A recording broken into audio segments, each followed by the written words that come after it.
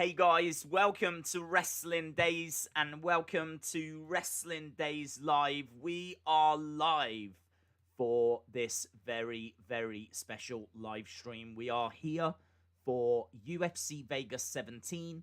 And of course, we are going to be sticking around for Canelo taking on Smith as well. It's something that we weren't sure if we were going to be able to do or not. But we are actually going to give it a go. So I didn't realize that it was on after UFC Vegas 17. Quite a while. It looked like the two shows were going to clash.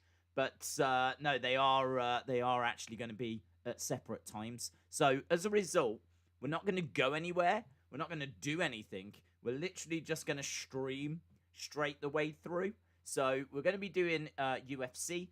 And then as soon as UFC is over, we will go straight into Canelo versus Smith. And honestly, I haven't done a great deal of research for that. I know a little bit, obviously, about both guys off the top of my head anyway. But yeah, this was like a last-minute decision. I didn't realize that the two no longer clashed, which is why we just haven't been talking about it.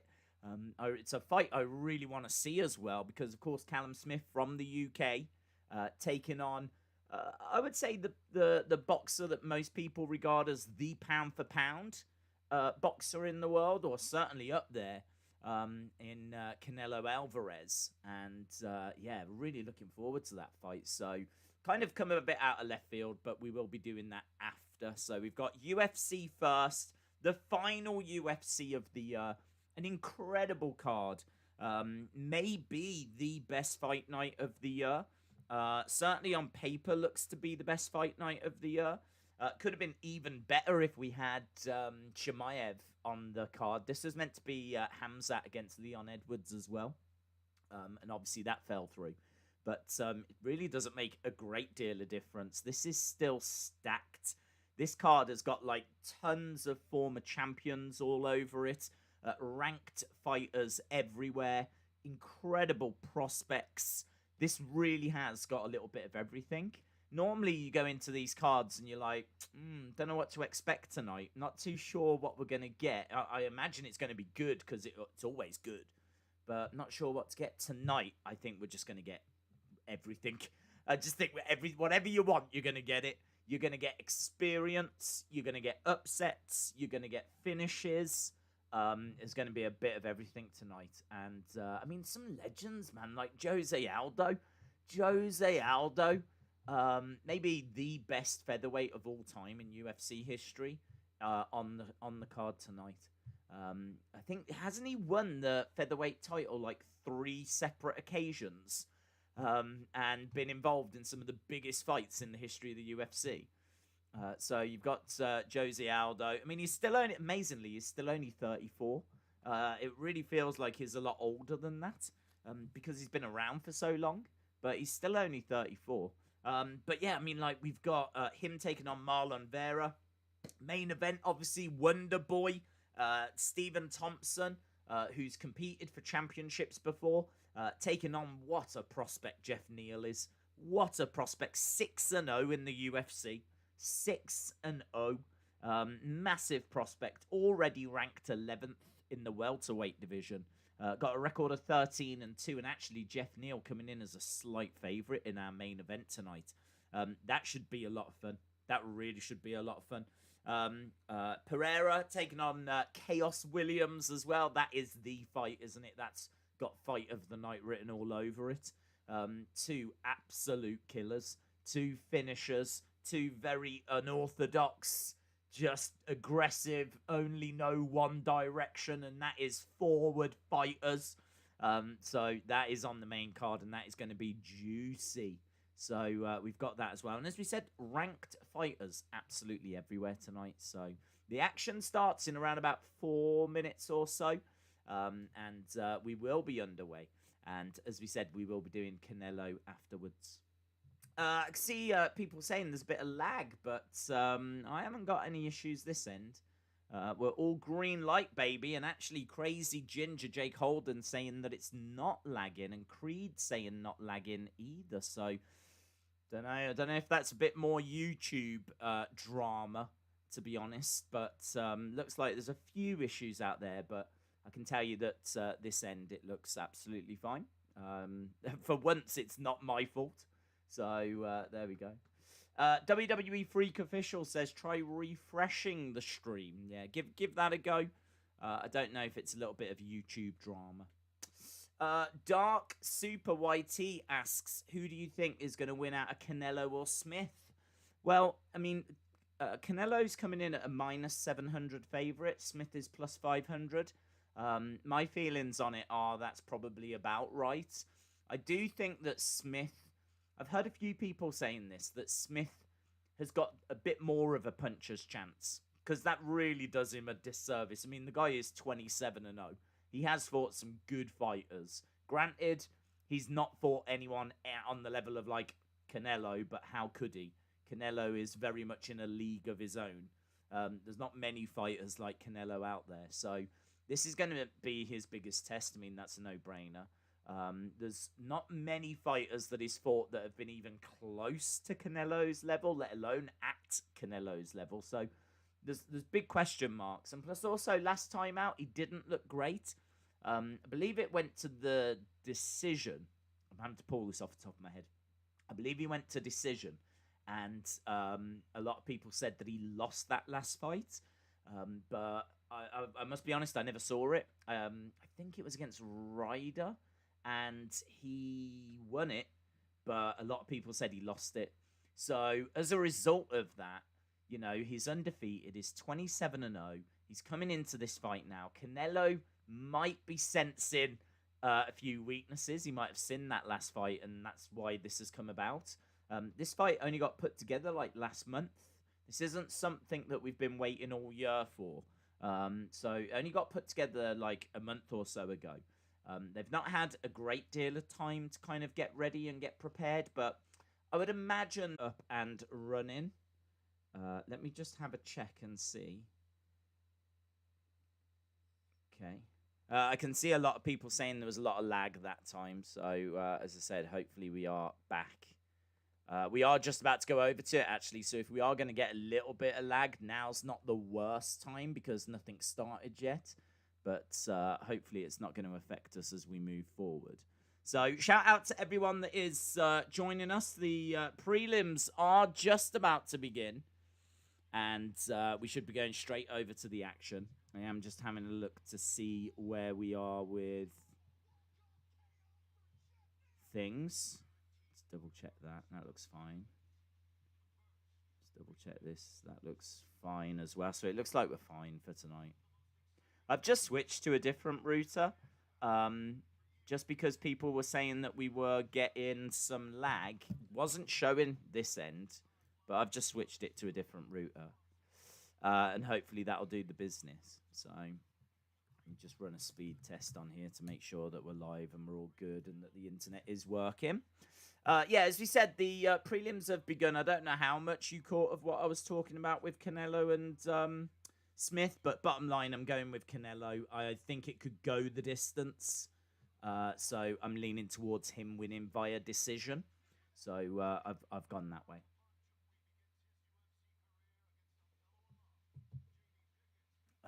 Oh, beautiful upload speed. I'm feeling that. I'm into that, let me tell you. Days, when are you shaving? I probably am going to have a shave over Christmas, actually. Probably am going to have a shave over Christmas. I'm not bothered by shaving, to be honest. It's not like something that's, or like cutting my hair or anything. It's not something that I've really cared about, but it's got to the point now where it's like, starting to become an inconvenience. Like, it's now hard to fit all of my hair under this hat. Like, that is now becoming a problem. And if I am going to shave my hair, then I probably would sort the beard at the same time. Right, we are going over to UFC Vegas. Shout out to everyone that's joining us. As we said, we have switched over routers. So hopefully we shouldn't get any more issues. This tends to be a more reliable router. But yes, if you are just joining us, Canelo against Smith. We will be sticking around on this stream. I'm not going to end this one and start a new one, or not going to do that. I mean, what I might do is I might just change the thumbnail and stuff like that, so that if anyone's interested in the fight, they'll be able to find us and join us. But I'll probably do that, obviously once this is finished. But this is quite a long one tonight. I mean, the main card itself isn't going to start for another 3 hours. I think there's like 7 fights on this undercard. So we've got quite a bit to get through. We've got Bisping. We've got Cormier in attendance. Days, will there be a day where you just a UFC channel because wrestling is so bad now? Will there be a day where I just do UFC? I can't see that, to be honest, because I've grown up with wrestling, and even if it's bad now, I don't expect it to stay bad forever. So I can't see it just becoming a UFC channel, but I have spoke a lot about wanting to bring more UFC content to the channel. I think where wrestling is maybe not in the best of places at the moment, I have to admit I am enjoying UFC more. I just am enjoying it a lot more at the moment. I really look forward to these Saturday night streams and really appreciate you guys joining us for them as well. So, no, I don't think the channel will ever go full on UFC, but yeah, there's plans to bring more UFC to the channel because I'm just really into it and really passionate about it. And I mean, I have been for a long time, but we never brought it onto the channel. But yeah, it's been brilliant. It's been so much fun. Really enjoyed watching the fights with you guys, getting your initial reactions, getting your thoughts, all the predictions that we do, and it's been a mental year as well, hasn't it? I mean, like what with no crowds or anything there, and kind of going through all of that change and being at the Apex and Fight Island and.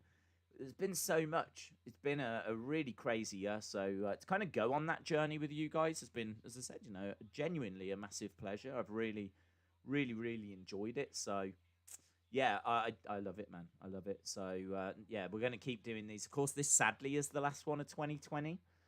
We will be back as soon as it comes back.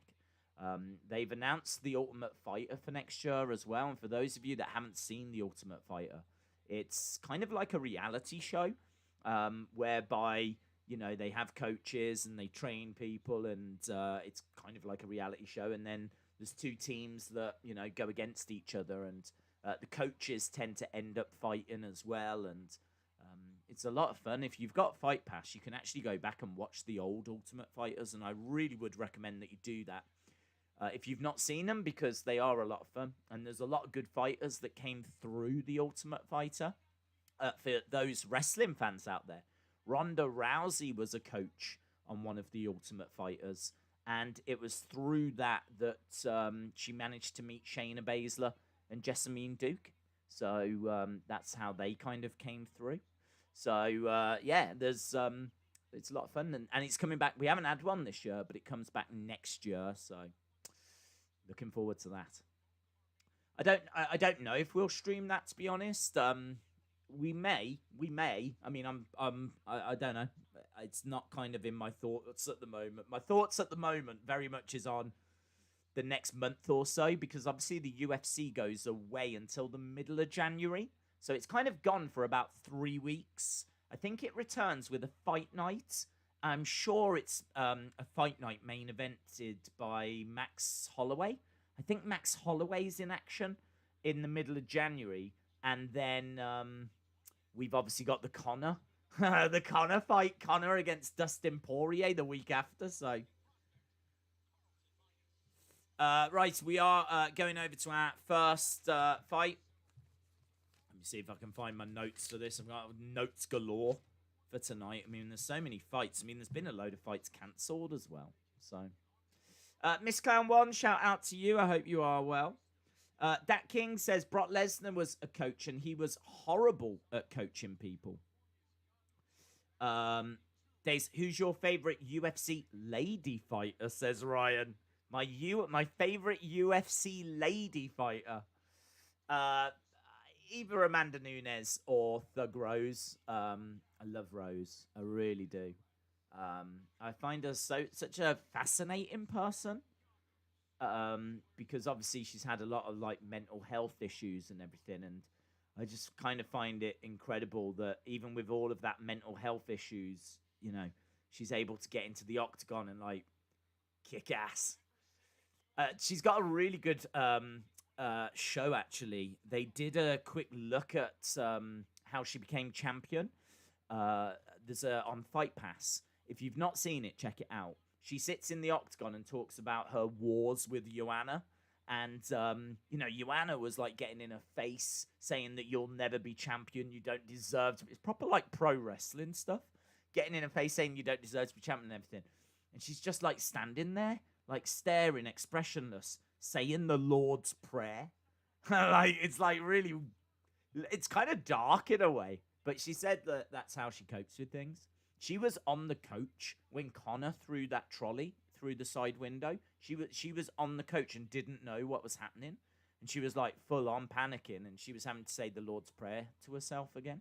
And it's like, I find her such an interesting character. Not only is she a great fighter, and she is former champion, of course, but she's just a really interesting person. So I love Thug Rose. I really do. So I love her. But I think skills-wise, I mean, Amanda Nunes is the GOAT, the lady GOAT, so you've got to go with her as well, haven't you? But I think what Ronda achieved as well, I mean, like, Ronda Rousey, absolutely incredible what she was able to achieve. Dana White said there would never be women in the UFC. Fast forward a year later, and he's unveiling Ronda Rousey because she had the looks. She was like a beautiful woman on the front of magazines, but she was a killer as well. She was beating people in like 50-odd seconds with arm bars. And not just like once or twice, fight after fight after fight. So, for her to win the first ever UFC women's fight, become the first ever women's bantamweight champion, and yeah, man, what she achieved. Open doors, man. Open doors that we didn't know would be open. We got GIAGOS taking on Minus. So GIAGOS is 2-2 in his second run with the UFC. Is 3-4 overall. He's a short notice replacement, but he's very entertaining. He tends to go the distance quite a lot. I think he's gone the distance 7 in his last 8. I needed to double check that. But he's also got 4 first-round finishes. He's got excellent movement.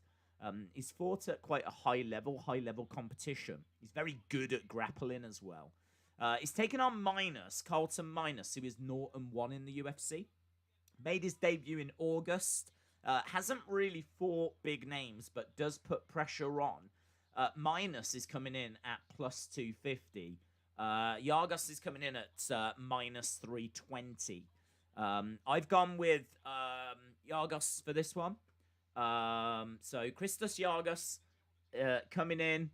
He's giving up quite a bit on reach. Minus has got 3.5 inches reach advantage, which is quite significant, but I don't think it's going to help him. This is at catch weight as well because it is a last-minute replacement. GIAGOS coming in, as we said, proper last minute, but very entertaining fighter. It's being competed at 160, so that's why it's at a catch weight. And yeah, I've got GIAGOS getting this. Khabib, shout out to you, says Pereira versus Williams is going to be fire. Yes, I agree. Dat King said it's not just the last show of the year, it's also the last fight Anthony Pettis has on his UFC contract. Yeah. I mean, I don't think they've announced that he's going. But, I mean, if he loses, you would think that he's going. I don't even know what happens if he wins, to be honest. I don't know. So, it's going to be very interesting. See where we go from here. I hate this announcer, says Wrestling Days fan. Anna Dawes, shout out to you. I hope you are well. William Hensley fighting tonight. I can't wait. Austin 316. Hope you are well. James. Yeah. I mean, I don't tend to snack too much. I really do try to not snack. It's something that I've always tried to not do. Hang on, I'm sitting here just chatting away. We're not even in the battle dome or anything. Look, we've only got half a clock. Oh my god. Right, hang on. We can sort this. We can fix this. Why have we only got half a clock? How has that happened? Literally haven't changed any settings since last week. But there we go. Half a clock. We are underway. I did manage to change over a few bits and bobs in preparation. So there we go. We've got that as well. So, yeah, we are up and running. As we said, this is at 160. We've got about 12 fights tonight, so there's lots going on. Lots going on. Where has the round information gone? Nice takedown there by GIAGOS. So, he's got him down. He's got full mount as well. Oh, around the back. He's got a rear naked. It's not quite under the chin. Good defense by Minus there. He's managed to kind of knock GIAGOS off his back. But he was in a real bad situation there. So they're in the clinch at the moment, right over by the side of the cage. And GIAGOS coming out of the blocks quite quick here. Doing really good early work. Getting that early advantage. As we said, you know, a very exciting fighter. All action kind of a guy. And you're certainly seeing that here, look. Head and arm choke. But not really being able to put much of a squeeze on. Is on top at the moment. So he's managed to get Minus down on his back. So 2 takedowns already for GIAGOS.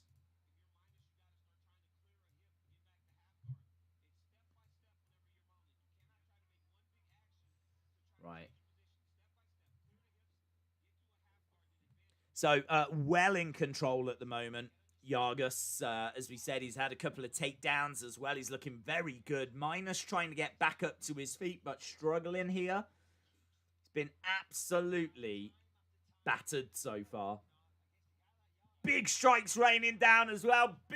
Big right hands to the side of the head. We've got some ground and pound on the go. And, again, he's having to not only worry about that ground and pound, but he's also having to worry about giving up that rear naked choke because GIAGOS is constantly looking for it.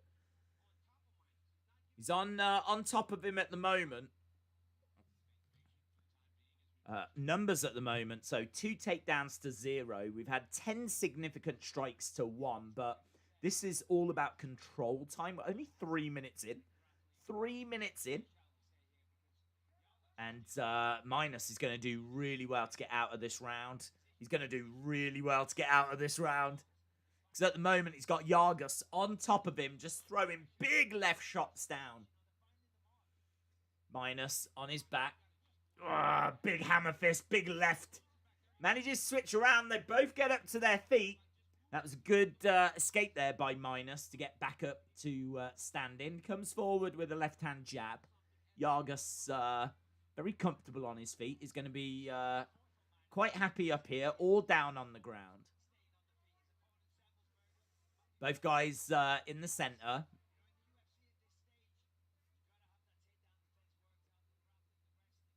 So Minus just trying to find a way back into this, but getting driven back against the cage and taken down for the 3rd time.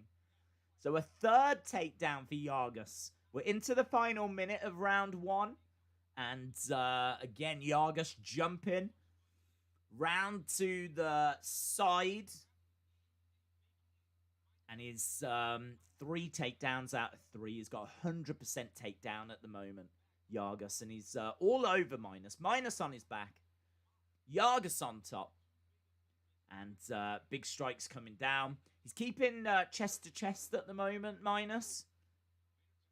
But 25 seconds to go in round 1. Big card tonight. Big card. As we said, this one last-minute replacement with GIAGOS coming in. So there's a couple of fights like this, which I'm not expecting a great deal from. But saying that, GIAGOS is a very entertaining, exciting fighter to watch. And he's put on a bit of a show in this first round. So certainly not a bad fight. But yeah, I think there's going to be some real special stuff that we get tonight. Right, we are going into round number 2. Good stuff so far. Notre Dame are up 3-0 on Clemson. Had the fight started? Yeah, they are early this week. They are early, which is good in a way because it does allow us to watch Canelo, which is on DAZN in the UK. I didn't even know we had DAZN. I think we was talking about this during the Joshua fight. I was like, I think it's on DAZN in America, the Joshua fight was. And I was like, I don't think we have it here. Turns out we do. It's like, it's so much stupid. I had to subscribe to it today. It's £1.99 a month. I mean, honestly, that's literally less than a coffee. Like, I think a coffee is like £2 something in the UK, and this is like £1.99. It's like, that's a bit of a bargain. So, there we go. I've gone from not even knowing that we had DAZN in the UK to full-blown subscribing to it. Right, we are back underway. Round number 2. An easy first round, that one for GIAGOS. And we've got Minus in blue, kind of coming out with a bit of fire. Getting a few shots through. I can tell you that first round ended 15 significant strikes to 1. Rob Tatum saying that was a 10-8 round for GIAGOS. This round, a little bit more even at the moment. Only, obviously, 40-odd seconds in, but so far, 2 significant strikes each. As I said, I like GIAGOS in this. That's certainly which way I'm leaning. Both guys still standing on this one. I get the feeling that GIAGOS is going to look to shoot in. Just kind of pretty much do... There we go. Shoots in, gets the takedown. Minus seems so easy to take down. Minus's takedown defense is horrific. It's probably about the same as an old lady's. Because I think that's like the 4th time that GIAGOS has tried to take him down. It's the 4th time that he's succeeded. So, Minus finds himself down again with GIAGOS on top. And he can very much, once again, control the fight from here. So, Minus did well to get out of that first round. There was a few times where he was really having to fight off those rear naked chokes, and looks like he's going to have to be trying to do that again as GIAGOS manages to get onto his back. Minus spins around, so now he's on his back with GIAGOS on top there, chest to chest again. And, you know, this limits what GIAGOS can do from this position. GIAGOS with 21 ground strikes, Minus with obviously 0. I don't think he's had any control time, Minus. But GIAGOS still in control, still on top. And kind of we're back where we were with round 1 here. See if I can jump into the chat. Shout out to you guys. Why have you got low blows? Because we love a good low blow on this channel. And like a really good, satisfying one. And we had a few last week. I think last week, didn't we get like 2 in the first fight? And then we only had another 2 throughout the whole rest of the card. Felt a little bit cheated. I thought we were off to an absolute flyer. And then it all kind of fell away a bit, so... No low blows or eye pokes yet for us, so we're still keeping an eye out for that. Amber K, shout out to you. Hope you are well. Luke says, I didn't end up getting into the Thunderdome last night. It was full. Yeah, it will be sometimes, bud. It will be sometimes. James Chadwick says, I wonder if the judges have been on the good stuff tonight. Honestly, I don't think it matters. I think they can be on the good stuff, the bad stuff, or no stuff at all. They're still going to botch their decisions, aren't they? So, it's doing what UFC judges do. We're still underway with this one. There's really not a great deal to tell you about, apart from Minus is back up onto his feet. GIAGOS is on his back, and oh, look at that! Beautiful. It was kind of like a Death Valley driver. It's like a Death Valley driver from GIAGOS. He had him on his back and he kind of like cartwheeled over. Slamming GIAGOS down, but it achieved literally nothing. Minus finds himself on his back again with GIAGOS on top. But that was nice. That was nice. If he'd have managed to like let him go, it would have been a full-blown F5. I don't think I've seen an F5 in an octagon. Not even from Brock. But Minus thought, well, I'm losing this one. I might as well give it a go. GIAGOS, 3 minutes 8 control time in round 1. 2 minutes 57 in round 2. Managing to break apart. Again. Oh, a takedown defense. Takedown defense by Minus. He's managed to learn how to defend a takedown. Excellent. In round 2, significant strikes pretty much non-existent. According to the unofficial numbers, it's 3 significant strikes to 2. And that is the end of the round. Beeping away. Right, we are going to round number 3. Daze, what do you think of the current form of Arsenal? Well, it's horrific, isn't it? I mean, yeah, I don't know how long they're going to stick with Arteta until they pull the plug. But, I mean, honestly, if that was Man United, people would be making quite a bit of noise for Arteta out. So, yeah, not great at all. But as a Man U fan, I just simply don't care.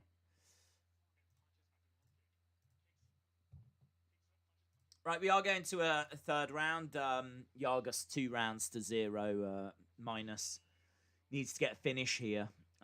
Don't think that he will. It could go to decision, actually, and he's done well to get this far. I don't know if this speaks of Minus's ability to kind of ride out those submission attempts, or does it speak more at the fact that GIAGOS is just not able to find that submission, you know? Maybe it's a bit of both. Maybe it's a bit of both. Right, we are underway with round number 3. This may go to decision, says WWE Freak Official. Daze could sneeze at Minus and he will go down. Minus is a lightweight, says David Hall. Who is top of the league for Christmas? Oh, it's Liverpool.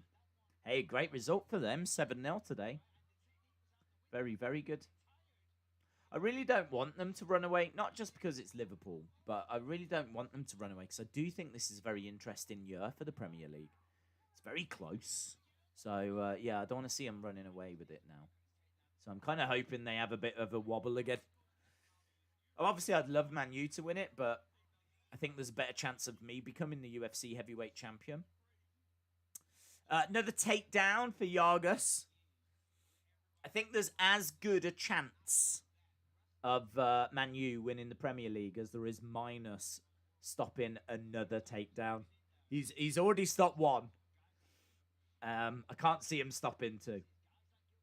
So he's down on his back. He's got GIAGOS on top, and I should imagine that this is going to be the same as round 1, round 2. He's going to keep him down for quite a bit of time, control him. GIAGOS is trying to get up, but GIAGOS has got side control. He's trying to jump round the back as well, and no joy. January 23rd, my friends. Now, don't forget, once we're done tonight, we won't be back UFC-wise until I think it's like the 15th. I think it's the 15th. It's like nearly a month. It really sucks. It really sucks. So I'll go into a depression for about a month. But then we will be back with a fight night. As we said, I'm sure Holloway's on that card. I need to double check. On the 15th. And then the 23rd. UFC 257? Can't remember the number. I think it's 7. McGregor in action, taking on Dustin Poirier. Both guys are standing. So we are back up. This fight's been a bit dull.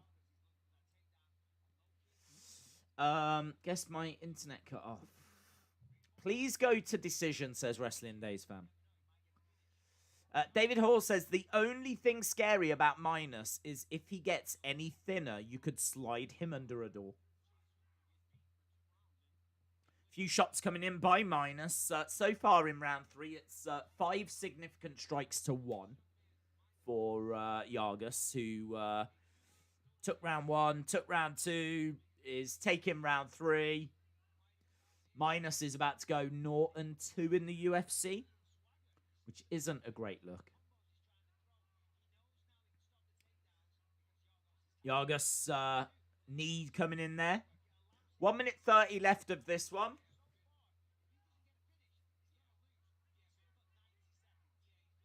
90 seconds, and Bisping saying if Minus can't get a finish, then he is going to lose this.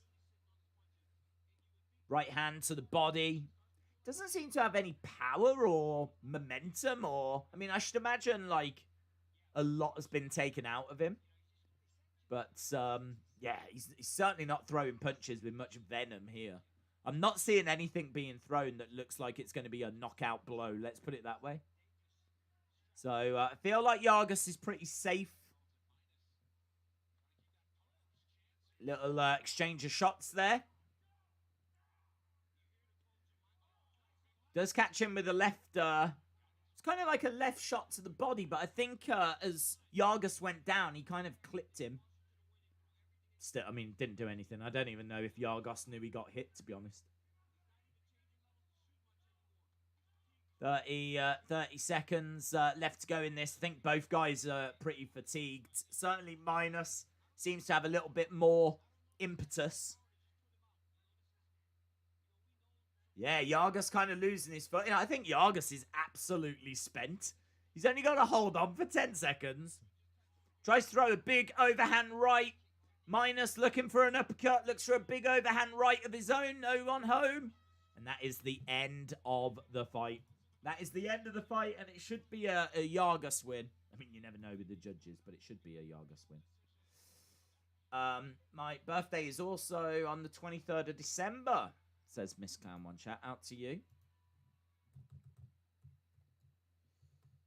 Right, we going to go to decision on this one. So whilst we're waiting for the decision, I'm going to start changing over some of these graphics.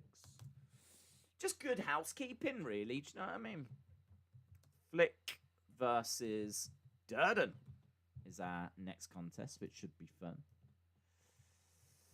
Decision, yeah, it's gone all the way to decision. Minus is going to lose the fight, says Hayden. I believe you are right, my friend. That King says, I miss Yoel Romero. He is signed with Bellator, isn't he? He's got a fight coming up soon. Which should get, you know, people tuning into Bellator. That'll be nice for them. Let's change this over as well. I mean, there's not really much suspense, in all fairness. I think we all know that GIAGOS is going to get the win here. We got Jimmy Flick, Cody Durden coming up next. Oh, no, why won't it let me select that one?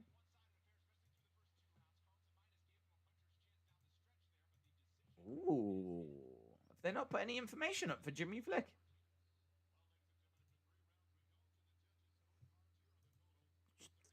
$30.26.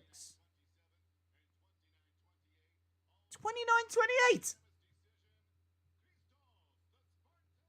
Who the flip? Who the flip decided that 29.28 was the right way forward?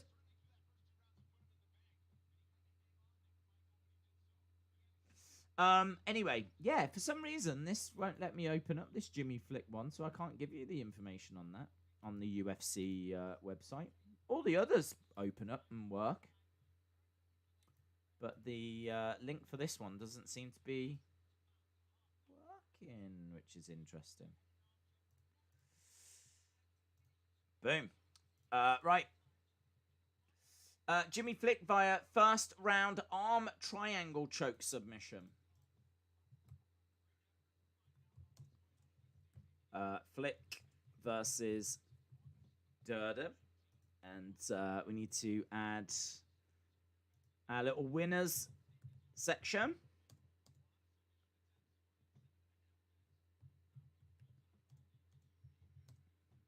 Boom. Done. Right, we should be going to this next one quite quickly because that last one went to decision. So, Jimmy Flick making his UFC debut. This was meant to take place a while ago, a few weeks back. I think Durden had an injury. I don't think it was COVID. I think it was an injury that he had. But anyway, it's obviously we're getting it now. Been postponed for a few weeks. So Flick is 30. He's got a record of 15-5. He's got 13 submission wins. He's got a 3.5-inch reach advantage. He's coming in following an appearance on Contenders Series. He's got good grappling, wrestling, jiu-jitsu. He's got 4 losses by knockout, so there are some question marks around his chin. This is a big step up for him. He's quite aggressive, looks for arm bars and chokes. If he is going to win, that is what you would think would be his path to victory. Looking for takedowns and then getting some arm bars, rear naked chokes. He's got a good calf kick as well on his standing game. So, yeah, interesting fight. I'm leaning towards him getting the win. He's coming in as favourite as well. He comes in as a -180 favourite. And he's taking on Cody Durden, who is dropping down to flyweight. He's also a wrestler. He drew his UFC debut, so I believe this is his second UFC fight. He's got 11 wins, and 10 of those are finishes. He's very powerful. He works at a really quick pace. He likes to try and get the fight to become a brawl. He's a bit of a brawler. He's physical. He's very explosive. He's going to look to outpoint where he can, just with getting his shots through. I don't know if he's looking really to outpoint or if he's literally looking for the finish. I think he's someone that looks for finishes. But by doing that, you know, he tends to throw quite a bit of volume and, you know, picks up rounds as a result. So this should be a really fun fight. Straight up, this should be a really, really fun fight. So Jimmy Flick against Cody Durden. And this is in the flyweight division. As we said, Jimmy Flick coming in at -180. Durden coming in at +140. And I've got Jimmy Flick winning this. But should be a really fun, really interesting fight. Really, really interesting. And still, it will not let me open up that link. Will it let me do it on my phone? Hopefully it will. I'm going to feel lost if I haven't got numbers. I love those, like, numbers, significant strikes and all of that. I'm going to miss it if I haven't got it. Right, we've got the ring walks. Of course, we are still a little bit away from going over to the main card. This is kind of a big card. It's got 7 fights on the undercard, on the prelims, and it's got 5 fights on the main card. Miss Clown 1 says, a great evening of UFC tonight. Absolutely. Ring walk time, yeah. William Hensey says, I've got Flick, but I'm cheering for Durden because I'm not cool. Okay. Okay. Ring walks. Cody Durden is going to win, says Crazy Ginger Jake Holden. Durden's got it in the bag, says Hippo Craze.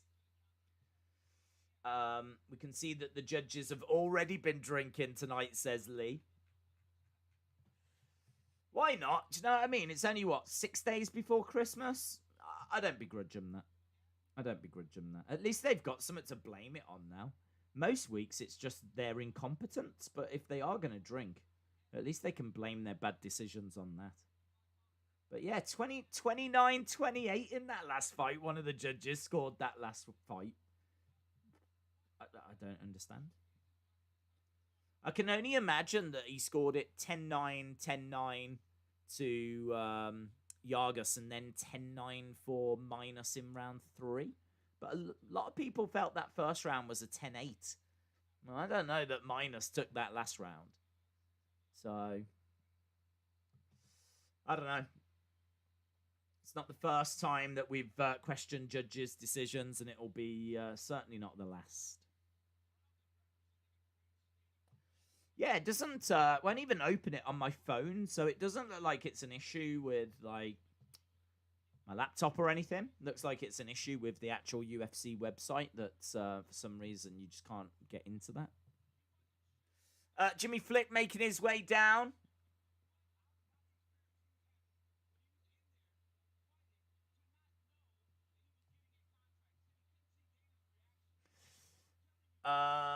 Jimmy didn't flick. Don't flick. Hang it out there.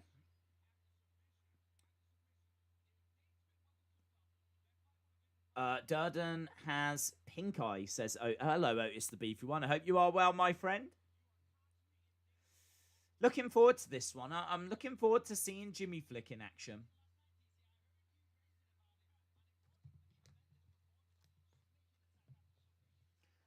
Also, the microphone might be a bit low, like volume wise. We've still got the same issues with it. It's hasn't fixed itself or anything. And I did try to plug in the new microphone just before we went live, but I wasn't even getting anything out of that one. So wonderful technical issues at the moment. I think I've just got to go into my settings and set up that new microphone. Unfortunately, it doesn't look like it's one you can just plug in and it just works straight away. Looks like there's a few things I'm going to have to tweak and mess around with. So I'm going to try and get that one sorted maybe for tomorrow. I'm not sure. Obviously, we've got a big WWE stream tomorrow. We are here for WWE TLC. So it's a big weekend this weekend. We've got UFC. Straight after this, we got Canelo and Smith. We are sticking around for that.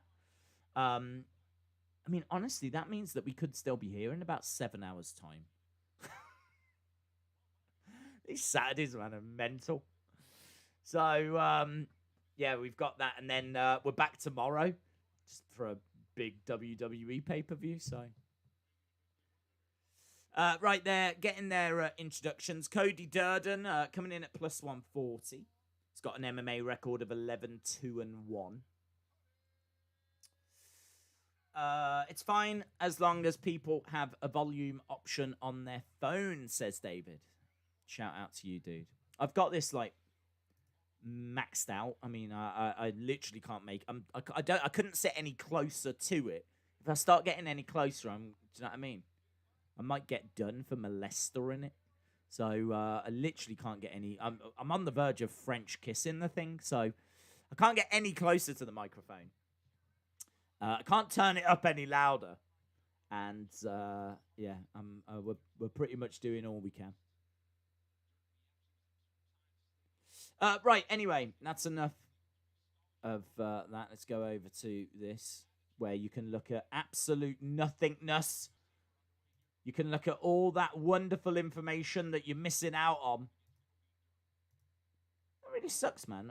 What have they got against Jimmy Flick and Cody Durden, whereby they won't give us the stats? Why? I don't even know why I'm in the Battle Dome. What's the point? Oh, it's just a list of names. Anyway, I'm in here because I want to be in here.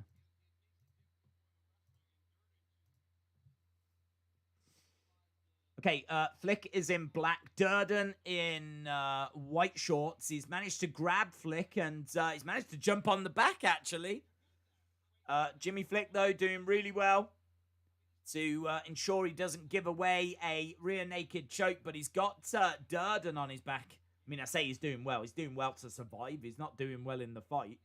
This is not a situation that he's gonna want to be in, but he's very comfortable down on the ground. As we said, he gets a lot of arm bars. He gets a lot of chokes. He's got 13 submission victories, so he's perfectly fine on the ground, but just not going to enjoy being the one that's on his back. But he's already managed to get up to his feet against the side of the cage. So a bit of control time here for Durden. Both guys right up against the side of the cage.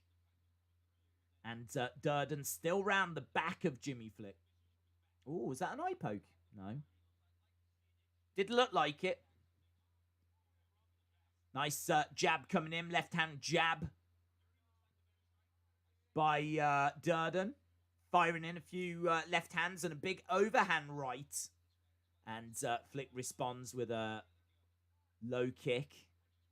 And Durden backs up a little bit. So, so far, significant strikes. 16-1 for Durden. Nice kick coming back. They're exchanging kicks at the moment. I'm waiting for Flick to come in and go for a takedown. At the moment, this is a Durden round. Nice kick. There we go. Charges in. Looks like he was going for that takedown. Knees coming in by Durden. He's got Flick up against the side of the cage. Again, good work by Durden. Left-hand jab coming in by Durden. Some good movement as well. Goes for a kick, but nicely blocked there by Jimmy Flick. Charging him.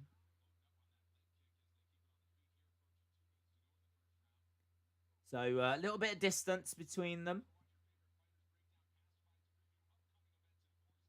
Oh, nice kick, gets caught. Oh, I'm loving this. Look at that, into a triangle, into a triangle. Triangle by Jimmy Flick. That is quite deep. He's looking for a triangle armbar, is it? That's good. I mean, like, look at that. Look at how he managed to get that on. It was Asuka-esque. Just jumped into it. He just kind of launched himself. Oh, and he's tapped him. Oh, look at that from Jimmy Flick. That's sick. Pay the man, he says. Pay the man. He wants that sweet bonus. That was nice. He was getting beat up. I mean, there is a bit of a problem there in the sense of he was getting beaten up. And there's going to be a few questions as to how far he can actually go in the UFC. But look at that.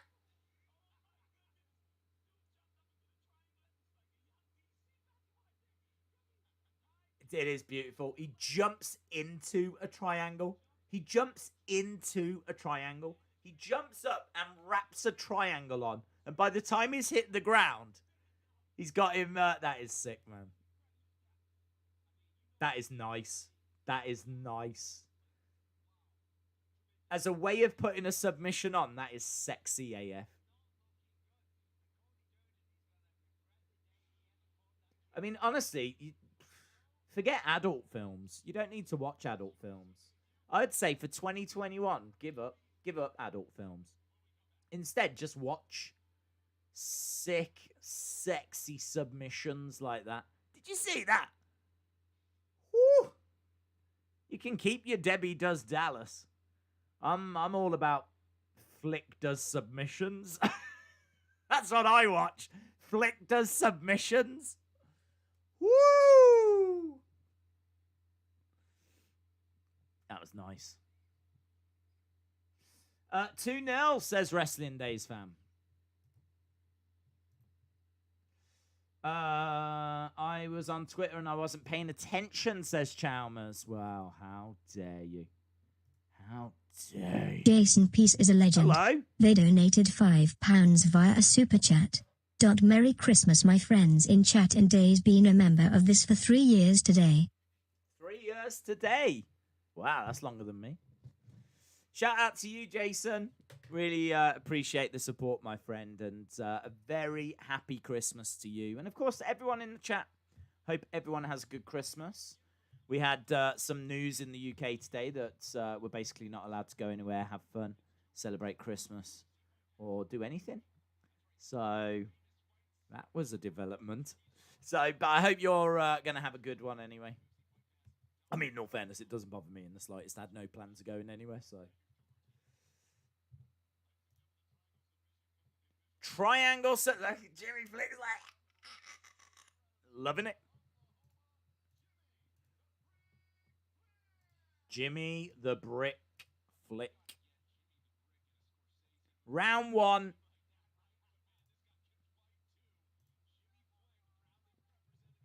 3 minutes 18 for Jimmy the Flick. Jimmy the Brick Flick. That was a brilliant submission from Jimmy Flick, says Hayden.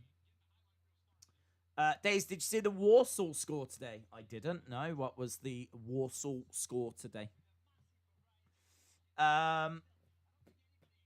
Days flicks his... Oh, hello. Hello. I do not do that to beans. William Hensey says, I need addresses so that I can send everyone a Christmas gift. Do not give William Hensey your address. That is rule number 1 of the chat. Rule number 1. Do not give William Hensey your address. Who is getting takeout for tonight's show, says UFC fan. I had lovely salmon, actually. I had a lovely set. Do you know what I'm having for Christmas? Apart from my multivitamins, which I've already got. I'm having a smoked salmon, but like a whole one. Normally, when I have smoked salmon, because I'm super posh, right? But normally, if ever I have smoked salmon, it's only little wafer-thin strips. And I want a proper smoked salmon where you can get some good chunks. So I've got one. I've got a smoked salmon. So there's my Christmas day sorted. Just going to sit here in silence eating a smoked salmon. So you are officially allowed to be jealous. I'm going to do that whilst eating my multivitamins and getting ready for the SmackDown Christmas Day stream. That's my Christmas day. Jealous. Warsaw Till I Die said Warsaw 143. Well done. UFC fan said smoked salmon. Wow. Thank you. Yes, I am officially middle class. I was working class, but I've leveled up. I think if you eat smoked salmon, you officially are middle class. I don't know what you've got to do to become like, do you know what I mean? Upper class. Is that what it's called, upper class? Don't know. I think, first of all, you've got to know what it's called. I think if you're upper class, don't you get invited to secret societies? I think you get invited to secret societies and probably eat oysters. I think that's upper class. Middle class is smoked salmon. And lower class is Hot Pockets. So I was Hot Pockets. And doesn't bother me. I love a good Hot Pocket. This isn't a knock of the Hot Pocket, right? That's exactly where I was. And I was happy.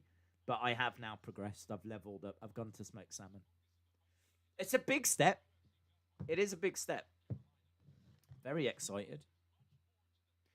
So, next year, it might not just be me on these streams. I might be sitting here with my friend Sebastian. I might have Sebastian and a girlfriend called Tofu or something. I don't know. That's what middle class people do, innit? Cena was always a top guy. Secret societies are too mainstream for days. Yeah, we're above that. This is our secret society that's available to all on YouTube. This is our secret. Don't tell anyone. But equally, make sure you tell people because, you know, I don't want to sit here on my own. Right, we've got NCHUKWI. I think you pronounce it. NCHUKWI. Nunchuck. We've got Teflon Nunchuck taking on Jamie Pickett. So we got Pickaxe versus Nunchuck. No, I think it's pronounced NCHUKWI, which is a cool name, isn't it? Teflon NCHUKWI. I might change my name to that whilst I'm eating my smoked salmon. NCHUKWI has got raw power. I nearly said fish. I'm still stuck on the salmon. But yeah, he's got raw power, kind of like Ngannou levels. He is a tank. He is very composed, very athletic, has never gone the distance. Big step up in competition, this for him. Plenty of hype, very dangerous. Making his UFC debut. Had a great head kick finish on Contenders. Really exciting fighter. So Looking forward to seeing him in action. He is 4-0, I believe, his record. 4-0. Think about that. He's had 4 pro fights and he's now in the UFC. So 4-0. Although I think it says on the UFC thing 1-0. I mean, that's just not right, is it? He hasn't had 1 fight. And they went, yes. Yes. Let's bring you into the UFC. So NCHUKWI taking on Jamie Pickett, who is, according to my numbers, 11-4. But again, UFC saying 10-3. So believe what you want. But Pickett, 32. He got his contract at the 3rd time of appearing on the Contenders series. He's quite hittable. He can overextend on his punches. He's got a few weaknesses, but he's got a lot of strengths as well. One of those being experience. He's never been knocked out. He's probably going to look to clinch and drive back to the cage. He really will not want to exchange with NCHUKWI, who, as we said, has got mad raw power. So Pickett coming in at plus 250. NCHUKWI coming in at minus 300. This is in the middleweight division. It's hard to know how good NCHUKWI is. It's hard to know what level he's actually at. He looked very good on Contenders, but I'm really excited for this one. I want to know how good he is. If he puts on a big statement, he could be a serious prospect. So, looking forward to this. He's only 26 as well, NCHUKWI. So, the fight will be starting in about 6 minutes. Yeah, we're probably a little bit away. Here we go. NCHUKWI, 100% finish rate, but then he has only had 4 fights. Do you know what I mean? 100% finish rate. Rob Van Dam just tweeted WWE saying you want more adult type entertainment. I don't want to see Rob Van Dam go back. I'm against Rob Van Dam, but I don't think that's the right direction that we need to go. I don't think at the moment, with everything that's going on in wrestling, the answer is Rob Van Dam.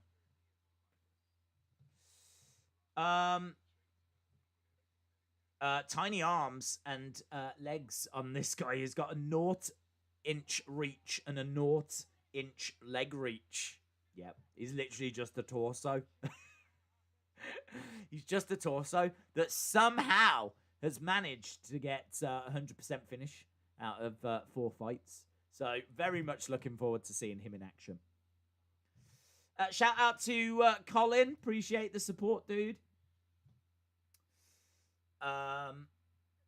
WWE need to get Kimberly.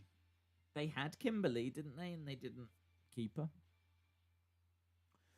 Right, we are just at commercials at the moment. If you are just joining us, we've had 2 fights so far. Jimmy Flick, beautiful submission. And our first fight, GIAGOS getting the decision victory. So, actually, I probably need to go to the other screen, don't I? And add Flick to winner's row. Boom.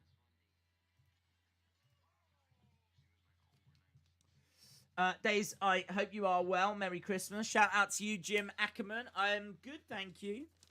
I'm looking forward to the main card of tonight's show. A fantastic looking fight night tonight. But not only that, obviously we've got Canelo against Smith straight after as well, which should be... I'm keeping my fingers crossed for Smith. I would love for Smith to do it. I'm rooting for Smith, obviously from the UK. 27-0. You know, wants the big fights. Is welcoming this opportunity. Smith said, you know, he could have delayed this. He didn't have to take this fight. He easily could have turned around to Aleverez and said, let's do it next year. Let's have proper training camps. Let's do it next year. But he's feeling cool, calm, collected, comfortable, confident, all the C's. So he's like, yeah, let's do it now. So, yeah. He's feeling good about it, even though he's not coming off the best of results. But looking forward to it, man. So, yeah, Canelo against Smith coming up tonight. Looks are usually deceiving. I'm glad that I stuck with Pickett, says William Hensey. Oh, here's a little advert for that Rose program I was telling you about. Is it Year of the Fighter? UFC Year of the Fighter. It's really good. I was watching it the other day. It's really, really good. We might be done with Fight Pass, actually. The prelims might be starting over on BT Sport. If you are just joining us, welcome. Punching through people will get you submitted quick. Never overextend. Come on, Pickett, says Sunny Wolf. We've got a few Pickett fans in the house. Yeah, I think we are going over to our next fight here. Where can I watch this? It's just started on BT Sport 1 in the UK. I think it's on ESPN Plus would be my guess. Sometimes it's on ESPN or ESPN Plus. So I'm not sure which one. Sometimes like the prelims are ESPN and then the main card is on ESPN Plus. So I'm sure someone in the chat will let you know. Queens have 3 points so far. Yeah, shout out to everyone that's joining us. Let's go Pickett, says OBA Gaming. Hope you are well. I've gone with NCHUKWI. I really like what I've seen from him so far, but as we said, this is a step up and it's hard to know quite where he is. But I'm feeling pretty cool and confident that he's the real deal. He certainly looked good on Contenders. So we're just waiting for the ring walks. Here comes Jamie Pickett, the Night Wolf. The Night Wolf making his way down. Fighting out of Jacksonville, North Carolina.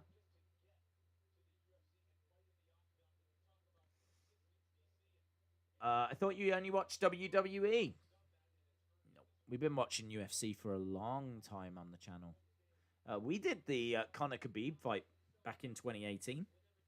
And I think we were doing like fight nights before that as well. But it was only when I moved from Southampton that we were able to like start doing watch-alongs. But we certainly started WWE first. But yeah, the UFC stuff wasn't too far behind. ESPN and ESPN Plus are showing the undercard, and ESPN Plus is showing the main event at 7 p.m. Eastern. Thank you, David Paul. There we go. CCP2 says, thoughts on Raw? Sucks.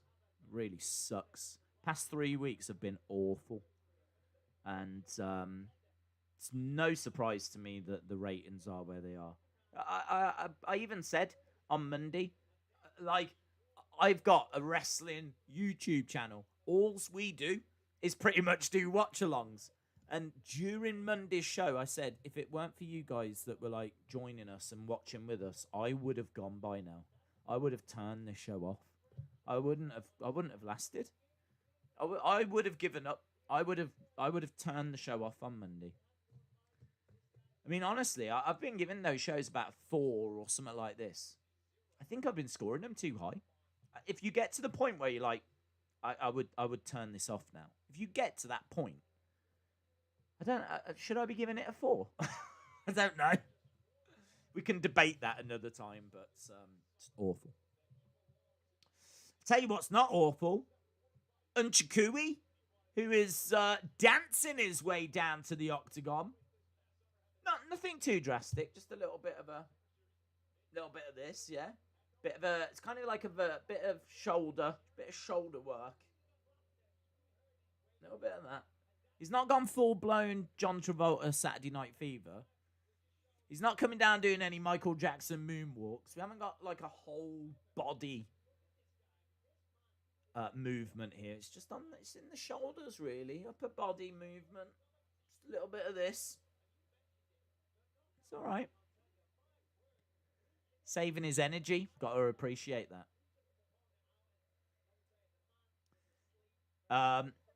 Tafan Untitled KO on Contender Series was crazy. This is crazy. Here's my number. Call me Dana. Undefeated UFC debut. Finished all 4 wins by knockout. I'm saying he's going to get another knockout. Another knockout. He's going to make it 5. 5 in 5 for NCHUKWI.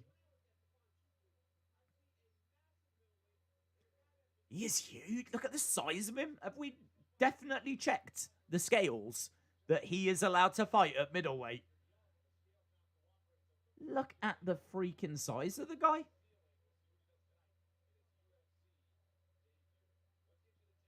I really, really am looking forward to this. Straight up, if you said to me that was a heavyweight, I'd be like, yep. This is that new heavyweight? Okay. But no, he has come in at 186. Jamie Pickett's come in at 184.5. Oh, well, fight fans, we are said. I love Ronda, says Milos. Daze, did you ever get in a hostage situation? That's a really good question, Rowan. Have I ever been in I have, yes. But thankfully, I was the captor, not the hostage. So I have been in a hostage situation, but it was to my advantage. But that's our secret. Minus 335 favorite for NCHUKWI. Dat King says, I hate this announcer. Hayden says, he's got amazing dance moves. If he does any Michael Jackson, I will probably be shocked. Hey, he might break out anything if he gets that knockout. Honestly, he might go full-blown Britney Spears. I'm not sure. Right, here we go. Oh. There we go. We had a little bit of shoulder work there by the ring girls. Right, we are underway on this one, my friends. We are up and running. NCHUKWI against Pickett. NCHUKWI is known as DURDEN. Against the Nightwolf. He's got the Nightwolf against the side of the cage. I'm telling you, man. This guy, the way that he was just moving forward. Look at these bombs that he's throwing. Blumming hell. Look at these bombs. It's worse than the London Blitz.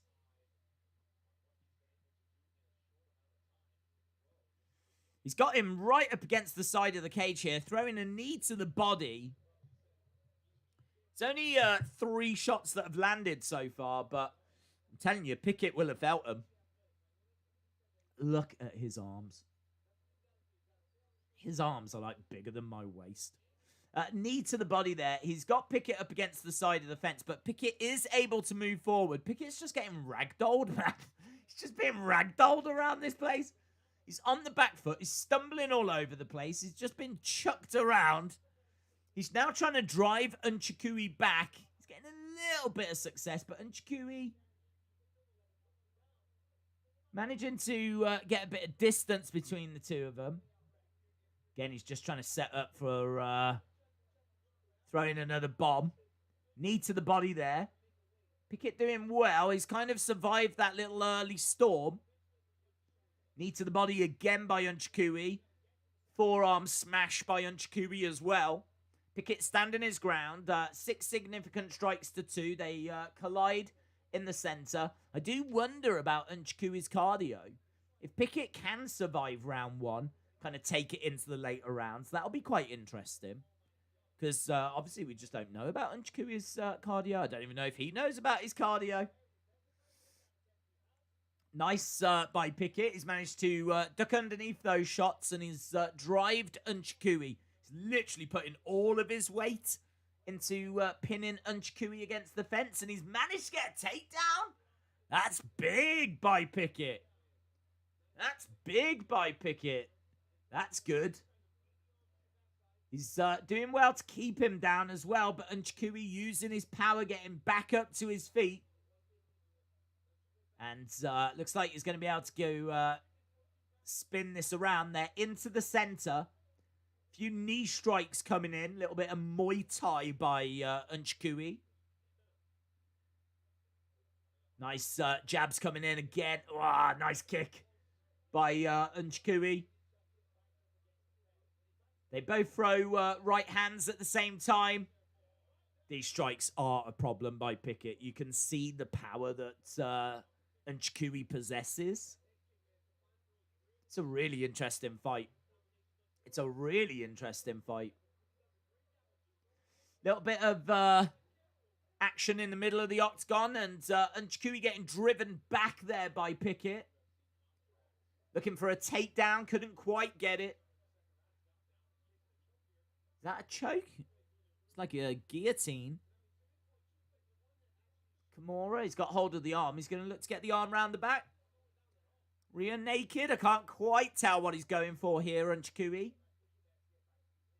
Can go for whatever he wants, in all fairness. Went for a kick, but couldn't land it. So Pickett on the back foot a little bit. Only a minute left in this one, and looks like Pickett is going to get out of the round. He's got driven back a little. Again, another advert for Poirier and McGregor 2. January 23rd, UFC 257. We, of course, we'll probably be doing a whole day festival for that. Do you know what I mean? We are not starting when that starts. We will be starting well before that starts. Honestly. Get your friends round, get your neighbours round. Actually, don't do that because of COVID. Sit there on your own. But you can sit there on your own with us. We will be starting super early for that one. Still a month away, though. But I might start tomorrow. I might start that stream tomorrow. I haven't decided yet. But we will be starting nice and early for it. Kick to the body, and we are out of round one. 21 significant strikes to 9, according to the app. It's a little bit all over the place, though. Hello, I've messed that up. Let's go back to where we were. Looks like they're having some real drama with the app at the moment. I'm believing 23-9. I'm not believing 6-21. I'm 23-9. I can't wait for UFC 257, man. You're going to see so many casual fans jumping in because of McGregor being on that card. And that's no knock. Do you know what I mean? It's brilliant. There's people that want to watch and want to jump in and want to enjoy it. So, but yeah, I'm expecting that to be a busy show. McGregor, still the biggest thing in this sport. One of the biggest things in sport. Right, we're about to go to round number 2. I'm so pleased that I'm not the only one that has technical difficulties. You can see the UFC app going mental at the moment. It's just excited. It's just excited, isn't it, with all the stuff that's going on tonight. Big strikes by NCHUKWI. Driving Pickett back, so straight out of the gates. So first was 23-9, significant strikes to NCHUKWI. Ryan Frederick says 10-9 NCHUKWI for the first. I agree. And we are going into round number 2. Swing and a miss by NCHUKWI, but he's got Pickett up against the fence. We can start to call that the picket fence. Back into the center. Nice right-hand jab, but just falls short. Kick to the body. NCHUKWI trying to drive Pickett back. And again, he's got him up there. I mean, Pickett really having to use his footwork to try and get out of the way. He's having to use good movement. And so far, so good. I mean, he's not been knocked out, so. Kick. Nice right-hand jab by NCHUKWI. Pickett again, managing to get out of there. So far, it's 5 significant strikes each in this round. Nice shot to the body by NCHUKWI. Nice right-hand jab coming back and goes for a high kick. Knee strike coming in by NCHUKWI and another knee strike as well. Starting to get a few knee strikes coming through to the body. These shots, they're going to have such power behind as well. Even, oh, look at that. Left shot to the body, man.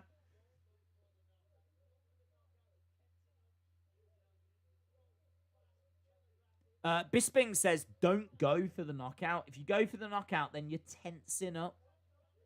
You can see they're hurting, man. Look at the grimace on the face of Pickett there.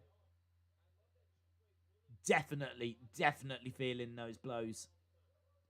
So, 15 significant strikes to 5 in round 2. NCHUKWI doing really well. This is the longest fight of NCHUKWI's career. And what a career it's been. 4-0. What an extensive career. Couple of right-hand jabs by NCHUKWI. Pickett trying to fire in some counter strikes into the clinch, looking for a takedown. NCHUKWI spins him round, catches him with a right hand. We're getting into the final 2 minutes of this one. I mean, in all fairness, this won't be bad if he gets taken the distance. It would be nice, obviously, if he could find a finish. I'm sure he would want that, but be good to get 3 rounds under his belt. Knee coming in by Pickett. NCHUKWI doesn't look to be in too much trouble, too much drama. Big strikes, really committed a lot there. Overextended and lost his foot in, NCHUKWI. Few shots coming back by Pickett, but he's down on significant strikes, 19-9. NCHUKWI edging forward. Knee strike coming in by NCHUKWI. Another knee strike coming into the body. Kind of really trading these shots in at the moment. Driving Pickett back against the fence.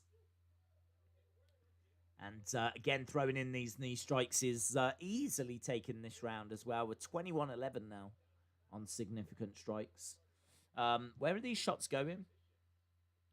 25 to the head, 20 to the body, and 2 to the legs. We haven't seen much in the way of leg kicks. Nice right hand to the body. Again, driving Pickett back. Big forearm strike. Knee to the body as well. Pickett is just getting smashed here.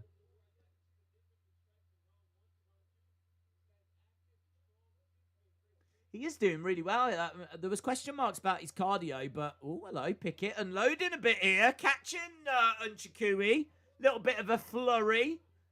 Who does he think he is? 27-22 after that flurry. Kind of closing the gap a little bit there. Yeah, NCHUKWI definitely felt that. A few of them shots hitting him clean on the chin. So maybe that's answered a few questions about NCHUKWI's chin. That's got to suck if you're Pickett. You've taken a load of punishment. You finally see an opening. You capitalise on that opening. This guy's still flipping there. Like, what have I got to do? Tell you what, said we were looking forward to this one. It's certainly not letting us down. How did the first 2 fights go? Asks Dave in real life. Shout out to you. First 2 fights were all right. The first one was a bit dull. Second one was great. Jimmy Flick getting that submission. The way he put that on. Woo. Beautiful. Milos says, I've got a Ronda Rousey toy from UFC. Danny Barnow says, I poke. I only score them if there's a stoppage. So if it's like a eye poke, but it continues. I'm not gonna count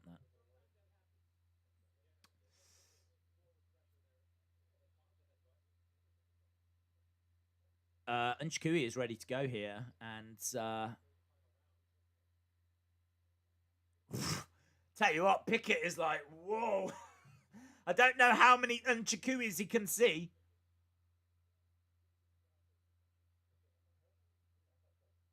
I think he said, I'm just going to get the doctor to come in. So, clash of heads.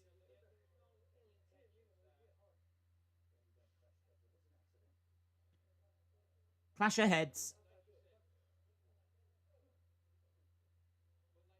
This isn't great, though, is it? He's like, oh. He's like shaking his head. He's like, oh, I don't know where I am. No, I mean, look, he's not ready.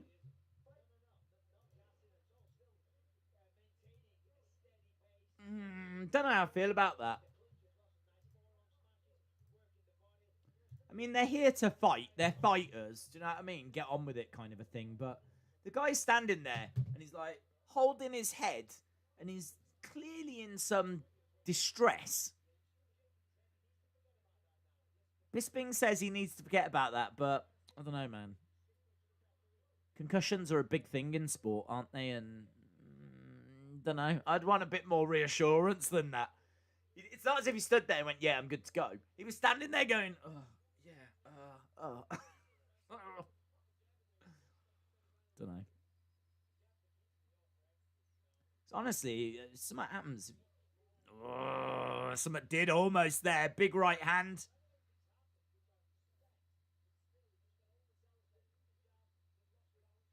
It was a clash of heads. It was accidental. Oh, big right hand. He's got Pickett up against the fence, and he connects with a right hand jab as well. Knees coming in. I mean, you had to fear this. We don't even know how many NCHUKWIs he's seeing at the moment. Another big strike to the side of the head.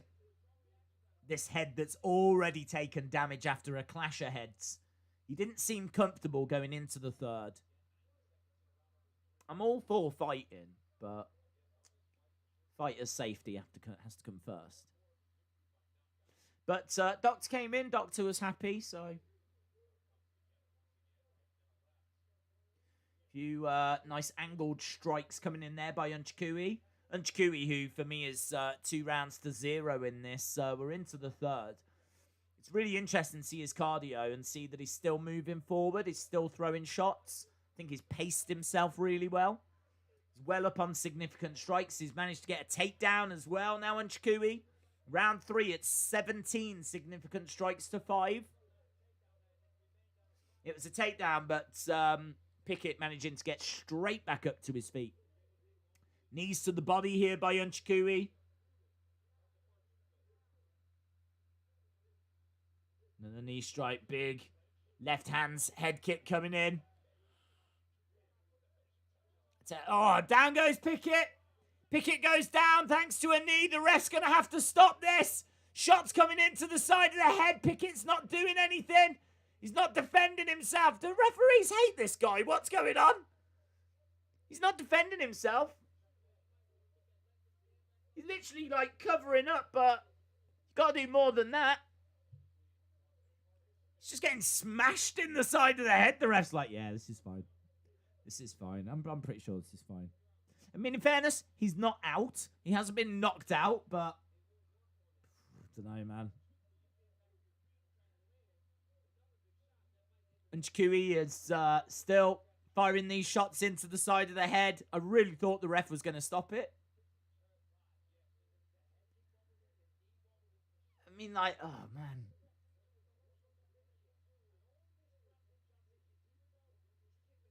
I don't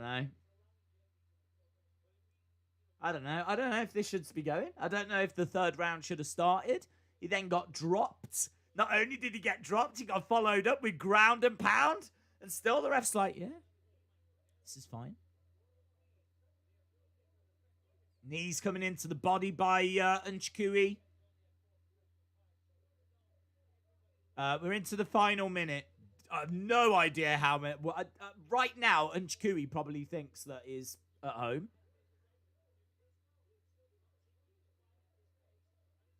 I'd be amazed if he even knew he was in a fight at the moment. He's throwing in a few strikes, but I'm not sure if they're really getting through. It's 36 significant strikes to 7. Big right hand, knee to the body as well. I mean, I really want him to get to the end now. After everything he's been through, he won't win the fight, but I really want him to at least go to decision and not be finished. He definitely deserves that. Not that it's much, but 20-odd seconds to go. Clinches up with NCHUKWI, goes into the center of the octagon, kind of trying to drive him back against the side of the cage. NCHUKWI with a knee strike. Tries to fire in a spinning back elbow. And Pickett managing to get out of the way. So, really interesting fight, this one. A really interesting brawl. I wanted to see NCHUKWI, and we definitely did. Fair play to Pickett that he's got to the end of that. And fair play that he's still standing and, he still seems to have his wits about him, all joking aside.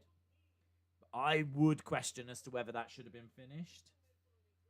We've seen fights finished for that type of thing before, so it's not as if there's no precedent for it. But it's done. We are going to... could you imagine if he wins now? Could you imagine if the judges score it for Pickett? That'd be flipping hilarious. According to this, we've got Gillian Robertson coming up next. I'm not sure if that is the next fight. Right, let's jump over to the chat. That ref should be fired, says that king. He hung in there, says Monica King. We've got all the kings around. Fight's over, says James Chadwick. Days, Grimm's Toy Show or Tommy Toy Travels? For me, Tommy Toy Travels, but that's no knock of Grimm. I think Grimm changed his content, didn't he? And he kind of does a lot of, his own wrestling promotion stuff now, which is actually really good. MJF was on his show, and Thunder Rosa was on his show, and, yeah, nothing but respect. I mean, man, that guy works hard. So, absolutely nothing but respect for Grimm, and, I love them both, but... yeah, I mean, with Tommy, I loved his toy hunts and the way that he was reviewing figures, and he kind of kept it a little bit more figure-focused towards, the end of his time on YouTube. I say the end of his time, he's sort of still around, but not really. Although I wish he would come back. 30-25, 30-26, it's just a massacre. Still undefeated. Excellent win there for NCHUKWI. I thought he would get the knockout win, but man, Pickett is made of tough stuff. Tough stuff.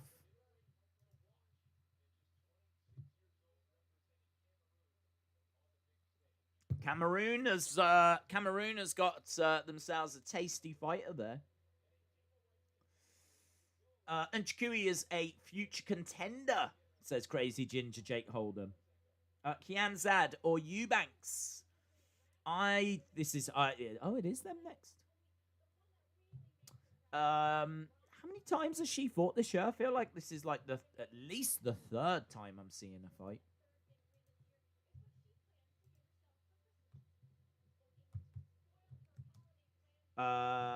Robertson versus Eubanks. I'm leaning to... Oh, no, it's not Robertson, Eubanks. What the hell am I on about? Santos. Eubanks coming up later. Robertson against Santos. I'm leaning to... I think I'm leaning to Santos, I am. So, Robertson is ranked... 13th in the division, so she is actually a ranked fighter. We said there's ranked fighters all over this card. Even this early on the prelims, we're getting to a ranked fighter. So, Gillian Robertson ranked 13th in the women's flyweight. This fight is so interesting because it's a pick'em, and that means that both are coming in with the same odds. So, Robertson is -110 and Santos is -110. Literally, the bookies have gone... Don't know. So, I've leaned with Santos. I think 70% of people on Tapology went for Robertson, but I've gone with Santos. I think that Santos has got great leg kicks, great Muay Thai, great Jiu-Jitsu. She's of her 16 wins, she's got 10 knockouts, 2 submissions, 11 first-round finishes. She's never been finished. She's got great takedowns. She's going to have the reach advantage. She's got so much going for her. You could argue that she's got the experience edge as well because she's 16-1. And Gillian Robertson is 9-4. So 6-2 in the UFC though, which is impressive. Jiu-Jitsu, a little bit one-dimensional. Robertson with 6 wins puts kind of up there with some of the big names in the division, with Valentina Shevchenko. So she would actually be the outright woman with the most wins if she wins this, apparently, in the women's flyweight. So kind of an interesting little fact, which I didn't know.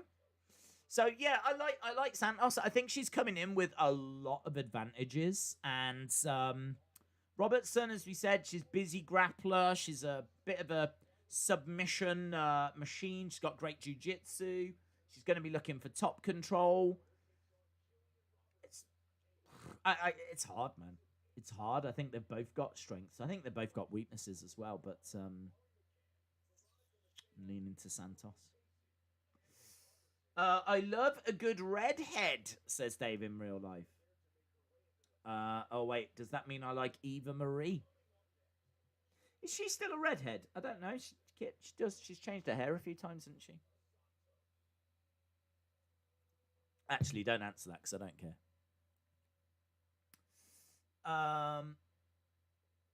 Rewatched your interview with Braun, says Miss Clown One. Yeah, I had fun with that. We spoke briefly about the Firefly Funhouse during that, and this was way back when it had it was only like 5 weeks in or something, 4 weeks in, I think. It'd only been like the original Funhouse had only been shown for the vignettes, and yeah, we spoke about it. So it was fun. It was a fun interview. He's a really cool guy. He's a really nice guy, actually. He was getting a bit tired, I think, towards the end. Do you know what I mean? He was bubbly. What do you need? Hey, good to meet you at the start, and by the end, after a good few hours of meeting people, he was like, do you know what I mean? He was starting to go. Starting to fade. I don't blame him. Like, he was doing a lot of interviews and stuff, and yeah, I don't blame him. We're getting straight away into the fights.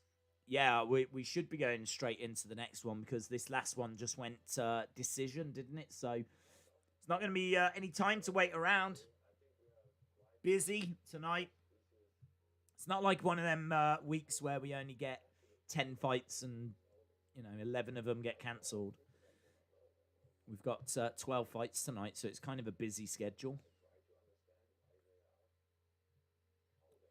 We are at commercial break here in the UK, just in case you were wondering.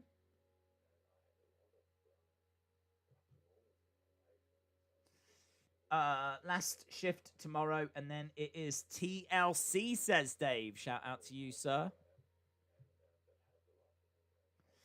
Days, what would your wrestling name be? The Invisible Man, because I wouldn't be there. I really like UFC, says that King. It's cool, isn't it? If you are watching and you're not subscribed to the channel, hit the subscribe because we are back next year. Full year of UFC next year. Well, hopefully. I mean, obviously we didn't get that this year because of the pandemic, but hopefully we get a full year next year. And wow, some absolutely incredible fights. You got to think we're going to get that rematch. Marino and Figueiredo. I mean, what a fight that was last week. So you'd have to think we're going to get the rematch of that. Adesanya moving up to take on Jan Blachowicz, which I don't know if that's been announced yet. But moving up to try and get that light heavyweight belt. And honestly, I think at some point there's a good chance we get John Jones against Adesanya. It's such a big contest. Those two have been doing a lot of trash talking, and yeah, why wouldn't you do it? Why wouldn't you do it? Yeah, that would it be the biggest MMA fight in history? It's got to be up there. It's got to be up there. It's just a shame one of them isn't called McGregor, really, because then you'd be guaranteed the maybe the biggest pay-per-view buy ever. But yeah, huge fights next year. Absolutely huge. Right, we are about to get going on this. 11 first round finishes, 5 in 1 minute 27 or less. Finished 12 of her 16 wins, 10 via knockout. Tail of the tape. Gillian Robertson, only 25. Still got many, many years ahead of her. She's ranked 13th. It's a good fighter. Fights out of Canada. Taking on Santos, who fights out of Brazil. This is going to be great.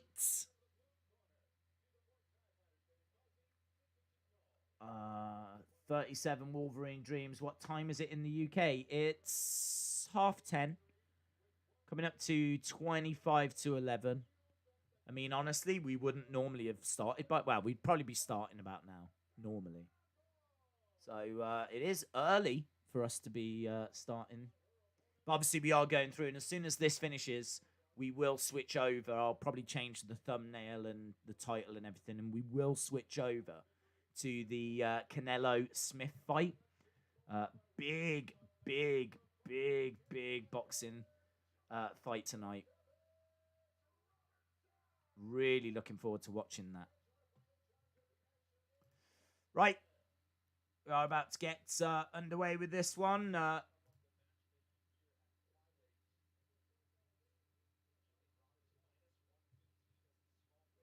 Oh, looks like the money has just been coming in on Gillian Robertson. Apparently, she's coming in at minus 115. So, looks like the odds have just ever so slightly moved in Robertson's favor. But we are up and running, and hello,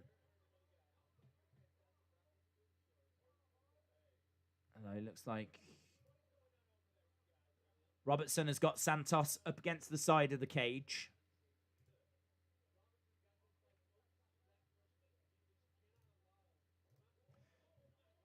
Down. Is she looking for an armbar?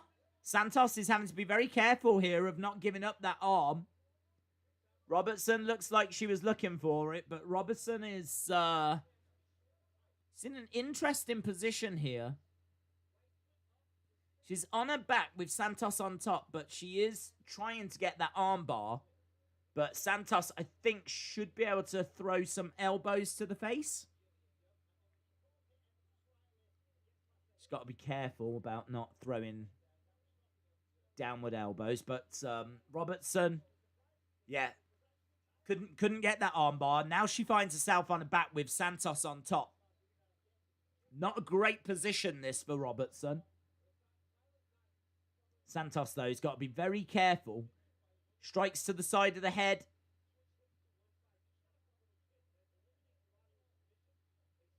Good work, this, by Santos. Getting plenty of control time. She could probably do with getting a few shots off, though. Elbow coming in there by Robertson. Strike to the side of the head by Santos.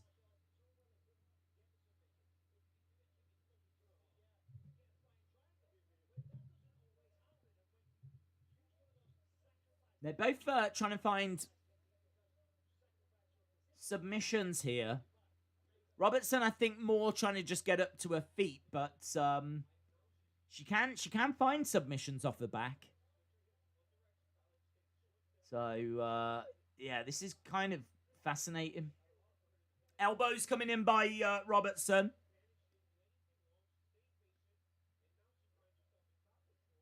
Nice forearm, bit of ground and pound. Not really anything in the way of significant strikes. So Robertson is just being, you know, crushed up against the cage at the moment. Gillian does look like she's trying to stand up, but Santos not allowing it. Every time Gillian makes any kind of progress, she just gets pulled back onto her back. She fires in another elbow. Few elbows coming in, and again, Santos. Ooh, big strike to the side of the head. Can't use the cage to her advantage, and the ref pointing that out. She's still down on her back. This has been good by Santos.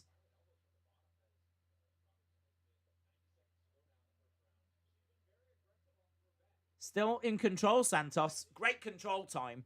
Great control time. I would have liked to have seen her do a little more with the striking, but Robertson is making this as difficult as she can. She's really trying to get back up to her feet here.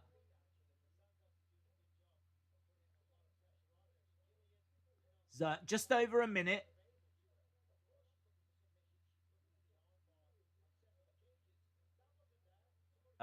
She's still on her back with Santos on top.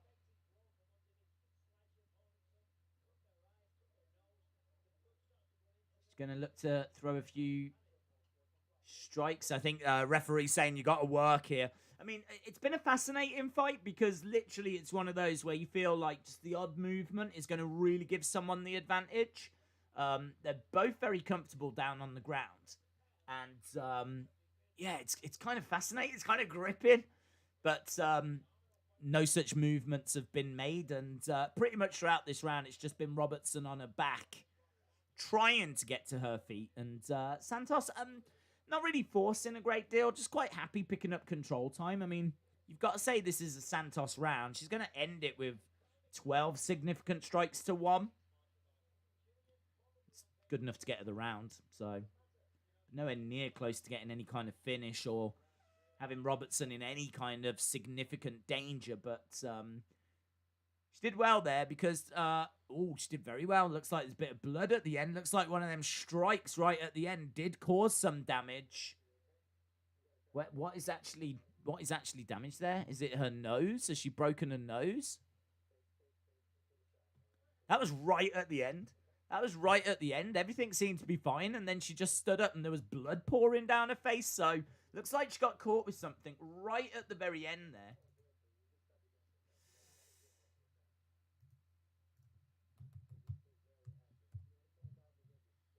Santos round, yep.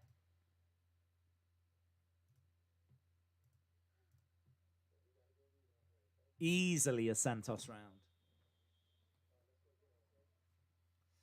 But we saw enough in the early stages of the round to kind of show that this won't necessarily be all Santos.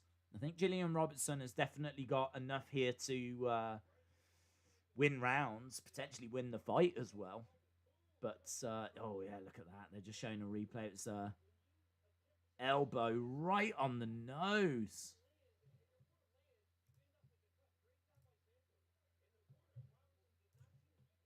Okay, we are up and running. We are back underway.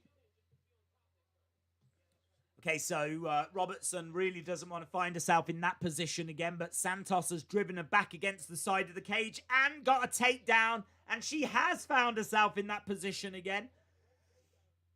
Santos in control. Yeah, side control by Santos. Really dominant place to be. She goes into half guard, though, which isn't as great. But Robertson, again, right up against the cage, on her back.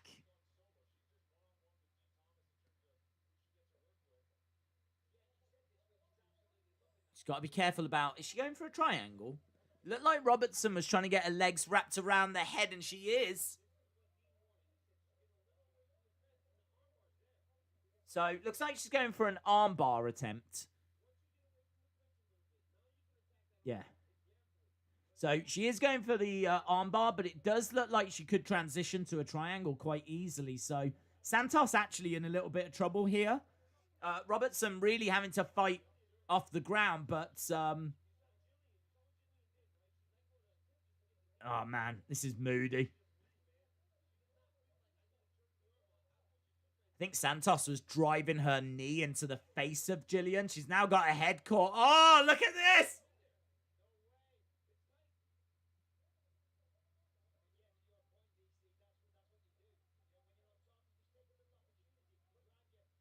That is real tight. Look at the blood pouring down. Oh, it's a neck crank. Look at her cranking on the neck. Ah! That is nasty, man. That is tight, but she's managed to slip her head out. I think that's where the blood helped. I think the blood acted like a lubricant, so she was able to slip her head out. It's like she'd just been born. But now it's Robertson that's on top.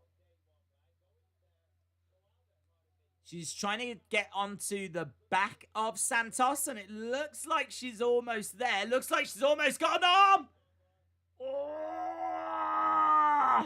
Santos is having to work so hard. Yeah, look at that, man. Robertson.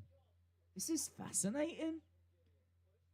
Really great scrambles here as they're both trying to find the submissions, and we've seen a few armbar attempts here by Robertson.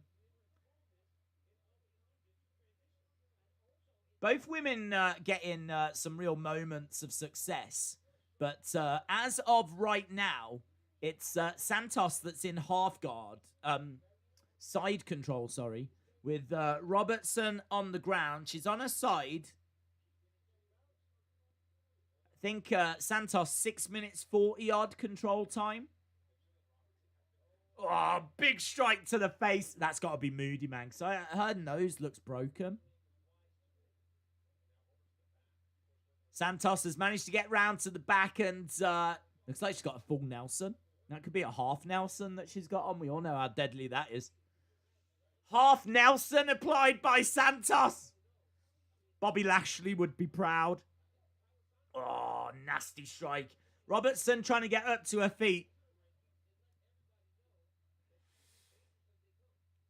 What's she going for again? She's got a body triangle applied. Man, she doesn't look good. Her face looks a right mess, Robertson.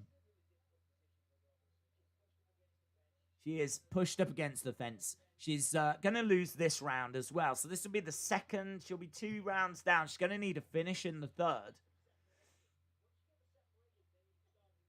Santos in control. 24 significant strikes to 2. Tons of control time for Santos. A broken nose, seemingly, for Robertson. Still dangerous, though. Been a few moments where it looked like she was going to get that armbar. But I think now she's literally just trying to get through the round. Robertson on her back with Santos on top, throwing in a forearm strike.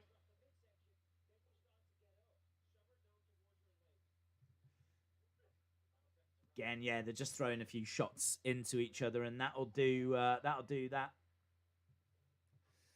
Robertson, come on, says Kristen. Sonny Wolf cheering on Robertson as well.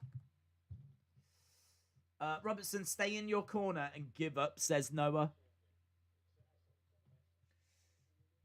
Robertson, yeah, it's not great. Maria says, bad fight. Oh, I don't know.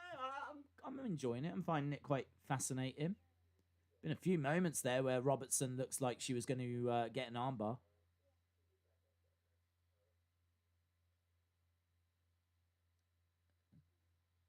They're saying to her, keep your back off the fence, but she doesn't seem to be in a great place, does she?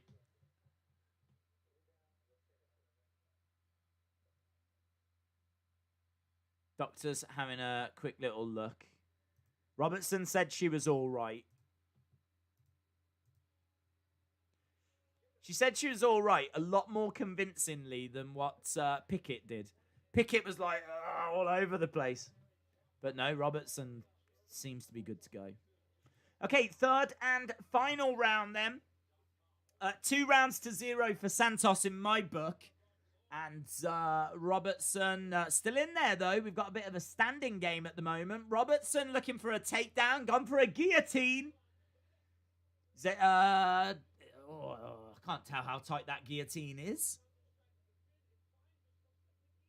Yeah, doesn't look bad. She can't shake her off.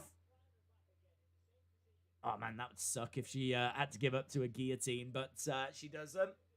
She's managed to get out of it, and she's got Robertson down. So Robertson's on her side. Santos on top again, and things looking relatively comfortable for Santos at this stage. So, yeah, Robertson right back to where she doesn't want to be.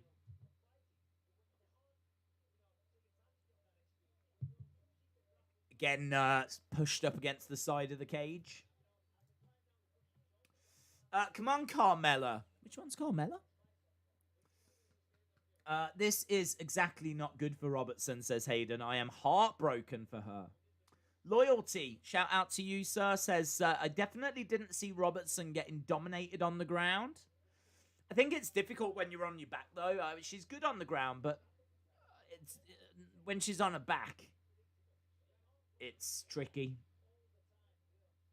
But she's still proved, to be problematic on her back. There's been a few armbar attempts been made. But, I think that strike at the end of the first where she seemingly broke her nose, where Santos managed to, I think that's been a game changer. It's causing Robertson such discomfort.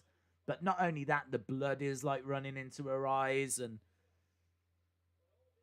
it's seemingly really proving to be a problem. Santos has kind of got her hands always around Robertson's face as well. There's always something that's right around that nose. So she's either got a forearm driving into it, or a hand over it, or a head is right next to it, or she's not giving it any kind of breathing space at all. If she's broken that nose, she's currently trying to rip it off her face as well. Again, look at that, a head right into that nose. It's not allowing Robertson to think straight.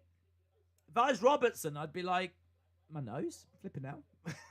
Give me some room here. I wouldn't be able to formulate any kind of plan.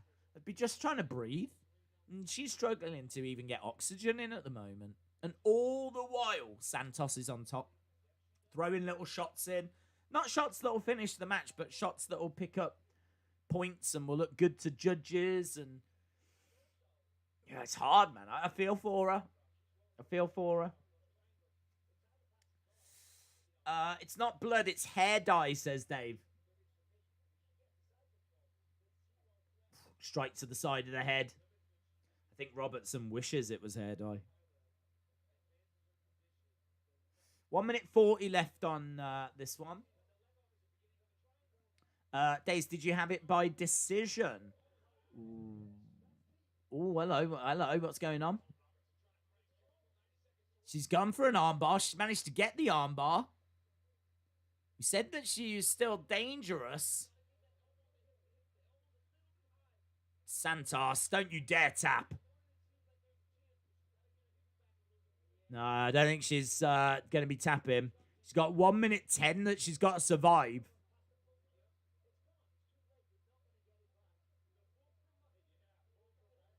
She's managed to power out of it. That was a little bit of drama. Little bit of drama there as Robertson seemingly found an armbar. You couldn't tell from the camera angle how tight it was, but certainly asking the questions.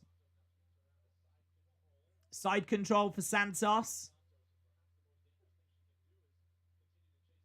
30-odd seconds, and it's hard to see Robertson getting anything from here, but fair play to Robertson. Fair play. Still asking questions right at the end. Less than 20-odd seconds to go. I don't know really how I thought it would end. Santos has had 11 first-round finishes, so probably... They came into it so close. It was hard to see a finish in Robertson, but... And that's the end of it. I thought Santos would win. It's a great performance from her. But yeah, I don't know if I would have said decision.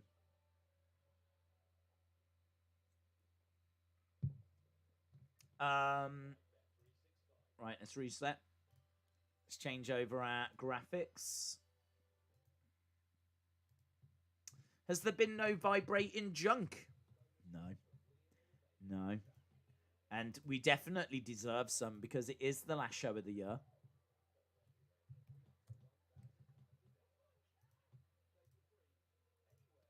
Right, we are going to decision. I mean, that should be Santos all day. And that's a big win for her because, as we said, Gillian Robertson ranked 13th in the division. So that's a big, big win. Talking of that, we've got Win coming up next as well. There's wins everywhere. Darren Win taking on Arroyo. We'll obviously talk about that in a sec. Rowan, shout out to you, my friend. Thank you for joining us. Again, man, they are promoting UFC 257 hard. They are pushing it hard. Like during every fight, after every fight, before every fight.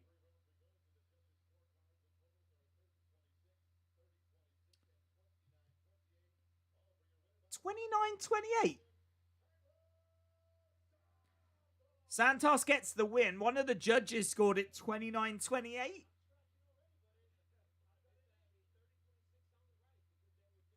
$30.26, fine. $30.27, fine. $29.28.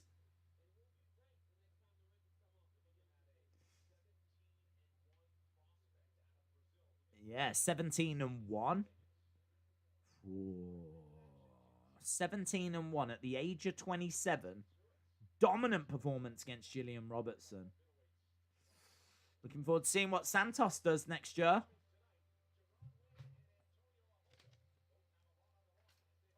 Ahoyo.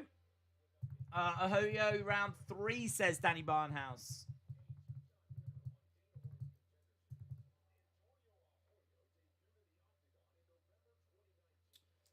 Right, hang on. This order is all over the place. So, where are we now? We're here.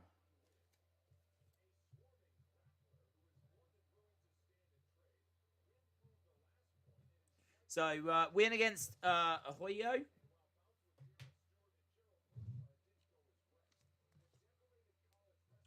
So, on this one, I've got Antonio Ahoyo winning. This is at 195 catch weight.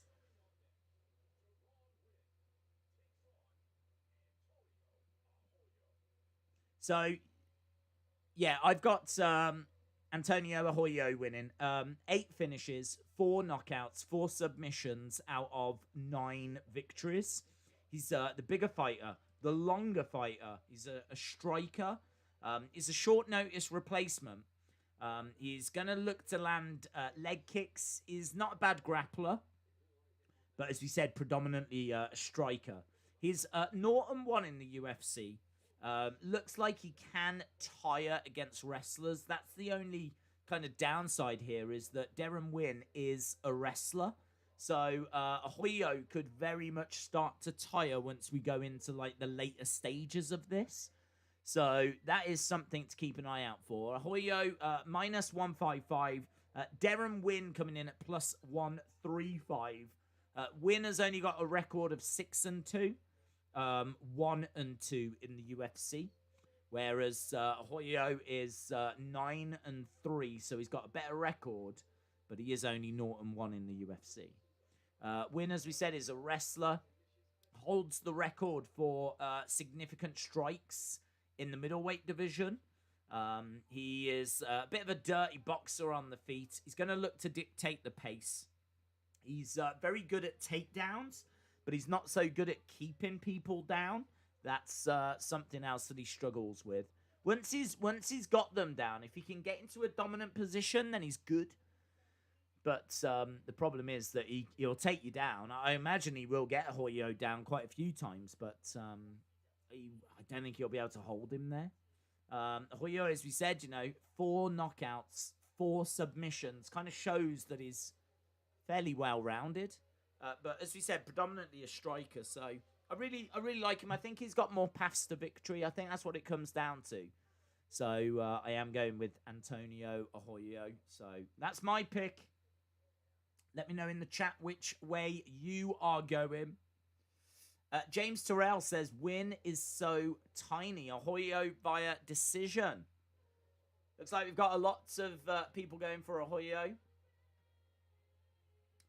Arroyo from Tall Paul as well. Shout out to you. Yeah, looks like Arroyo is very much the people's pick. I didn't see... he is the bookie's favourite as well. I didn't see what the odds were on Tapology. I didn't see how many people were going for him on there. But I would imagine that he would have been the popular pick on there as well. We are just at commercial break. I'm not sure if when we go back, it'll be... they'll be in the ring. I'd imagine they will. I think we've got just about an hour. I think there's only about an hour left until we go over to the main card. Is it? It's 11 o'clock. I mean, we've been going for 2 hours already. Isn't that amazing? We've already been going 2 hours. How many fights have we had, actually? We've already had 4 fights. Man, that's flown. That has seriously flown. We've got 3 fights that we've got to try and fit into this hour. How are we going to do that? Well, not my problem. Yeah, they are already inside the octagon. Darren Wynn against Antonio Arroyo, who's coming in with a 3.5-inch reach advantage. Wynn is 5'6". Antonio Arroyo is 6'3". The height difference here is going to be stunning.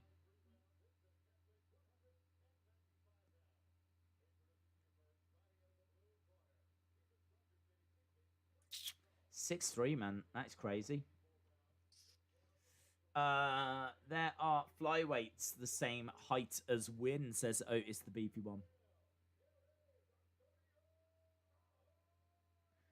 Wynn's going to be like a really annoying fly, isn't he?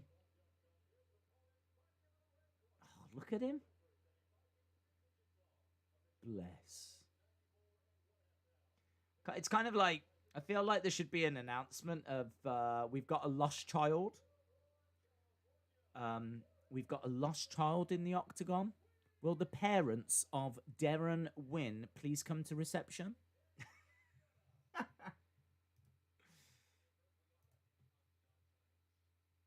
Darren, if you do ever see this, that was a joke. Please don't hurt me or my family. Right, we are about to get started. Well, actually, I don't care about the family. You can go after them. Boom. Right, we are up and running. I mean, he is like a little tank, isn't he?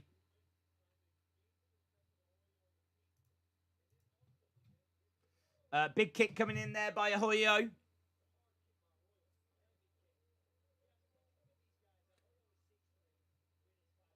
This is going to be what Canelo and Smith are going to look like later, because Canelo towers over Smith towers over Aleverez. So it's a little snapshot into the boxing later. But Arroyo over by the cage. Wynn is driving his shoulder. He's trying to pin Arroyo over there. He's desperately trying to take him down, and he gets it. Takedown by Wynn.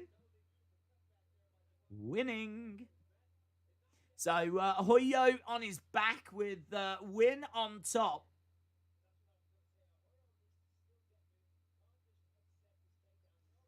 Yeah, he's down. The thing is, Wynn can get people down. He just struggles to hold them down. And that's exactly what we've seen as Arroyo gets back up to his feet. Over by the side of the cage. Leg kick coming in by Wynn. Hoyo over by the cage, looking for a knee strike as Win goes for another takedown, and he gets it. Another takedown by Wim.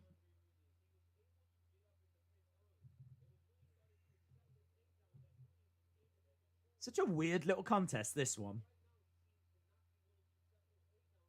This is another one that I wasn't massively taken by. I mean, first of all, it's at catch weight, so...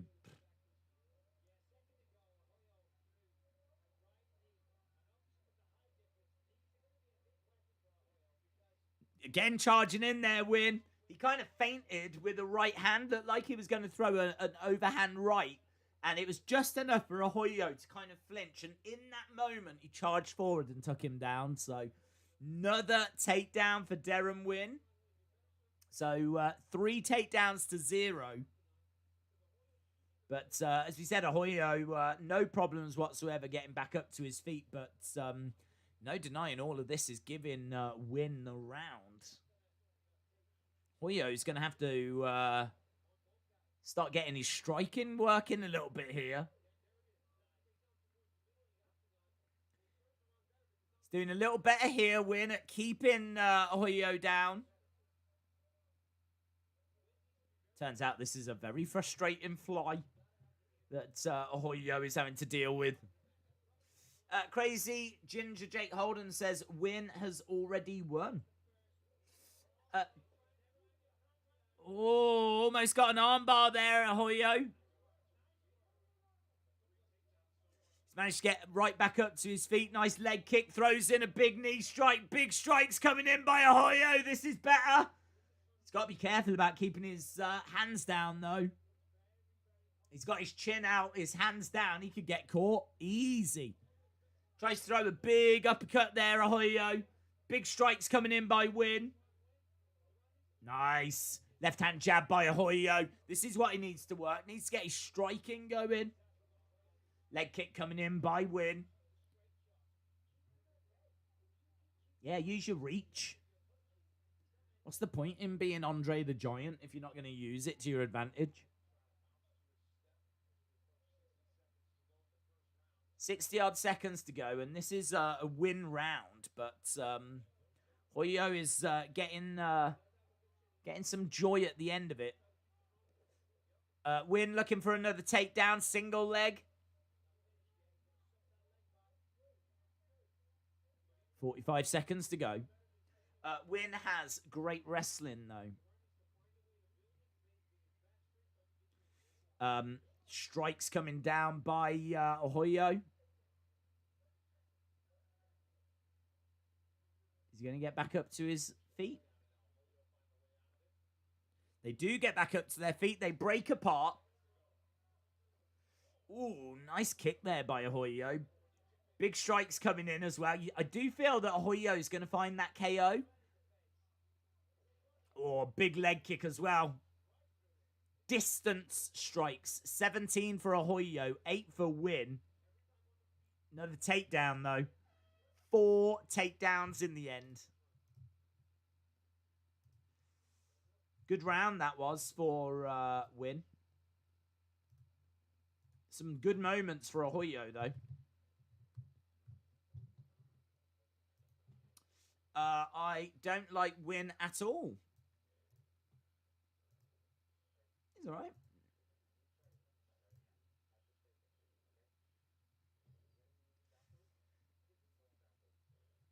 He's taking some deep breaths, Win is. Why is Hoyo down on the floor? Can't they... Where's his stool? Did he not want a stool? He's just sitting on the floor, drinking water.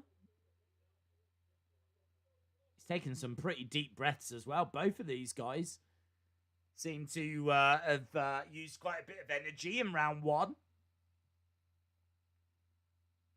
Right, looks like we're about to get back underway with this one, heading into round number 2. I think we're about 50-odd minutes away from the main card.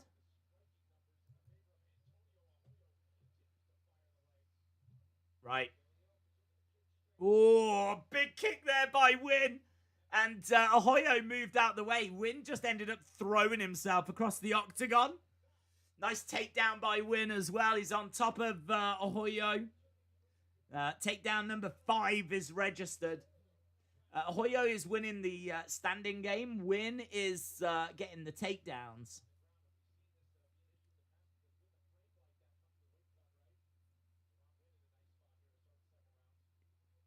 Yeah, on top of Hoyo. It's right in the middle of the octagon. Hoyo is trying to use his power to get back up to his feet. Few strikes to the side of the head. Win half guard. Gets him off him. There we go. Relatively easy for him to get back up again. Big right hands coming in by Win. Aaron Bronstonter giving that to Ahoyo. In fact, live in play, giving it to Ahoyo as well. Paul Fontaine saying 10-9 Win. Ahoyo with all the damage. This is where it gets hard, isn't it? This is where it gets difficult because people are saying that Ahoyo has caused more damage, and I definitely see that and understand that, but I don't know, man. 4 takedowns. 4 takedowns, and he's had, I would say, more control time. This is where it's hard to know what the judges score more. So, don't know. If people want to give Ahoyo that first round, so be it. I'd be giving it to Win. I kind of feel like Win was chucking Ahoyo around.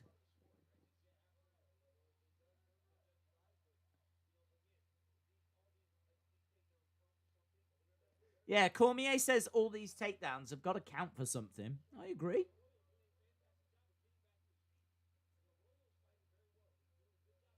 Ahoyo over by the cage. I do think that control time and certainly takedowns don't get the credit that they deserve. If you're able to take your opponent down, that should be seen as a big thing. But this is the problem. How do 2 takedowns compared to 10 significant strikes? Like, how would you compare them? And this is where the judging becomes a real problem.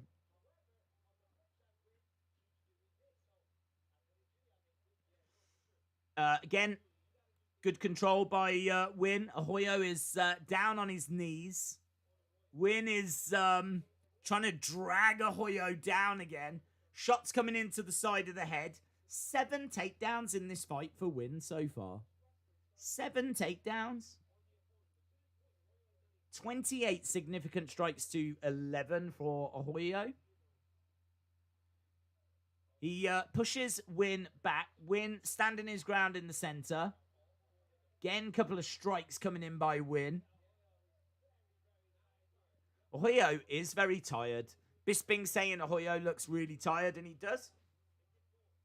He's not really got, like, he's not really bouncing around. He's not really got a spring in his step. Driven back. Taken down. I don't know, man. Ahoyo, to me, looks really tired. I picked Ahoyo to win, but I can't give him that first. I don't think I can give him this. First round was 21 significant strikes to 6. This round, apparently, it's 5-5. So, Ahoyo is down on his back with Win on top. We got 30-odd seconds left to go on this one. Sportman says, Win, go for the KO, please. Yeah, 7 takedowns is crazy, isn't it?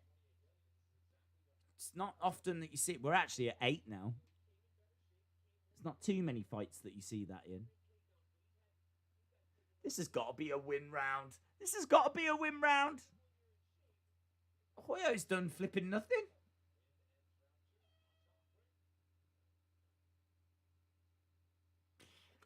I I would be at the point where I think Ahoyo needs a finish, but I appreciate there's people out there that might have this 1-1. There might be some mentalists out there that have got this 2-0 for Ahoyo. There's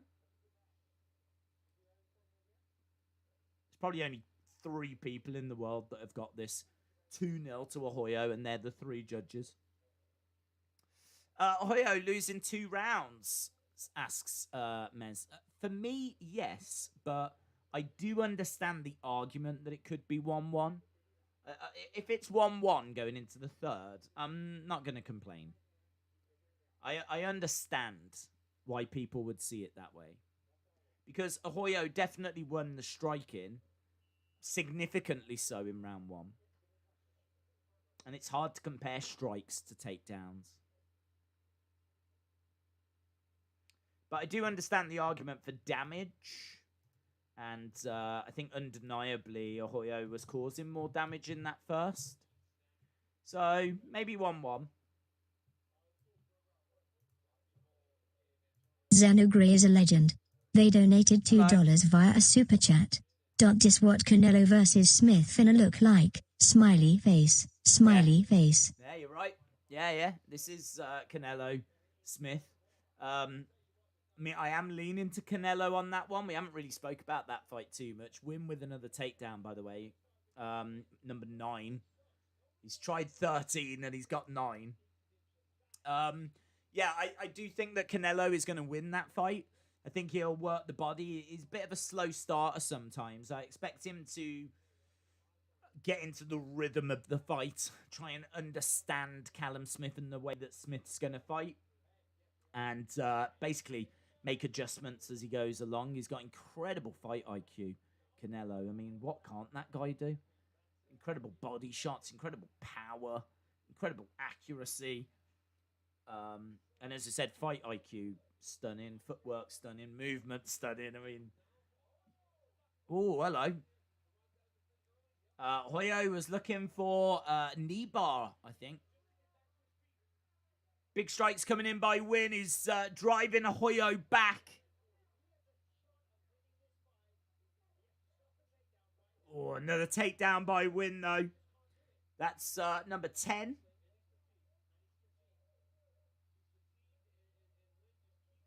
Yeah, he is fatigued.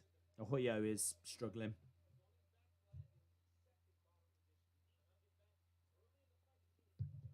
It's going to be a victory for the little guy, I think. Just like Alverez against Smith later. Win has controlled this whole fight, says Sportman. 10 takedowns. It's good, isn't it? BS says the super chat voice is pretty loud. I'm listening on headphones and it scared the hell out of me. I'll turn her down. I'll turn her down. There you go. I've turned her down for you. Don't be scared no more, my lamb. Right, Ahoyo is on his back with Win on top. Is a couple of shots to the body, couple of shots to the head. This is a win-win situation in my book.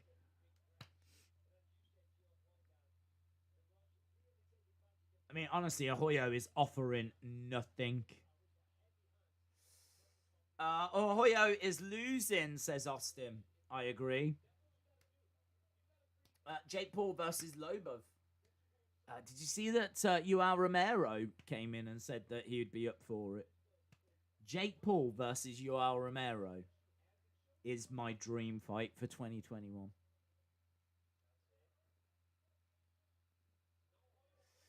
Ooh. Head kick coming in by Ahoyo, but it's nicely blocked by Win. Wrestling Days fan says Win is winning this. We've got 1 minute 30 odd on the clock. Significant strikes right. The fight's been a bit dull. But round 1, 23-8 for Ahoyo. Round 2 was 5-5. Round 3 is currently 7-5 to Ahoyo on significant strikes.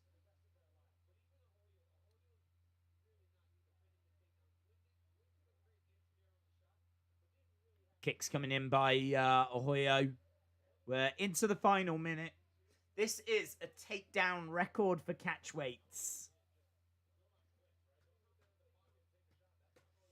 Wow, we're up to, what, 12 now? 12 takedowns. Cormier says Ahoyo holds the advantage on the feet. It's a shame he just can't stay there.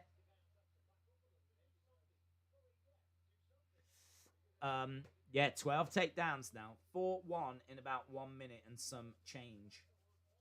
Well, I'm expecting Win to get this.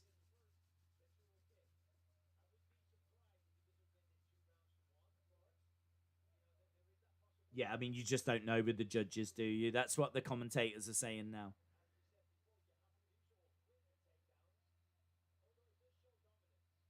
Okay, 10 seconds left.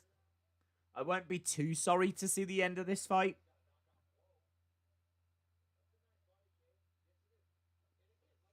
End of the round. There we go. End of the round. End of the fight. Let me know in the chat which way do you think that's gone. It's got to be Win, surely. But maybe someone out there saw it for Ahoyo. Perhaps there's someone out there that genuinely thinks it went that way. Like his mom. I don't know. Look at this. We've got 40 minutes. We've still got 2 fights. We've still got Anthony Pettis. Surely they're just going to have to make the main card longer. Yeah, midnight. Yeah, we got 40 minutes. Wow, they messed up, didn't they? They've gone and messed up.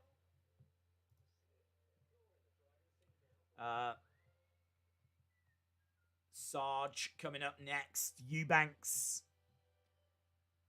Sean Rousset is a legend. They donated $5 via a super chat. Shout out to you Days and the community. I hope Win wins. Smiley face. Smiley face. I'm sure he will, my friend. Shout out to you, Sean. Appreciate the support, buddy. Eubanks versus Kianzad. Right, we're just going to get the decision. That's the Allegiant Stadium. Fun fact about that stadium, it's recently built.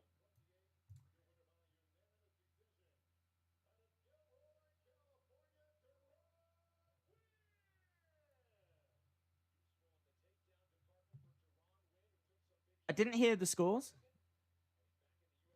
It's unanimous decision. Well, I didn't hear the scores, but either way, he deserves that victory. So, well done to Duran Win.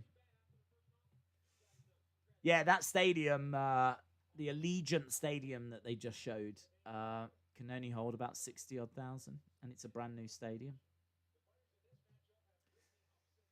Right, we are moving on very quick. Eubanks against Kianzad. This is ranked fighter versus ranked fighter.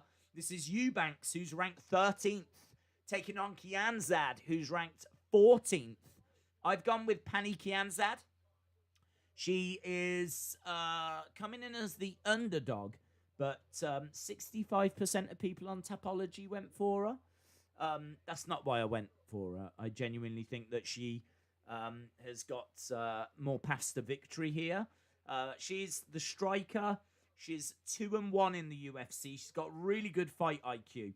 She works well on the outside. Her victories tend to come by decision. So of her 14 wins, 10 have been coming by decision. She should be able to work the jab well. She's got a good takedown defense. She's going to have a striking advantage. She's got better volume on the feet. She's very effective through all of the rounds. And this should be close. Make no mistake about it. This should be close. But I think the striking advantage might just swing it in her favor. Eubanks is like a tank. She's going to be looking for takedowns. She's going to be aggressive, but she could get clipped as a result. She's got decent wrestling, excellent ground and pound. She keeps very good high output, cardio questions may have been answered in recent fights. We have seen her go into those later rounds. So I think cardio-wise, she should be okay. She is going to look to try and grind out a decision. I think this has got decision written all over it. And I don't think Dana's going to be too pleased about that. Because he's still got another fight after this. Yeah, we are very quickly going to this next fight. Like, they are already doing the ring walks. But I'm leaning to Pani Kianzad. And, yeah, as we said, she's got more experience as well. She's coming in with a record of 14-5, whereas Eubanks is 7-5. So, but Eubanks is the favourite at -160. So, Eubanks, though, 2 wins, 3 losses in her last 5.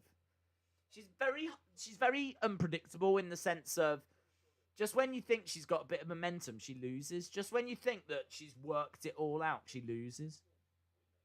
Like, she's just can't seem to get any momentum going. She can't seem to get any rhythm going, so. Jake Paul versus a stupid guy.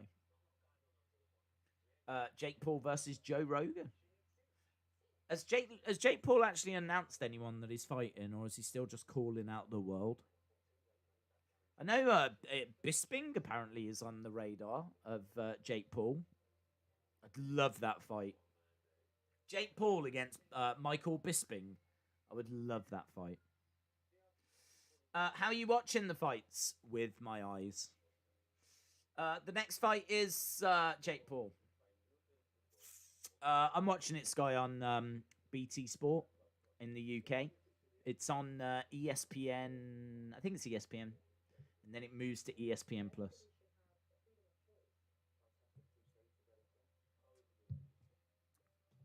Right, we are just waiting to go back.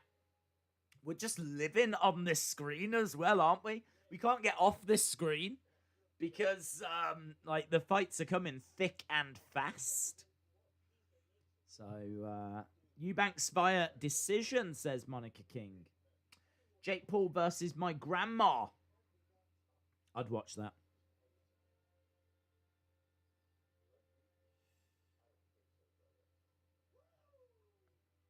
I'm a big fan of your grandma's OnlyFans channel.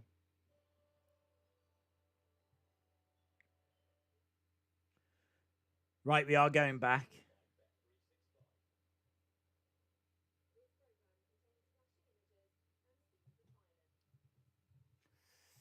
Right, we should have had the ring walks. We should be getting the ineption. We might just go back straight to the action. We're getting the tail of the tape. Eubanks has got a 1-inch reach advantage. She's 35 compared to Pani Kianzad, who's 29. Tiger Matt says Eubanks in round 2.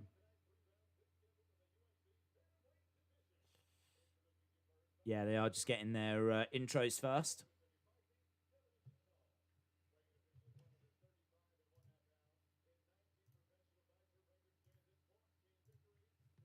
$14-5. She comes in at +140. How has that moved? Oh, it's drifted just a touch.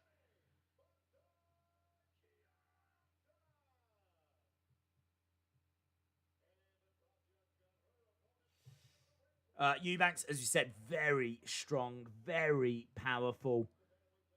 Just an absolute little tank.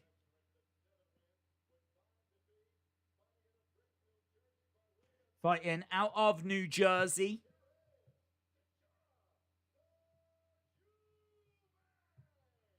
Honestly, if I fought out of New Jersey, I'd call myself the potato.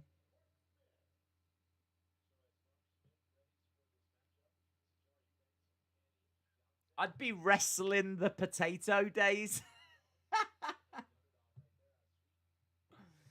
Who doesn't want to wrestle a potato? Potato. Right, we're up and running, my friends. Boom. Right, we've still got we've got 33 minutes, and we've still got 2 prelims that we've got to try and fit in. You know that Dana's watching this going, someone get a knockout, someone get a knockout, someone get a knockout. A few strikes coming forward, as we said. This might have decision written all over it. Eubanks driving Kianzad back and managing to get a takedown. Eubanks and Kianzad will determine who gets a top contender in early 2021.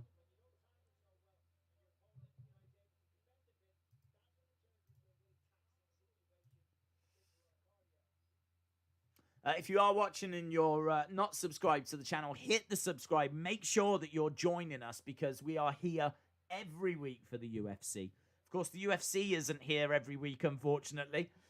UFC does go on a break for a little while, but we'll be back in the middle of January, so a couple of weeks away. And as soon as it comes back, we are back with it, so... Yeah, shout out to everyone that's joined us this evening. This is the final UFC show of the year, unfortunately. Eubanks still in control. She's still got Kianzad down on her back. And I think she's going to try and keep her there for a little while.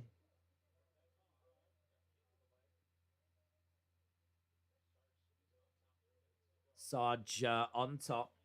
Couple of minutes into this one.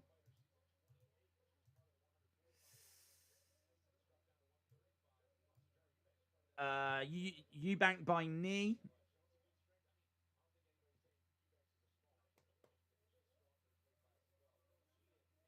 So Eubanks has got side, well, half guard actually. But still a very dominant position, throwing in a big right hand.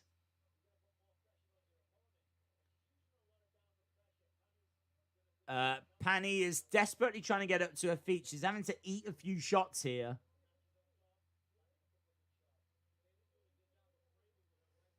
Pani, I mean, she's so strong, Eubanks. She is so strong.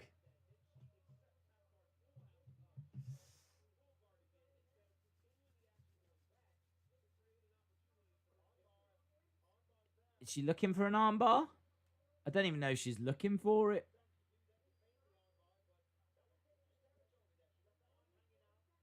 I think she was. She's just changed her feet there, Kianzad. Ooh, looked like she was going for it then.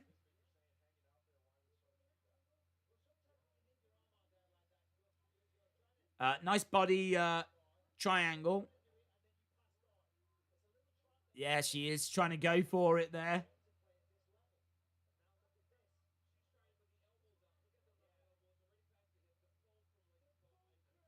She can't get it.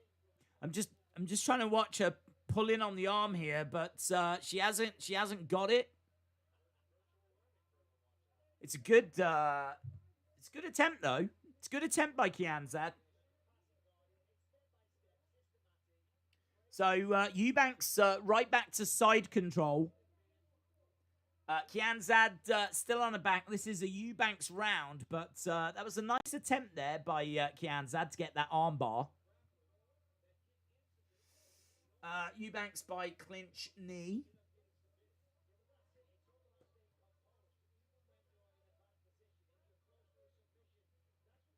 Kianzad still on her back.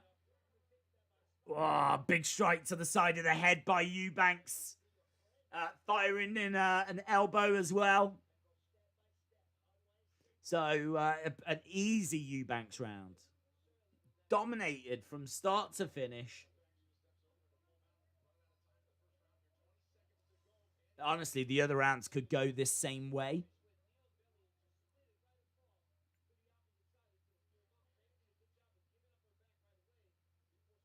Eight seconds or so to go. Wrestling Days fan says, I'm 7-2. Right, end of the first round. We're getting quite a lot of this action tonight whereby, you know, they're taking it down and they're just looking to frustrate and wear the clock out. And I want to see some strikers going at it, man. I want to see some killers. We're definitely going to get that on the main card. But, yeah, I think the undercard has underwhelmed somewhat. I was definitely hoping for a bit more than what we've seen so far, but hey ho, you know what I mean? There's still loads of great action to come. That main card looks brilliant. Right, we are going into round number 2.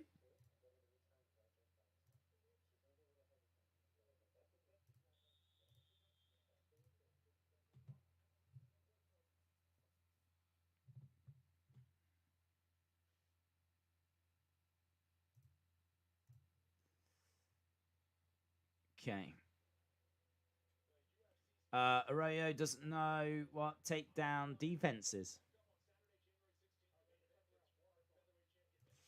Okay, round number 2, we are up and running.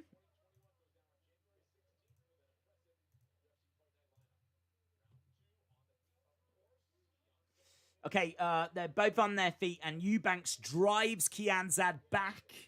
She's got her up against the fence at the moment. And again, great work by Eubanks, coming straight out of the gates, driving Kianzad back. Kianzad, though, managing to spin Eubanks round.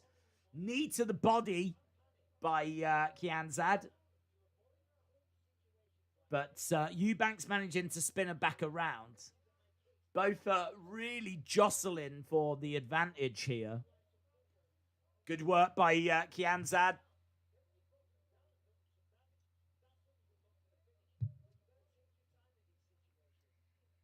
So Kianzad is the one that's in control right now. But this thing does keep switching back and forth. Nice takedown. Good trip there by Kianzad. But Eubanks getting right back up to her feet. Still Kianzad in control. Big left hand. Lovely knee strike to the body. Really firing in some knees. Good Muay Thai work here by Kianzad. She had a nice hold on at the neck as well. There we go. Look, again, working those knees. Reminds me of Anderson Silva.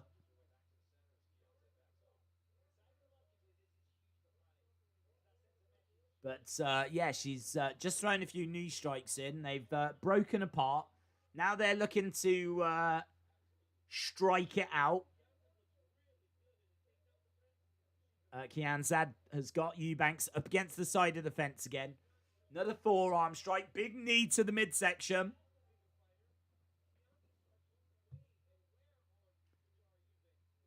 Knees coming in.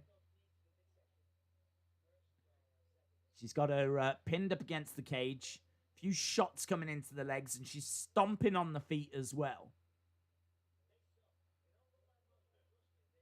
Bisping says those stomps on the feet, they might not look like much, but they really suck. Wasn't it Usman that was doing that against Masvidal for the whole fight? He had Masvidal up against the cage. He just constantly stomping on his feet. Knee to the body. Days put Mama Days seeing UFC. Mama Days is asleep. UFC is always on really late in the UK. Nice takedown by Eubanks. Kianzad is on her back. We've got just over 2 minutes left of round 2. Has Anthony Pettis fought? Not yet. He's the next fight. They're going to have to move quite quick to fit it in. I've got 250 on him. Do you think I'm good? On Pettis, I've got Pettis winning. I've got him winning. You're a brave man to put 250 on it, though. Loyalty says, make her foot a balloon.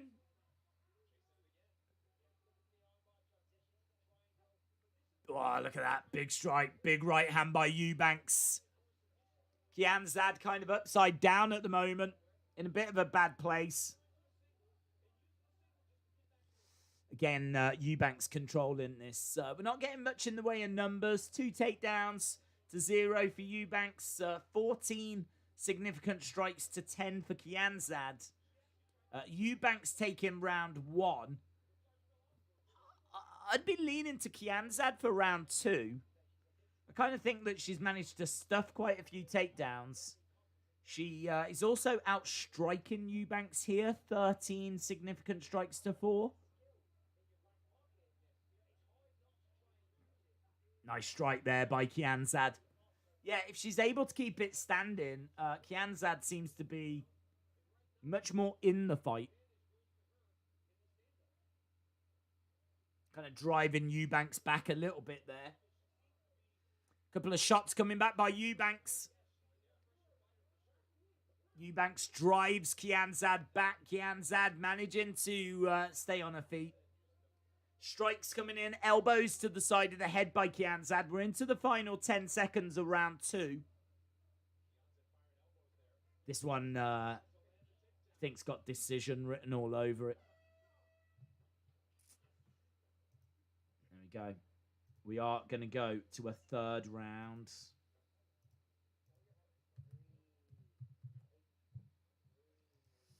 Sensible David, shout out to you, my friend, says, I have got Eubanks in this one. I fancied Kianzad. She's ahead, but... Well, on significant strikes, she's ahead, but not by much. I mean, it's, what, 16 to 12? She's ahead quite healthy on total strikes. I'm not sure where we would be on control time now. I don't have those numbers, unfortunately.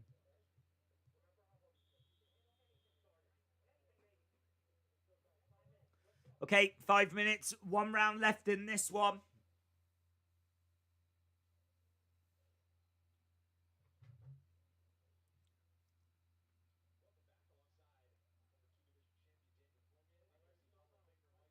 Okay, and we are back underway.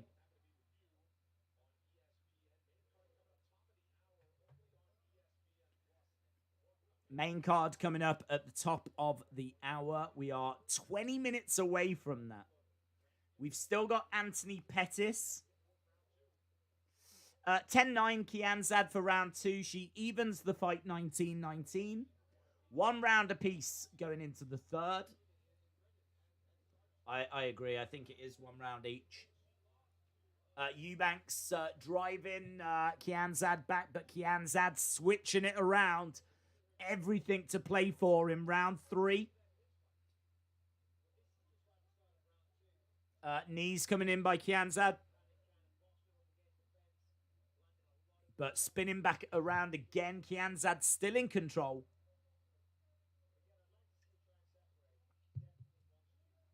She's definitely landing those knees. Just less than 4 minutes to go in this fight. It's looking good for Kianzad right now. Eubanks is going to have to try and get away from the cage, and she does. Kianzad in the center. Knee strikes. More knee strikes coming in. The 2 break apart. Kianzad's looked quite good with a striking. Couple of left-hand jabs coming in. And again. Nice kick to the body by Eubanks. Firing in shots up top. Ooh, swing and a miss there by Eubanks. Not much to separate these. I can tell you, significant strike-wise, it's 7-6 for Kianzad right now. So there's really nothing in it. Eubanks is moving forward with a couple of jabs, but can't land them. Both women in the center. She does connect with those, though. Leg kick coming in by Kianzad. Might be worth just working that. Keep firing in those leg kicks. Big right hand by Eubanks. Big right hand by Eubanks. Oh, big overhand as well. Eubanks is starting to get some big shots off. The sensible David is a legend. They donated $2 via a super chat. We'll see you Dong tonight. He pops up sometimes. There might be some mention of Yadong as we go through the card, but I'm not sure that he'll pop up tonight, no. He's been quite quiet recently. But shout out to you, Sensible David, with your very sensible comment. Nice right hand. Hayden Garrett is excited about Yadong. So is Sunny Wolf. Lots of fans of Yadong in the chat. Nice left-hand jab. Good exchanges here. 22-17. Significant strikes for Kianzad. So, I mean, there's really not much to separate them on. I do think that Eubanks has maybe had the more eye-catching moments, but there's no denying that Kianzad is landing with more. So, it's going to be hard, man. Hard to know who's going to get this, you know. There is blood coming down the nose of Kianzad. Will the judges look at that? Some lovely striking. Significant strikes, 23-26 to Kianzad. 29-23. 30-odd seconds to go. There's really not much to separate these two. Eubanks coming forward. Good combo strikes. Kianzad firing some big shots back of her own. Oh, this is good stuff. Finally, getting something really tasty here. Oh, swinging away. 4 seconds to go. Nice leg kick by Kianzad into the clinch. That's the end of the fight. 38-30, round 3 to Kianzad. Whoa. Let me know which way. Who do you think's got it? 54-42 when you look at significant strikes. Total strikes to Kianzad. Significant strikes to Kianzad. Takedowns to Eubanks. I don't know on control time. I would guess Eubanks. But there was quite a lot of time that Kianzad was in control and had Eubanks up against the cage, so not sure. I would be giving that to Kianzad, I think, if I was a judge. I think it was 1 round each going into the third. It was a standing game, and Kianzad landed more, 38-30.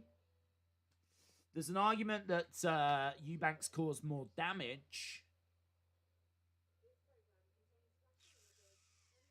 Let's see. Which way do you think it went? Let us know in the chat. Fire it in the chat. It is a great fight night that we've got coming up tonight. We haven't even got to... we still got another prelims fight.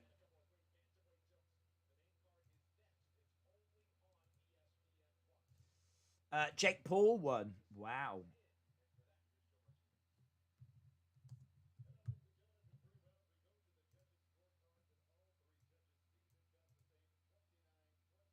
$29-28. Unanimous. Kianzad. Kianzad wins 29-28. Eubanks looks gutted, man. Well, as you would imagine.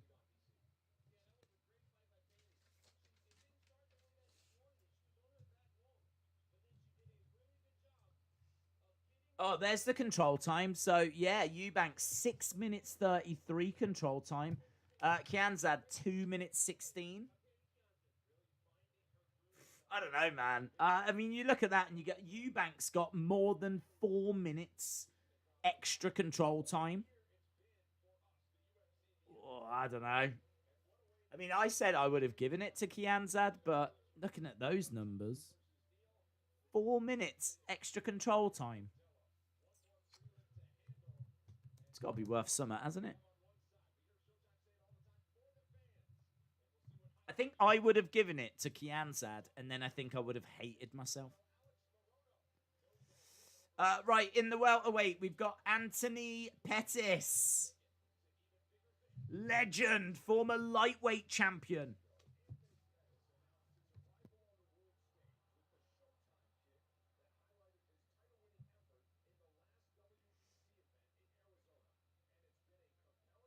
Yeah, man. Legend. Anthony Pettis. Currently ranked number 12th in the welterweight division. This is a step down in competition for him. He is got great striking, great boxing, 14 finishes. He's took a ton of damage over the years, though. Incredible jiu-jitsu. I don't know what's going to happen if he goes. I mean, he could be someone that gets cut. But Anthony Showtime Pettis is an absolute legend. 23 wins, 10 defeats. Very dangerous fighter. Taking on Alex Morono, who is 7-4 in the UFC. Good all-rounder, looks for takedowns, great wrestling, questionable stand-up. His hands can drop and he can be hittable. Good kickboxing, good top control. Likes to move forward. This should be a fun fight, man. This should be a fun fight. Let me know in the chat which way are you going. I'm going with Pettis. I think Pettis is going to have too much for Alex Morono. Pettis is coming in as a minus 240 favourite. Morono comes in at plus 190.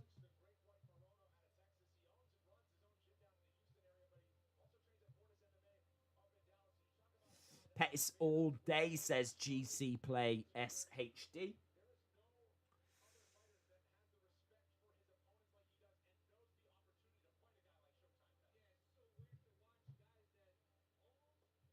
Okay, so Morono making his way down. So this is our main event of the prelims. After this, we've got our main card. It's a normal main card in the sense of 5 fights. Some absolute legends on that card, but legends right here and now with Anthony Showtime Pettis about to make his way down. It's going to be great to see him in action. And then we've got the likes of Greg Hardy and Marlon Moraes and Jose Aldo and obviously Wonder Boy and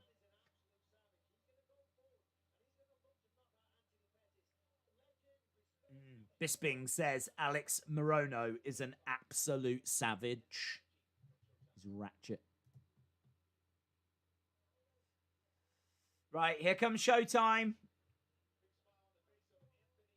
Big smile on the face of Anthony Showtime Pettis. Making his way down to the octagon.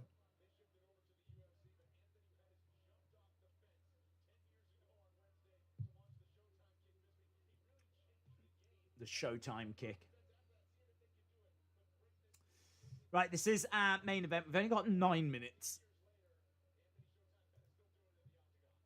I think we're going to be starting our main card a little bit late.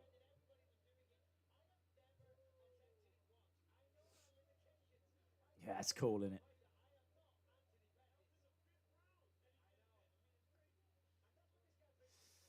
I took Morono because his parents hated him. He has to be an angry mess. Oh. Shout out to Morono for using country roads. Who won, Eubanks or no? It wasn't Eubanks. It was Kianzad. Former UFC and the final WEC lightweight champion. One of 13 fighters in UFC history with 3 wins in 3 weight classes. This guy's a legend. Better put some respect on his name.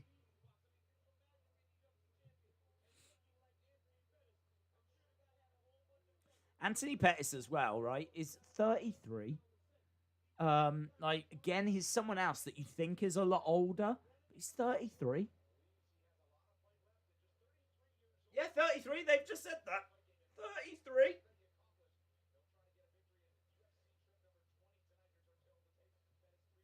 But as he said, you know, man, he's been in the wars.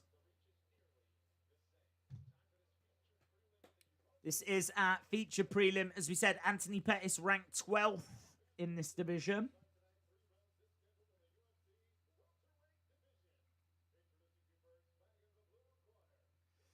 Okay, so we're just getting our intros. Let us know in the chat which way you're going on this. Anthony Pettis comes in at minus 240 favourite. Alex Morono plus 190. Anthony Pettis 23 wins and 10 defeats. Alex Morono 18 wins and 6 defeats.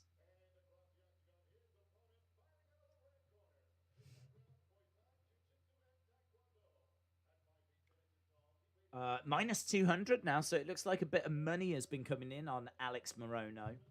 So Anthony Pettis still coming in as a, you know, comfortable favourite.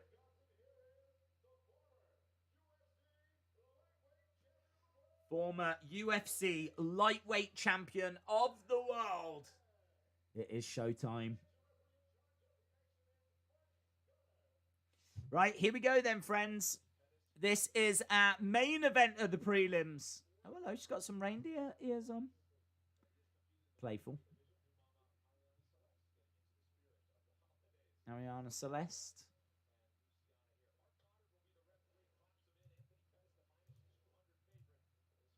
Well, that's good. That was festive.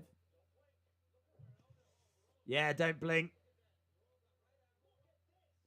Morono right after Pettis here. Pettis is down in the corner.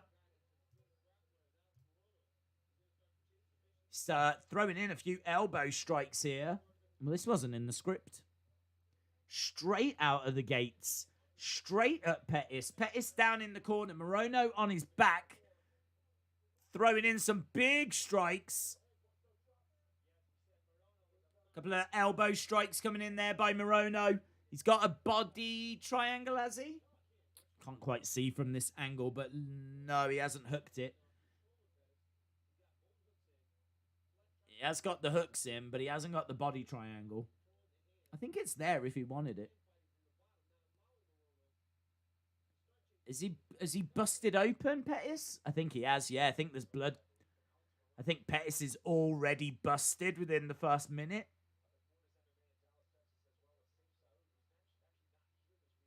So, on his back. Morono on his back, but he's got Pettis in a good position here. He's looking for that rear naked. Pettis is doing what he can to block it. There's the body triangle. He's let it go. So he's trying to get that rear naked applied. So this is an excellent start by Morono. Strike coming in by Pettis.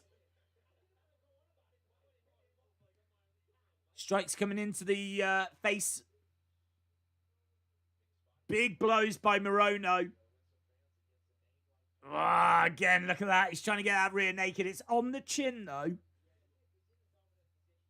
There's the body triangle again. It's a good controlling position that Morono is in. He's just got to be careful of these shots that Pettis is firing in. He was never fully committed to that body triangle, and Pettis has managed to get up to his feet. Triangle now by Morono.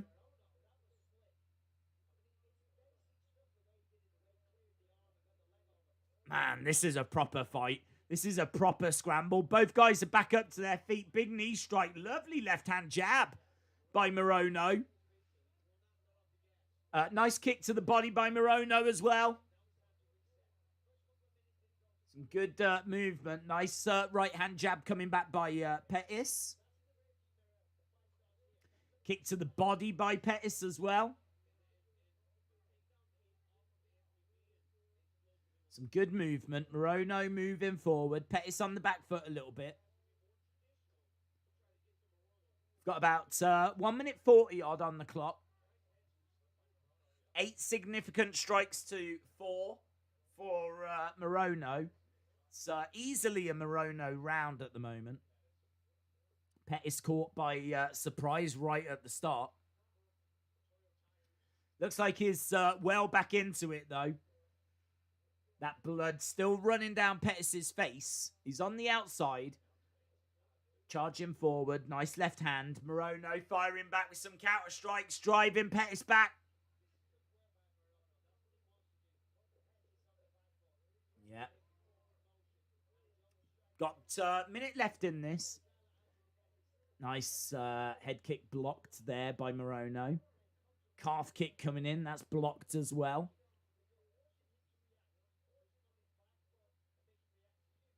Ooh, spinning kick to the body there by Pettis. Morono coming in, driving Pettis back up against the side of the cage. 40-odd seconds left in this first round. Oh, Pettis accidentally losing his footing. Morono going straight over, grabbing hold of the arm, getting a bit more control time. Easily a Morono round. Easily a Morono round.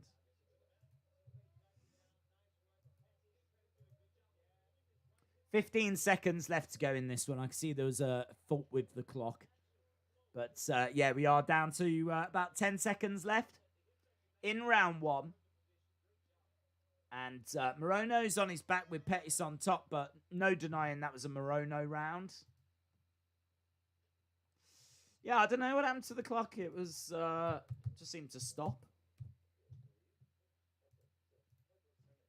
I'll get the clock working for the next one.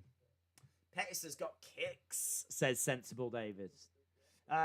Heel Synergy says, come on, Pettis. Austin 316 says, come on, Pettis.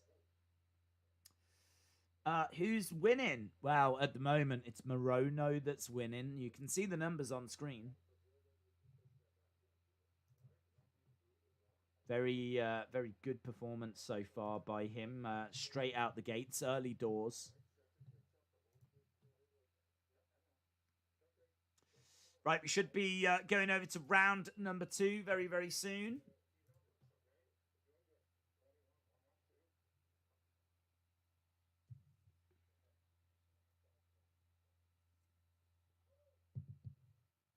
Okay, here we go.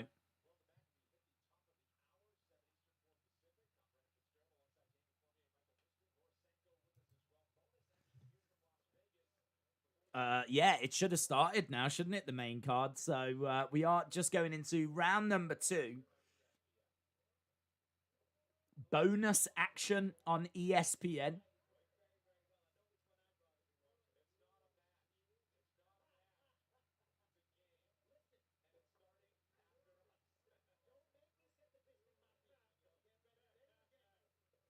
Something starting after, but I didn't catch what it is. Whatever was meant to start on ESPN has been delayed. They are sticking with this over on ESPN.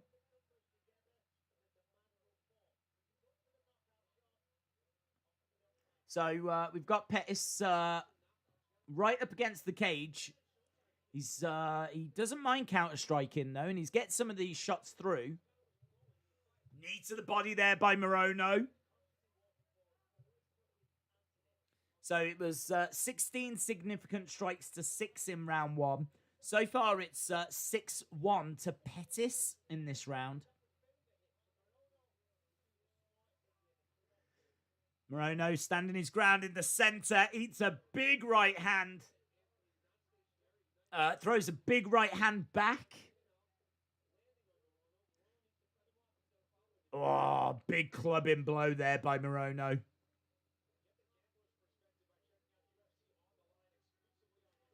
It's a firefight, man. These two are standing and banging in the center. It's fun.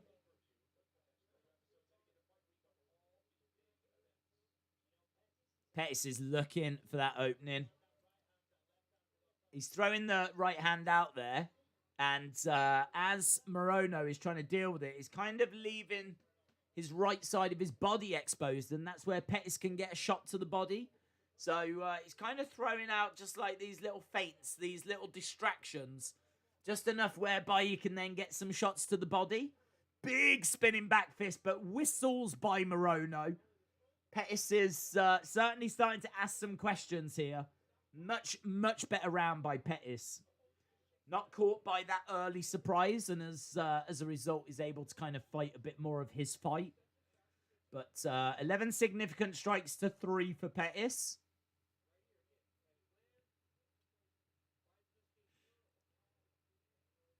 Big right hand and Pettis on the back foot.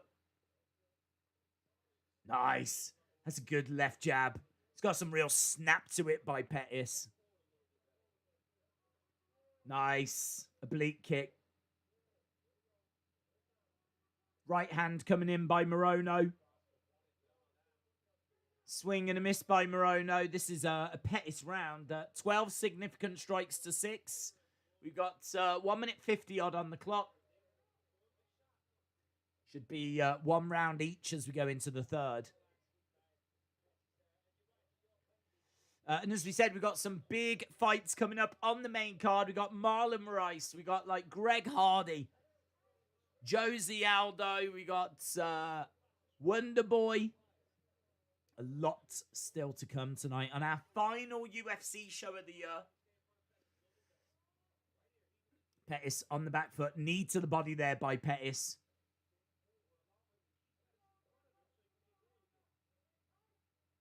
Again, still looking to work that oblique kick, but getting driven back by Morono. 15 significant strikes to 9 by Pettis.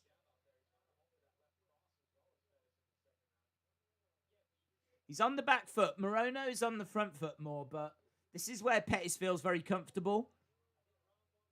Big overhand right. Nice right hand jab. 40 odd seconds on the clock.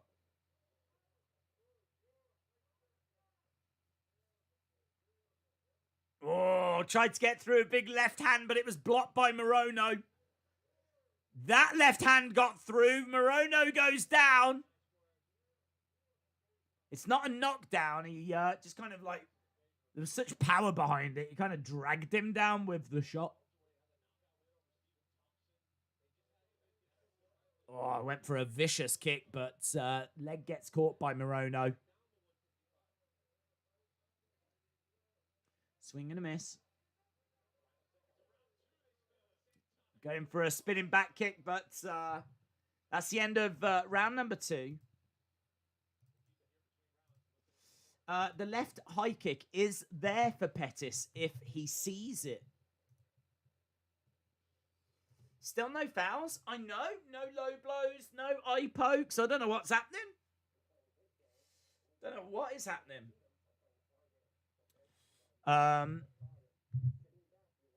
Not bad. Not bad fight this.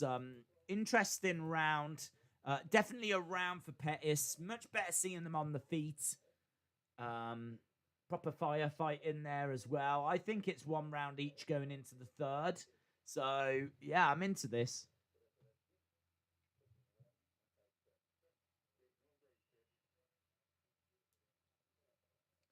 Okay, here we go.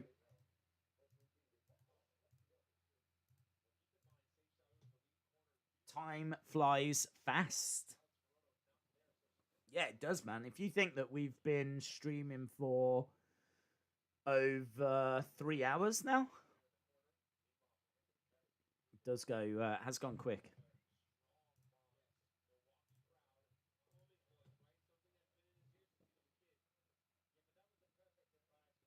Okay, we are back up and running. I can tell you, round 1, 16 significant strikes to 6 for Morono. 20 significant strikes to 13 for Pettis. And we are now going into the third round. I think it's 1 round each, as I said. You might have it different to me. I'm feeling pretty good for Pettis. Although saying that, Morono's just managed to grab him. Both guys are down.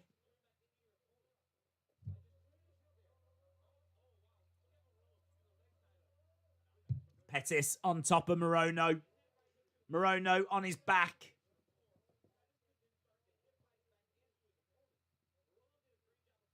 Morono did well. He took it to Pettis. He managed to get Pettis down, but it's Pettis that finds himself in control. It's Morono that's on his back with Pettis on top. Bisping says that he's got it dead even at the moment as well. So, really, with 3 minutes 40 to go, this is anyone's fight.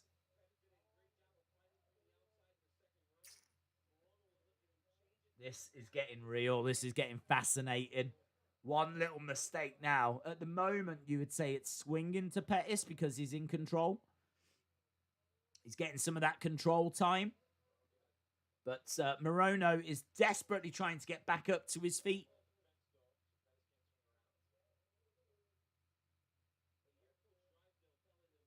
About 3 minutes to go. Snow Lion MMA has got it as 1-1. DraftKings has got Pettis at minus 700. What, right now? Interesting. He was minus 2 at the start, wasn't he? 200. Yeah, I think Morono did well at the start, but he definitely didn't get that second, and he's really struggling here. He's still down with Pettis on top of him, all over him. Pettis just not allowing Morono back to his feet. Nice strikes coming in. Being blocked by Morono.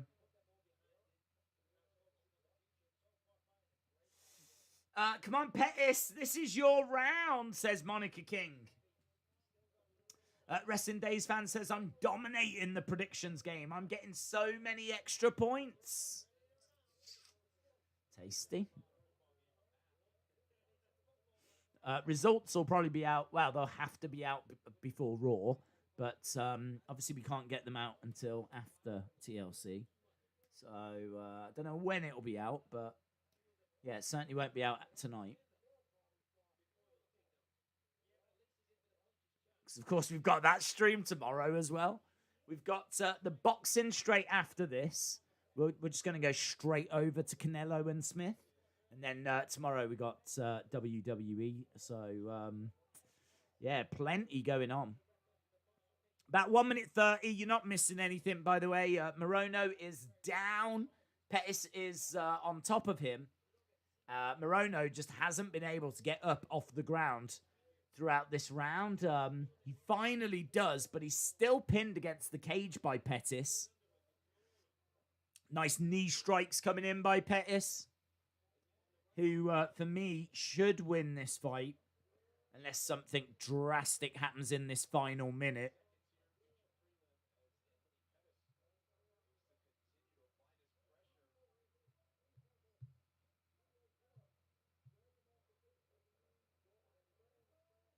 Forty-odd seconds, and the two do break apart. Right, Morono has got to find something now.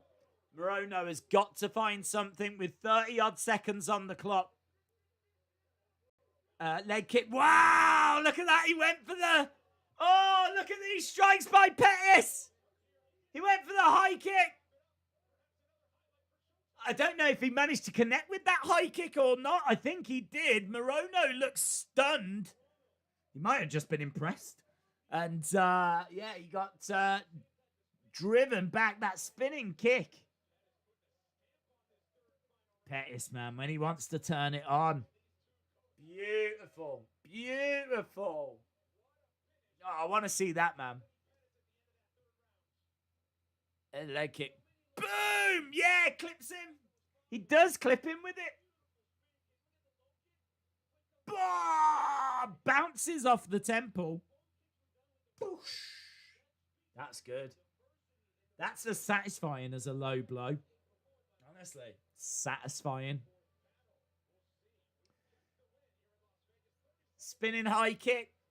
Bouncing off the temple of Morono. The old man has still got it. Yeah, man, that was cool. Monica says, let's go!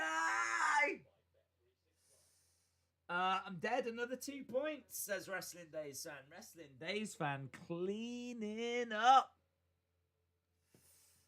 Danny Barnhouse 8-2. Austin says he thinks Pettis is going to win. William thinks Morono. Hey. Right. ESPN Plus. We are going over to the main card soon.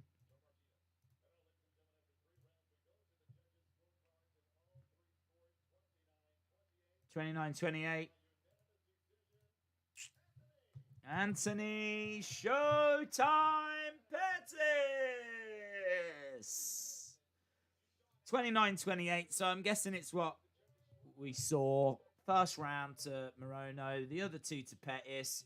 Showtime gets that sweet dub.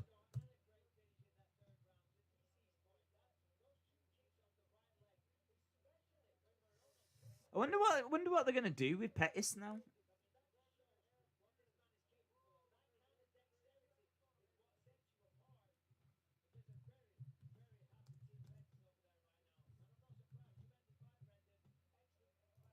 Pettis wins.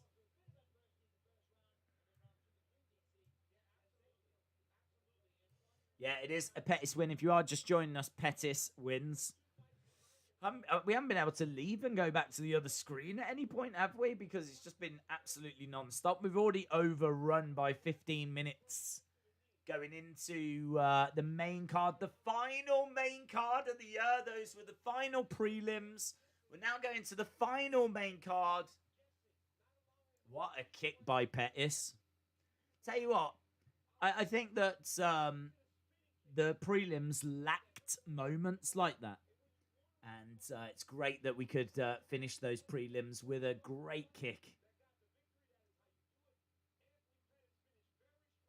There's a lot of ground control, wasn't there? There's been a lot of that. There's been a lot of groundwork on these prelims, which I don't mind. They're interviewing him. How have they got time to interview him?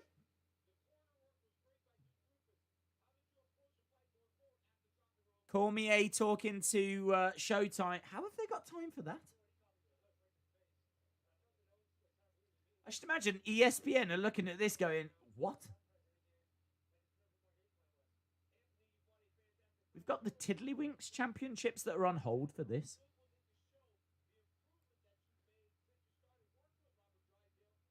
Tony Tiddle taking on William Winks.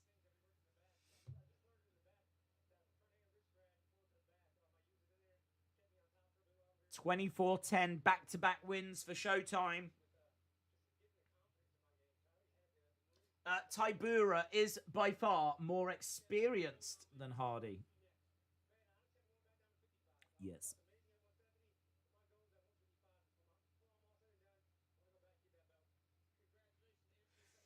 Pettis wants to go to 155 and try and get the belt.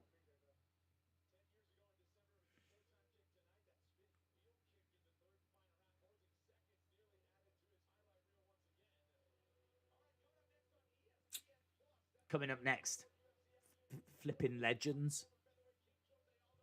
Jose Aldo. Jeff Nealman, a killer. A killer. Woo! We got some good stuff coming up.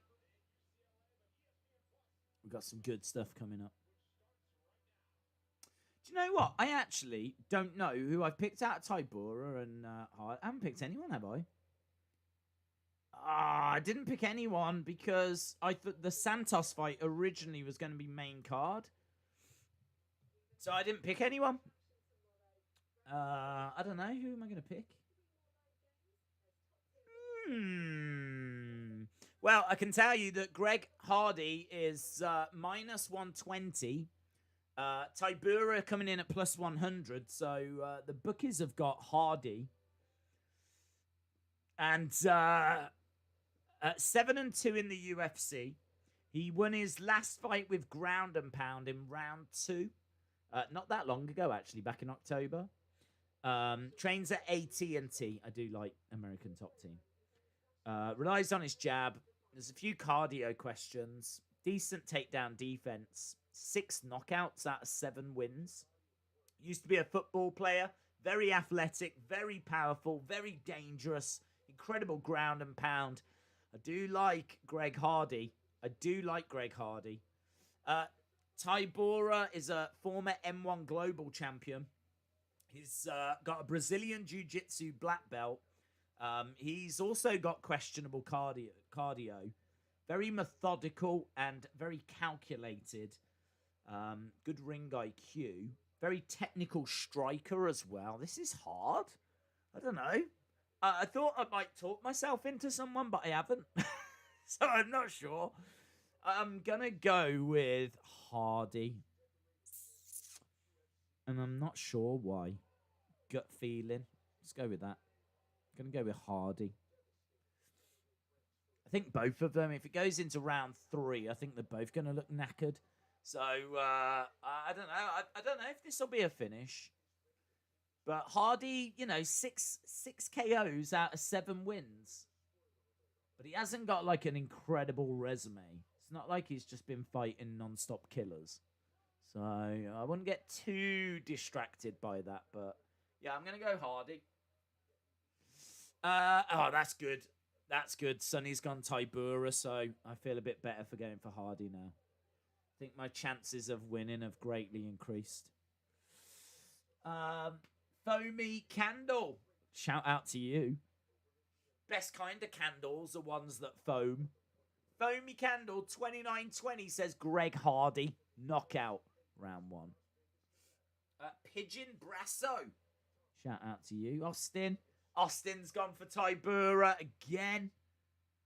That makes me pleased that I went for Greg Hardy. Wrestling Days fan has gone for Tybura. Yes! I have nailed this. Sonny says, what? It's a joke. Right, we are in Las Vegas. Well, I mean, I'm not. But they are.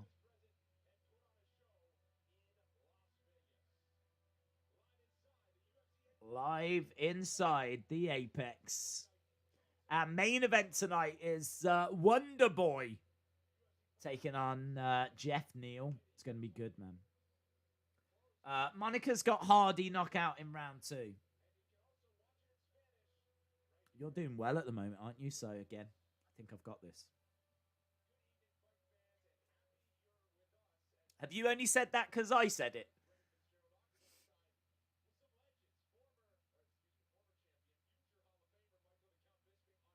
Bisping, Cormier. I've got Greg Hardy, says Crazy Ginger Jake Holden. Hardy Baby, says Colton. GC Plays HD asks, when is it starting? Well, it can't be that far off, can it? We're already, technically, we're already 20 minutes into this main show.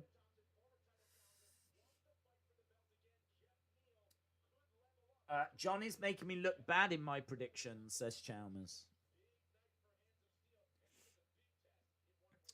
Wonderboy ranked 5th. Jeff Neal ranked 11th. As we said, ranked fighters everywhere. Anthony Pettis, who we just saw, was ranked. And Eubanks and Kianzad were both ranked as well. So we've already had like a few ranked fighters. I think wasn't Robertson ranked? Robertson was ranked, and there's loads of ranked fighters all over this card. So exciting. Sometimes we watch these fight nights and there's hardly any ranked fighters. It's just people making their UFC debuts. But tonight we've got top 15 fighters all over the place.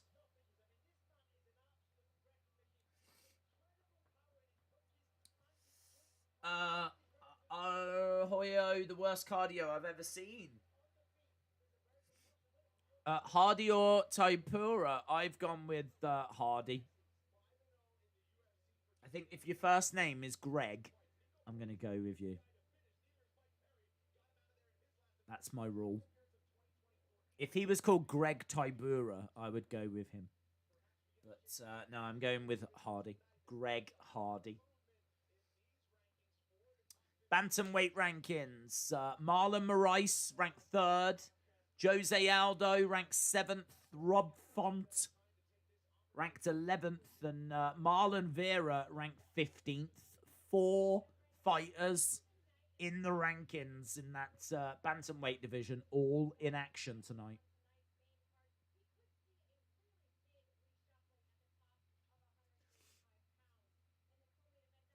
Is this Megan O'Leary wannabe?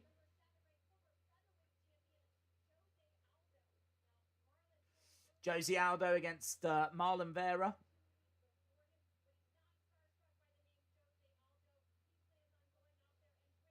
It's going to be good, man. That's going to be a good fight.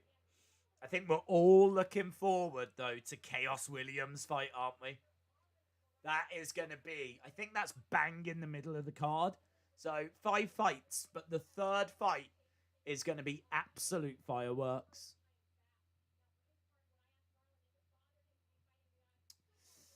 Tybura can win. Yeah, Tybura can win. Tybura, former M1 global champion, 3-0 in 2020. Really good footwork. Brazilian black belt jiu-jitsu. I mean, he's got loads going for him. So, yeah, of course he can win.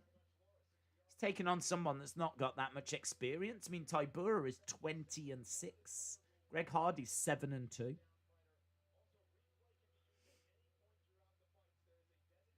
Tybura has won double the fights that Greg Hardy has had.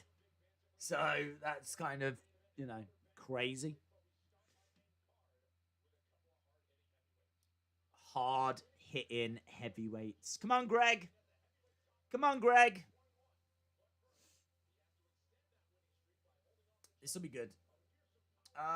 Foamy Candle says, I've got Aldo by decision. Sonny says, oh, just you guys wait. Someday I will be top and I will win in the predictions. Yeah, but Sonny, will we be alive when that happens? That's the question. Because there's no point you doing it when we've all passed away. Oh, shots fired. I'm just making it tasty. That's all I'm doing. Aldo has been on a slump since that loss to Connor, says that king. Andrew says Hardy all day. Manoj says go Vera. Ecuador rocks. Sonny Wolf, shout out to you. I believe in you. Right, we are just going to commercial break. If you are just joining us, if you are watching and just joining us, hit that subscribe. Make sure that you are permanently joining us. Join us forever. Because, of course, when we do, when the UFC come back, we will be back. I mean, we're here anyway, because we do wrestling. But, yeah, when it comes to UFC, we're back whenever they're back, which I think is the middle of January. So, yeah, kind of sucks that they're going away for a while, but how can you miss them if they never go away? Hey, that's how you got to think about it.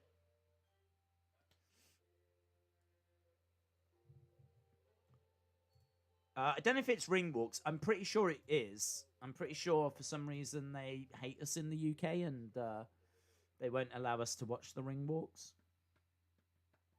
Aldo is going to win, says Timo Cruz. Tyson Fury versus Joshua in 2021. Yeah. I haven't seen anything announced for that. So they said that they were going to start work straight away on it. And they didn't think it would take too long to sort, but nothing's been announced yet.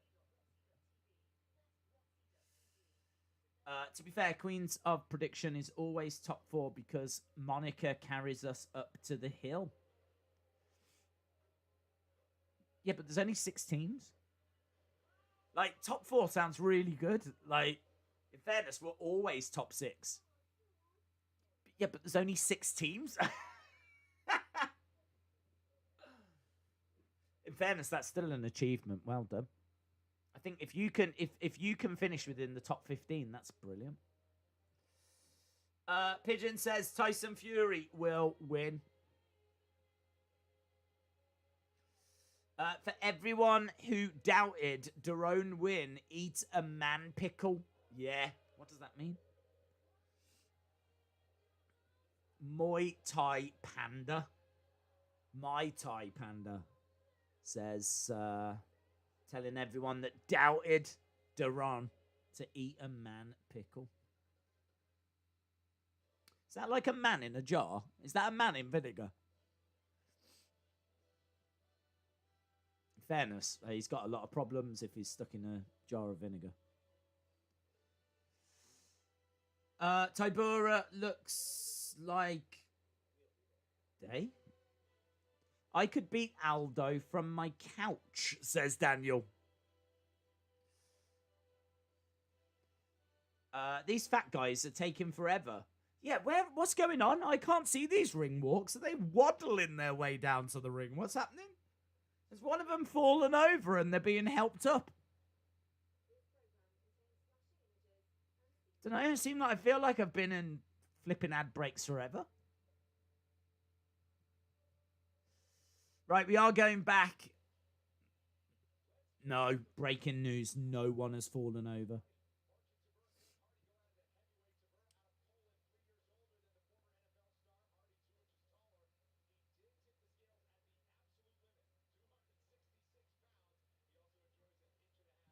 $266 he's come in at.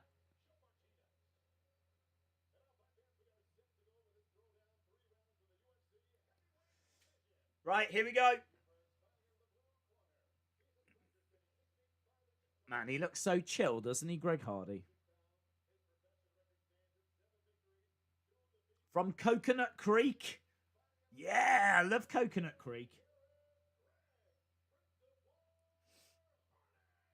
I've got Greg Hardy, man.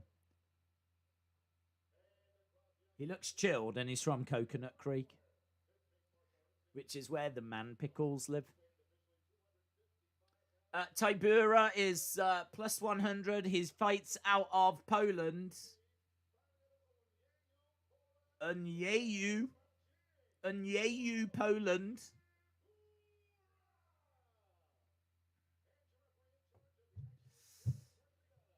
The big boys. I'm dominating the predictions game. Are you, though, Wrestling Days fan? Are you? Smile on the face of Tybura, and we are underway on this one. Hardy comes running out. Okay. Hardy in black shorts. Tybura in white. And we are underway. So, as we said, we got 5 fights. This is the start of our main card, the final main card of the year.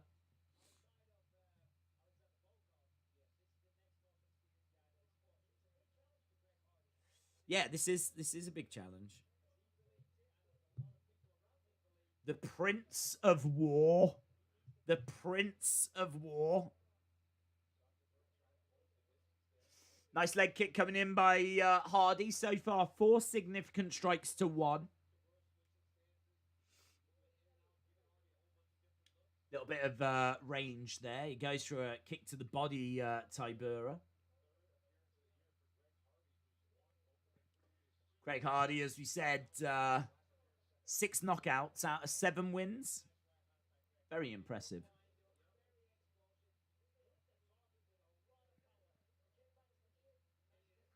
They both leg kick at the same time.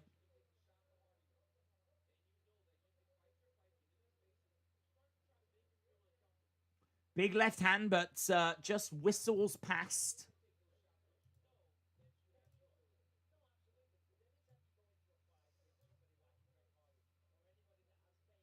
I once dated a woman that was more dangerous than Aldo.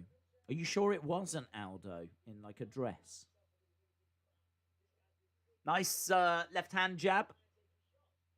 Did she have like a massive scar? Just asking.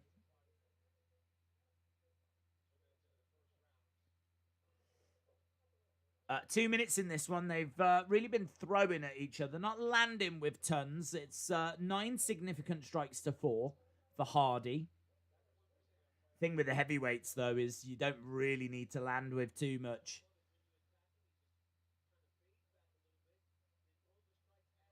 Nice leg kick. Big, big left shot there by Tybura.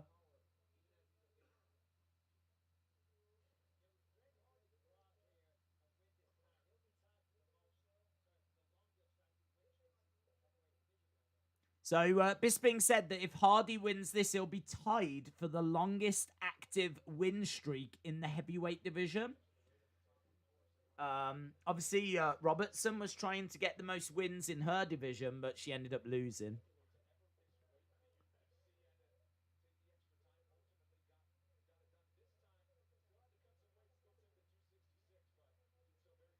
Less than 2 minutes left in this. Oh, lovely left hand! Lovely left hand by Hardy. Catches Tybura. Good work by Hardy. I knew I was right to go for him. Yes. Living my best life. Come on, Tybura, says Akbar. Hayden says, one day I will top the predictions board. I would be happy and it would be an exciting moment.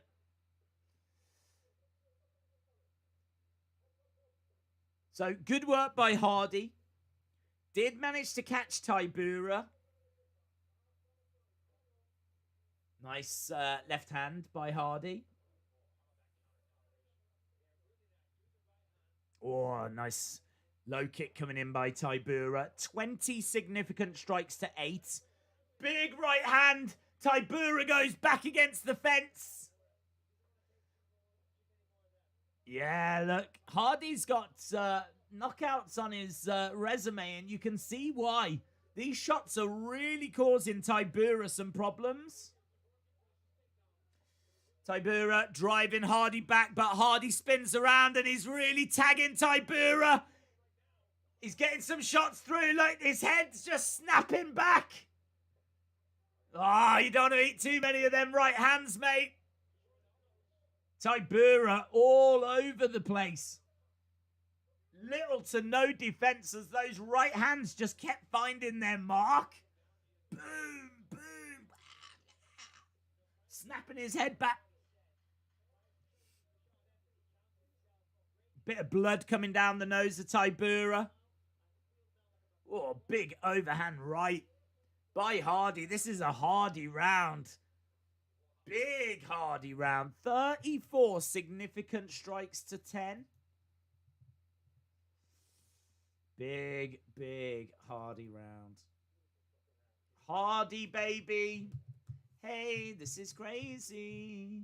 Here's my number. Hardy, baby.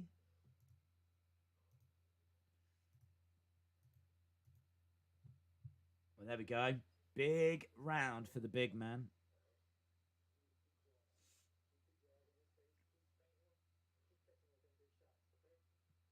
That's really good advice to Hardy. Keep catching him with those big shots. You know them big shots that are causing trouble? Keep doing that. You haven't got to go crazy. Just keep doing what you're doing. Keep hitting him with them big shots. You know the big, not the little ones. Not the little ones, or the ones that you miss with. Don't do them anymore. The big ones. Keep doing them. That is quality advice. Yeah, it was. Yeah, those right hands. I don't know how he kept finding the mark. They just kept getting through. So the words of encouragement ringing in the ears of Hardy. Very good. I tell you what, Hardy showing that he is a bit of a problem here. I do think someone like, you know, Stipe, once you start getting Ngannou, once you start getting right up the top of that card, I think there's people that would be able to deal with Greg Hardy, but I don't know that Tybura can.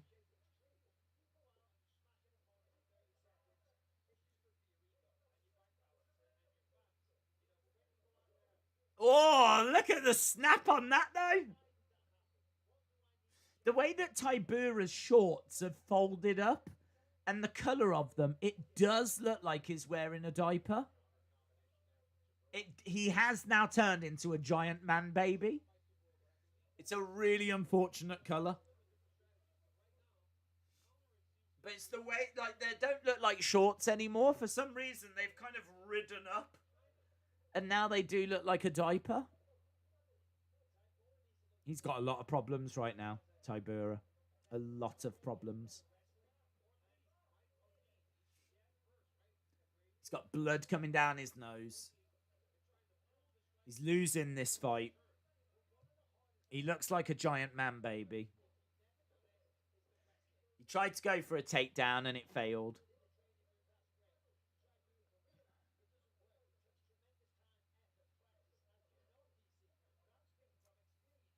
He's standing in the center. Throwing a big left hand. The stats are glitching. They are. They are. That's not my fault. Blame Dana. Hardy looks cool, man. Hardy's shorts look awesome. Black shorts, red lettering. Looks really cool. And then you've just got flipping man baby wandering around after him. Conor McGregor returns. Another advert for that. They're still swinging away here. It's 9 strikes to 5. Tybura doing better in this round.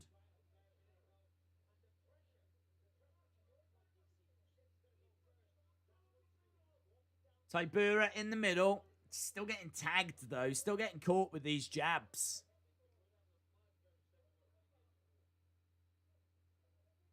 Swing and a miss by Hardy.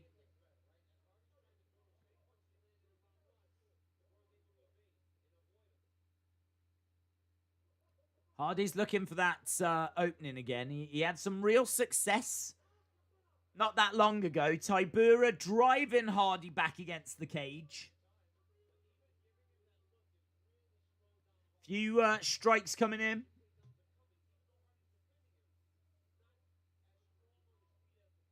Nice takedown by Tybura. This is a better round for Tybura. He's got a takedown and he's 13 significant strikes to 6. But he got a minute and a half. So excellent work from the toddler.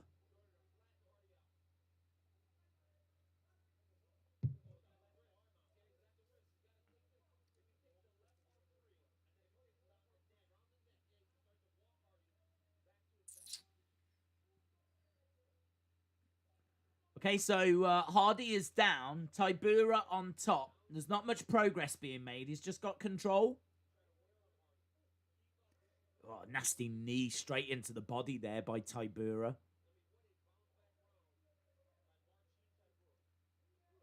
Nice strike to the side of the head and a few hammer fists coming down. Hardy covering up. I tell you what, the ref's going to jump in unless Hardy does something. Ground and pound coming in. Hardy's got to offer something back, and I'm sure the ref's saying that. You got to do something. You got to do something. Hardy, you got to do something. The ref stops it. Tybura wins. Man baby wins. An extra bottle of milk for that man baby. Give him his pacifier. An extra playing of Baby Shark for him tonight. Tybura, da da da da da, Tybura, da da da da da, Tybura, da da da da da, Tybura, Tybura, da da da da da, Tybura, da da da da da, Tybura, da da da da da, Tybura. There we go, Tybura. I knew he would win. I knew it.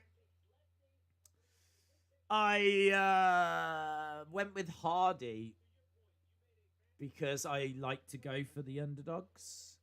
And but secretly, I knew that Tybura was going to get that done. And here we are. Look. Marcin Tybura stops Greg Hardy. Unbelievable scenes. Sonny, I know, mate. Well done.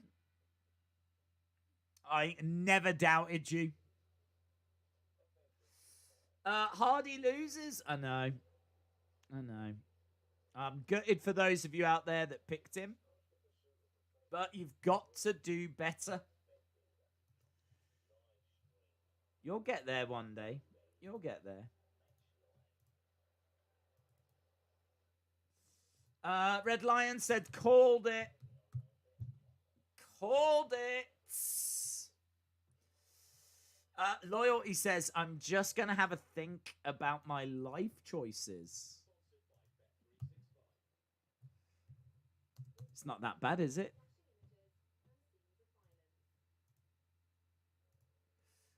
Marlon Moraes coming up next. Should be fun. The fight after it will be really fun. Go Army. Hardy loses. Damn it. Wrestling Days fan says, I'm too legendary. I'm dominating.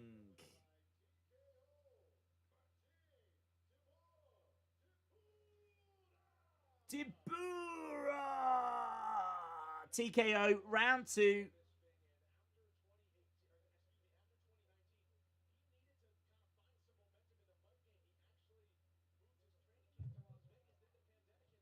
Well, there we go.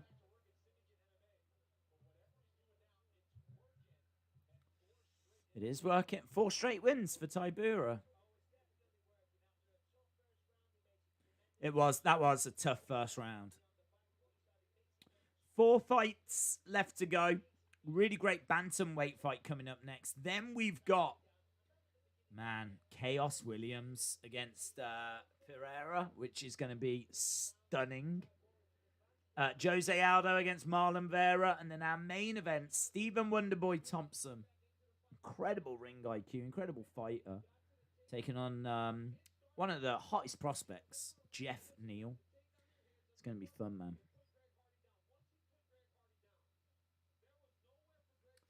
I've got Fonts because I think Moraes has bad cardio and he didn't heal from his last KO.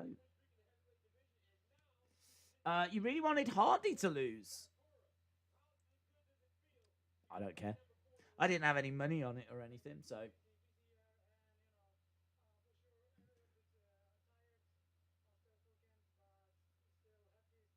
Tibura said he's tired after a full camp.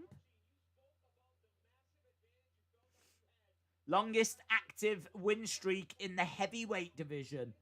Tibura has...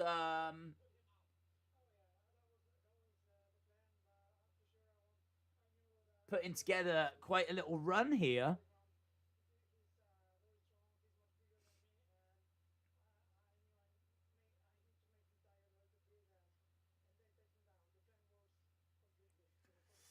Des, hope you're good. Great card, great stream. Ozzy, shout out to you, sir. Just a shame it's the last card, isn't it? Yes, who do you want to see next?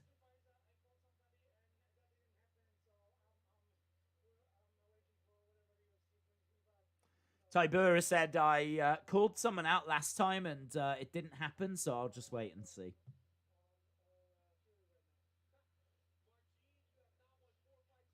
You should have called out Cormier. He should have said, I want you, Daniel Cormier.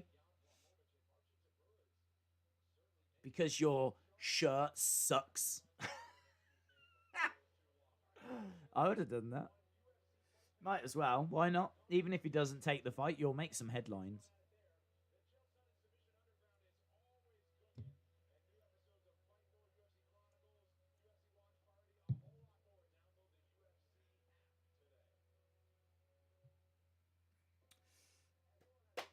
I've got Moraes round 1. I've got Marlon Moraes. I don't feel brilliant about it.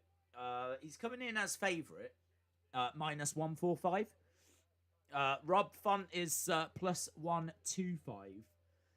Maurice is 32. Font is 33. So there's nothing really on age. Marlon Moraes, 23 wins, 7 defeats. Rob Font, 17 wins, 4 defeats. Moraes is dangerous. He's very dangerous early in particular. Striker, huge power. Has taken quite a bit of damage, and there are some chin questions. He's got the ground advantage. Should have enough to get the win, but he can tire. Doesn't tend to lose first rounds, as we said. Very dangerous early, quite fast as well. Little bit low volume, so something to be aware of. I think the longer the fight goes, the more it swings to Rob Font. But yeah, Rob Font, a technical striker, will be in trouble if it goes to the ground. Doesn't really check leg kicks. Works bodies well. Has landed, tends to land 5.1 significant strikes every minute. He is the better boxer as well, so it's really interesting. Not easy to call. Both guys have got strengths and weaknesses, but I'm going with Marlon Moraes for this one. Marlon Moraes. Another view says Moraes had better win. Otherwise, he might be one of Dana's cuts. Good point. That's a good point. Apparently there's like 60 odd people going, isn't there? So someone's got to be cut. I mean, Jose Aldo? What happens if Jose Aldo loses? Don't know. You got to fear for these legends, haven't you? Well, I do. I fear for them. Tybura was plus 550 on first round, says Mr. Nostalgia. I like that name. That's cool. Who's that Megan Levy copycat? Don't know. Brian says Stephen Thompson is 37. I'm surprised. Do you use Odds Checker or a similar site to check the bet market? I don't. But I mean, I just tend to get it from UFC as to what the Vegas odds are at that point. But they're always a little bit different come fight time. But no, you can find better odds. Right, we are just at commercial break. When we go back, we should be going back to our next fight. I'm hoping this doesn't overrun too much, because I don't want it running into the fight. Although, I do think we should be all right when it comes to Canelo. If you are just joining us, or you have joined us quite late, we are going to be sticking around for Canelo against Smith. We have got one eye on that as well. Well, more than one eye. We'll have 2 eyes on it. Moraes had better win or cut him because I'm getting tired of this, says Timo Cruz. Mr. Nostalgia says Tybura by TKO was so easy. Kaylee says she's not going to be on the Christmas night stream because she's having family dinner.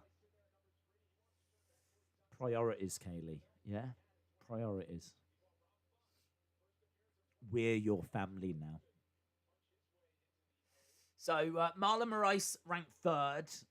Rob Font ranked 11th. Obviously, the champion, Peter Yan.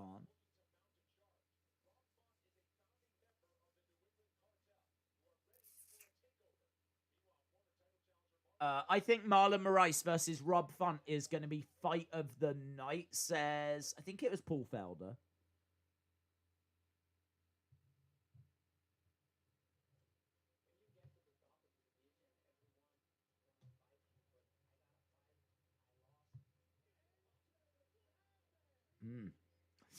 What fight do you think was the best till now? What, tonight?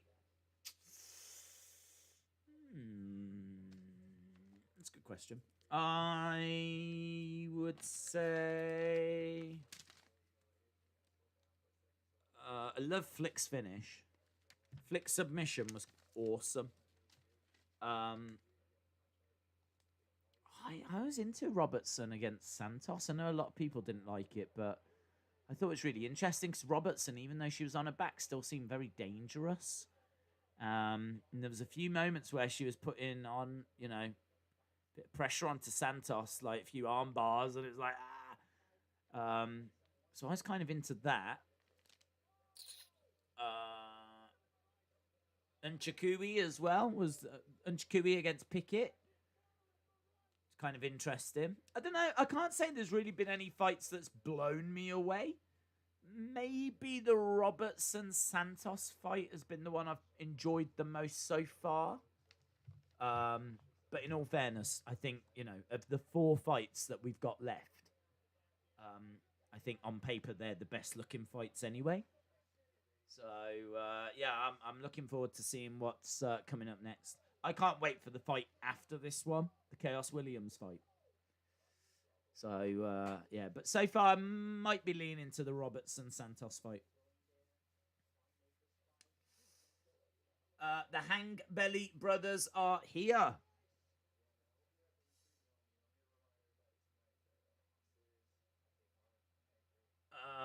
Well, we need to wait and see, don't we, Wrestling Days fans? There's still a long way to go in this. Still a long way to go. Ends early, thank God. We can get some sleep for once, says Timo Cruz.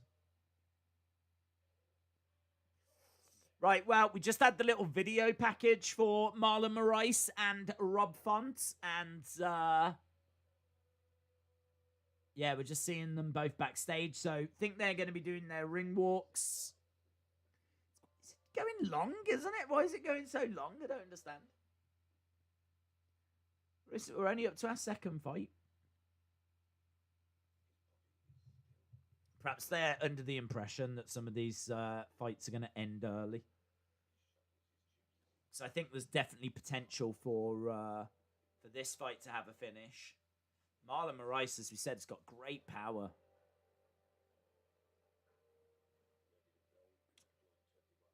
I thought the main card started at 1. No, my friend.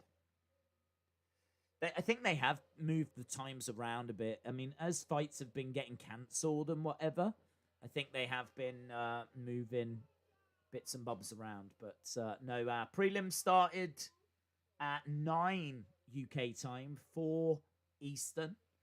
And main card started 55 minutes ago. Well, was meant to. It actually ran a bit late, but... So we are sticking around until this finishes. As soon as this finishes, we're going to change the thumbnail. We're going to change the title. And we're going to become a brand new stream. We're going to go undercover.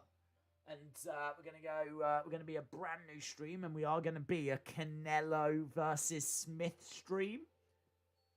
And we're just going to appear out of nowhere. It's going to be such a surprise to the boxing community. And such a loss to the UFC community.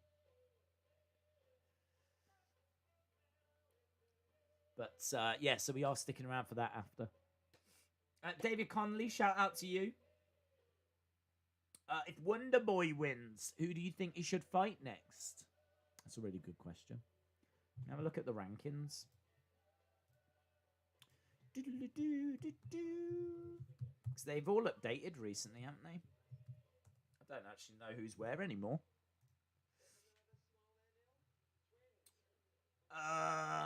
Let's have a look and see. Stephen Thompson's 5th. Jeff Neal's 11th. If Thompson wins, such an interesting division, isn't it? I mean, Usman against Burns is next. Leon Edwards is facing Chimaev, so you can't do that. It'd have to be Covington or Masvidal.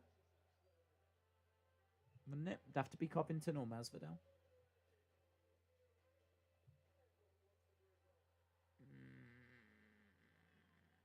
don't know, unless there's another fight that you think jumps out.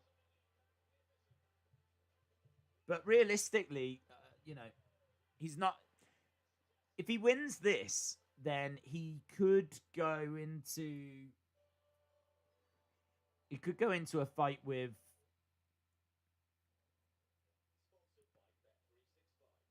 I mean, Masvidal's just had a title opportunity. So, winner of this against the winner of Leon Edwards and Chimaev. I mean, look, if Khamzat beats Leon Edwards, he's just beaten the third ranked fighter in the welterweight division. I don't think it's unrealistic to then say, okay, if you can beat Stephen Thompson, you can then have a title opportunity. I don't think that's that out there. I agree it's out there, but I don't know if it's that out there. So maybe the winner of Stephen Thompson against Jeff Neal goes on to face the winner of Leon Edwards and Khamzat. And then the winner of that obviously gets the title shot. Because we already know that it's Gilbert Burns against Usman, so... And that fight is early next year. So I think we could decide who the next challenger will be. I'm not sure it matters, because I don't think anyone's getting the title off Usman. I mean, the end result is Usman remains champion. So...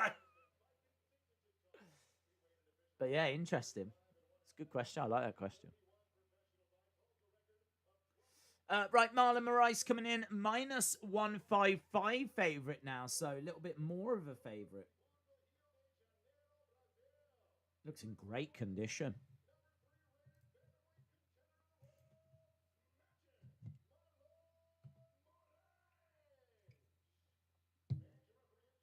Right, here we go. Mark Goddard is our ref for this one. A lot of excitement for this.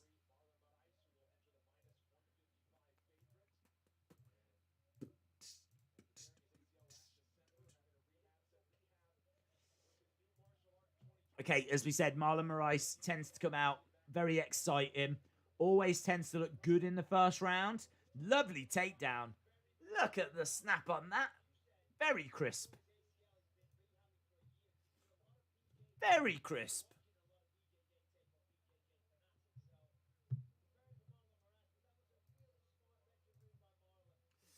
Let's go, Moraes, says David Connolly. Wrestling Days fan says, I really don't like Usman. His fights are so boring. He gets them dubs, though, doesn't he? He's a dub collector. He's a dub master. Look how shredded Marlon Moraes is.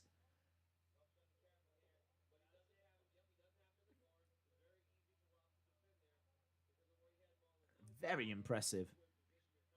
Well, he's down on the ground and he's up against the cage at the moment. Font doing some good work. Lovely knee strike coming in there. Marlon Moraes picking up, slamming down Font. So, yeah, Marlon Moraes in control. That's 2 takedowns for Marlon Moraes.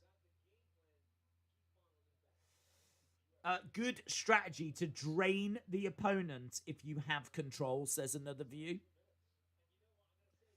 Deleted says, I hope Vera becomes champ.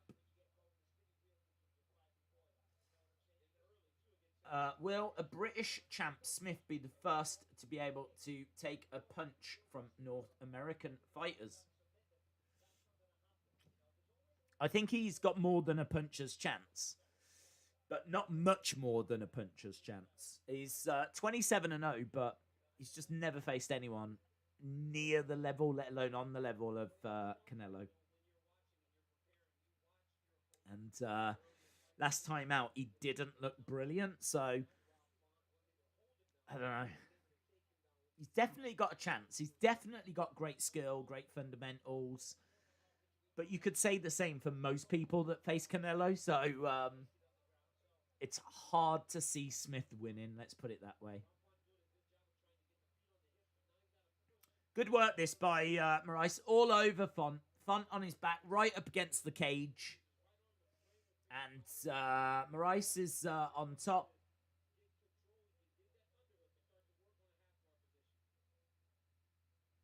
Rice is dominating this at the moment, doing really well. Yes! Holloway against Cater. Holloway against Calvin Cater. So UFC returns January 16th. Max Holloway in the main event. It's a tasty way to return, isn't it? Lovely kick to the body there by Marlon Moraes. Nice left hand by Marlon Moraes. Oh, it's a bit of a firefight now. Now they're throwing. This is good. Oh, Font really getting through. Lovely combo strikes. Ah, Moraes stumbles back. He gets clipped. He goes down. He's unloading. Font all over Marlon Moraes. The ref's having a look. He's having to weather a storm, but he's not gone out yet. Is he out? Ah! Font wins. Font wins. Wow.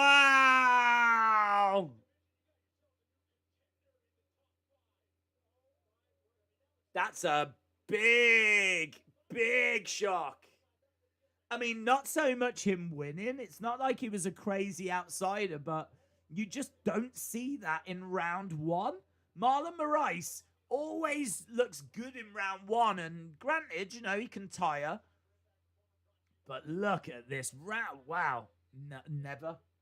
If anyone had said they'd put money on Font winning in round one, I'd be like, well, kiss that money goodbye. But no, you wouldn't be kissing it but goodbye. You'd be welcoming it back with even more money. Madness.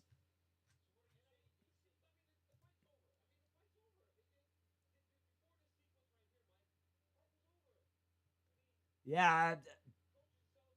DC doesn't like the stoppage. He's saying it was late.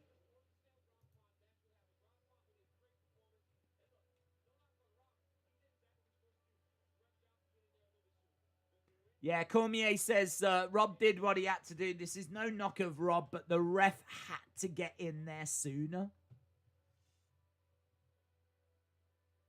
That's a big win, man. That is a huge win for Rob Font. That he's now my favorite font. If ever I'm going to use a font, if ever I need to type out some text, I'm going to use the Rob font because he's a winner. He is a winner. And I only deal with fonts that are winners. No more Comic Sans. Forget it. I'm all about that sweet Rob font. Rob said, here is your bed, sir, says Loyalty. Out of nowhere. His boxing skills are amazing. Yeah, it was crazy, man. It was really good, wasn't it? Moraes' chin is suspect. Touch it, and it is over. You did call it, in all fairness. You did call it. I've not seen Moxley's cage fighter film, Matt, no. Watching Moxley in a cage fighting film doesn't I can't get my head around it.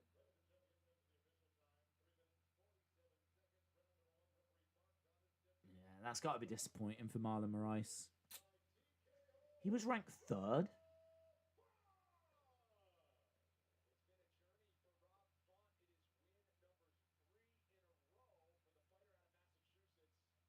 Win number 3 for Rob Font.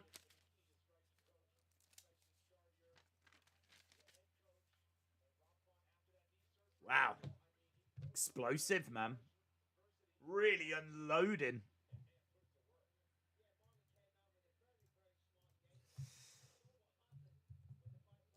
Rob Font winning that one. And maybe fight of the night next. Maybe fight of the night next.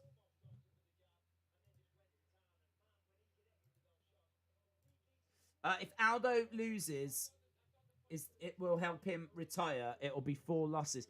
It would be 4 losses, but incredible people that he's fought. I mean, those losses against people like Volkanovski and, do you know what I mean? Just like big names. Can I just say as well, no low blows. No, not one low blow. Not one eye poke.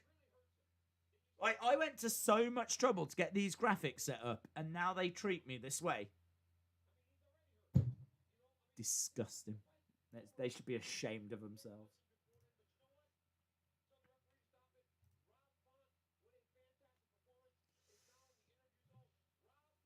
Here we go. Cormier interviewing Rob Font. It's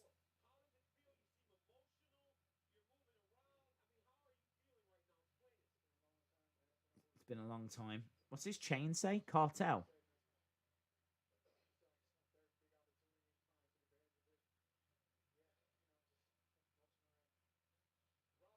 He is quite emotional.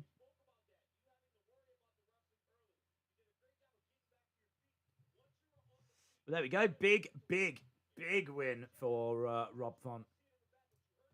There's going to be a few people that won't have seen Pereira before, who I think are just going to be discovering their new favourite fighter soon. Can't wait for this next one. Really cannot wait. He is a human highlight reel. Taking on Chaos Williams. So, yeah, this next one is going to be absolute fireworks.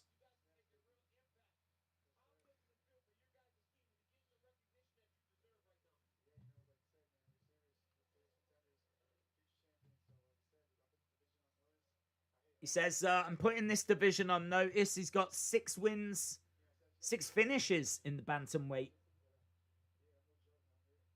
division. He's not a great promo, is he? He's not a great talker. He's just like, yeah, I'm here, yeah. I've put the division on notice, yeah. Yeah, like I said, man, I'm here. In fairness, he does his talking with his fists, doesn't he? So, do you know what I mean?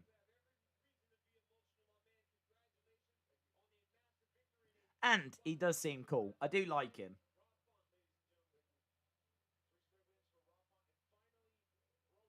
Yeah, look, man, he seems really emotional now he's walked away. He was just like wiping his eyes.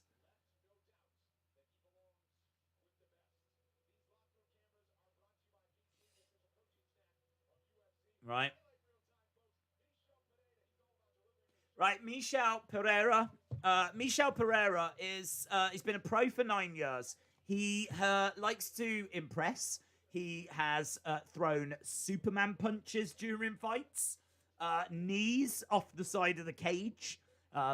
Dana White calls it beautiful violence. He is a great all-round fighter. His path to victory is trying to get the fight to the ground. He's got 12 first-round finishes of his 24 wins.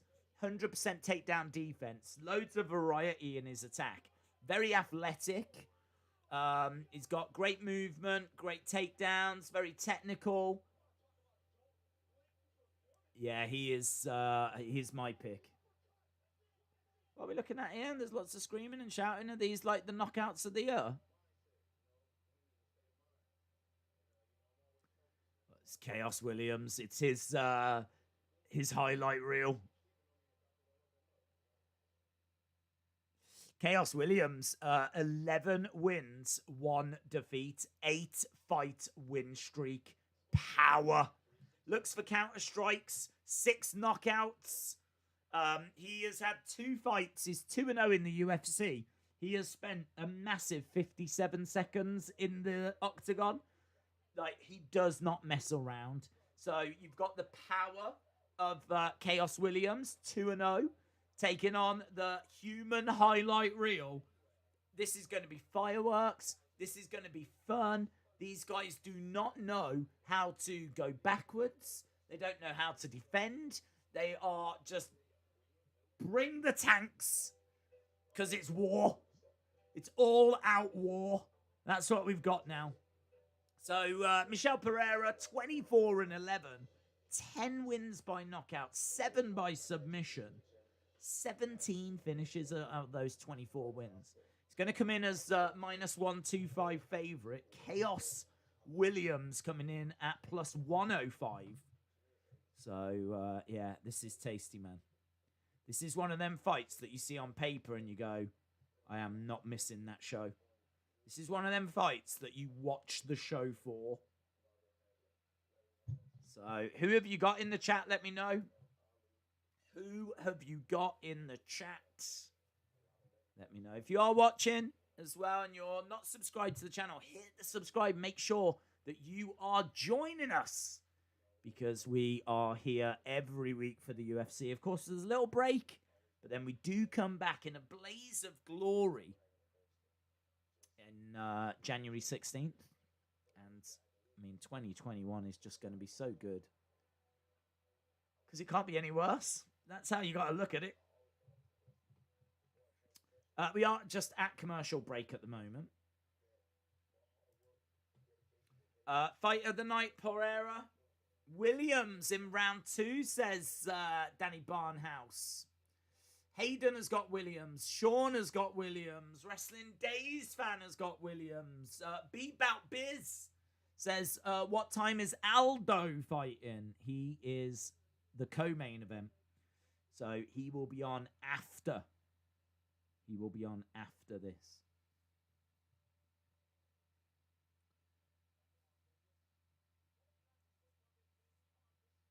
Right, we are about to go over to our next fight. We've just come back from the commercial break.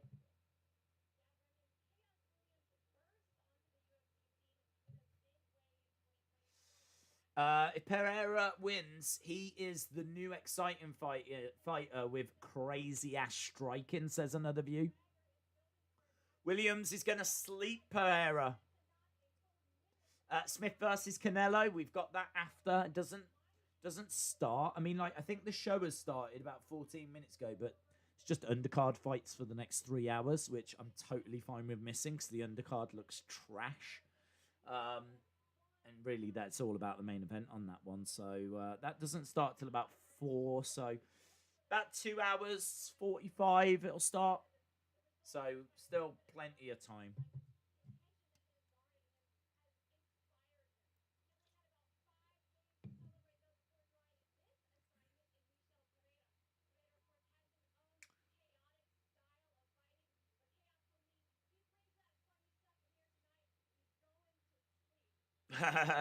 Chaos Williams says that if Pereira brings that funny stuff in here, then he will put him to sleep. I mean, look, there was a bit of funny stuff at the face-to-face yesterday. Look at these. Honestly, absolutely ripped.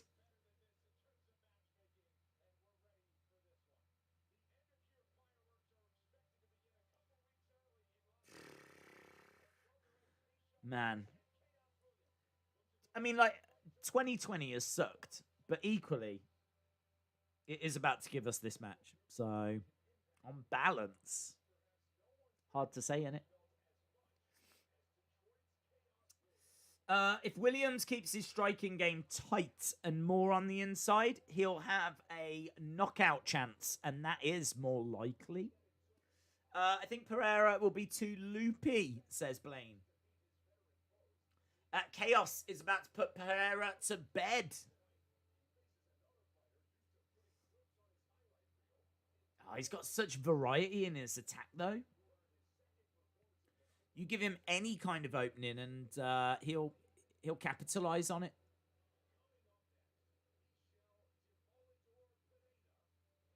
Demolidor against the Ox Fighter. Wasn't Demolidor in, like, Harry Potter? I'm sure he was in Harry Potter. Wasn't he Harry Potter's friend? Was Harry Potter friends with Michelle Pereira? Maybe that's how he's able to do some of these things. Magic. He uses magic. Pereira better not bring that funny stuff. Chaos Williams for the win, says David Connolly. Pereira training with Walker. I hope it makes a big change to his style, says Pat. Crazy Ginger Jake Holden says, I got Chaos. Pereira is a wild beast. What, like an ox? Do you think he's like an ox? Because he is taking on the Ox Fighter. Demolidor against the Ox Fighter. Here's some numbers for you on screen. So, Chaos Williams has got a knockdown average of 33 every 15 minutes. Wow! He knocks people down 33 times. 33.33 times every 15 minutes. I mean, I don't know if that's true. Part of me thinks that that's probably an error. But it's on the UFC website. I mean, in all fairness, average fight time of 27 seconds. You would also think that was an error, but it's not. Like, that is his average fight time in the UFC. 27 seconds. So, that's kind of crazy, isn't it? So, does that mean that he would knock people down 33 times in 15 minutes? Is that how they've worked it out? Is that what it means? Perhaps it's not an error. Perhaps they've just done some hardcore maths.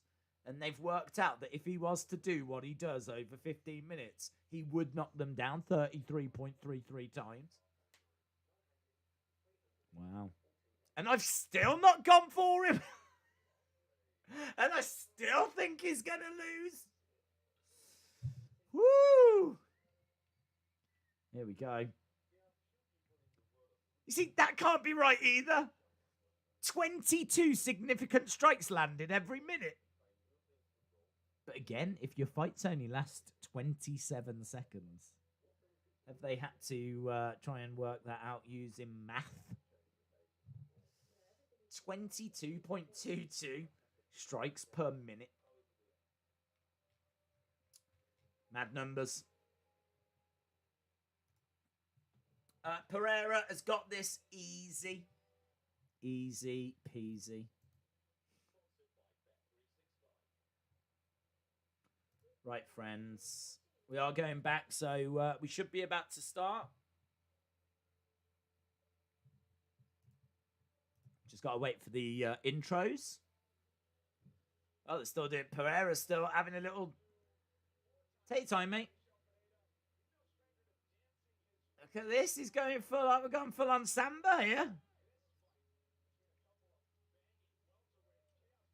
Chaos Williams. Chaos Williams is not impressed. Chaos Williams, look at his face! Ah! Pereira was giving it all this, and they just cut to Chaos Williams, who's in the octagon like, oh, if looks could kill, man. If looks could kill. Oh, I tell you what, he's not looking for 27. He's looking for 2.7 seconds, isn't he? Look at him. He wants to put this clown away. Pereira making his way down, dancing his way down. Chaos Williams staring at him. Find someone that looks at you with the passion and intensity that Chaos Williams looks at Pereira. Well, actually don't, because you'd be living a terrifying life. But he's still dancing. Oh, read the room, would you? Read the room. You're upsetting people. I don't think he cares, in all fairness. I think in his mind, that's his room.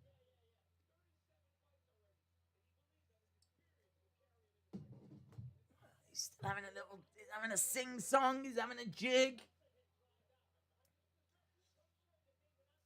I'm not sure this is going to go long.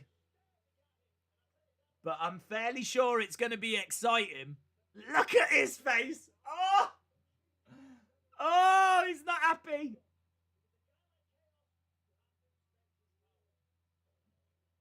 Chaos. I'm scared for Pereira. The fans' main event. This is so good. Williams tearing Pereira. He is dancing as well. Chaos Williams isn't dancing. There's literally no movement from Chaos Williams. Apart from the daggers that he's throwing. This should be... Oh, look at that. Look at that face. He hasn't stopped staring at him. Chaos Williams coming in as favourite now. Oh, I'll tell you what. The odds on this have completely swung from about 48 hours ago. There we go. The Ox fighter. Oh, a bit of dirty luck coming back now from Pereira. Pereira is minus 105 underdog now. Oh, he's brought that silly... Oh, he's brought the nonsense. Pereira Rooney.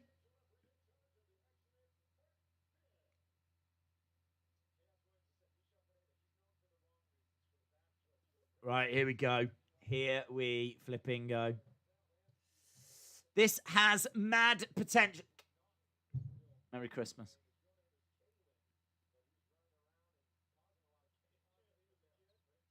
Okay, here we go. 27 seconds. They do touch gloves, which I'm really surprised at.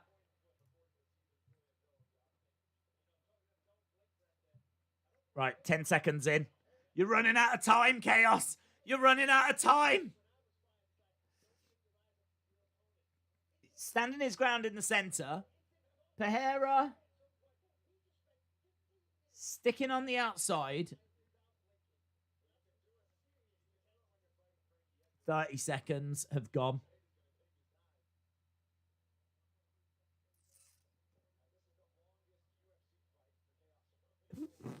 It's already the longest Chaos Williams fight. How's his cardio going to hold up as we approach the end of the first minute? Yeah, Pereira, I mean, he is huge. Ripped. Williams standing his ground. Pereira not wanting to get too close. I think he's very respectful of the power that Pereira possesses and that Williams possesses. They're kind of standing off each other a little bit. Ooh, Williams charging forward. The fight hasn't got going yet. I mean, when it does.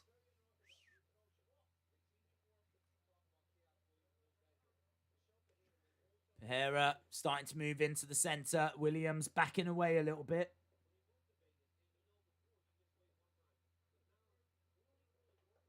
Ooh. Couple of leg kicks exchanged. Almost 2 minutes into this. I mean, it's not the fireworks I was hoping for, but it is clever by Williams. He's not risking anything. He's not raced in and got caught, so it's kind of showing that he's got a few other strings to his bow. You got to respect that. Into the clinch. Knee strike to the body there by Pereira.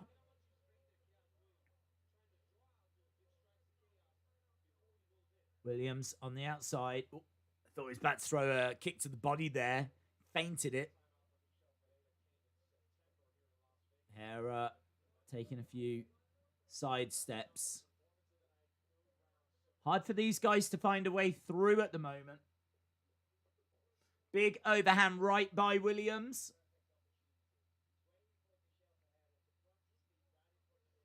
Oh, nice. Went for a kick to the body and a big right hand by Williams. So Pereira went for a body kick.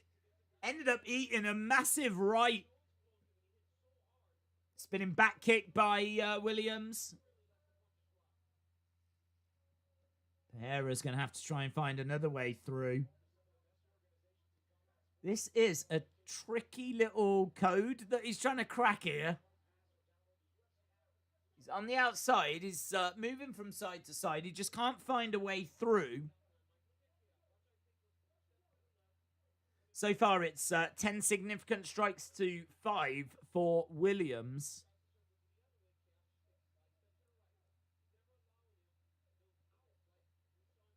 Kick by Williams, but just falls short. Oh, again, exactly the same kick to the body. And Williams counters with a big right hand. Those look nasty. Those shots look nasty. Both guys in the center. Kick to the body by Williams. Got just over 40 seconds to go. He goes for a low kick, but Pereira moves out the way. There's oh, lovely right hand by Pereira into the clinch. Knee to the body, so Pereira does get a little bit of damage through. Really struggling to get anything connecting onto Williams, so that was a good little moment for him, but he's still losing the round. Just under 20 seconds to go.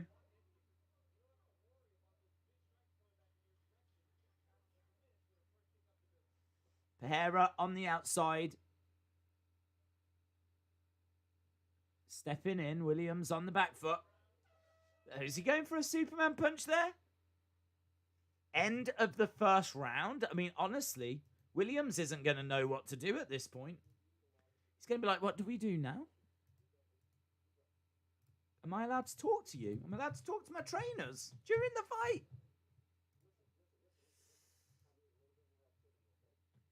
Yeah, that's a Williams round. 15 to 7.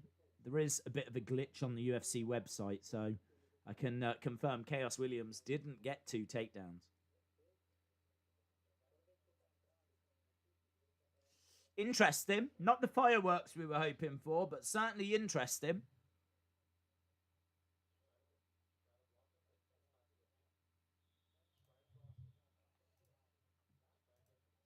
Right. Should be going back to the action.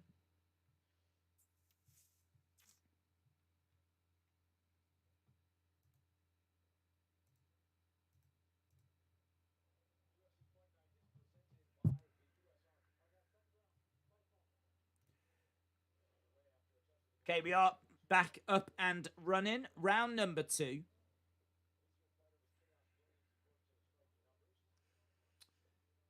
Again, Pereira struggling to find a way through, lunging forward. I like how he shot forward at an angle there to fire in a left-hand jab. Williams getting a few shots and driving Pereira back. Nice low kick by Williams.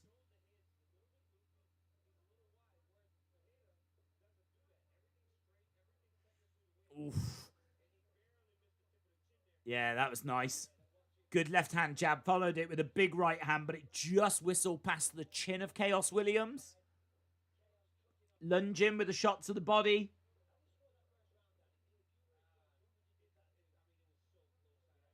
It was close, that first round.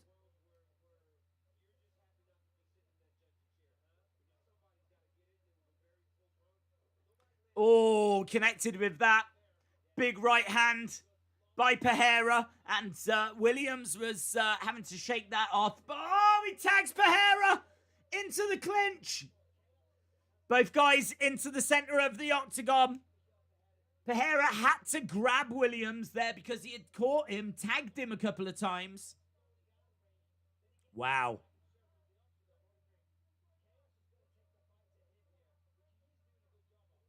Knee strikes coming in by Williams. He's got Pereira up against the side of the cage.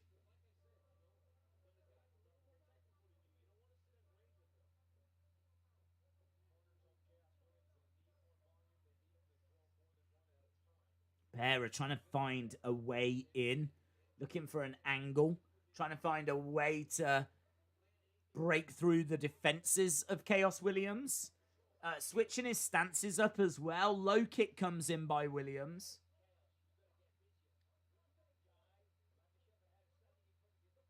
Yeah, again, like, constantly switching stances, but it's still not giving him the openings that he wants.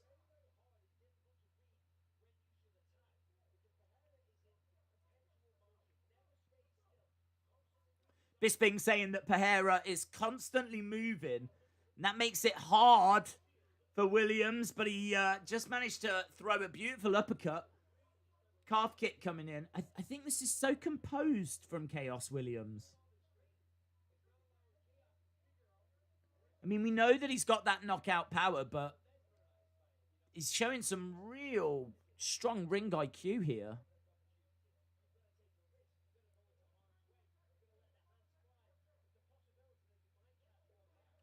Nice jab coming in by Pereira.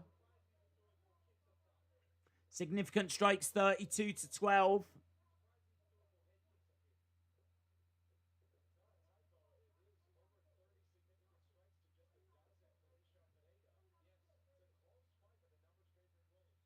Yeah. I think Chaos is just landing his shots. I think that's the difference. I think Pereira is coming in with shots, but he's just not getting them to connect. We've got 1 minute 30 of round 2. I'm not sure this is going the way that people thought. Nice left-hand jab.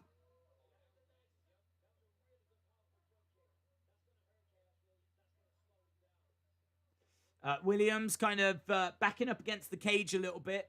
Pereira a bit more on the front foot now.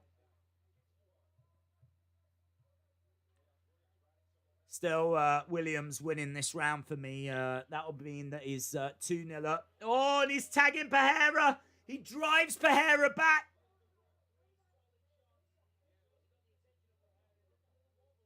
Yeah, Pereira did look a bit wobbled.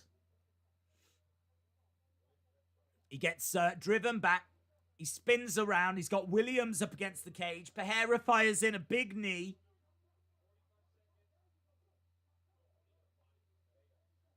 Yeah, these knees are nasty. This is setting up a juicy third and final round. Williams spins it around. It's Williams that's in control now.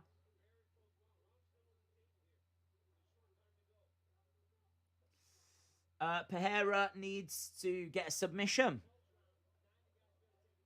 Big right hand by Pereira. He swings again and misses, and he looks for a rear naked choke. Oh, he's got no time. Oh. I don't think he had that choke on. I think it was more on the chin, but man, when he squeezes, and that didn't look comfortable in the slightest. That did not look comfortable in the slightest.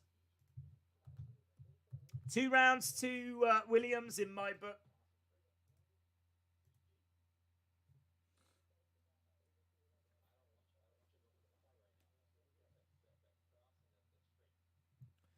Right, we are about to go into the third and final round on this one. I'm not sure we expected to go to a third round in this fight, but here we are. Very interesting. Didn't really expect this from Chaos Williams, but really good ring IQ from him. Really showing, you know, that he's got a really good understanding of what's required. He's winning this fight. Rather than going in there and just fighting fire with fire, you know, he's been a bit more thoughtful. Really managed to keep Pereira at bay. He's managed to get his shots through. He's landed more. Round 1 was 15-7. Round 2 was 24-17. But both rounds go into Williams in regards to significant strikes. Pereira's at the point now where I think he's going to need a finish. He definitely needs to win this round. Definitely needs to win this round.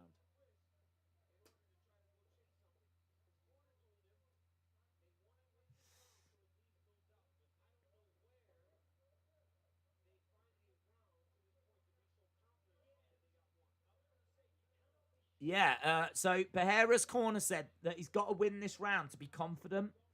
But Cormier is saying, where do they think they won the other round?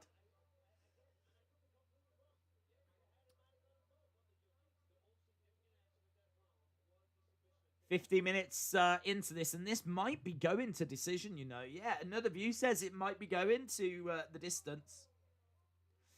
He could take it with the dominant third, says Blaine. Well, we're under 4 minutes here.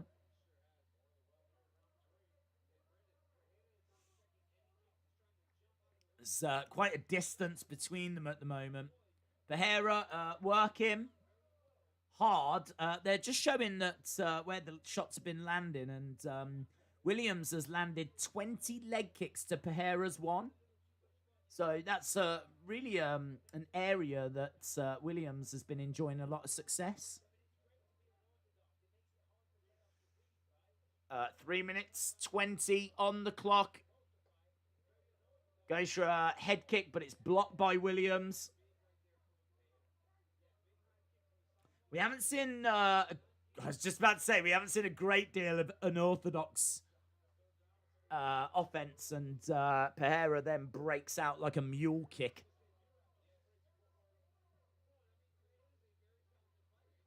Oh, getting caught by Williams. Lovely uppercut to finish that combo. Few shots to the body and finishes it with a beautiful uppercut to the head. Nice kick to the body by Pereira.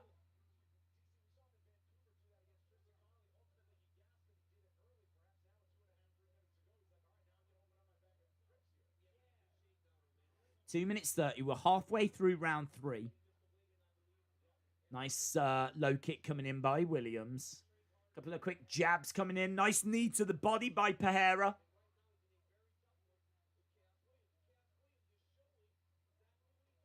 Nice.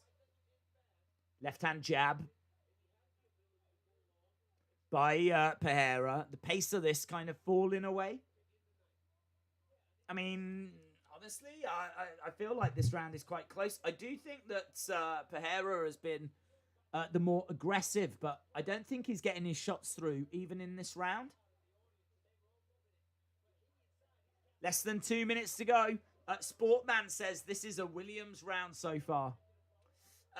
DraftKings has got Pereira winning at -167. Well, takedown for Pereira. He's got just over 90 seconds to find something, and if he did, then that would be very interesting.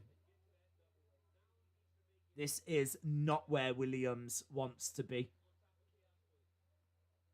Pereira has definitely got the ground advantage. But Williams able to get back up to his feet. Still up against the side of the cage, though. Pereira still in control.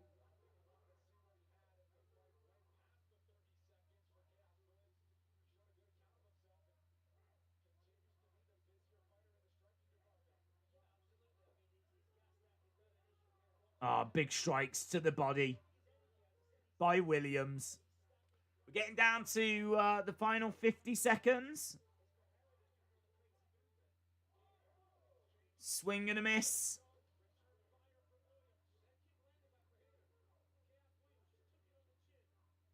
Odd seconds to go here. Takedown by Pereira. There's not enough time, is there? Dom420 says, I'm going to wait for the Aldo and Wonder Boy. Chaos is going to win, and that is going to get me that dreaded tied 5-5 record, says James.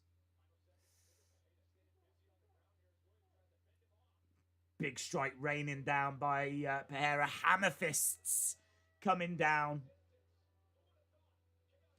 So we do go to the distance, and that's got to be a Chaos Williams win. Wasn't expecting that. Really wasn't expecting that.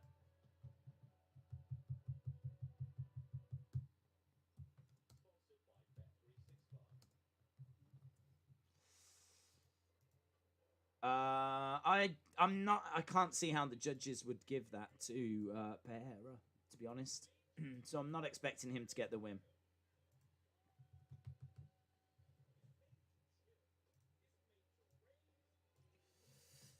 Jose Aldo coming up next. Wrestling Days fan said it's gone to decision. It has. Those takedowns may sway the judges. I don't know. I mean, I had him down 2 rounds. He can have that round, but he's still not going to win the fight with them. That might give him the round. 29-28. Pereira was robbed, says Just Elmo. I would like Pereira for my betting sake, says XXA Money 823. Well, we're about to get the decision, so...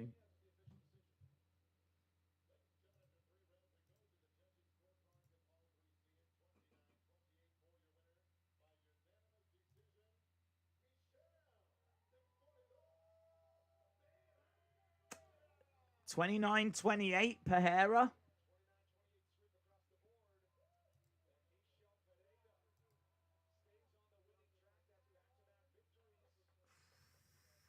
Don't like it, to be honest.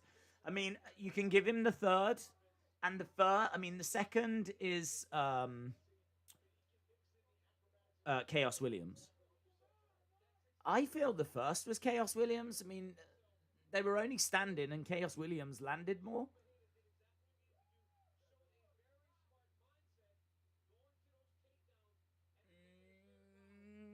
I don't like it, but it's not. I'm not going to say it's a robbery.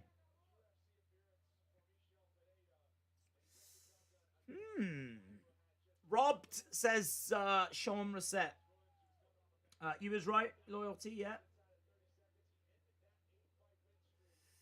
Wow, look at the chat reacting to that. There's people celebrating. There's people upset. People saying that it was a robbery. People saying that's a terrible decision. It's not how I got it. I must admit, I had that going to Chaos Williams. I had him winning the first, winning the second, and losing the third. I would say the takedowns do matter. We were saying that earlier in the night. Takedowns have got to count for something. So yeah, sure, give him the third, but I don't know how you're giving him the fight.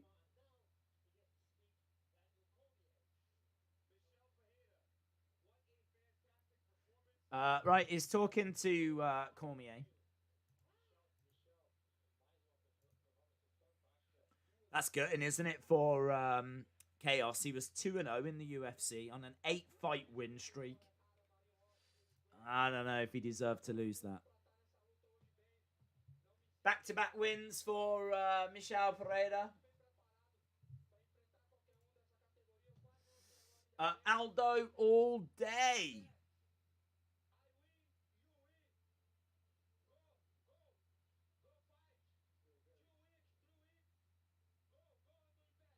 What? What's he on about? I win, you win.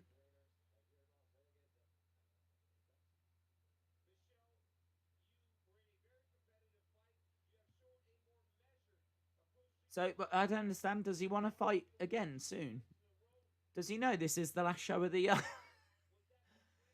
Does he want to stick around in Vegas until like mid-January?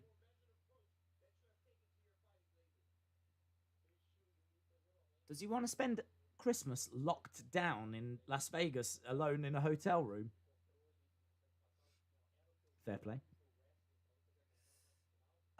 It also loses. If Aldo loses, he's going to get cut, says Elijah.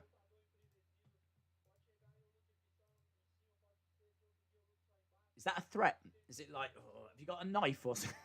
If Aldo loses. Going to chop him up. Because it makes you sound like you're part of the mafia. Michelle Wern, this is terrible judging. Please retire. We got 2 fights left to go. We got Aldo coming up next.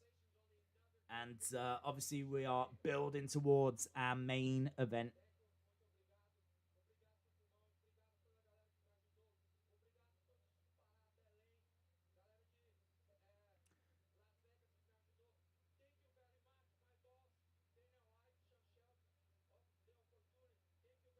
So he's thanking Dana.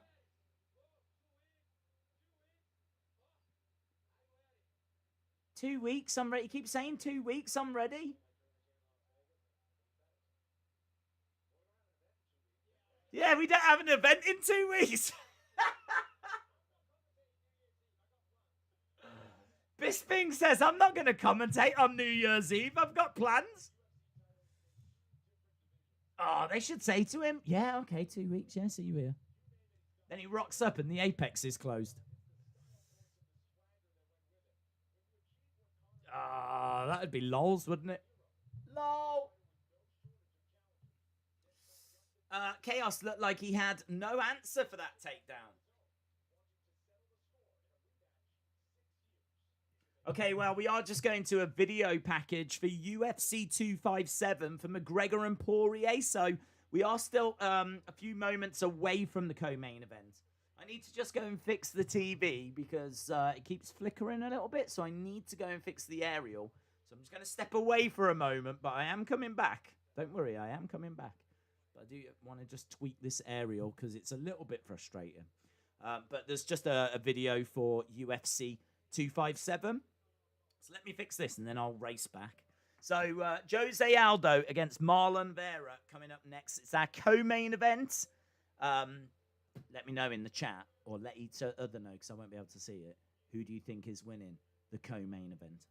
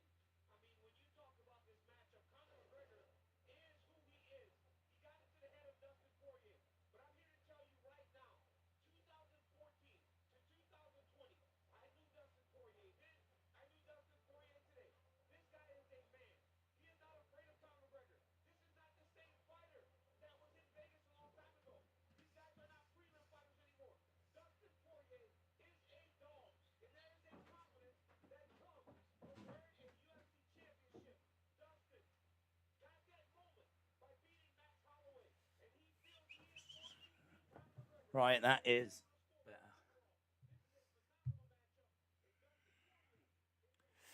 So coming up next, we've got our co-main event, Jose Aldo taking on Marlon Vera. And Jose Aldo coming in at minus 145. Marlon Vera coming in at plus 125. Aldo only tends to fight big names. There's been no ring walks. There's been absolutely nothing. They were still talking about McGregor when it just popped back. So Jose Aldo coming up next. He is the favorite. He is regarded as the greatest featherweight of all time. He is also on a 3-fight losing streak, but as we said, he only tends to lose to like big names. He's got great leg kicks, great body shots, really great on the ground, works the jab well, leg kicks, can dictate fights if he's not pressured. That's kind of the secret, really. It's not really a secret, but when it comes to Jose Aldo, if you put him under pressure, he doesn't like it. He doesn't respond very well. Big questions about if he loses, would he be cut? I think that would be really harsh. I think it'd be really harsh because the people that he loses to are, it's the who's who of like killers. I mean, honestly, if you jump over to, let's have a look. Jose Aldo, Wikipedia. We'll just go down to his record. So, I mean, like, he was so dominant. I mean, he didn't lose a fight between 2006 and 2014. He went on a 1, 2, 3, 4, 5, 6, 7, 8, 9, 10, 11, 12, 13, 14, 15, 16, 17. He went on an 18 win streak between 06 and 2014. And then, in recent years, obviously, it's been a little bit of a rough ride since that loss to Conor. But even since that loss to Conor, he's got wins over Frankie Edgar, Jeremy Stevens. You know, he's picked up some good wins. But, look, his losses. Conor McGregor, he lost twice to Max Holloway. I mean, there's no shame there. You're talking about the former UFC featherweight champion. So, Conor McGregor, Max Holloway, Volkanovski, who, again, no shame there, current champion. Marlon Moraes, who is a really great fighter. I mean, Marlon Moraes, he lost that one by split decision. So, that's not the worst result in the world. In isolation, that's not the worst result in the world. And then the other person he lost to was Peter Yan. They were competing for the Bantamweight Championship. So he's lost to Conor McGregor, Max Holloway, Alexander Volkanovski, and Peter Yan. They're all champions, former champions. And then you got Marlon Moraes, and that one was a split decision. So, man, it's harsh. It's really harsh. I do understand if he loses this against Marlon Vera, then yes, there's going to be some questions. But I don't know, man. Is it fair to cut him after this? The only thing I would say is that he got outgunned by Petr Yan, and I don't think if they were to face each other again, we would get a different result. So UFC might look at that and go, why do we want a guy that's just clearly not good enough to be champion? Why do we just want him on the roster? But, I mean, I don't know. Do they not want gatekeepers anymore? Maybe they don't. Maybe they're not interested in gatekeepers. I mean, the thing is, Jose Aldo has got such a big name that you'd kind of think that they would still want him around. Would they want him going off to Bellator or whatever? He'll still bring in fans. I mean, in Brazil alone, but around the world. I mean, he's one of the most recognizable names, isn't he? So, yeah, it's hard. It's hard to know if they'll cut him or not. I don't think they should. I think I would give him a little bit longer. But I think they are being quite ruthless at the moment, aren't they, with their people being on the chopping block. Life isn't fair. Bye-bye, Aldo, says Edwin. Fair play. No, you're right. I think you've summed it up. Life isn't fair. Bye-bye. But, it would be harsh. This is a tough fight as well. Tough fight. I mean, Jose Aldo comes in at 7th in the bantamweight division. Marlon Vera is 15th. Vera is 10-5 in the UFC. He's quite a slow starter. He's got a great defense. He doesn't pressure fighters, and that is maybe part of the problem, is that I don't think he's going to put the pressure onto Aldo that Aldo doesn't like. So he's very durable, though. And you'll be pleased to know, chat, you'll be pleased to know that Marlon Vera lost to Yudong in early 2020. That is right. Marlon Vera was battered by Yudong earlier this year. So, but he's got 14 finishes from 16 wins. Really good kicks. Likes to stay on the outside. He's really tough. There's no quitting him. He didn't quit to Yudong. He took everything that Yudong had to offer. And but there's no denying this is a big step up as well, taking on Jose Aldo. But big questions as to whether Jose Aldo has still got it. Aldo took a ton of damage in that last fight. That is true. That is true. There's no denying that. I mean, that fight against Jan was, brutal. Absolutely brutal. Should have been stopped well before it ended. Well before it ended. So, yeah, no denying. No denying that. But you are talking about the best of the best. I don't think that Jose Aldo is the best of the best right now. I think he's a really good fighter. I'm interested to know whereabouts on that scale he is. But no, I don't think he's a champion anymore. He's not someone that I can see holding a title again. But is that good enough to see him get cut? I don't think so. Not for me anyway, but you might feel different. So very interesting fight. That's what we've got in this co-main event. 2 fights left, and then we will switch over and go over to the Canelo Smith fight. But yeah, 2 fights left, and this is an interesting one. Monica says, Aldo had better win or I might lose it. FR. For reals. Vera is going to be taken to school in this fight, says Robbo. Marlon Vera in the octagon. He has finished 14 of 16 wins, 6 by knockout, 8 by submission. Second longest active win streak in the bantamweight division with 6 in a row. Most finishes in the bantamweight division as well. I mean, he is a problem. There's no denying that. He's got some great numbers behind him, but don't even bother talking about people's pasts if you're going to be stepping in there with Jose Aldo, one of the all-time great fighters. When you're talking about a who's who in the history of the UFC, Jose Aldo's name gets mentioned. An absolute legend. Regarded as the greatest featherweight of all time. And still only 34, which blows my mind. If you told me that Jose Aldo was 40, I'd be like, yep. I'd be like, yeah, I know.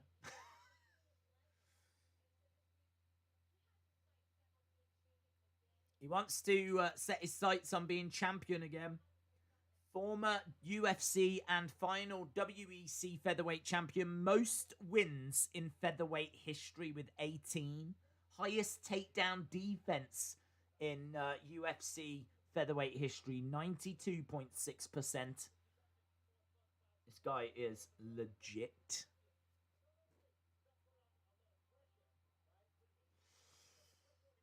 Aldo has been avoiding 5-round fights. Big Al says, I think Aldo is going to take it. I hope so. I hope so. I'm predicting Vera. After all of that I've said, I have gone with Marlon Vera, by the way.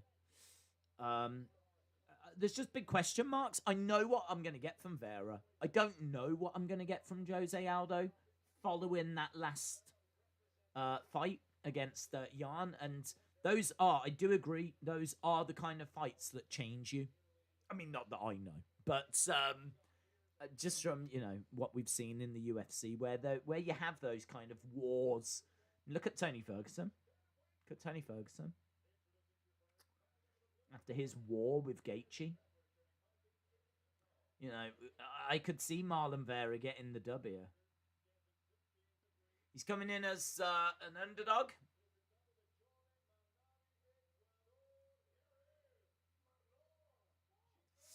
Vera is going to win, says Wrestling Days fam. Williams got screwed, says Dwight. Yeah, I mean, I didn't like it, to be honest, but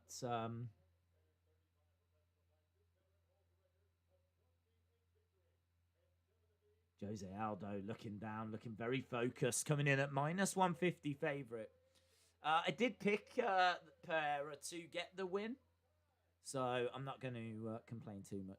It went my way.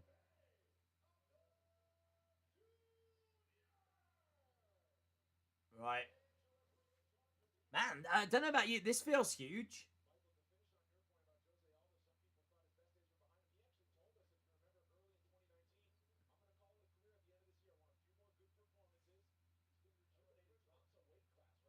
He says that he wanted a few more good performances. He had plans to call it quits. I mean, maybe he'll call it quits if this goes badly wrong. Right, it's been a while since our last fight, hasn't it? They're making us wait for this one, but we are up and running.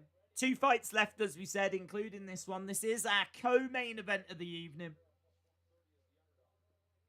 I got that main event anxiety for... I just said that. Yeah, it feels huge. This could be the main event. Number 7 taking on number 15 in the bantamweight division. It just turns out that number 7's one of the GOATs. If you don't get excited for a Jose Aldo fight, then you aren't human, says Derek Brunson. Ooh, big right hand by Aldo. I really want Aldo to win. I really do want Aldo to win.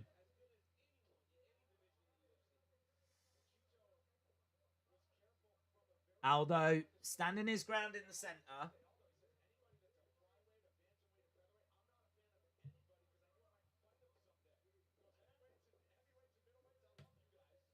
Gets driven back by Vera. Vera, 6 significant strikes to 1 so far. Firing in some knee strikes to Aldo. Aldo up against the side of the cage.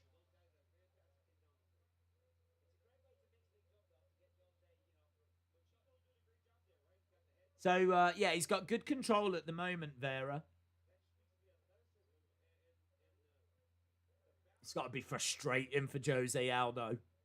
Right up against the side of the cage. Not panicking, not getting taken down or anything, but getting controlled. And these knee strikes going to start eating away. I think his leg's already starting to go quite red by the looks of it. Yeah, another knee strike coming in, and again. He's doing well here, Vera. Constantly doing those knee strikes. He's landed quite a few. He's already up to 18 significant strikes. And it certainly looks like Aldo's leg is going red. Yeah, he's had to kind of switch. He's got to try and get out of here because that damage is going to really start to add up. Manages to spin Vera around. The two break apart. He did well to get out of there. He's eaten some damage, but hopefully not too much. Nice high kick coming in by Vera.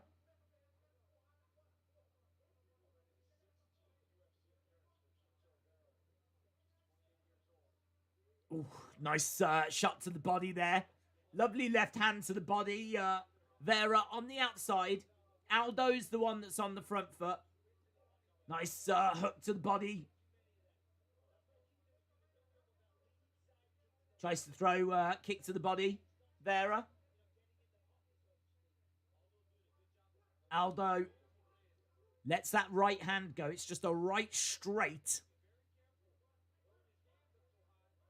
Nice kick coming in by Vera, but just falls short. Kick to the body. It's blocked. Couple of nice jab. Left-hand jab. Just falls short, but the right to the body doesn't from Aldo. Nice calf kick coming in by Aldo as well.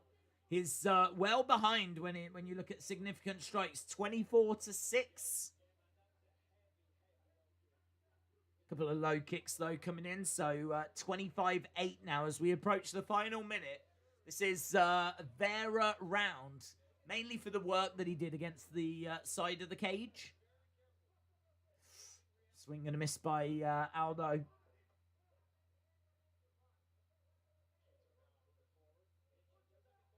Yeah, I mean, he drives him back. He gets him against the cage, but he manages to escape.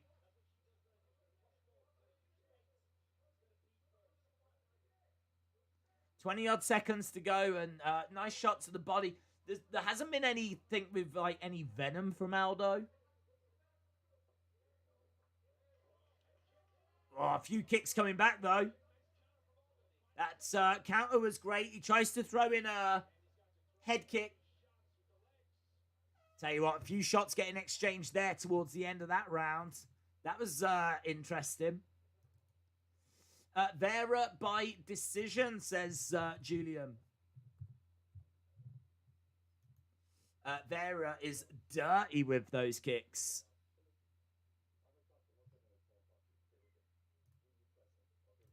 Yeah, I mean, for me, that's clearly a Vera round. And Aldo still in there. He's not in trouble or anything. Neither guy's really been put in trouble.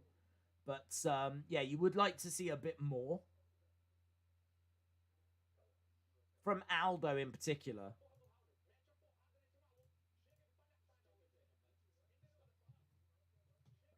Okay, shouting words of advice to Jose Aldo. Okay, we're about to go to round number 2. Don't forget, after this, we will be going over to our main event. And then after that, we will be going over to Canelo versus Smith. Really big boxing fight, boxing match that's coming up tonight. Super middleweight contest. Featuring what for many is the best pound-for-pound fighter in the world. Right, we are going into round number 2. Nice side kick there by Vera. Drives Aldo back. Some nice shots to the body there by Aldo. Nice leg kick coming in.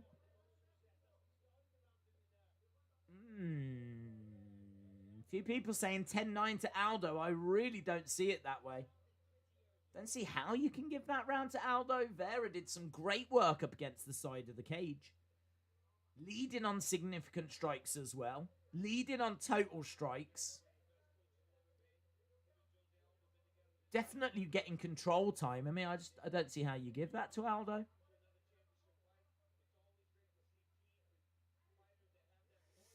Nice leg kick coming in by Vera.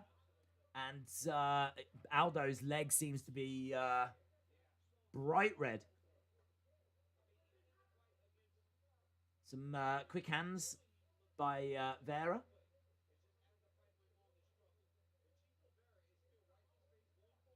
Nice left to the body by Aldo.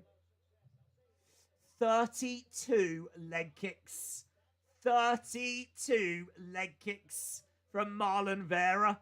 He's only landed 2 shots to the head, 1 to the body, 32 to the legs. That is crazy.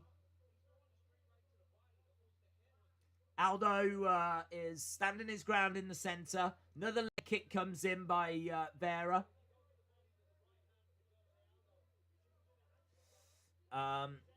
Canelo is fighting. Aldo, it's like 150 pounds.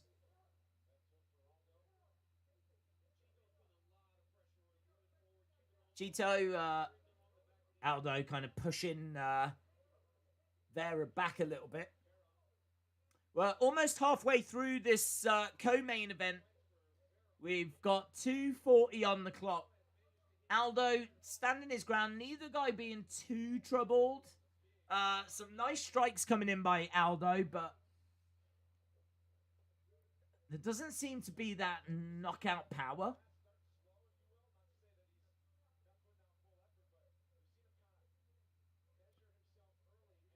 Both standing off each other at the moment. So far, Jose Aldo is definitely getting the better of this round. Jared Dinsdale is a legend. They donated days, $5 Canadian via a super chat. Leg kicks for days. I mean, I don't want any leg kicks.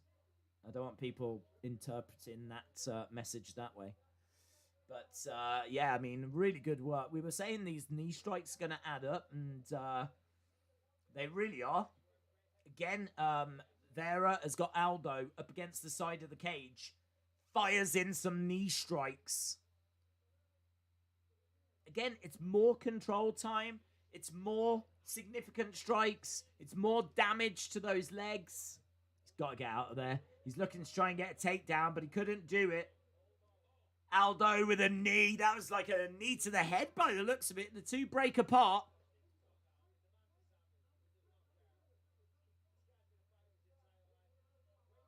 Got just over a minute now left in round 2. 2024. This is probably swung back in Vera's favor. And again, look, he tries to drive him back. Nice knee to the body there by Vera. Again, I'm struggling to see how anyone would give Aldo this round now. Vera pulling ahead on significant strikes, getting more control time, pinning Aldo up against the side of the cage. Causing real damage as well. 30-odd seconds left on the clock.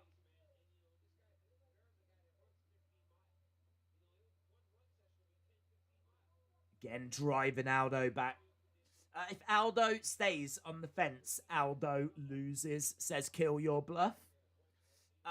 JFlow069 says, I want Vera to win, but Aldo is showing him what a champ looks like. True. I think Aldo could possibly win, but come on, Vera, says Ryan. Well, end of that round, and I got to tell you, that was one-way traffic at the end. Vera taking that round, 35-22 on significant strikes. Just crazy. Like, honestly, Aldo was doing well at the start, but at the halfway point, Vera started to dominate, and by the end, that was a Vera round for me. So, for me, this is 2-0 to Vera. I know there's people that definitely are seeing it a different way, though, so who knows? But for me, this is Vera.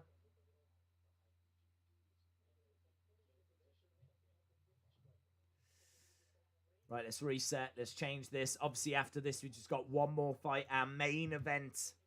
And then we will be switching over to the boxing. Aldo started good, says Zeno Gray.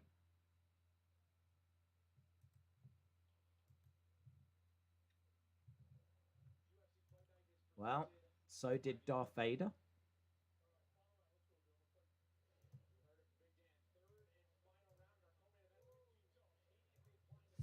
Right, we are underway, and Aldo trying to take the back of Vera. This is good by Aldo. Vera did sort of run into this problem. And he's trying to pull him down here, Aldo. He's trying to drag him down to the mat.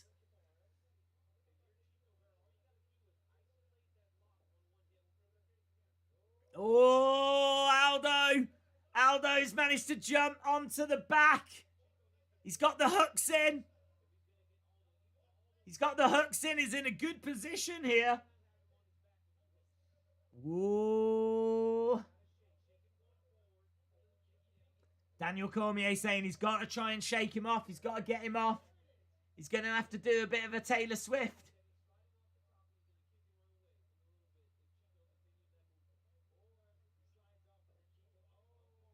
He's gone down to his knees, and Aldo is still on, but body lock as well. He's trying to get that rear naked. This is great work by Aldo.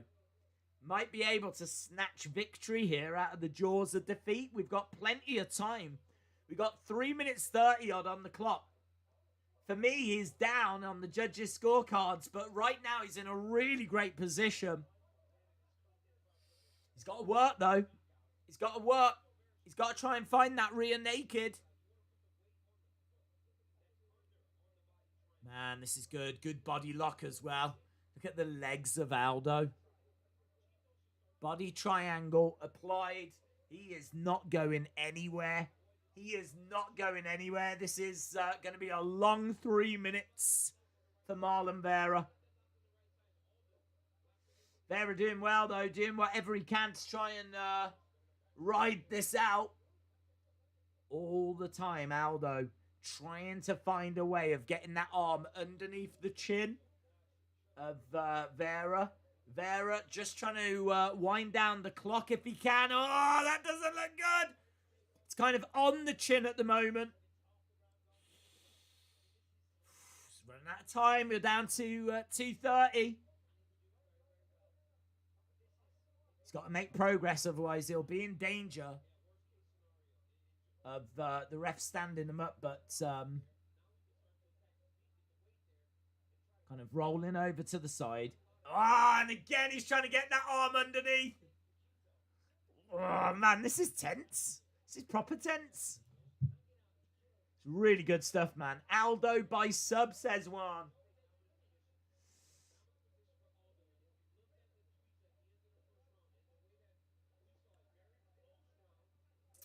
No, he can't. He still can't get it. I mean, Vera's managed to get to his knees. 140 has done well to survive this long.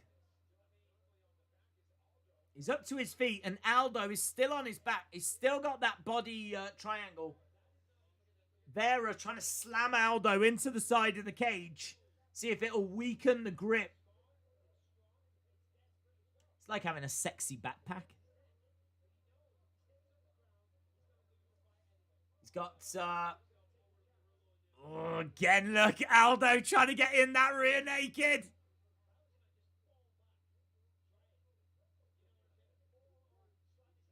Man, he's working so hard. Double wrist lock.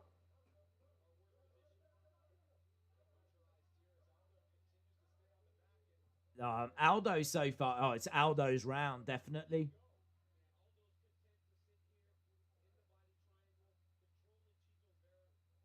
Yeah, I mean, Vera just can't get out of it. But in all fairness, he's been in it for like 2 minutes. Who's winning? Well, I gave Vera rounds 1 and 2. This is a very dominant round by Aldo, though. I mean, this... I don't know, would this be 10-8? He's dominated him the whole round. It's going to be real interesting when it goes to the judges. Real interesting. I could see an argument for any decision. I could see an argument for Vera. I could see an argument for Aldo. I could see an argument for a draw. They throwing bombs at each other. They've run out of time. If I was a judge, I'd be giving it to Vera. Because I would be giving him rounds 1 and 2. But, man. Who you got? Who you got? Who do you think's won that fight? Who do you think has won that fight? Draw on points, but Vera gets 1 and 2. Did he even strike in that round? Not really. 1 significant strike each. What channel is the boxing up? I think it's DAZN. It's DAZN in the UK. I don't know where it is elsewhere around the world. I get $400 from Vera. Chalmers says, please, Aldo. Probably Vera. Aldo, 29-28. Draw, 28-28. Aldo, 29-28. Judges, please F this up. Oh, don't worry, they will. Oh, don't worry. Yeah, Aldo, 10-8 last round. Honestly, if it's a 10-8 that last round, I'd have it a draw. If it's a 10-8 that last round, then I'd have it a draw. And actually, a draw might be the fair result. I'd be all right with a draw. I'd be all right with a draw. Right, here we go. Here we go. Which way is this going?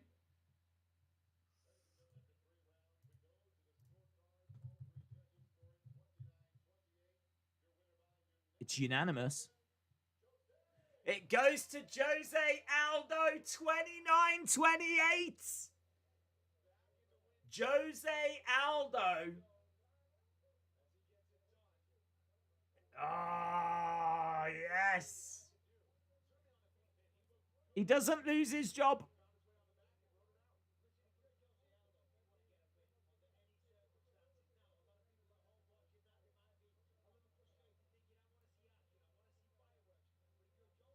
Yeah. Yeah, it's true. If you're Jose Aldo, you've got to get a win. Oh, I'm really pleased for him. I'm really pleased for him. Ah, look at the chat, man. The chat explodes with excitement. A lot of Jose Aldo fans. A lot of fans of old men in the chat. Look at that. He's being carried out of the octagon. Not in celebration. Just because he's old. I'm joking, by the way. He is walking out. He was carried for a moment.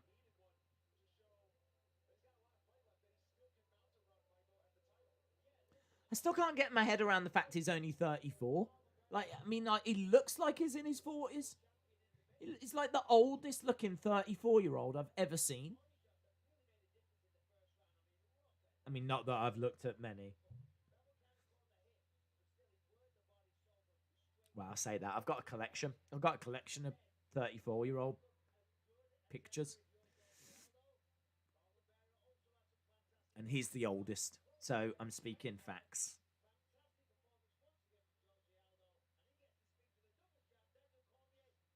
But there we go. DC talking to Jose Aldo.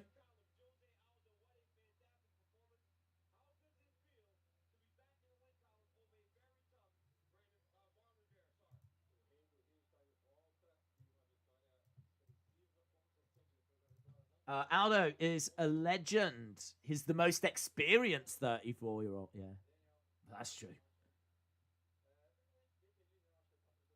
36 pro fights. His record, 29 wins, 7 defeats.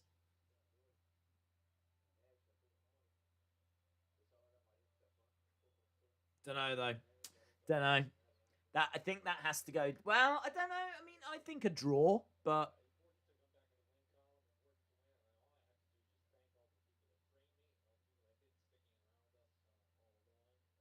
He said it's just important to get back in that win column.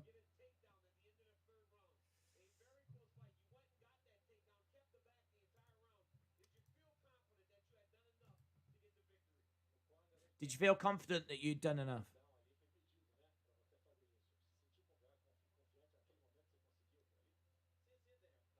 CC. That means yes, yes. Don't even need the translator. Jose Aldo is still very much an elite fighter. Seeing Aldo on the right side of jiu-jitsu. Backpack Aldo. Backpack Aldo. I want a Jose Aldo backpack. That would be sick. Could you imagine if the UFC sold them?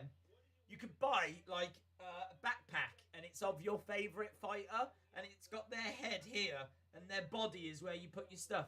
And it wraps around, and it looks like you're being rear naked choked. Like this, so it looks like you're being choked out wherever you go. I mean, I don't think they would catch on. And when I say that would be awesome, I mean, like, as a one-off kind of, oh, that is so funny. But then I think you'd look at it and go, it's just not practical. Because when are you going to wear it? Are you going to take it to the office? No, you're not, are you? You're not going to have an important business meeting, walking into the meeting room, looking like you're being choked out by flipping Roxanne Modafferi. Although, Why not? Imagine that you walk in, it looks like you're being choked out by Brock Lesnar. That's a big backpack as well, isn't it? That would be like the double XL backpack. Say if you was going on holiday, you needed some serious room, then you'd get the Brock Lesnar.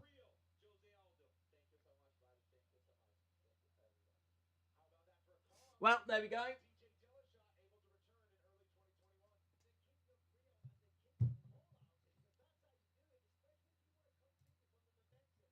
Aldo clearly won.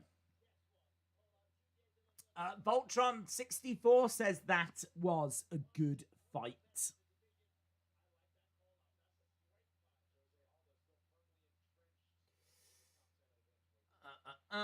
Days in total, I've got 9 and 4. This Christmas Eve, relive. Oh my God, what's happening? One of the best pay-per-views. Free on ESPN2.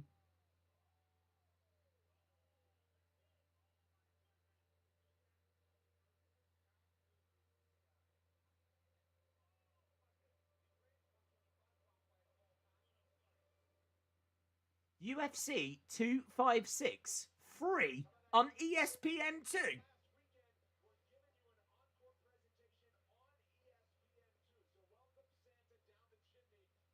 Wow.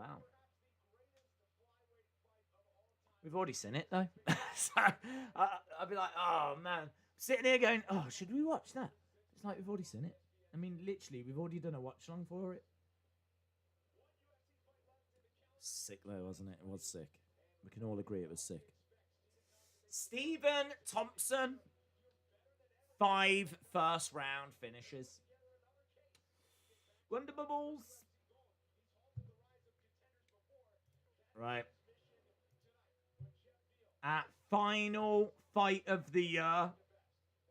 Oh my God, that hurts to say it out loud. The final fight of the year.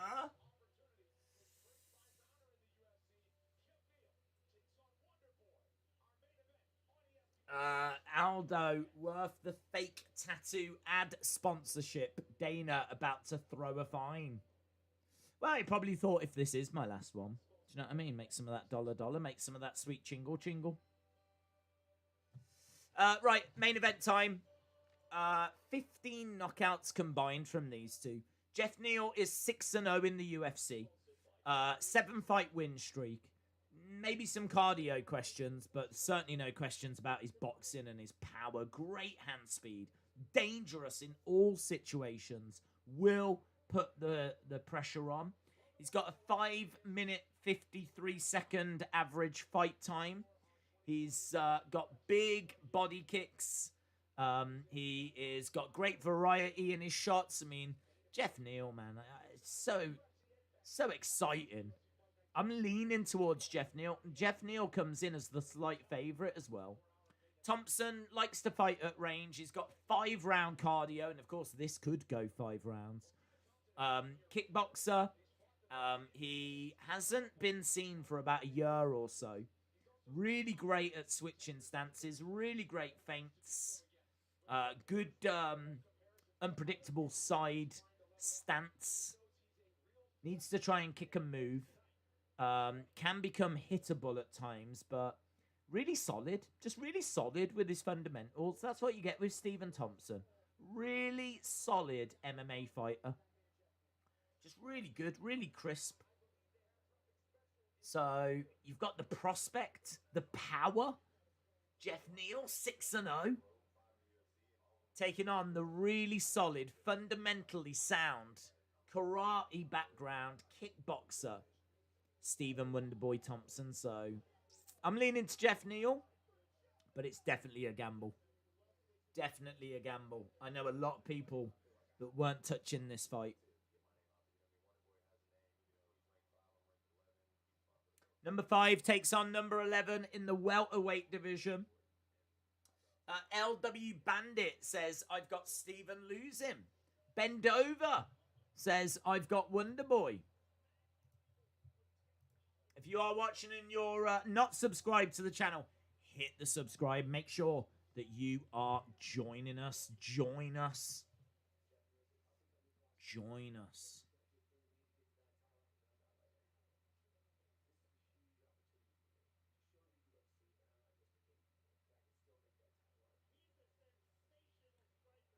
Wonderboy says this is a huge opportunity for me.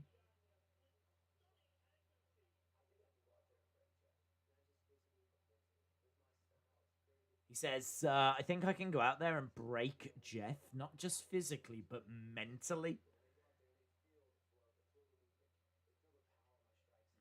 Lovely kicks. Look at those. That karate background.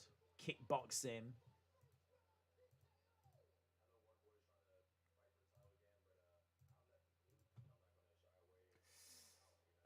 Neil by domination, says Ojack HD. Wonderboy all the way, says Kevin. Austin says there really hasn't been any eye pokes or low blows. No, not one. Can you believe it? What is this show? I had such high hopes. I thought we was going to get loads. Yoel and Anthony Johnson about to really spice up Bellator. Yes. That is going to be fun. Do you do Bellator events? No, we don't tend to, but I don't know, man. There might be picking up some big names now. All them big legends that are being cut from the UFC. Could be a good time for Bellator. Wonderboy is going to pick him apart. Sonny says, I've got Neil in round 2.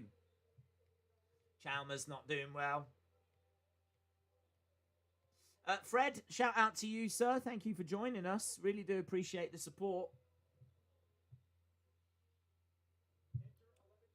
Right, we've got Jeff Neal making his way down. I can tell you that Wonderboy comes in at minus 115. Jeff Neal comes in at minus 105. So, looks like there's been some movement on the Wonderboy line.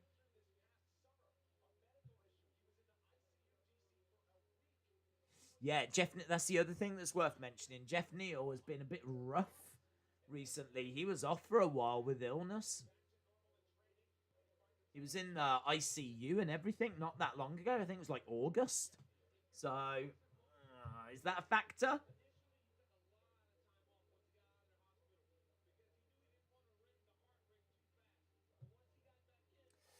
Last fight of 2020. Thank you, UFC, for an incredible year. Has been brilliant. It has been really good, actually. All things considered, where, you know, we lost a lot of time, they've given us some great fights. I mean, Adesanya, Costa, Khabib against Gaethje. Obviously, Joanna against Weili Zhang. Obviously, last week with that Figueiredo Moreno fight as well, absolutely incredible. Poirier as well, and man, there's been some awesome stuff. Kevin Holland and Chimaev, and I actually asked on Twitter who was the fighter of the year earlier.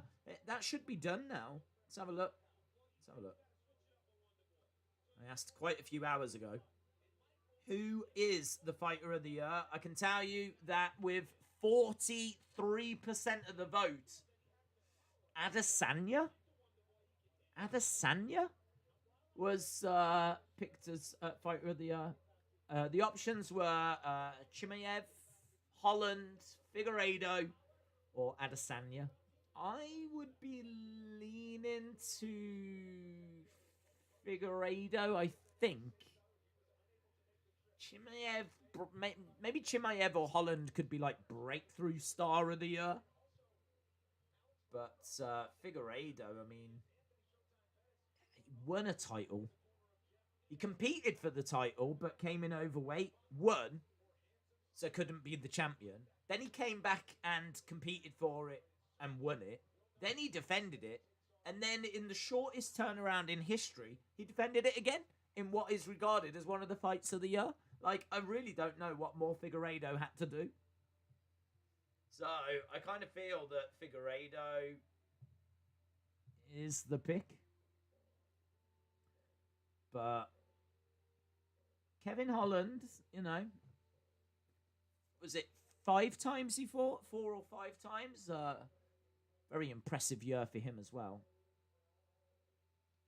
Obviously, Chimaev meant to fight on this card, and it kind of fell through, and it's difficult. No Khabib. He fought once. Fought once against Gaethje. I mean, like, it's an incredible win. But I don't know. Is his win against Gaethje better than Adesanya's against Costa? Don't know. I kind of think this year, where we've had people fighting multiple times, I feel like Figueiredo would be higher.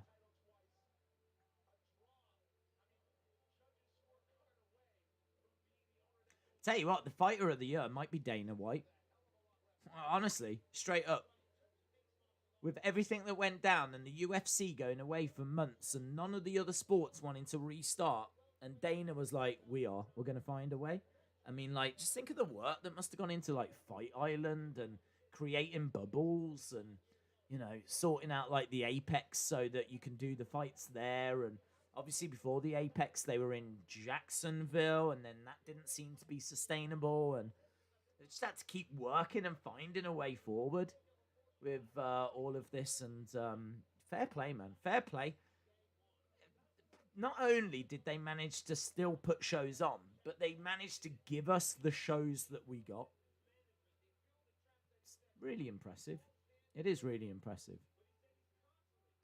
So maybe Dana deserves it. Maybe Dana's fighter of the year.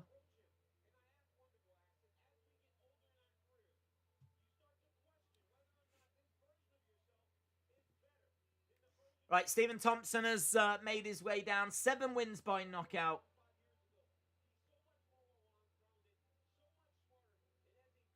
Steps in and touches gloves with Jeff Neal. This is our final fight of 2020, my friends. Aldo won, lol, says Benjamin. I can't get over the Aldo BS, says Alfonso.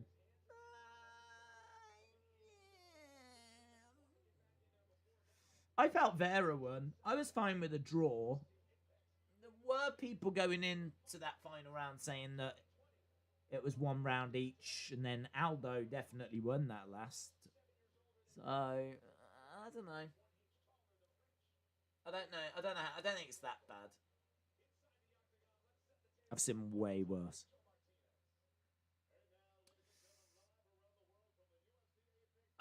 Round 3 was so desperate for Aldo. Can you honestly think Aldo will be champ again? No, I can't see him being champion again, no. He dominated that third, though.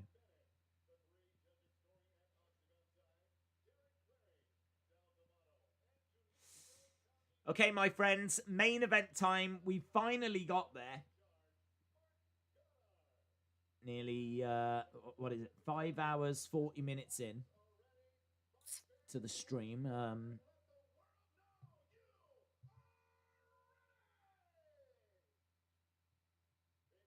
Let the world know that you are ready. Well, how are they meant to do that? I mean, literally, there's no one there. Who's he talking to? Let the world know that you are ready. I mean, it's a good catchphrase when there's a crowd. Just doesn't really work when there isn't one. Do you imagine if there was just someone in the corner that went, yeah. Let the world know that you are ready. Woo! Thank you. Right, Stephen Thompson. Neil, baby, let's go, champ. Stephen Wonderboy Thompson. Is he allowed to be called Wonderboy at the age of 37? Shouldn't he be Wonder Man?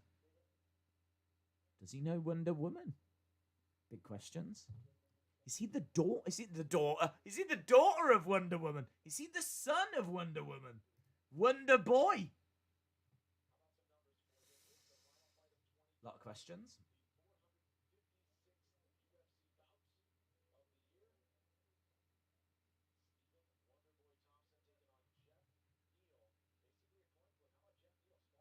Right, here we go. Wonder Boy against Hands of Steel. Jeff Neal.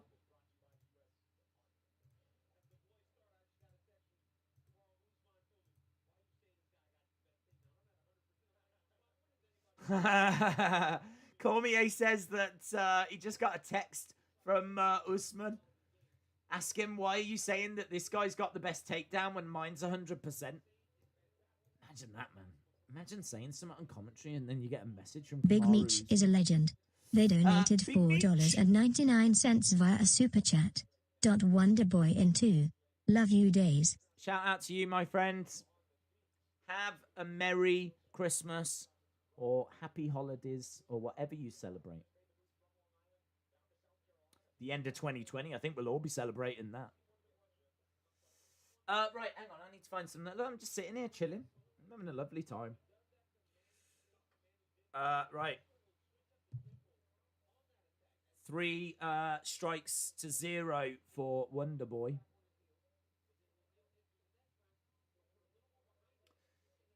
Jeff Neal struggling to find a way through at the moment. Nice shot to the body. Jeff Neal moving forward. Big, wide stance by Wonder Boy. Nice kick coming in. He's trying to really cut down the space that Wonder Boy can operate in.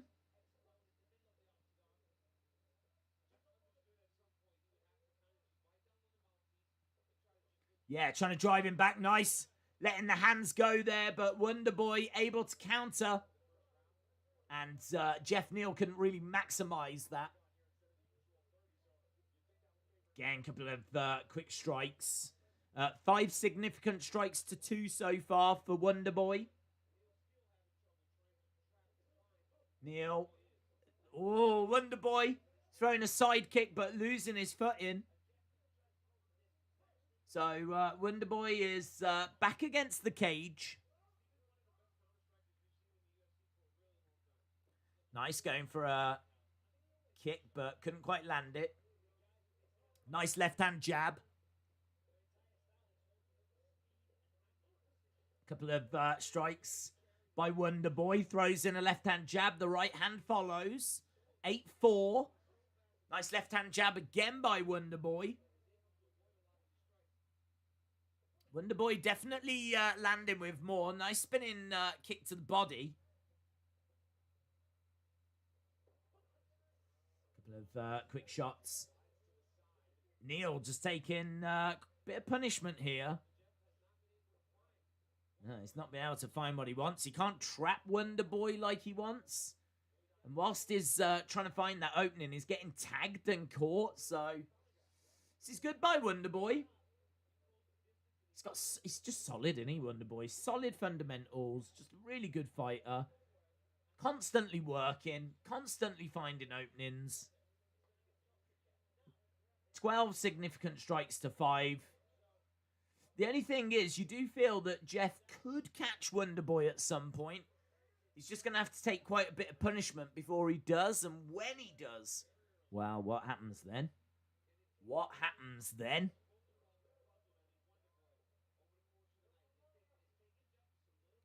Jeff on the outside. Oh, big kick coming in by Wonder Boy. Jeff Neal with a big left hand. 15 significant strikes to 9. We've got just over a minute left. Don't forget, this could go the distance. This could go 5 rounds. So it's not a crazy pace, but certainly Wonder Boy putting the work in. But he can go 5 rounds. This is the pace that he can operate at. He can sustain this. He's doing well here. Couple of jabs. Nice blocks. Who is better, asks Yorkie. Well, I'm giving this first one to Wonder Boy. Jeff Neal's just largely covered up. Oh. Oh, it was a head clash. Oh, I thought it was an eye poke or a low blow or something. I was like, here we go. Here we go. But it's not. It's a head clash. I haven't got a graphic for a head clash. It's just getting worse. Honestly, it's just getting worse. Not only have I been robbed of low blows and robbed of eye pokes, they're now giving me some I haven't even got graphics for. Flipping disrespect. Head clash. Bit of blood coming down the face of Wonderboy. Wonderboy waits for that perfect shot, says Elite GB.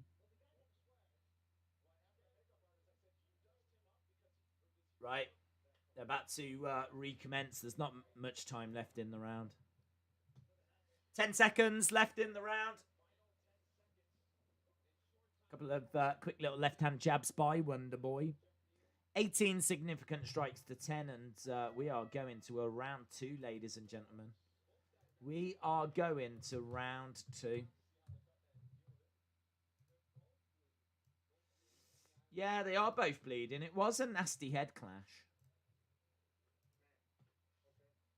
Just having a look at it, seeing if they can get that fixed up. Both just above the eye. Both just above the right eye.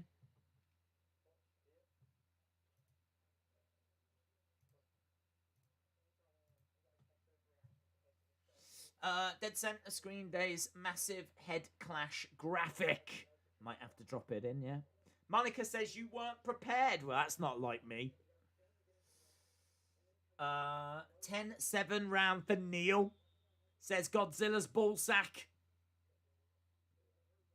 And if there's anyone that I'm listening to, it's Godzilla's ballsack.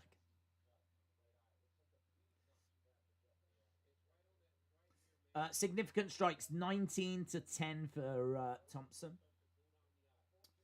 10-9 Wonderboy. Yeah, Wonderboy. I've got Thompson taking round 1. See them sweet numbers. The UFC website can't decide what numbers it's going to go with, but I would trust the ones that say 19-10. Right, we are back underway. Round number 2. I do like Jeff Neal's little... Do you know when he's like edging forward and you're like... He kind of like has a little mini fit as he's edging forward. Like, you have to keep an eye out for it. It's done it a few times. It's the way that all the kids are edging forward these days. It's like he's glitching when he moves forward. Like, Honestly, if he was to do that in the game, I'd turn it off. Oh, stupid game. Why can EA not sort these glitches out? Breaking news, Jeff Neal is glitching in real life. But he's doing all right in the sense of he's got Wonderboy up against the cage, although Wonderboy has just escaped. Throws in nice straight right, Wonderboy. Nice left, follows it up with the right as well. Some lovely striking. Lovely striking by Wonderboy. Great head movement. Gets out the way there. Touch gloves of acknowledgement. Jeff Neal, though, drastically closing down this gap. Oh. Spinning high kick, and it bounces off the gloves there by Wonderboy. 24-22.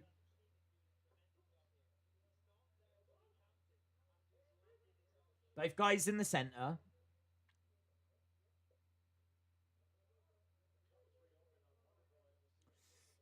They're saying the cut has reopened on Wonderboy.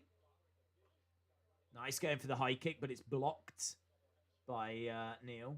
Yeah, it has. You can see the blood coming down the side of his face. Nice right hand to the body. 27-23. So Neal is definitely getting the more strikes through in this round. 20 to the head. 2 to the body, 1 to the legs for Neal. 15 to the head, 12 to the body, 3 to the legs by Wonderboy. So Wonderboy mixing it up a bit more. High kick coming in, but again, it's blocked. He'll do that all day long, Wonderboy.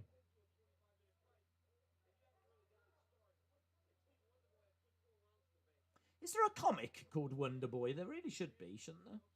It's got to be. It's got to be a Wonderboy comic. He is fast. Nice. Look at that. 1-2. Throws in a kick to the body as well. Gets out of there. Bob, bob, bob. Gob. Stick and move, man. Stick and move. Before you even know you've been hit, is gone. Didn't really consider how a smaller octagon might affect this, but I definitely think Wonderboy would be better in a larger octagon, giving him more room to operate. Here, like, he's quite limited with where he can shoot off to. There was the Sega game Wonderboy. That's true. That's true. Nice kick to the body. It'd be really cool if Stephen Thompson came down dressed like Sonic. Just as a little nod to Sega. Or Mario, just to a nod to gaming in general. Nice leg kick coming in by Jeff Neal. This to me is another round for Wonderboy here. Stick and move, man. First round was 19-10. Second round is 20-18. So, as we said, Wonderboy can do this for 5 rounds. This is not... Don't expect him to tire. Very, very impressive from Wonderboy.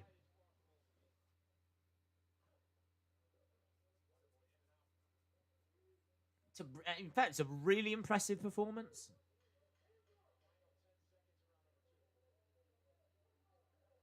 Couple of strikes straight down the middle. Ooh, does get caught a little bit there by Jeff Neal. End of round 2. Really good stuff by Wonderboy. Really good stuff. Who's winning? Wonderboy. Sega. Sega is winning. Thompson is Wonderboy. Yes. Maybe I should say Thompson, because in all fairness, it doesn't say Wonderboy on screen, does it? Thompson. Thompson is Wonderboy, yeah. Come on, Neil. Oh, I spoke earlier about my love for Jeffs.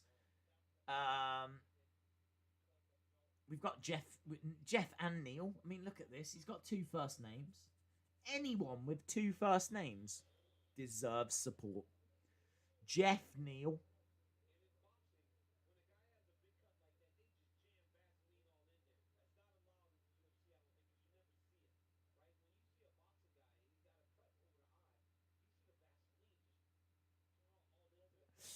Right, here we go. We're about to get underway with round number 3.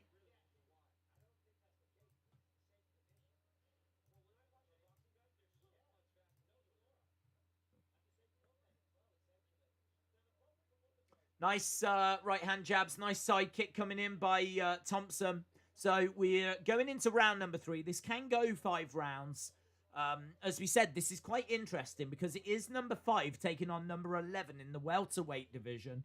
As we were talking earlier, there could be some big repercussions as to who's going to get future title opportunities. So, yeah, this is quite interesting. For me, Thompson is winning 2 rounds to 0.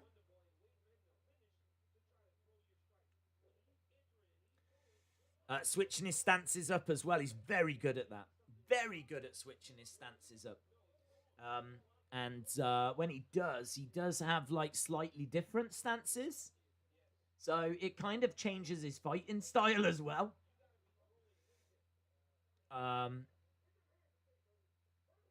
5 strikes to 1. already, but big shots here by Jeff Neal. Drives Thompson back against the side of the cage. Into the clinch right now. This could be a good phase for Jeff Neal if he can make this count. He might be a bit tired here, though. He's not really going to work. This is the time that he really needs to capitalize on, and he's just kind of leaning on Thompson. Jeff Neal still in control. Still getting a bit of control time. It's 8 significant strikes to 4, but yeah, the story right now is that Jeff Neal is actually getting a bit of a foothold into this fight. Thompson constantly hitting and moving, and right now there's nowhere for him to go. So Jeff Neal needs to start firing in those knees, getting some elbows off, making this a little bit dirty, starting to wear down Wonderboy, but Thompson escapes, and that opportunity has gone. I don't know how many times Jeff Neal's going to get opportunities like that. Thompson firing in some left-hand jabs. Follows up with a big right hand. Wonderboy doing well here. Couple of exchanges. And again, Neal managing to just grab Thompson. Thompson kicking back. Couple of 1-2s straight down the middle. 17 significant strikes to 11. I feel like this could be a Wonderboy round as well, because I just don't think that Jeff Neal did anything when he was in that position. He managed to get Wonderboy up against the cage, but he did nothing with it. I mean, what's the point in being in that situation if you're not going to do anything with it?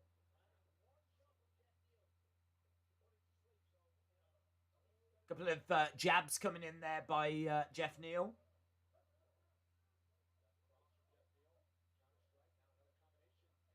Starting to get some of his shots through. Couple of jabs, but Wonderboy still staying very active, still moving out of the way. Nice kick to the body, but it's caught by Wonderboy, and does present Jeff Neal an opportunity just to drive Thompson back against the cage. Again, he's got to try and capitalize on this.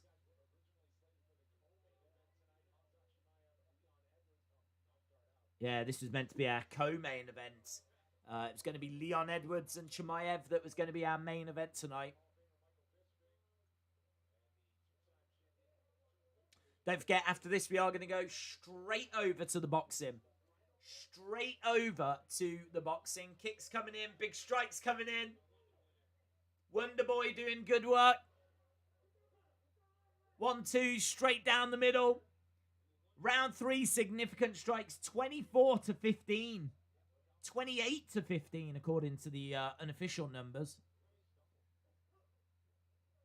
Little bit of control time for Jeff Neal, but again, nothing significant for me. Kick to the body by Jeff Neal. Nice right-hand jab. Throws in big kick. This is our final UFC fight of the year, and that is the end of the round.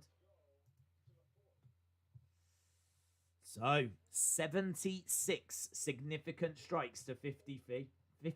Can't even speak. 55.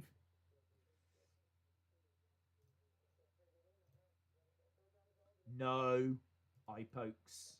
No low blows. Plenty of strikes, though. Fun little fight to end the year with. Wonderboy sees the right to the body, punch or kick. If you think Neal has or ever had a chance outside of a 2-round KO, then you are delusional.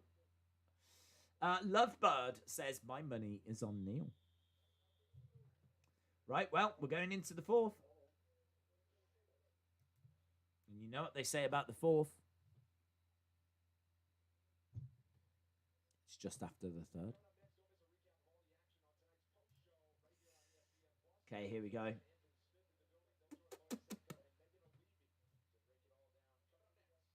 Oh, Megan Levy is on the post show. I thought she was like already on holiday or something. So, Jeff Neal going into a 4th round. Into those championship rounds. 30-26 for Thompson. 30-27 Thompson. He has outclassed Neal in every way so far.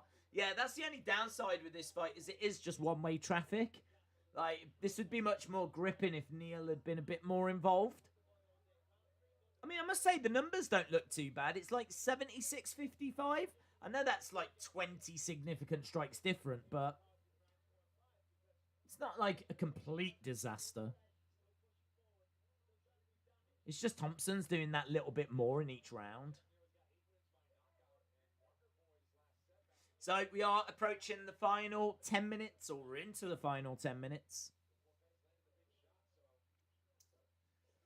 And Wonderboy definitely edging this.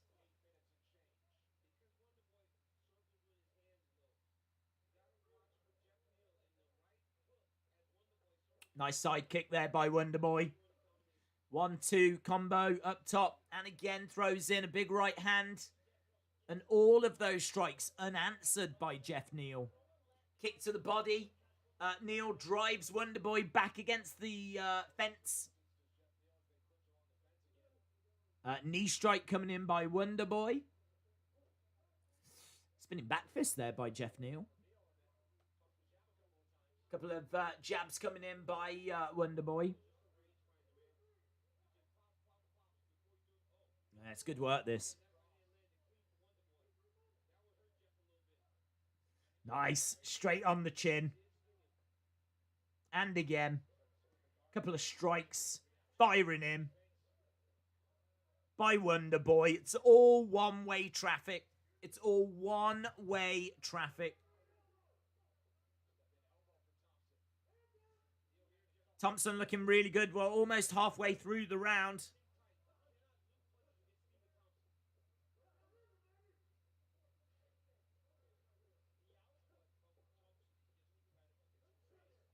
Knee to the body.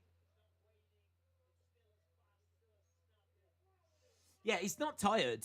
Even the commentators are saying that. He's still as fast. He's still as snappy.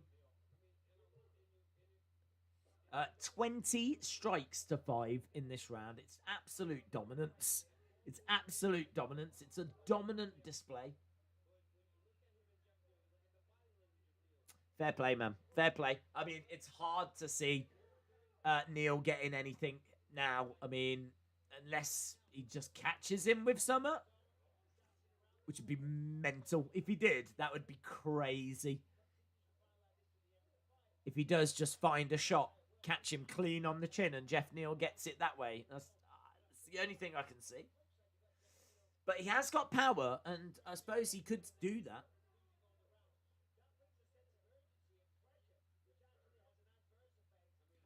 We are now at 100 significant strikes. 100 strikes. 101 to 62.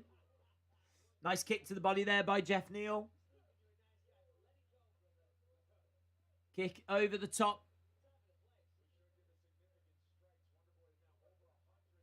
Yeah, Wonderboy, man, putting the work in.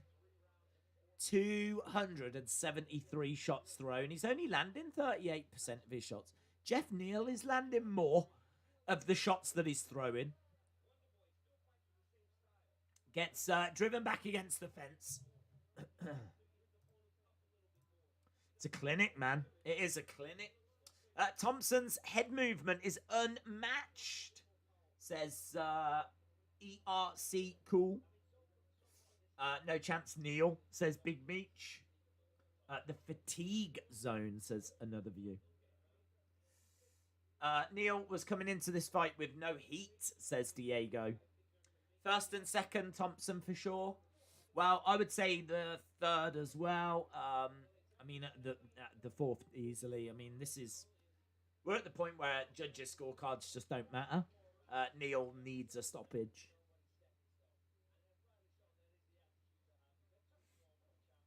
Thompson is winning this, says Wrestling Days fan, yes. Unless something crazy happens in the 5th.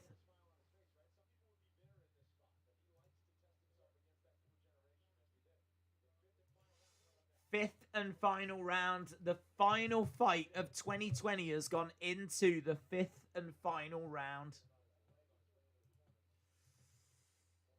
Just a shame there's not really much drama. Do you know what I mean? It's just a shame we're not sitting here going, which way is this going to go?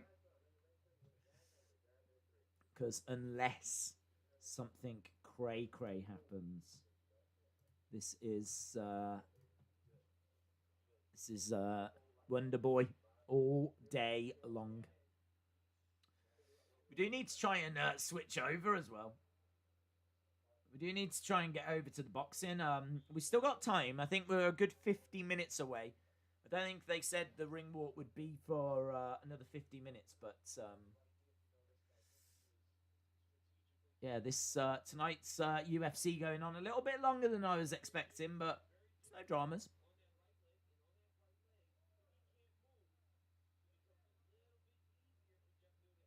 Saying that there's a bit of drama here on the right leg of Wonder Boy. Well, he's only got to survive one round. And he can even afford to lose that round as long as he doesn't get slept. Thompson is definitely difficult to work out. 40-36 to Thompson. Nice kick coming in. Jeff Neal starting to throw some stuff here. Oh, come on, Jeff Neal. Come on, make this a real memorable fight. Give us some. Go for it. Yeah, the same. Does Jeff Neal know about that leg?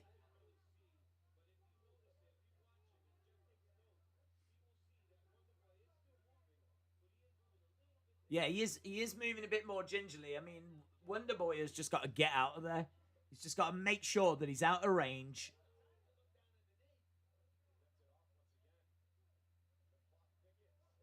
Jeff Neal moving forward, but it's Wonder Boy that's getting his shots through in the center.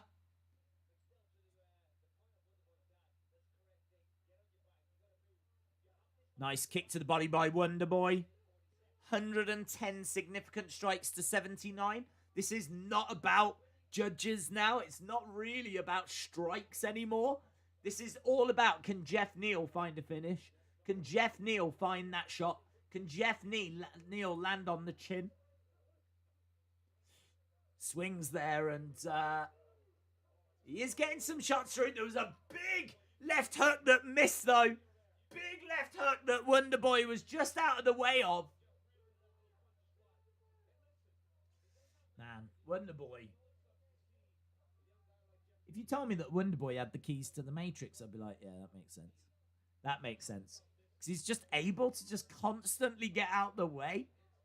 He just always seems to be at least one move ahead. At least. Nice jabs coming in by Wonder Boy. Thompson driving Neal back. We got 2 minutes 40 odd left on the clock. We might be going to decision in our final fight of 2020.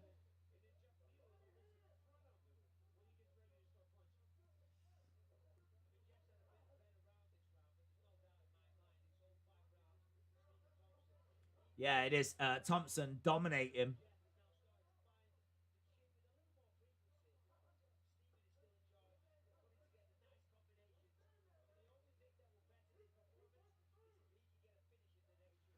Just over 2 minutes to go. Bryce Mitchell says Wonder Boy's sick. Wonder Boy is such a tough book to read.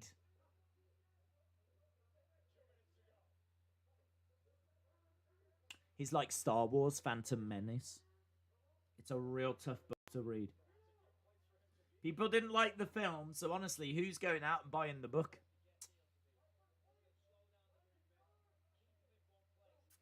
One minute 40 odd. Jeff Neal has got Wonder Boy up against the side of the cage. I have put DAZN on in preparation, and yeah, we don't have any fights.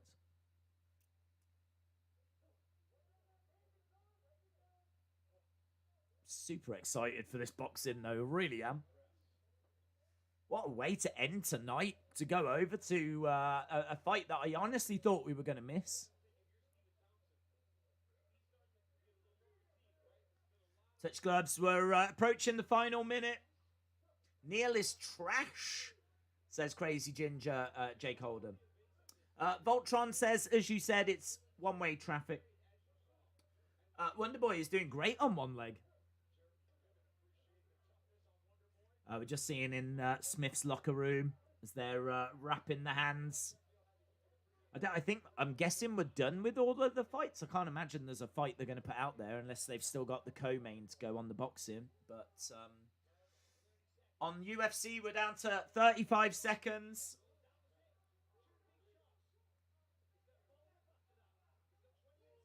"28 seconds. Jeff Neal's looking for Summer. Man, if he could get it now.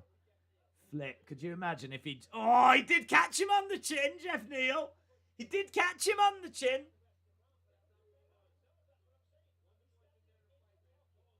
Oh, there's a lot of blood. There's a lot of damage on the face of Wonderboy. These two just exchanging blows. Wonderboy fighting in the pocket. Wonderboy standing and fighting. Fun little main event, that. Fair play. It's gone to the judges. It has gone to the judges.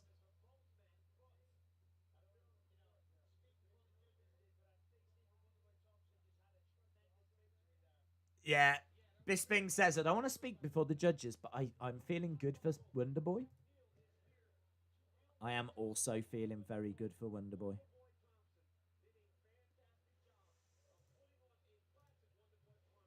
Neil needs to get his walking papers.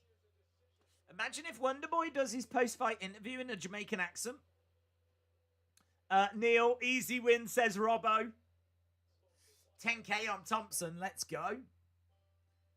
Febby says, if this gets robbed, they just can't. They wouldn't be able to. There is no way they would be able to give that to Neil. There's no way. It would actually be impossible.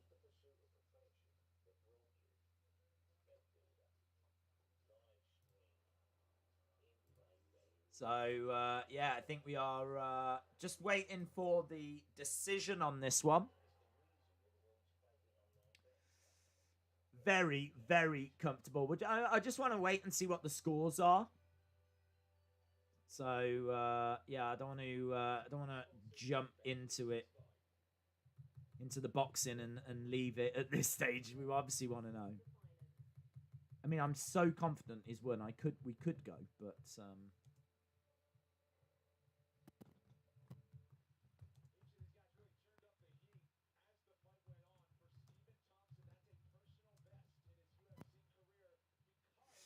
$140 significant strikes to 108. 140 significant strikes to 108. That is madness. Here we go.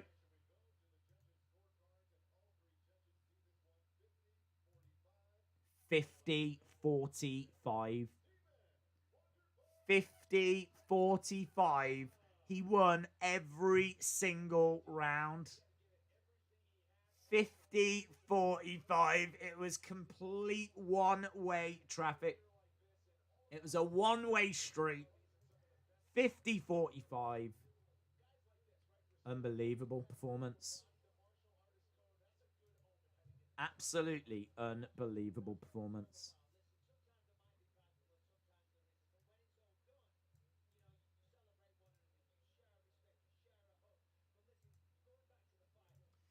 Bisping says there might be some bad blood. I don't think there was bad blood between these two, was there?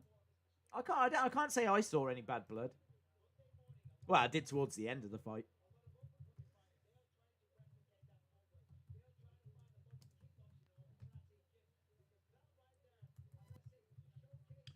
Right, my friends, we are going to be leaving this very, very soon.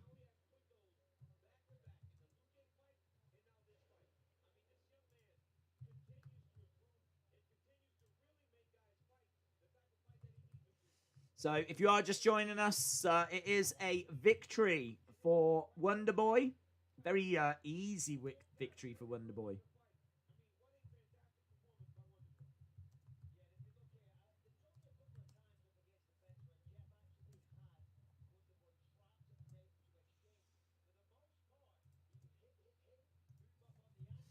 Right, they're just showing a replay. We will be leaving this very, very soon, as we said. I might just try and catch the end of it. But we will be jumping over to the boxing very, very soon. I am actually in the process, as I speak, of changing over the stream, the graphics and everything over. This is no longer a UFC stream. All of you UFC fans have invaded this boxing stream.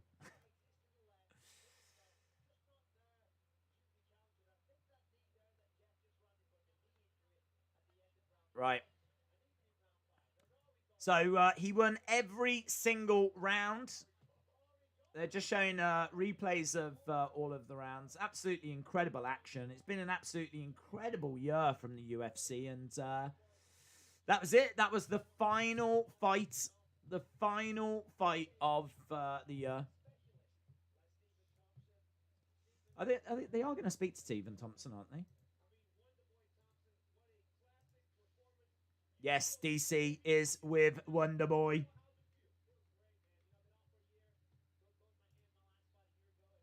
Stephen Thompson says, I've been off for a year. I broke both my hands last year.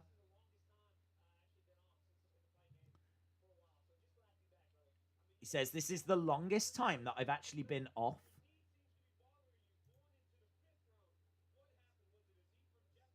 Yeah, they said your knee was bothering you going into the fifth.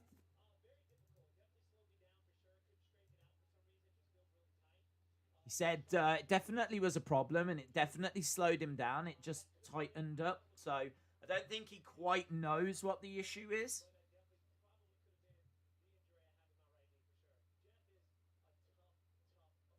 And Wonderboy putting over Jeff says he is a tough, tough fighter.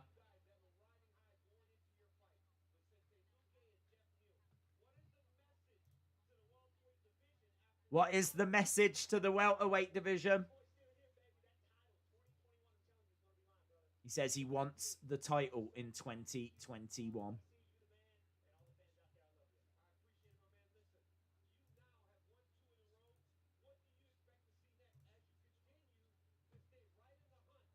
What do you expect next? So I think he's asking, who do you want to call out?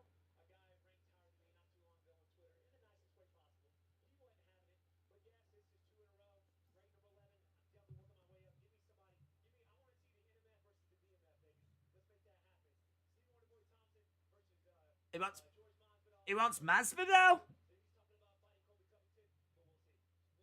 Wow. He wants Masvidal? He called out Masvidal? That would be cool. I'd be down for that. I think, though, that him against the winner of Leon Edwards and Chimaev would be awesome. But yeah, Masvidal. And he mentioned the BMF. I wonder if he wants the BMF title on the line. Could you imagine Wonderboy as the baddest motherfudger? That just doesn't quite compute in my mind. But in fairness, we should see that BMF title again.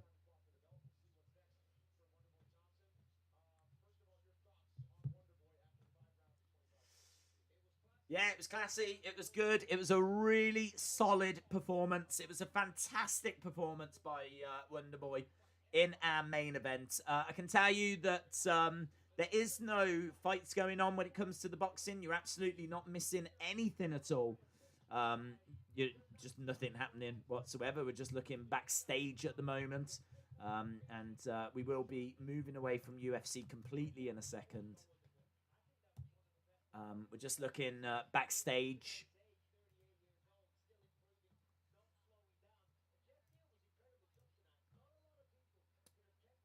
This is the worst I've ever done.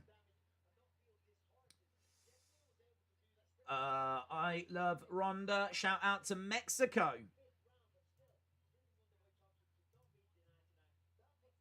Yeah, that was a great performance.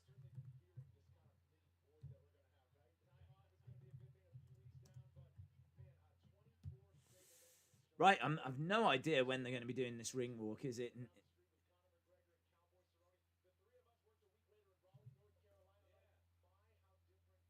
All right, let's turn this down.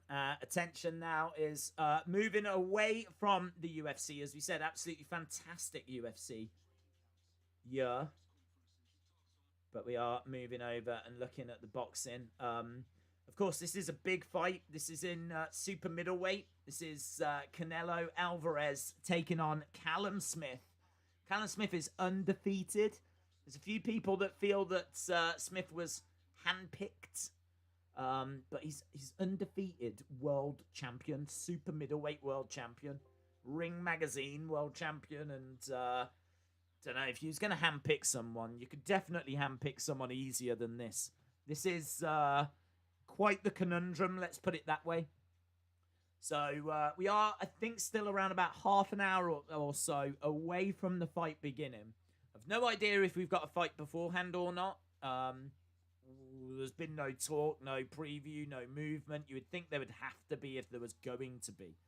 So, yeah, there's been no movement or anything on that. So, I'm guessing not. I'm guessing our next fight is going to be Canelo and Smith. It is obviously in the Alamodome in Texas. Big venue that they're not obviously fully utilizing because of the pandemic.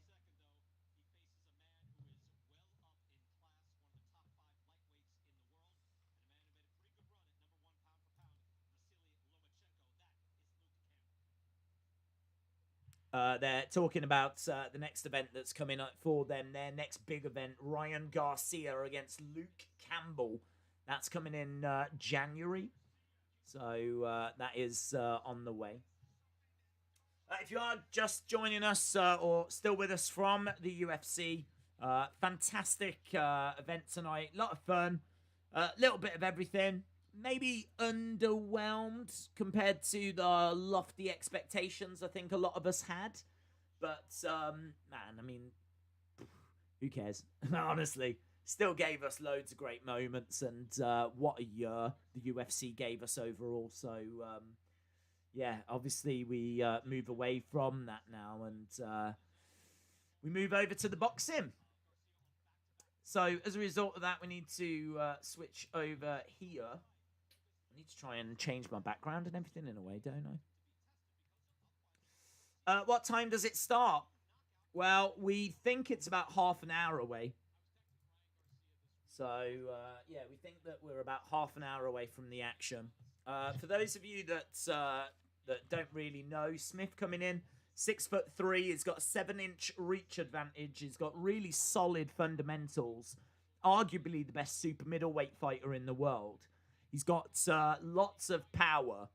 He's in his prime as well. Alverez has been fighting a few people that are kind of past their prime. That is not Callum Smith. Callum Smith is 30, and he is bang in his prime. So, you know, fair play to Alverez. He is taking on someone who is very much in his prime. Someone that can cause a lot of problems. Someone that's at the peak of his powers, at the top of his game. And, yeah, this is not going to be an easy night's work. It really isn't. So I'm very much looking forward to seeing, like, you know, how this fight starts, because they do tend to start quite slow. And I am expecting it then to kind of pick up pace a bit. And I am expecting it then to kind of start moving over to Canelo. I think Smith will look quite good at the start. I think Canelo's going to be trying to kind of find his rhythm. And I don't think he'll, like, race out of the blocks. I think it's really important that Callum uses his height advantage. He's got a crazy height advantage. I think it's really important that he uses that.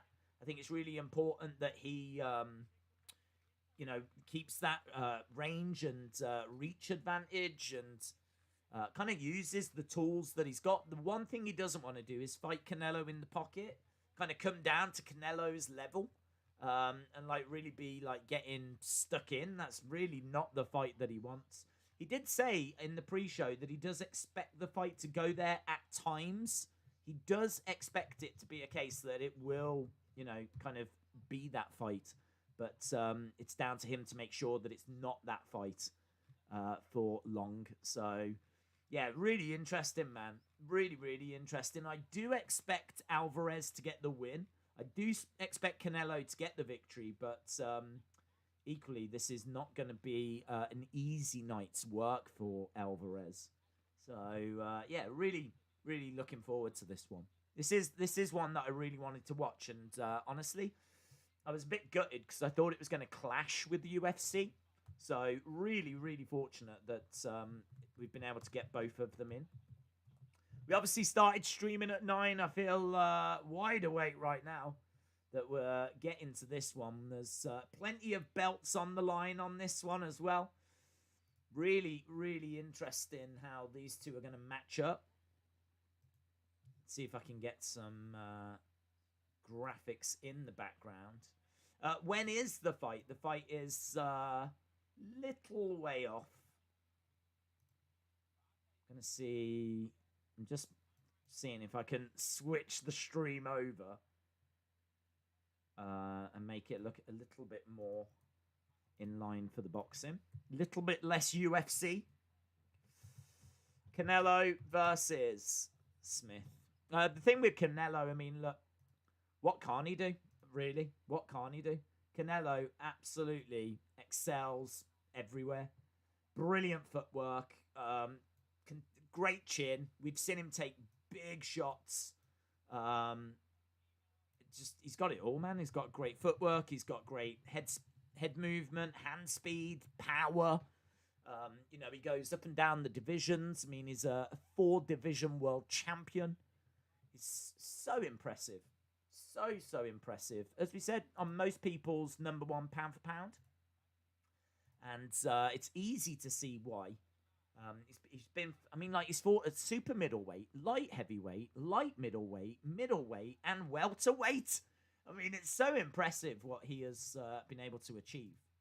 So, yeah, nothing but respect for Alvarez. Absolutely nothing but respect. So he is stepping in. But as you said, he is stepping in against a very, very good fighter.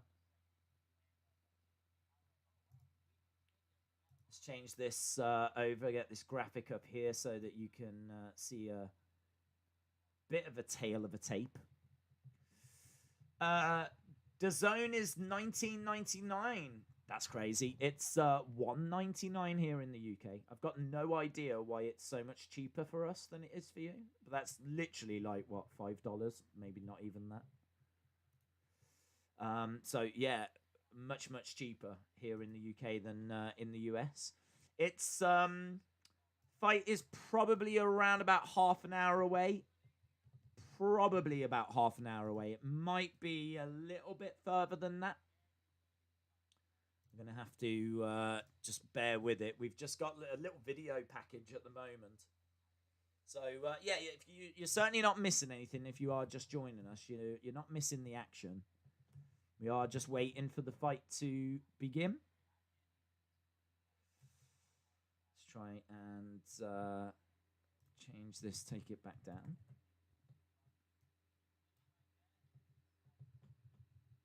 Boom. So Canelo is legit the best fighter of his generation. Easy. This is a cakewalk.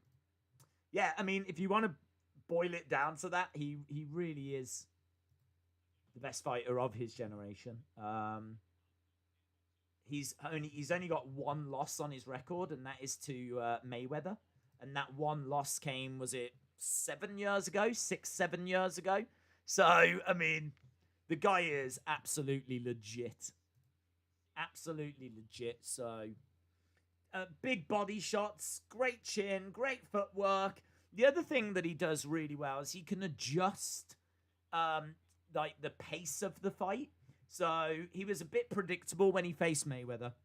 He was much younger. I mean, like, he was only 22, 23. I mean, he faced Mayweather at the age 22, 23. And he lost, and it's his only loss. So his last one is drawn to 56 fights, 53 wins. I mean, it's just incredible. It is an incredible, incredible record.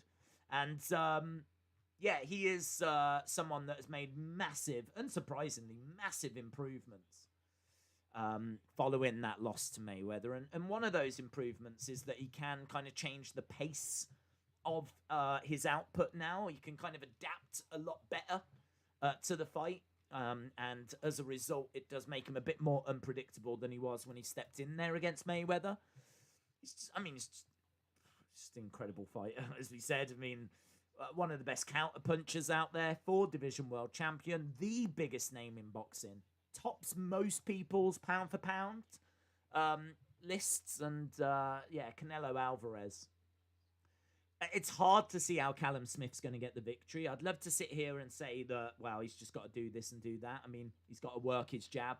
He's got to keep him at distance. He's got to pick up points. I mean, there's no way I see Callum Smith knocking out Alvarez. If Callum Smith is going to win, he's going to win by decision.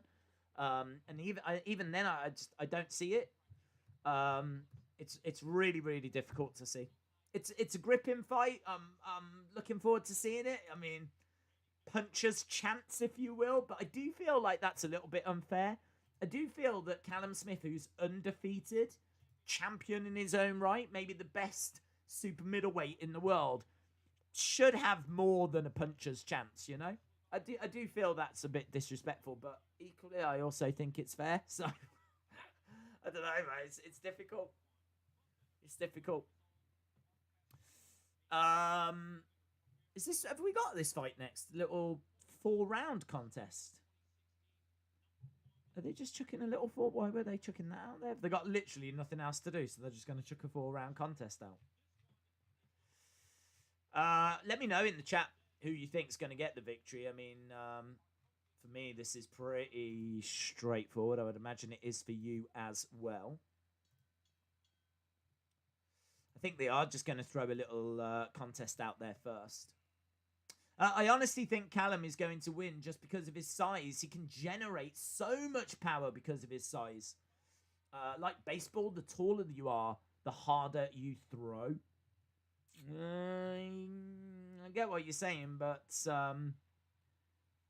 he's just like a tank. I mean, you've got to remember that they've both come in at the same weight. So even though Callum's taller, Alvarez is going to have like more about him. He's going to be thicker because they've both come in at the same size. Mr. Hogg is a legend. Mr. Hogg, they donated $6.99 via a super chat. Before the fight starts, I need to know, how would you rank lasagna, macaroni and spaghetti? Favorite to least? Big questions. I appreciate those kind of big, honest questions that deserve honest answers. I can't remember them, to be honest, what you just said. As soon as I jump into the chat, as soon as I finish faffing around with this background, I will answer that for you. Boom. Right. Let me jump into that. Yeah, we are just going to get some stupid little fight first, which I don't really care about, and I'm sure you don't either. Before the fight starts, I need to know, how would you rank lasagna, macaroni, and spaghetti? Favorite to least? I don't really care for macaroni. I mean, like, do you mean like macaroni and cheese? It's all right. I'm not crazy for it, like some people. Some people that have mac and cheese with everything. So I don't really have it that often. I enjoy it when I have it, but it doesn't blow my mind. So I'd say that's least. Spaghetti and lasagna I have more regular basis. Spaghetti can be a bit messy, so probably have that second. And then probably lasagna number 1. So there you go. Straight up, honest answer. Loving this guy. He's come down in a cowboy hat. His entrance music should be like Rhinestone Cowboy. But he's come down in a little cowboy hat. He's living the Texas high life. I think Canelo is shrinking. That's not Canelo. That's Mark Castro. It's close. Mark Castro with his cowboy hat. Legit looks about 12. I can't make out how old he is.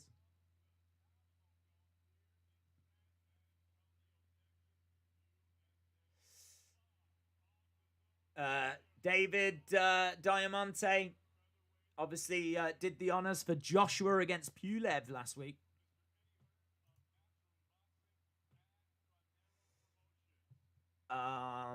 Wrestling Days fan, shout out to you. Macaroni wins as an ingredient. That's a really good point. Canelo is 5'9". I've stood beside him. He's not a midget, says Ken. Did he know that you were standing beside him, or is this something that's resulted in an injunction? Canelo obviously has got a massive experience advantage. The one thing you can say about Callum is, okay, he's undefeated, but equally he's not really fought anyone. He's very comfortable and calm, and like the build to this, he's kind of come across like feels like this is his time, and I massively respect that. So yeah, I'm keeping my fingers crossed that Callum can get this done. I'm obviously sitting here in the UK, and I would love nothing more than for Callum to get a victory here, but it's hard. It's hard to see it. It is hard to see it. Canelo has drip tall people. 5'6" on a good day, says Max. 5'6" on a good day. 5'6" if he's got his 70s heels on. Right, we've got a little 4-round thing going on, which, as I said, literally no one cares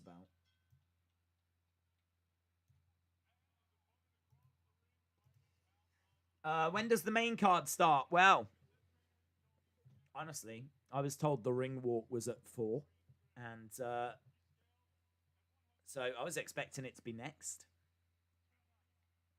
I mean, instead we've got some cowboy making his professional debut. Who gives a flip about that? Let's have a look. Canelo Smith fight card. Castro. Okay, so apparently this is the co-main. Mark Castro against Valdez, bantamweight, 4 rounds. What a trash undercard. I swear, these are both 11. Look, that guy's got facial hair like he's just hit puberty. And trust me, I should know. Look at this.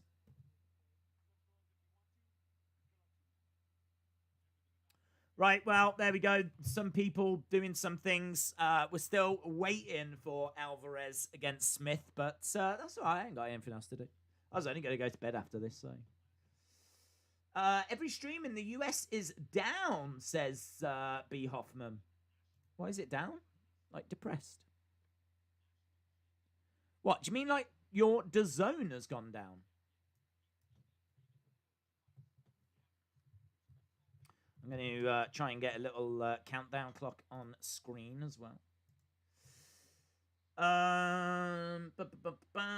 Pancakes. Hello. Canelo is overrated. Dunno, man. Fair play to him. He does take on all comers. Granted, I think he is quite clever how he picks and chooses his moments. I mean, Callum Smith is coming off... he's coming off a win that a lot of people don't think was a win. So, fair play, you know. Canelo's looked at that and maybe thinks now's the right time. So, yeah, I think he picks and chooses his moments. But you tell me a boxer that doesn't do that. So,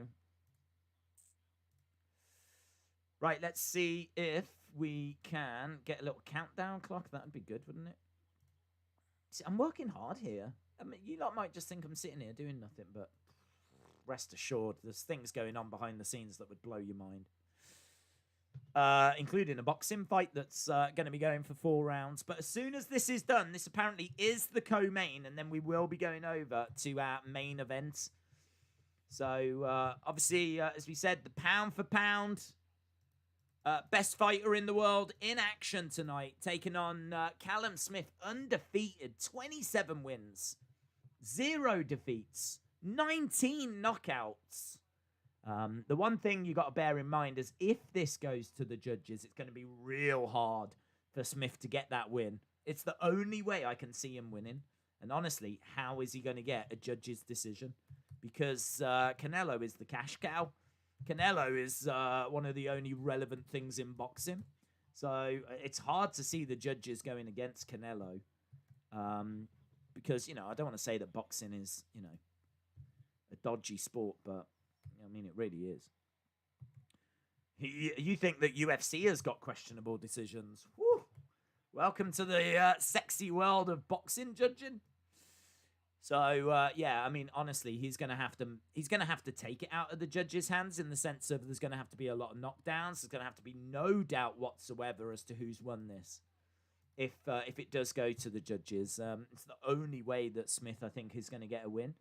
I just really can't see him catching him. I really can't see him catching him. Right, look at this. We've got a little countdown clock as well. Unbelievable. The work that I do. If Canelo wins, I want $1 million from you. Dude, would I be sat here if I had $1 million? Would I be sat here if I even had $100? Come on, think about it. Days clearly enjoys cereal. Do you know I don't eat cereal?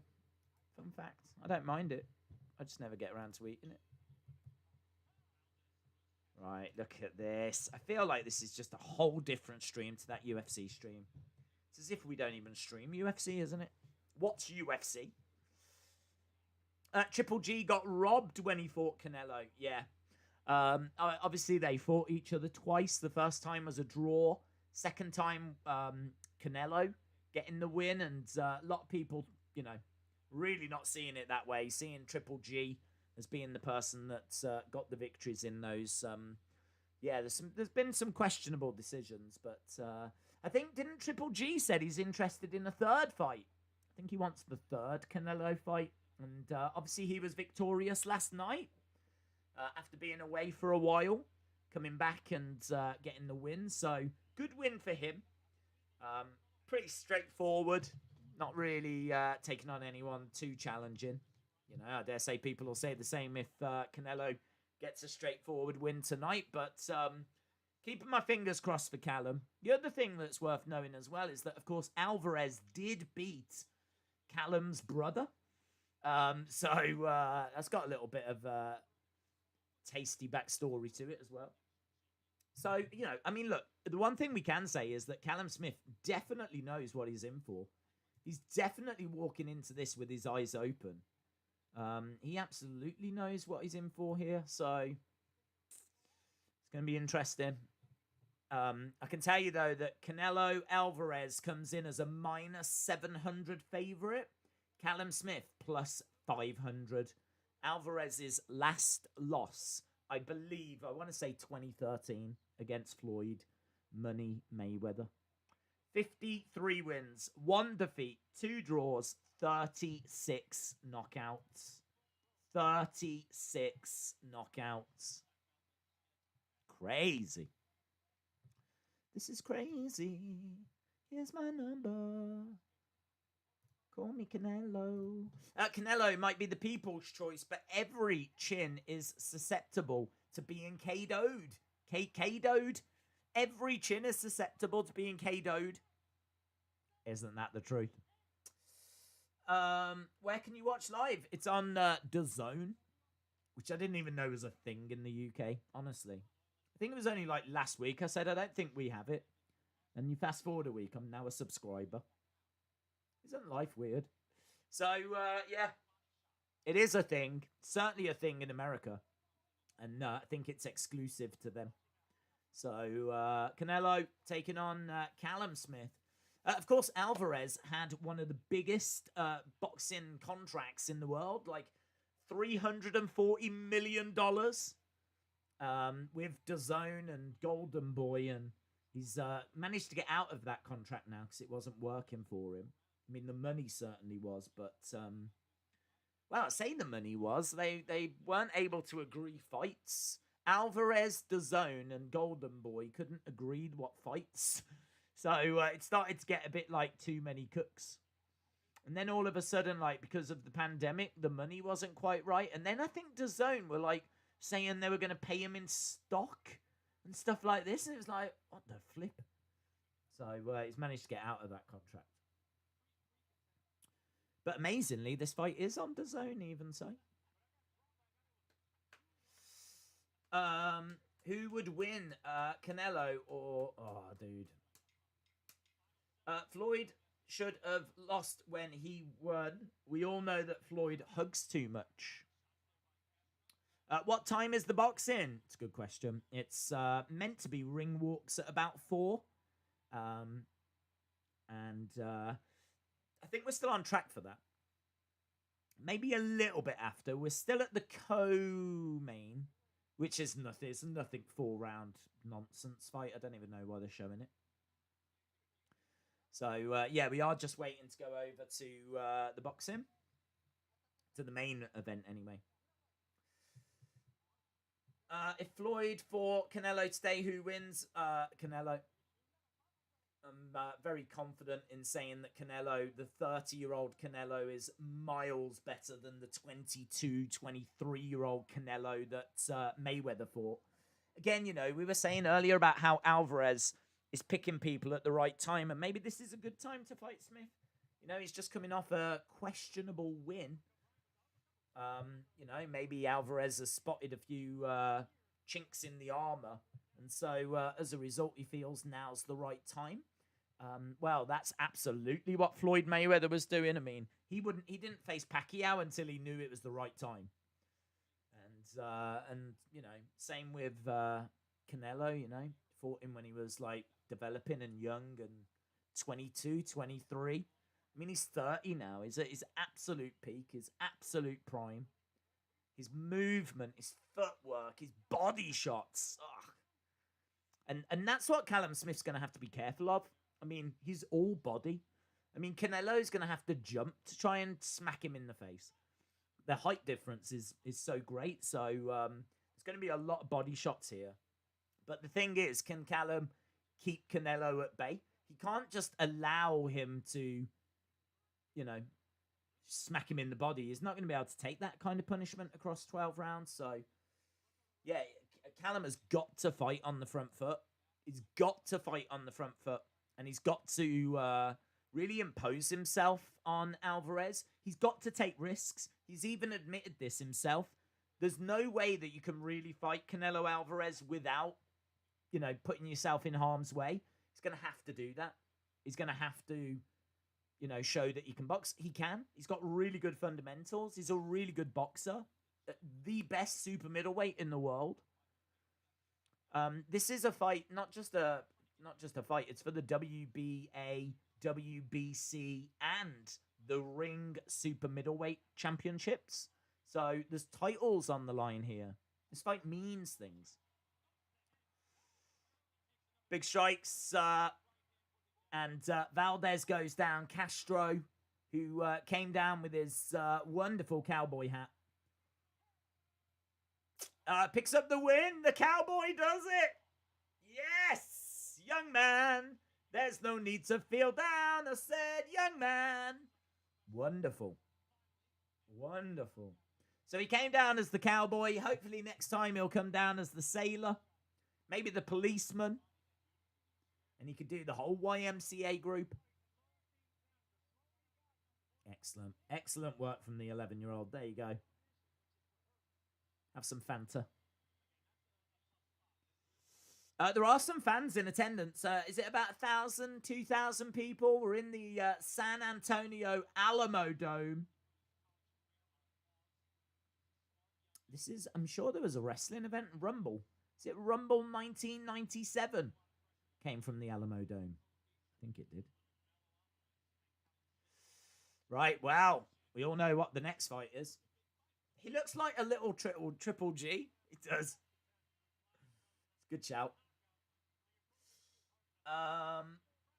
Haven't seen any of Smith's fights. How good is his footwork and how well does he use his reach?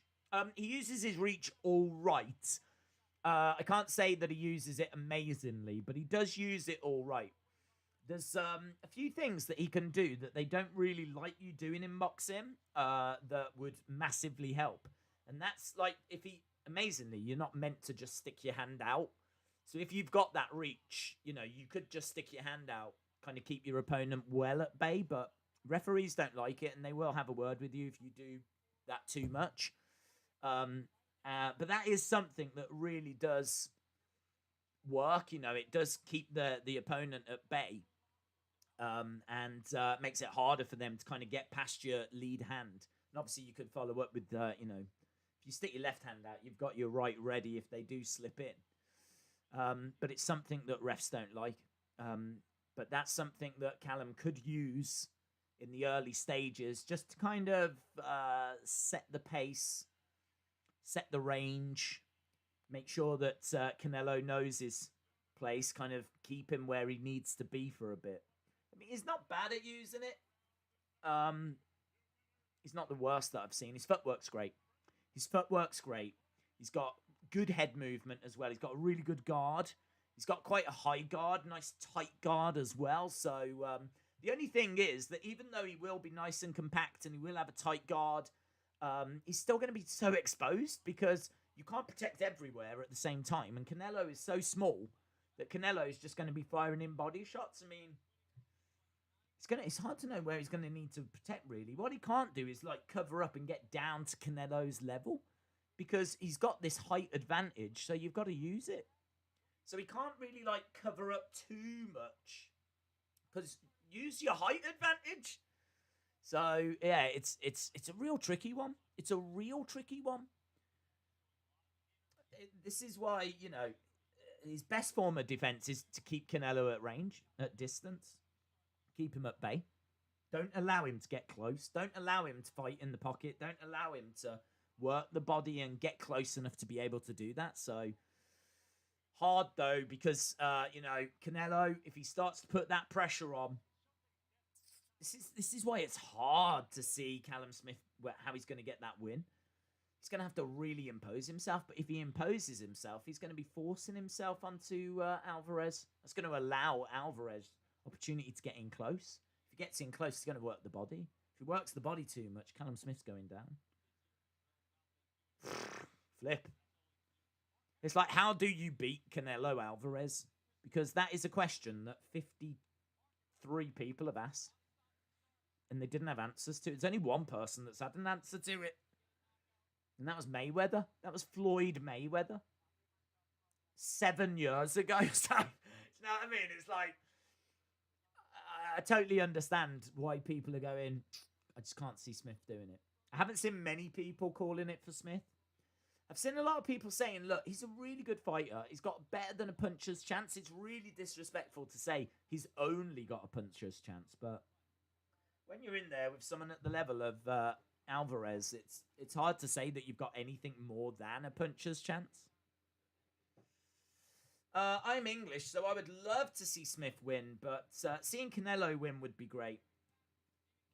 Yeah, I mean, I actually saw a few people talking about the fight, and there was a few people getting really upset with Smith fans because they're like, you keep talking about how big he is for this division, and you keep talking about how he can impose himself and bully people and use it to his advantage. And now all of a sudden he's going in there with Alverez. All of a sudden his height is a massive problem. All of a sudden now, like, do you know what I mean? Like, he's too exposed. Alverez is going to work the body. He's got to try and keep Alverez at range. How are you going to be able to do that? So they're like, you can't have it both ways. You can't say that it's a massive advantage the one time and then all of a sudden, now he's fighting one of the best fighters, maybe the best fighter in the world. All of a sudden now it's a massive problem. Like, you got to pick a lane. So, I mean, it's a good point. It's a fair point, isn't it? It is a fair point. But also, it's not a fair point, and Callum Smith is being robbed. So, yeah, I'm really excited. I'm really excited to see his game plan. I am really excited to see his game plan. I really want to know, what is he going to walk in with? What is Callum Smith's game plan? What is his strategy to beating Alverez? I know what it's not, because he's already come out and said, I cannot get drawn into a firefight. I can't stand there going tooth and nail with Alverez, you know, coming down to his level and everything. I've got to fight my fight. I've got to use my height. I've got to use the advantages that I've got, and well, that's absolutely true. It's absolutely true. Right, my friends, we are sneaking towards the time that they said would be the ring walks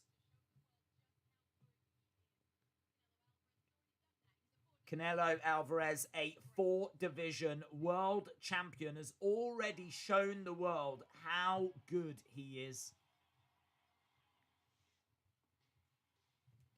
It's time for Callum Smith to do the same. Callum was saying he didn't need to take this fight now as well. Do you think Ryan Garcia will win in January? I think he's got a really good chance. I do want to watch that. I've got to be honest, like, now I know DAZN is in the UK. It's like, it's $1.99 a month. Do you know what I mean? Flip. I'm quite tempted just to keep it.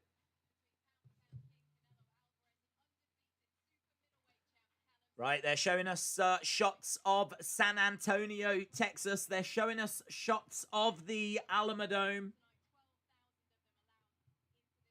12,000 in the arena.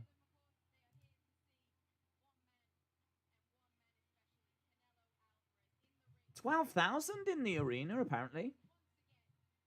Wow.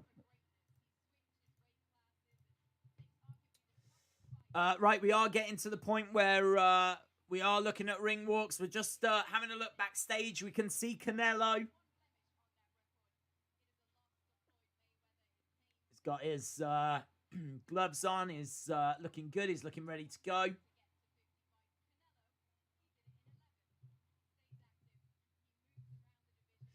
He does move around the divisions. I mean, he just takes nothing but respect for him, even if he is cherry picking, even if he is taking people at, you know, the right moments for him. So what? If you can do it, you would do it. I would do it. Well, I mean, I wouldn't even been there in the first place, in all fairness, but Smith's locker room, he hasn't got his gloves on yet. He's still doing a little bit of skipping. He's got his hands wrapped, but the gloves aren't on, so probably going to make us wait a little longer. Making us wait a little longer. They're saying that if Smith can do this, it'll be the biggest upset by a British boxer in British boxing history.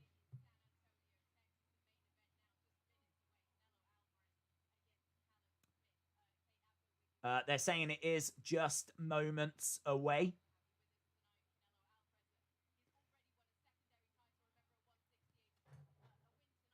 We know Canelo's career is an accolade in itself. However, Mayweather schooled him with interest, says Sonic Speed.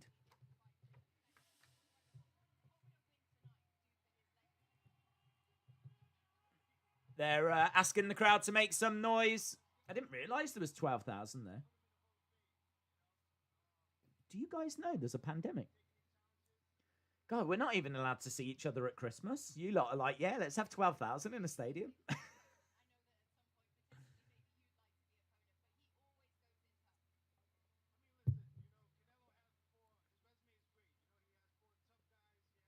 He has got a great resume.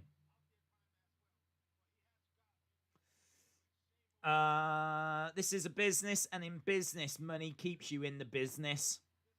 William Hensey says Canelo will probs win. Because we've been talking about him for the last hour. Oh, is that how it works? Fair enough. I mean, he probably, in fairness, he probs will win. Let's not rule out Callum Smith. I mean, you can, but oh man, I'd love it if he did it. He was saying, like, you know, he could have postponed this. He could have waited. Because he's a champion. I mean, these are for Callum Smith's belts. It's not Callum Smith that's got the opportunity against Alverez, although in many ways it is. This is Alverez fighting for Callum Smith's belts. Callum Smith is a champion. He's a champion. He's, I think, the WBA champion and the Ring Magazine super middleweight champion as well. And I think the WBC is vacant, so that's up for grabs as well. So this is all for Callum Smith's belts. He's 27-0, 19 knockouts. This is what we're saying, like, two champions going against each other in their prime. This is why people are so into this fight. Two champions in their prime should be a real tasty fight. One of the biggest boxing fights of the year. He is pound for pound king. They are just talking at the moment. We are just waiting to get going on this one.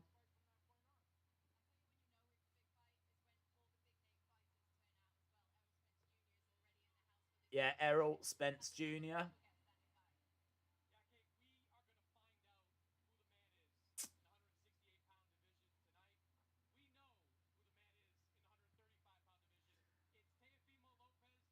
Lopez is there. Teofimo Lopez, who we watched that fight not long ago when he beat Lomachenko. Teofimo Lopez, the WBA, the IBF, the WBO lightweight champion.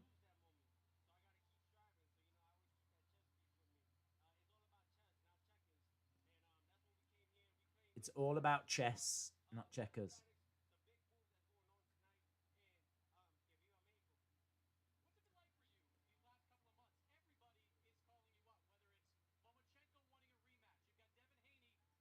Lomachenko wants a rematch. They surely got to do that rematch.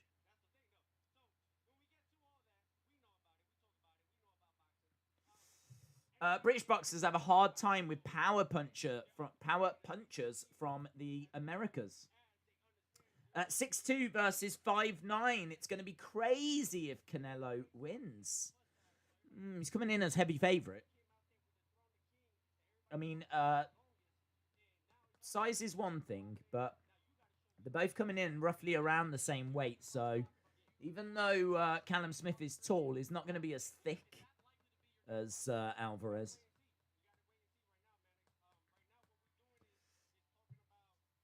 When is TLC predictions? I think it's a really predictable card, so I wasn't too bothered. So I'll do it before the pay-per-view. We'll start early. Don't know what time.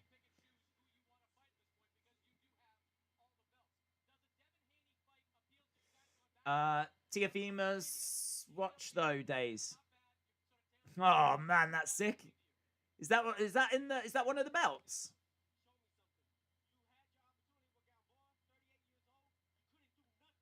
Yeah, I think it is, isn't it?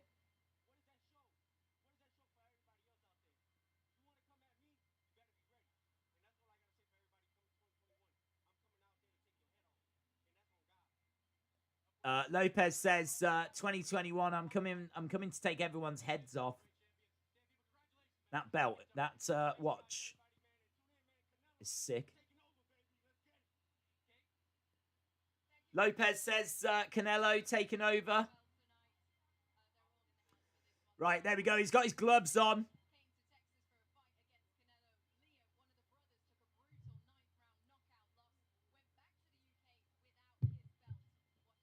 I can't believe I've been in the chat for 7 hours straight, says Hayden. Dude, that's amazing. And a little bit concerning. Blaze says Smith has the longer reach. If he can keep Canelo away with the jab and then hit him with a good right, he could do it. Yeah, it was the green WBC belt. Man, that is cool. Can you get them? That would be cool. You must be able to buy them. I can't imagine they made it. They might have made it especially for him, but that's kind of cool, isn't it?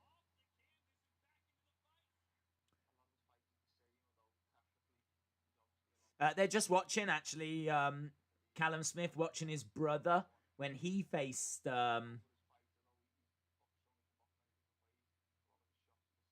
Alverez, and as we said, he's going to definitely be coming in very prepared.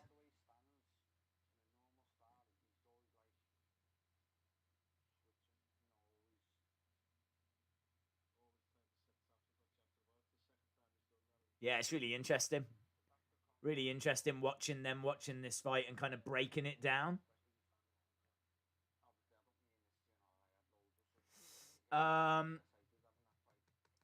We live rent-free on this channel. Yeah, you should start paying rent. Unbelievable. Gonna eat me out of house and home. Smith uses his size and reach. Canelo won't get close. What time is the fight in Pacific time? I don't know. Well, I don't even know what time the fight is in UK time or Eastern time or any time, so I can't even give you that. It was meant to be about 7 minutes ago. They said it would be like around 4, so any minute. I don't know what any minute in Pacific time is.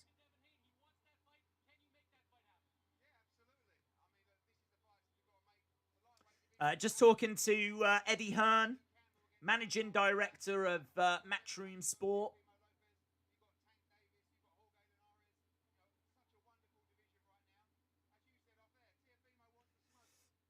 Technically, we pay $2.99. Oh, that's true. Days, I dare you to search for that watch on the internet now. I can have a look. Is it the WBC? I'll just put boxing watch. See if it comes back with anything.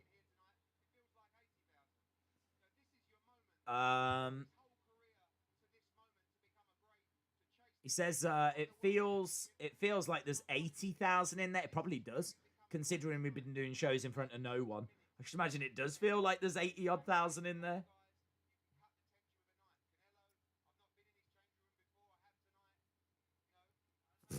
Well, I mean, I found some, but it's not a watch. Hang on. Oh, it might not show because of like the green screen thing, but yeah, it's not really showing. But look at that. It's not a watch, but it is sort of what he had on his wrist. That is a WBC. Oh no, it is a watch. Flip! It is a watch. I found it. It's only $80. What a cheapskate! He's got an $80 watch. What a flipping cheapskate! He must have more weight, tons of money. He just beat Lomachenko. Oh man, has he gone on TV with a flipping $80 watch? Unbelievable. I'm going to show you. This looks exactly the same. Looks exactly the same. $79.99. This has turned into QVC now. Guys, we've only got limited numbers of these left. But $79.99. It's got a really ugly strap. Maybe the ugliest strap on any item I've ever seen ever. But yeah, just for $79.99, you can get this from iconsofboxing.com. We do have limited stock, but there are some still in stock right now. So if you want to be just like your hero Lopez, Teofimo Lopez, then you could sport the exact same watch that he had. I swear he can afford more than that, though. I swear. He's got... And he probably got it free. Unbelievable scenes. That watch is ugly. How dare you? Timmy's is ugly. Right, they said we're just moments away. WBC, WBA, Ring Magazine. It'd be nice if one of them watches was available as well. I think that's the prize people most want. Right, we're just waiting to get this one going. Where can I find it free? I don't know, dude. $79.99. I already think that's a good price. The strap was a bit rubbish, but... Canelo walking back and forth. That is ridiculous. I'm pretty sure that's not the one Timo was wearing. His looked much more premium. Well, I haven't had a chance to look to see if there is a premium range. That could be the entry level. Perhaps it does go up to a more premium model. Wouldn't surprise me if he did have a more premium one. But yeah, well, look, it's... Flip, you asked me to look. I had a look. I found one, and that wasn't good enough. Unbelievable. Wow, you can actually get a signed Muhammad Ali WBA belt for $55,000 on eBay. Woo. He's pacing around backstage. This isn't the most exciting pictures that I've ever seen, watching Canelo walking back and forth backstage in a really ugly-looking changing room. I mean, no offense, Texas, but you can definitely do better than that.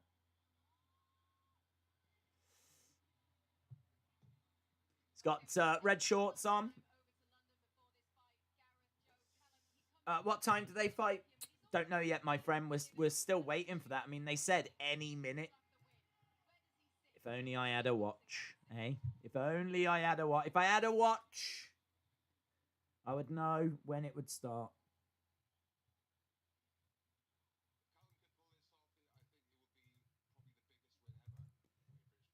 Joe Calzaghe is in the DAZN studio. He says if Callum can pull this off, it'll be the biggest win ever by a British boxer.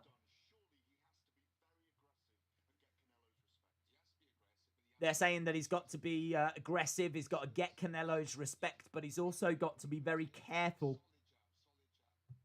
Solid jabs is what he needs.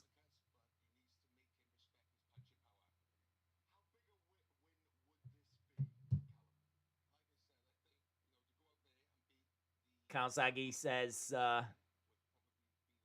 probably be the biggest.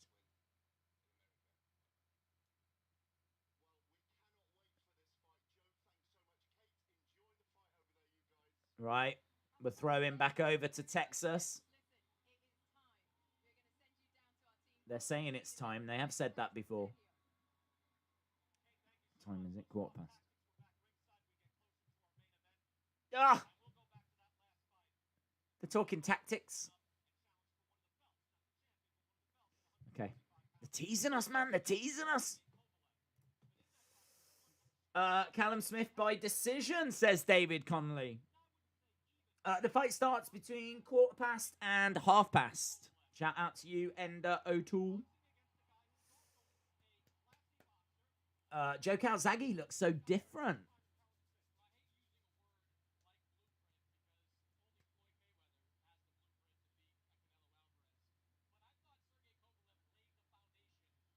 So they're saying that in his last fight, we saw that there could be a blueprint to beating Alverez. Kovalev is kind of a bit past it, though. That's the only thing. I mean, still a great fighter, still a great name, but I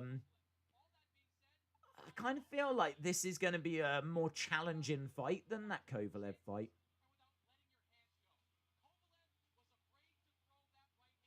Really looking forward to this one, though. Now it's like here. It's so exciting.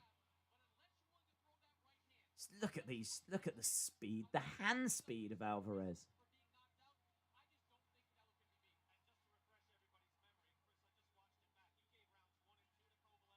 They're saying, yeah, Kovalev took rounds 1 and 2, and I think there is a chance that Smith could do that.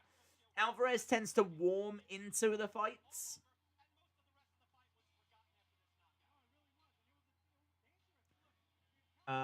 I've got Canelo Smith in round 20 after 3 hours of fighting. Well, we are just waiting to get the ring walks. We are moments away. We are actually at ringside. Again, they're just showing us backstage. Canelo still pacing back and forth. Wait, I don't know what we're waiting for.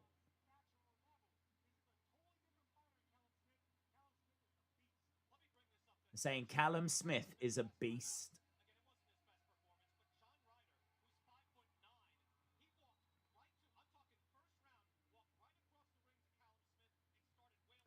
Yeah, that is true. Against Ryder, and we were talking about this, he didn't look great, and Ryder is about the same height as Alverez. So, kind of big question marks about his defense.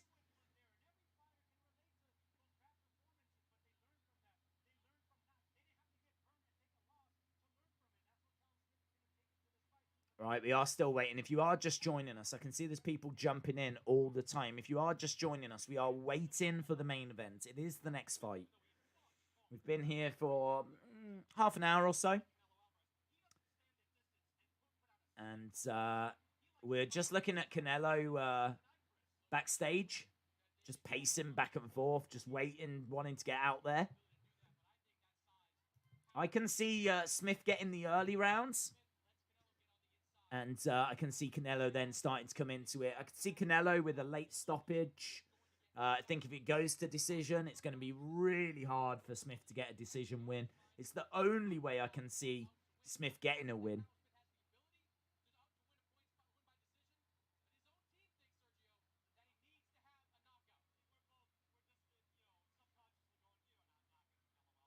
Yeah, I mean, even the pundits are like, you're not going to knock out Alverez. You're not going to knock out Canelo Alverez.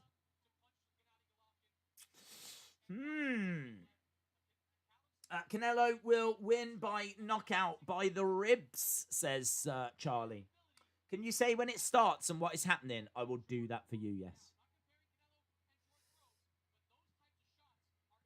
William says, hey chat, do you realise if we all talk about one thing, then Days would have no choice but to eventually engage us? Just showing the tail of the tape, both guys coming in at 168 pounds, obviously super middleweight. 5'9" Canelo, 6'3" Callum Smith, 7.5 inch reach advantage for Smith. I mean, that is definitely a weapon. I mean, that is definitely an advantage.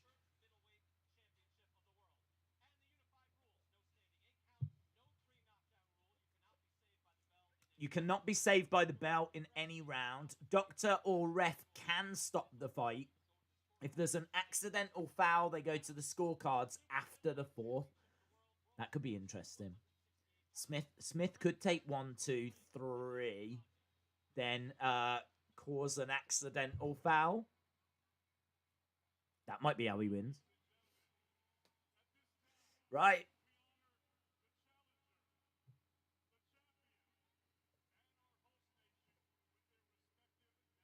Okay, we've got the national anthems. Who's doing them? God Save the Queen. Who? Oh, you could have got someone we knew. Rachel Hatchimals. Who's this woman? I thought Hatchimals were like a thing kids wanted at Christmas. Is this the best you could do, America? Shame on you. Why haven't you got us Beyonce? Why is Adele not singing this for us? Where is Ed Sheeran? Those are my questions. Well, all I can say is you better have someone that sucks as well, right? I expect Terry the Bin Man to be singing your national anthem. In fairness, she's got a lovely voice. Probably shouldn't have been talking all over the national anthem, but you live and learn, don't you? Right, the national anthem of Mexico. Oh, it's Shakira! No, it's not. Who is she? Who?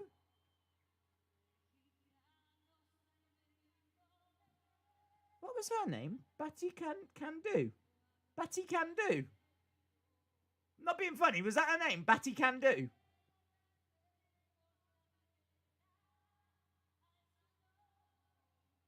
I'm gonna be respectful for this.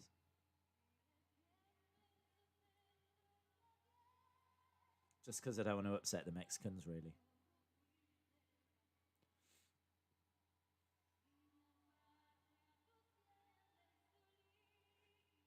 It's the Mexican national anthem. This lady is absolutely amazing with an opera singing voice. Oh, Hayden. Dude, come on. Flipping out. We should have had the Spice Girls.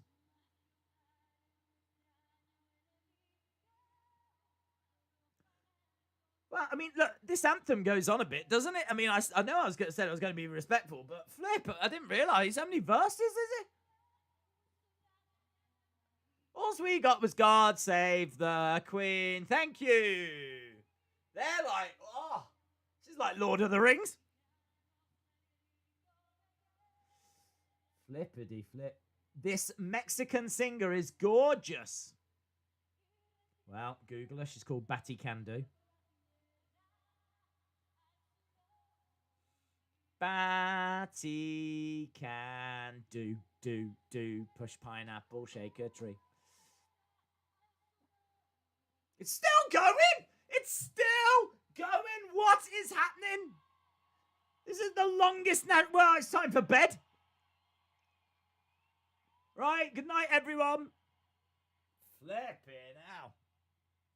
Now what? Oh, yeah, of course you get more. Of course you get more. The flipping Supremes are here.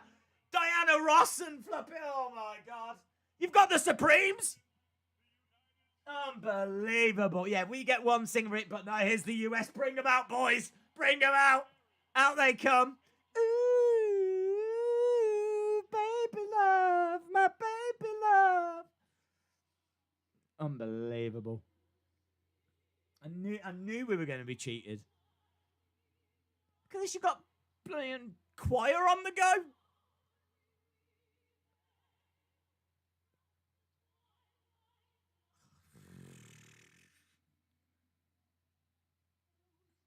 You haven't even got a fighter. Do you know what I mean?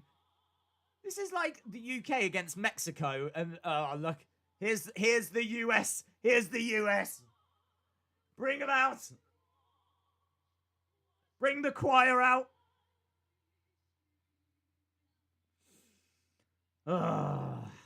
Canelo is the A side. That's why.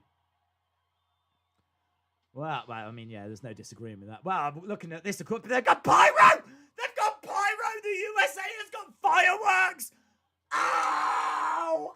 Why have you got fireworks? I'm sorry, I must have missed the fireworks. Perhaps there was some fat woman with the sparkler that I missed for the UK. But you've got, like, things going off in the sky. It's a flipping disgrace. Apparently the USA's the A side. The USA side.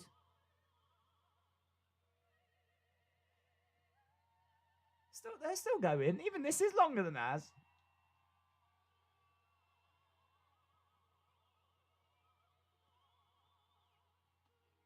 More fireworks! More fireworks! What the flip? Yeah.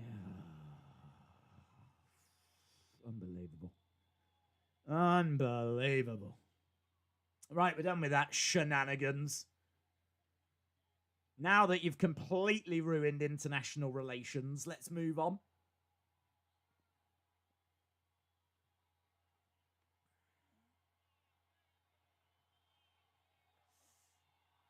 I gotta say, it's really great to watch an event with a crowd. I gotta say that.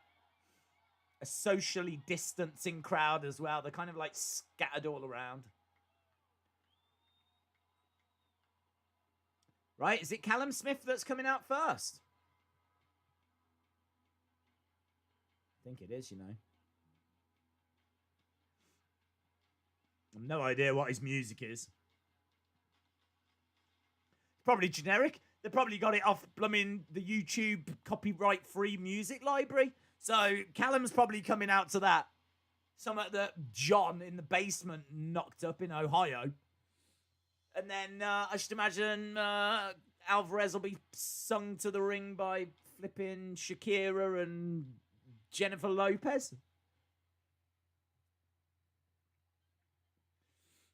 Right, here he is.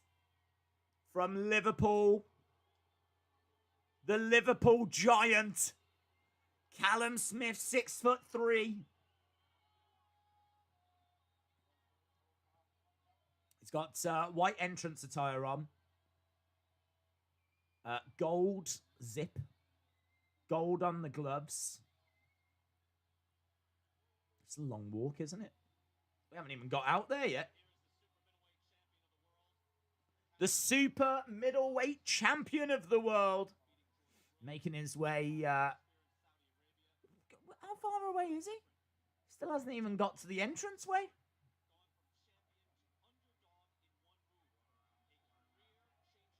Yeah, that is true.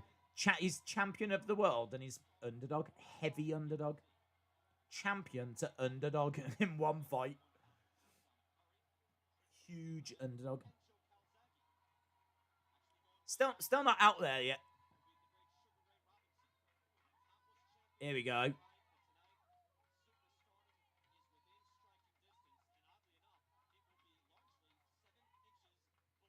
Yeah, just get up there. Look, she's like, get up there. Right, is he going to have more music or?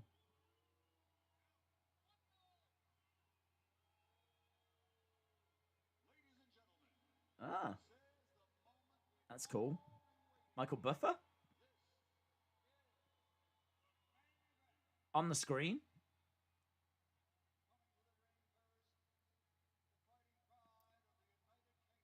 The fighting pride of the United Kingdom.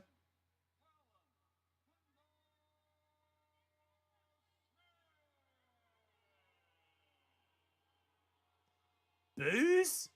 Boos for Callum Smith. You can hear in the crowd people booing Callum Smith. I mean, I can understand it, I suppose.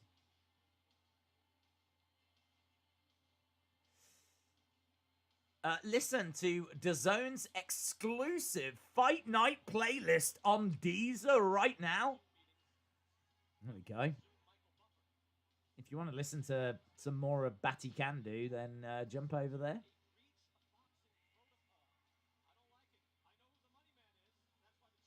Right, boom. If Mayweather fought him again, people would just bandwagon Floyd again. Oh, Floyd's too busy. He's taking on YouTubers. He hasn't got time to be taking on skilled fighters.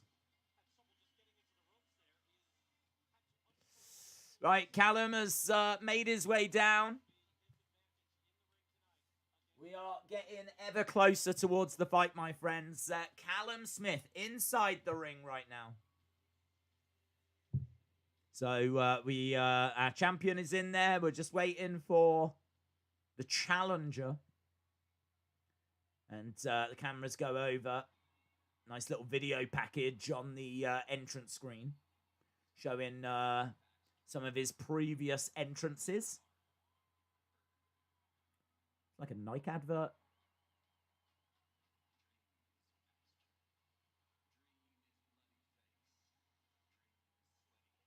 Dream is a master. What is this weirdness?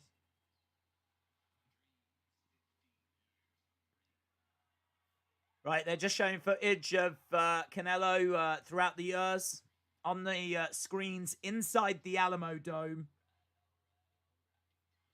And Alverez about to make his way out to the ring. Callum Smith has already made his ring walk. Indians don't box, says Thomas. Is that true? I can't say I've seen that many Indian boxers.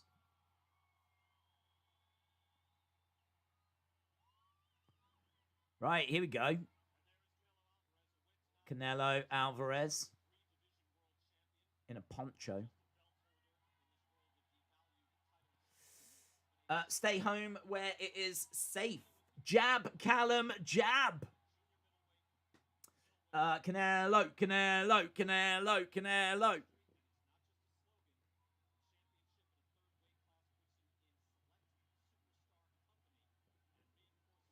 Right, well, it's a long walk. It's going to take him 5 minutes just to get to the flipping entrance stage.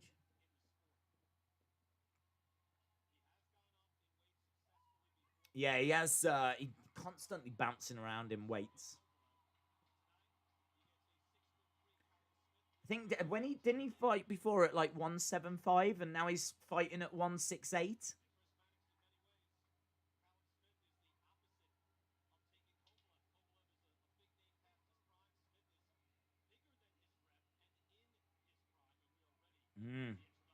Yeah, Kovalev, as they said, is a big name past his prime, whereas Callum Smith is a big guy just hitting his prime. Right, Alvarez getting his introduction right now. If Canelo loses, I will be shocked, says David Connolly. I know. Tijuana says Canelo. Hey, I've got nothing but mad respect for him. Nothing but mad respect. Oh my God, he's got trumpet players. I knew it. Flip. Callum Smith has to walk down to people booing. Canelo Alverez comes down to full band. Look at this guy on the trumpet. Thinks he's Louis Armstrong. If Louis Armstrong was white and Mexican. Da-da-da-da. Da-da-da-da-da-da. Look at these dancers! Da-da-da. Da-da-da-da-da. Callum Smith should have come out to Morris dancers from the UK. Do you know what I mean? With like bells on their legs. Like we should have had some traditional UK dance. They've got all this flamenco stuff on the go.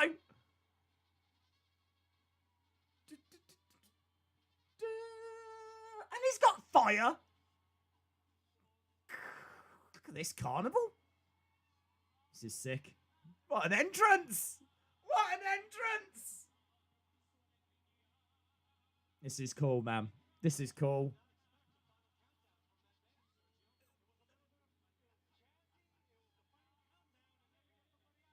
Yeah, it's gone into mariachi. So Canelo makes his way down. The dancing girls are coming down as well, swinging their dresses in the Alamodome. 15,000 in attendance, being treated to a wonderful show. It's a really great entrance. It's a really great entrance. You should have had the friggin' Queen walk Callum Smith down.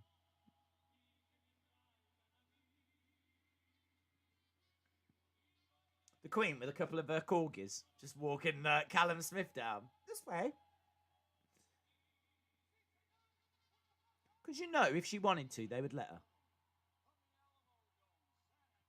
Right. Both fighters are inside. Sonny says this is an experience. Yeah. Danny Barnow says this is the final countdown. Crazy Ginger Jake Holden says Canelo is going to knock this dude out. I do think there's definitely a chance of that. Huge fight, though. We haven't seen Canelo all year, have we? I don't think we've seen him all year. No, we haven't. As we said, for many people, the pound-for-pound fighter in the world.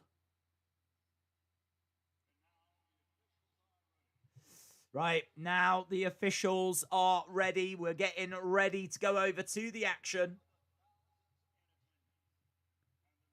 And the millions watching all around the world. Ready to rumble. Oh, love a good let's get ready to rumble. He has made so much money off that. Let's get ready to rumble. He's like $100 million or something crazy. I think he's got it might even be more than that. It might be like 150, 200 million that he's got a personal wealth of.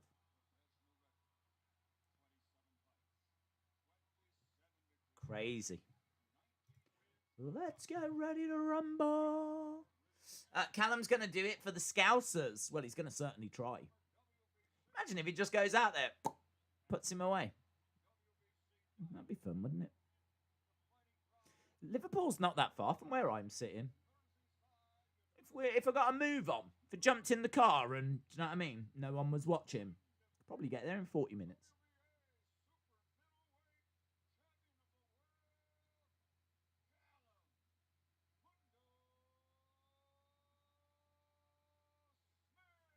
Right. Come on, Callum.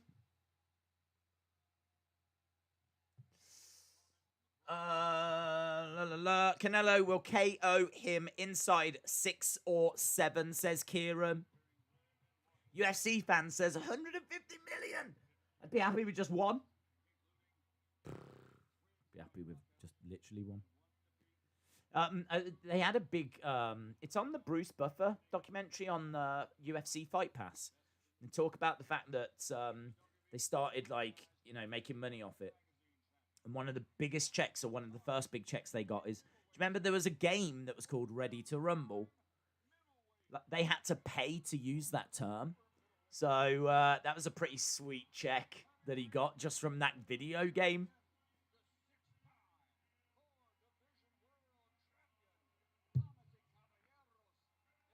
Right. He's getting all the attention, all the love, all the hype, all the entrants, all the instruments, all the dancing girls.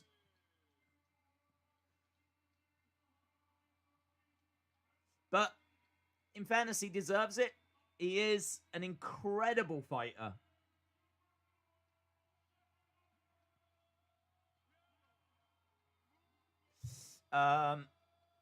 Whoever's left hook gets there first is big in this fight, says Trey. Right, the time for talking is done. Both of the fighters have made their way down. We've both of the fighters have had their introductions. Sergio, shout out to you.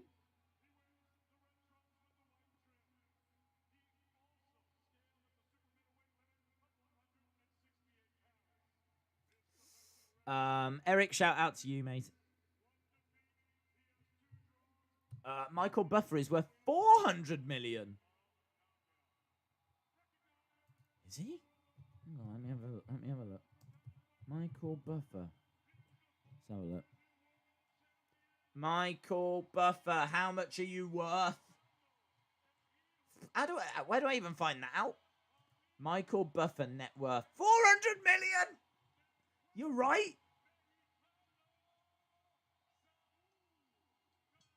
Depending on the match, Michael Buffer earns between $25,000 and $100,000 every time he utters those 5 famous words.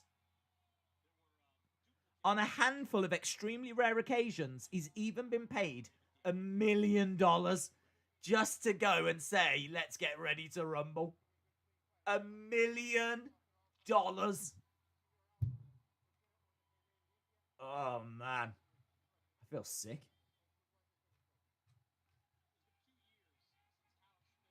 One of the most famous licensing deals was for the game Ready to Rumble. After the game was a huge hit, they paid Buffer $100 million. What the flip? For 5 words? Oh, I can't even believe I'm sitting here watching this. I'm sure I could come up with 5 words. Anyway, put that to the back of your minds. We are underway. Round number 1. Here we go, my friends. So, Callum, that kind of snuck up on me. I'm not going to lie. I think I was distracted by Bruce Buffer. I didn't expect to say that. And Michael Buffer. Right. Both standing off each other. Neither really committing at this stage. Callum in white obviously towers over Canelo, who's in red shorts. And Callum firing in a couple of left-hand jabs. Hayden and Garrett is a legend. Alverez They donated firing a $2 left-hand New jab Zealand back as dollars well. via a super chat. Here we go, guys. Here we go, guys, says Hayden. Not going to lie, Hayden. I was hoping that would be for $400 million. Disappointed. Shout out to you, dude. Yeah, really standing off each other. Nice left hook. Ooh. Oh, big body shot by Callum. Some good combo work. Yeah, he does need to get some confidence. He needs to make Alamodome appreciate his power. I tell you what, it seems a little bit sweaty in there, a bit smoky in there. It's good, man. It's got a really good vibe to it. This is the first sporting event I've seen since, like, March that's had this many people. It really does add to it. It's got an energy. It's definitely got a buzz. Nice hook. Straight right to the body as well by Callum. Hook coming back by Averez, but he just can't quite get close enough. Swing and a miss by Callum. Averez trying to get in a little bit closer. Alverez edging forward. Callum backing up against the ropes a little bit. Got to be careful. Got to be careful. Don't want to get caught in the corner. Oh, look at that straight left, straight in the middle. Snaps Callum's head back. Couple of left-hand jabs by Callum. We're down to like 30-odd seconds here. Lovely by Canelo. Shot to the body. I'd say this is a Canelo round, to be honest. Nice straight in the middle. Nice left hand by Callum. Canelo backing away a little bit. Canelo will grow into this fight a little more as it goes on. Nice. Yeah, I think that's a Canelo round. Right, Canelo. I'm marking it down as Canelo.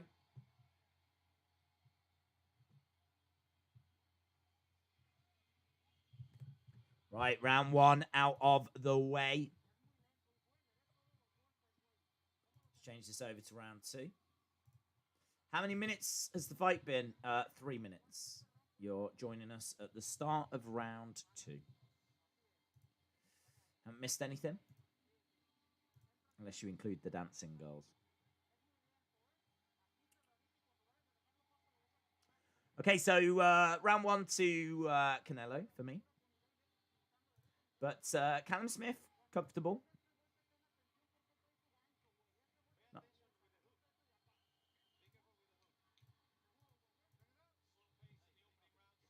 1-0 Canelo, says Crazy Ginger Jake Hold'em.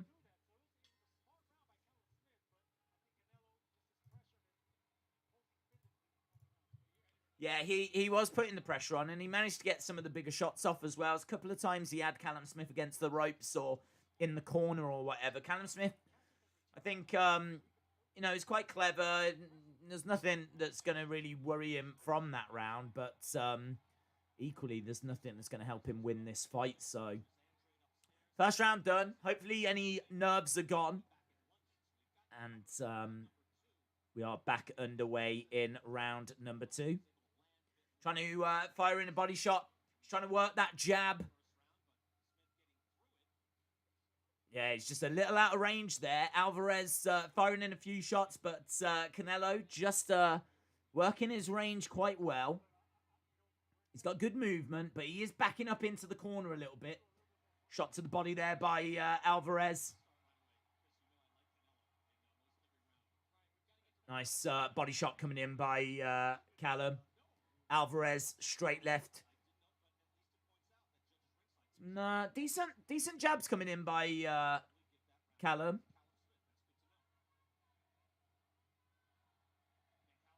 Nice, misses. Callum Smith against the ropes, though. Looks for an uppercut, couldn't land it. Great head movement there by Canelo. Really great head movement.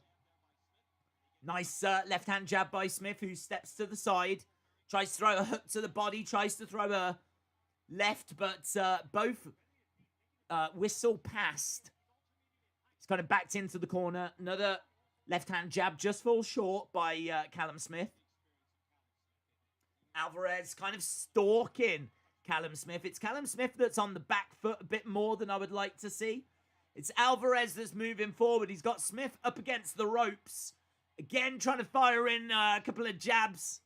And again, he is managing to get these jabs through, you know, Callum Smith. A couple of times he looks like he's snapped Canelo's head back. Oh, big strike there, though, by Alverez. Nice body shot. Throws in a right hook as well. Yeah, he is working. He is throwing. I still feel the better moments are with Canelo. Canelo, when he gets Callum up against the ropes, there's been a few crushing blows, but Callum Smith has got some stuff through. Clinching, the two break apart. 8 seconds left in this one. Missing there by Callum. Went for a body shot and it just fell to the side. That's end of that round. Really tricky, man. Really, really tricky. I've got to go with Canelo. I think where it's going to be that close, I think the judges are going to go Canelo, to be honest.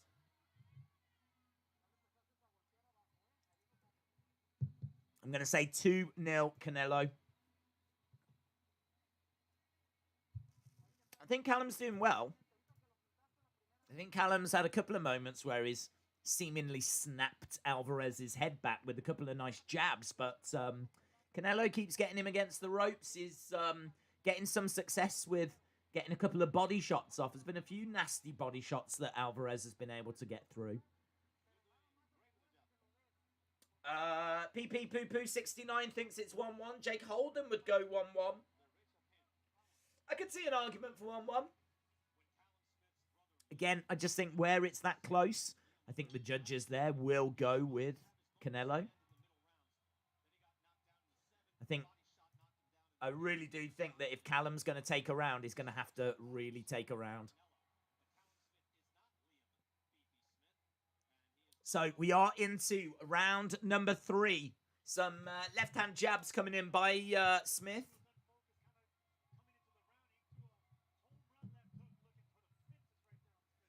Kind of backing up again. Don't like to see him so much on the back foot. Canelo doesn't like to work throughout the whole round. So I'd like to see Smith like making him work more during the round. He's kind of on the back foot. He's allowing Canelo to kind of dictate the pace because Canelo is the one that's stepping onto Callum. He is trying to close that range. Joe Calzaghe says that he would like to see Smith get a bit more assertive with the jab. Nice body shot there by Canelo. Goes for an uppercut, but it misses. Tries to fire in a left-hand jab, and that falls short as well. He's starting to really throw some stuff now, Smith. But the problem is that a lot of it is not landing.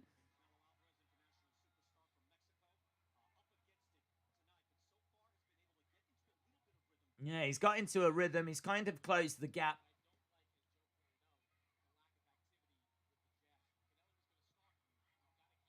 Yeah, he is stalking. Canelo is stalking. The commentators saying that they would like to see more jab activity. Smith up against the ropes here. They're clinching up. Big body shot there, though, by Callum Smith. Nice right hand to the body. Again, looking for another body shot. Less than a minute to go in this one. Trying to go straight down that middle again, but a lot of it just hitting the guard of Canelo. Again, he's getting backed up against the ropes. Just over 30 seconds to go in this one. I feel like this is another round for Canelo. Yeah, I mean, look at that head movement. Wow. Right hook and a straight left. And he missed with both by Callum Smith. Canelo's so impressive. He's just never there. When you're trying to hit him, he's just not there. Only things that seem to get through are the body shots. Yeah, oh, that was a vicious, vicious counter right by Callum, though. Well, I'm going to give that to Canelo. I think he's on the front foot. I think he's looking good. I think he's... well, he is. He is looking good.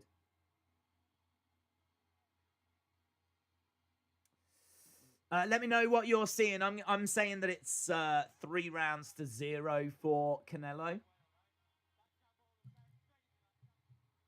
As we go into the 4th.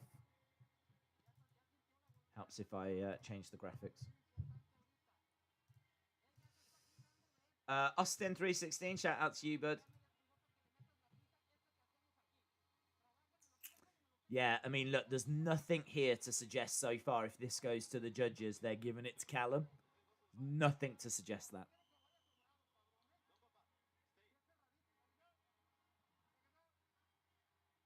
I mean, Callum looks all right.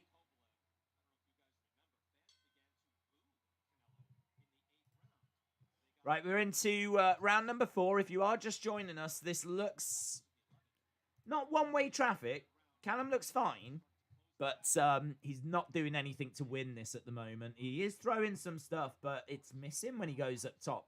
Body shots seem to be landing, but Canelo's shots seem to be getting through a lot more. This is busier now, though, by Smith. That's nice. Up against the ropes and big strike. That's a nasty strike there by Alverez. Big body shot, and that did seem to hurt Callum a bit. And I think Canelo can kind of sense it as well.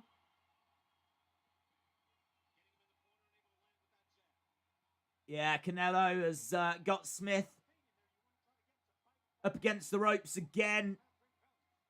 Smith looking to fire that left hand, but I just think Canelo has got such power.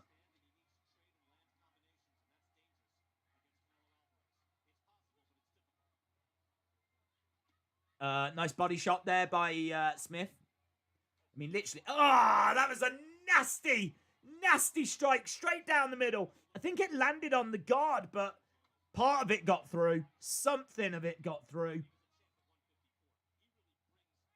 Nice uppercut.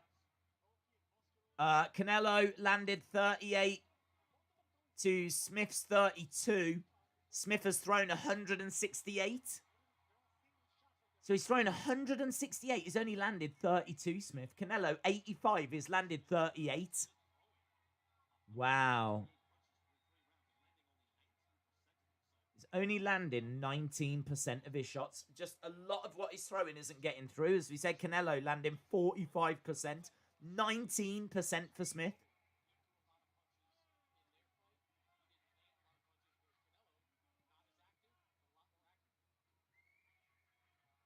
Yeah, this is good. And he's really getting through as well, Canelo. This is another Canelo round. Callum Smith is starting to show a bit of battle damage against the ropes. Some nice combo strikes there by Alverez, working the body, going up top as well, into the clinch. The two break apart. This doesn't look good for Callum.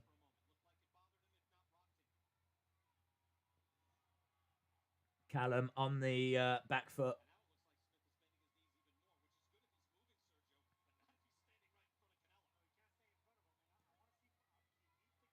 Yeah, 10 seconds left in this one. This is a Canelo round.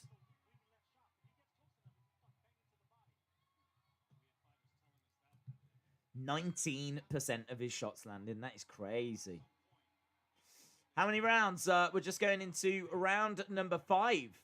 I believe it's out of 20 rounds, 12 rounds.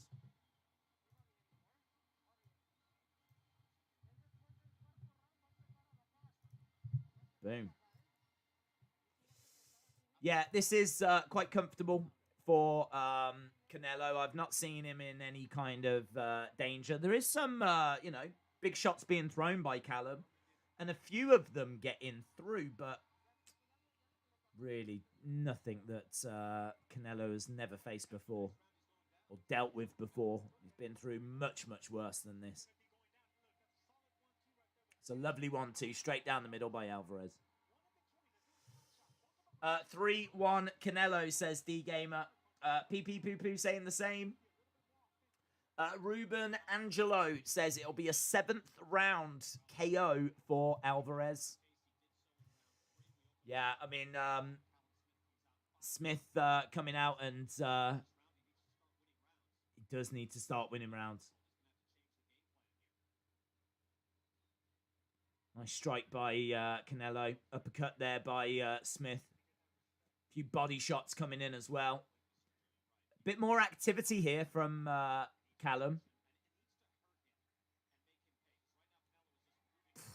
Big left hand, and Callum definitely felt that.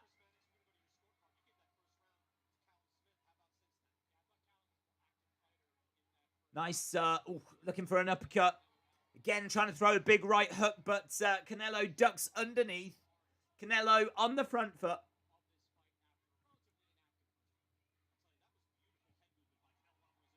Canelo getting a nice shot through. Big body shot there by Callum, but so much of this is missing. Alverez is just really connecting here. The commentators have got it 3-1 as well, but they actually gave the first round to Smith.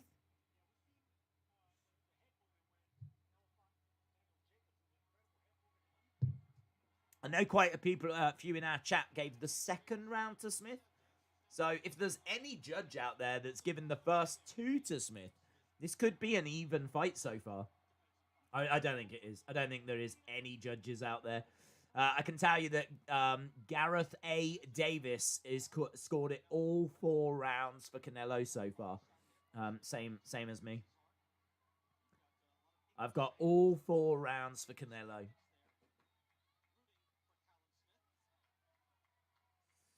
I feel the judges would be the same.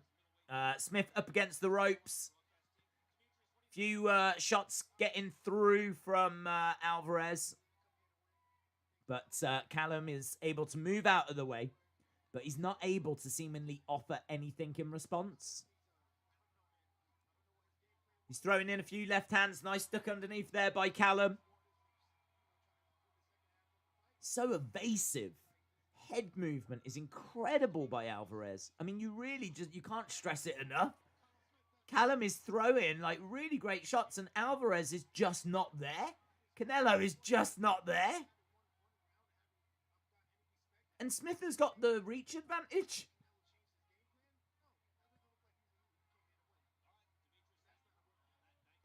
Tries to throw an uppercut and again, Canelo just not there. It's a masterclass, man.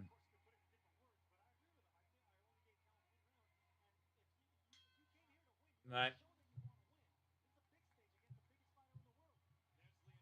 So they're saying, show that you want to win. They're kind of questioning his heart a little bit.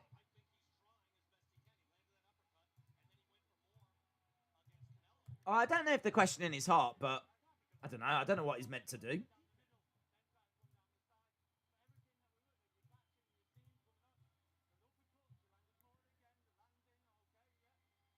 Saying those uppercuts, they are landing.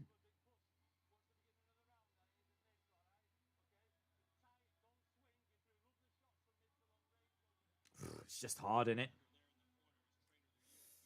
I don't know, Austin. I don't know.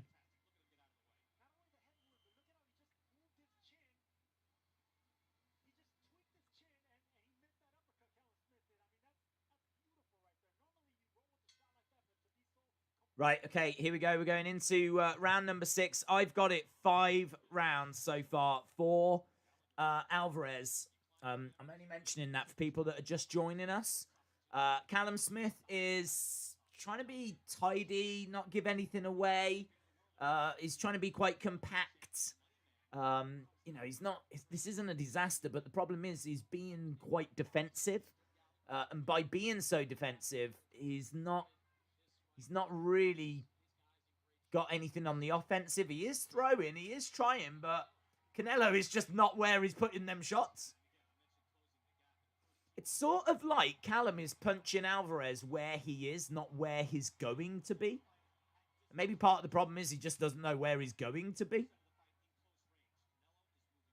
But Canelo is so impressive. So impressive. It is a beautiful performance. You've got to give respect where it's due. There's a reason why this guy is regarded as the greatest boxer, the pound for pound best in the world. They're thrown over to Joe Calzaghe. We are underway with round number 6. Both guys in the center. There's a lot of throwing and missing at the moment. Obviously, if there's any big moments, I would let you know.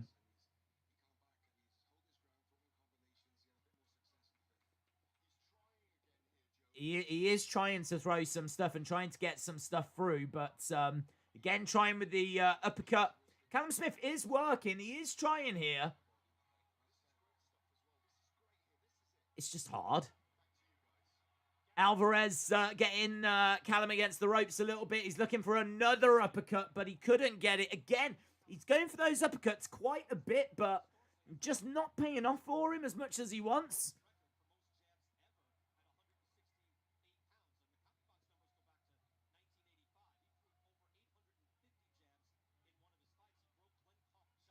Okay, Alvarez still on the front foot. Callum right up against the ropes.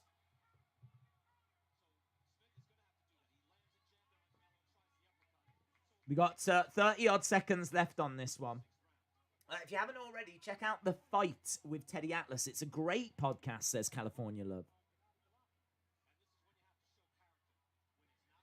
25 seconds or so to go. Canelo is just walking Smith around the ring here.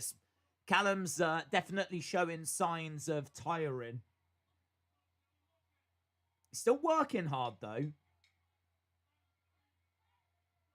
But he's thrown a lot, man. A couple of shots coming into the body there.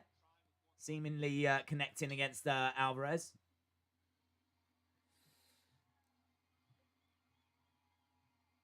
I feel like that's another Canelo round. I really do. I'm struggling to give anything to Callum at the moment.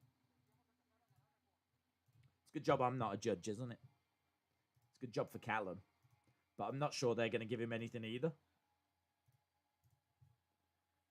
It's just very comfortable. I mean, Alvarez is the one that's on the front foot. I think that always looks good. He's the one that's getting like the bigger moments, the bigger shots through.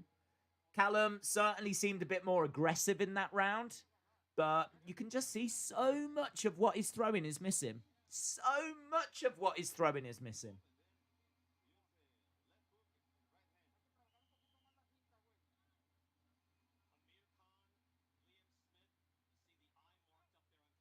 Yeah, Callum Smith's eye marking up a little bit. We are going into round number 7.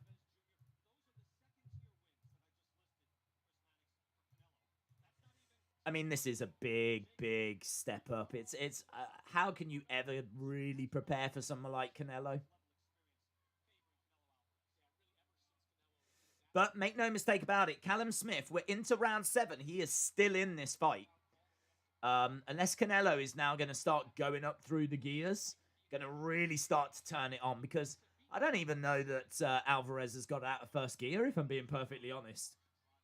He's just got a very simple game plan. He's marching Smith down, he's getting his shots through, and it's all just very comfortable. It's all very, very comfortable. Some lovely strikes coming in here by Smith. Up in the corner, and he's eating a couple of body shots there by Canelo. Few left-hand jabs, and you would have to start to think, oh, some lovely body work there by Callum, though. Nice that. A few nice combo shots. Body shot comes back by Alvarez. Alvarez has got Callum against the ropes, but Callum is the one that starts firing back. They both go into the center. Left-hand jabs coming in by Callum. Left-hand jab replied by Canelo. Uppercut misses. Shot to the body by Callum. Another shot to the body. This is a bit tidier, a bit better. This is like it's connecting a little bit more. Davis says that last round was a 10-10. Yeah, you don't see a lot of 10-10 rounds. I don't know. I don't know if he did enough to get a 10-10.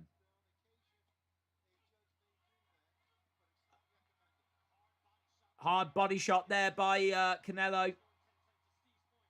Again, it's just that these moments are the moments that really stand out more. Those big, hard body shot moments.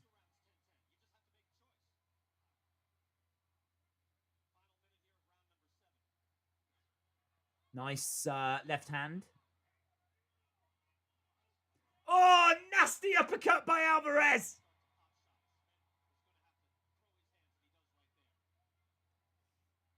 I tell you, Smith's got to be careful. His guard's a little low.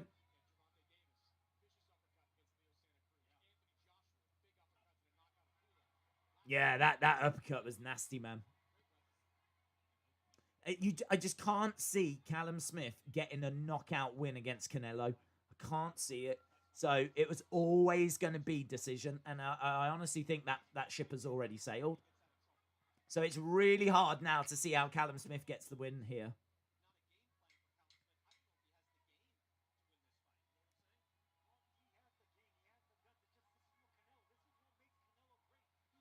They're saying they don't know if Callum Smith has got not only the game plan, but the game. It's another round. This is a straight sweep so far. UFC fan says this fight is a bit boring. I did expect more from Callum Smith, if I'm being perfectly honest, but you never know until he steps in there. I mean, he's stepping in there against the great. Do you know what I mean? So it's hard to be too critical. That is true. Whoever lands the cleanest shots. Well, look at that uppercut. They're showing that uppercut again. It's beautiful. Right, we are going into round number 8. This potentially could be going the whole way.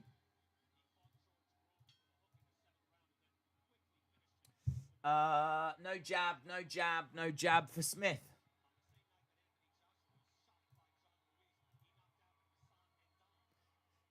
Right, we are underway with round number 8.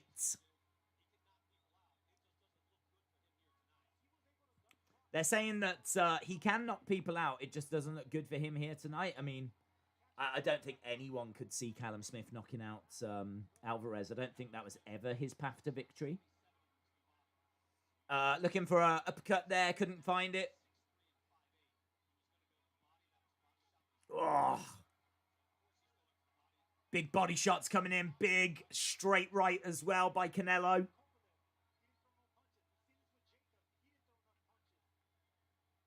Getting down to a couple of minutes here, and already we got Callum Smith kind of up against the ropes a little bit. Surely Canelo can kind of sense that there's starting to be a finish here.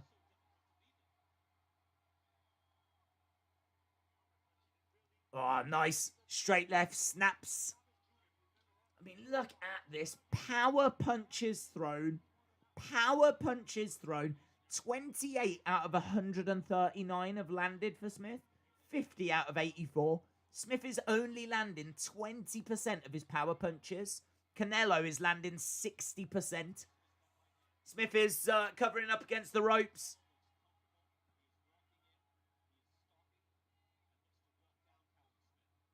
It's really good work, this, by Canelo. Canelo is just toying with him now, says Seth. The power and movement from Canelo is almost superhuman. Who's winning? Canelo is easily winning. He got Callum Smith up against the ropes.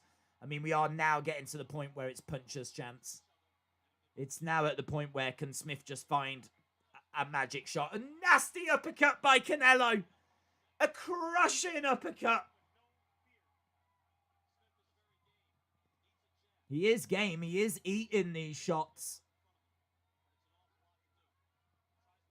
Tries with an uppercut himself. Honestly, at what point do you just abandon the plan and go for it? I don't, you know, like a suicide mission. Because he's not winning this on judges' scorecards. Oh, that's a nice hook, though. Nice few combos, but couldn't land with all of them, but definitely got something through there, Callum. Into the final 10 seconds of the round. And that's going to be the end of that round. It is another round for Canelo. Well, I mean, all I'll say is we got to see some nice entrances, didn't we? Do you remember that? Do you remember the lovely entrances that we got? So, that was nice. I didn't hate that. So, it was worth tuning in for that.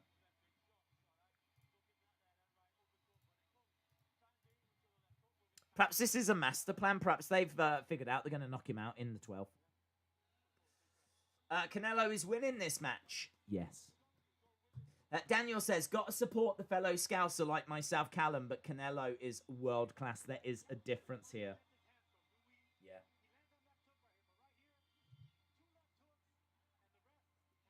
I mean, Callum should still be pretty proud of what he's achieving, is in there. And do you know what I mean? He's still in there with a chance.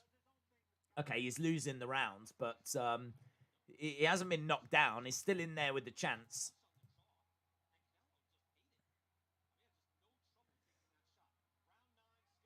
Right, we are into round number 9. Ah, big right hand connects from Canelo.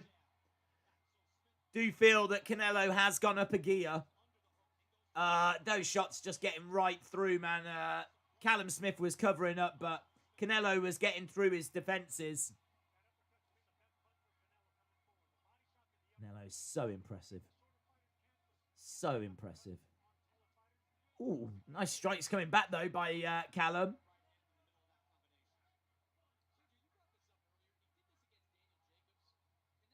78-74. Chris Mannix has given 2 rounds to Callum. Ooh, he's got him up against the ropes, though. I really do think we're at the point where the judges' scorecards are irrelevant. This is all about, can Callum Smith just find a miracle now? A few body shots coming in by Canelo. And tries to... Yeah, they're saying that Smith is starting to get beaten up. He really can't stand there taking those kinds of shots, but Canelo's so fast. I don't know what Smith can do. Oh, big strikes by Alverez. He had Canelo up against the ropes. He had Smith up against the ropes. Smith managing to get out of it, though. He's trying to fire some shots back. I think he's trying to show, like, that he's not hurt. I think it was more just, like, the power that was pushing him back rather than him being knocked out or anything. Love that uppercut, though, by Canelo. Canelo with a beautiful uppercut. I mean, this is another Canelo round, but Smith doing so well to not get knocked out.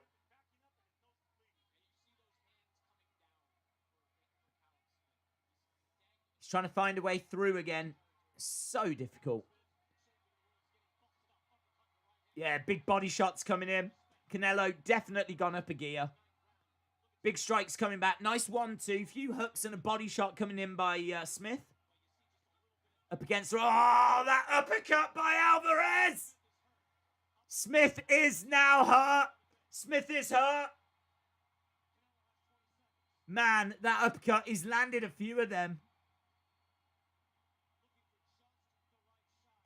You do feel that we're a few shots away. Oh, he's just got him up against the ropes and he's just unloading. Wow. Canelo is small, but his punches are powerful. Yes.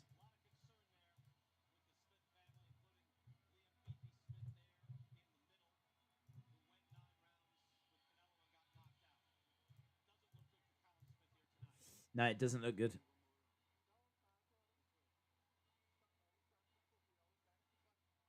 I can't hear what Smith is saying.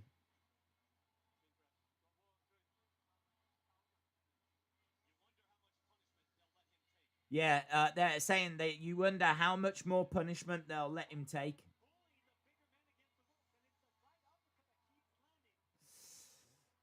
Smith is hurt, says Alfonso. Yeah. He is hurt. Some nasty, nasty strikes, man. Well, it looks like he was close to going. I mean, there was...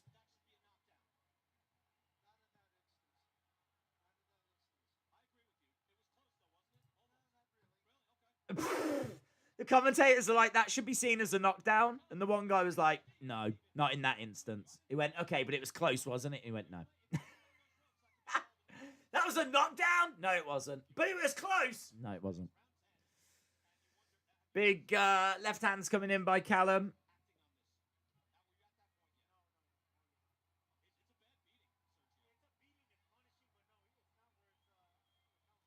They're saying, have we got to the point where the fight should be stopped? And he's like, no. This guy can't get a break. We should stop the fight, though, yeah? No, we shouldn't. He's really standing by it, though. He's like, no, I think we are really getting to the point where this should be stopped. Oh, lovely combo strikes by Alverez. Ref separates them. We are into round 10.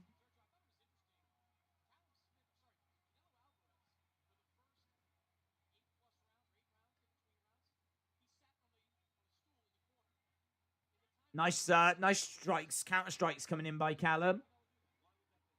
Getting a few things through. His hands are dropping a little bit. I mean, I think he knows now you've just got to go for it. But Alverez with some big body shots coming in.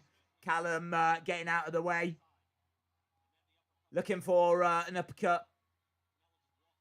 I mean, look, Callum Smith showing some real heart here now. Really having to dig deep. He knows that he's losing this fight. He's trying to get some shots through, but he's taken so much punishment in the process. Nasty body shots again coming in by Canelo.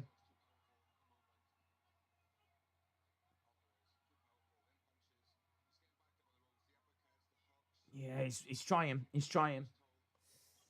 How many fights are left? Well, rounds after this. There's 2 more rounds. And this is obviously our main event.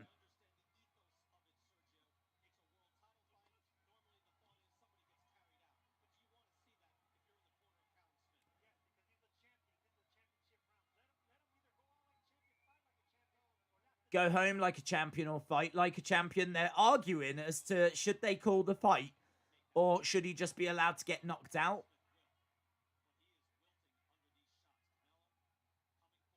I mean, he's not been knocked down or anything. He's still throwing. It's not like he's not able to defend himself. So I think it can still go. But he's taken a lot of punishment.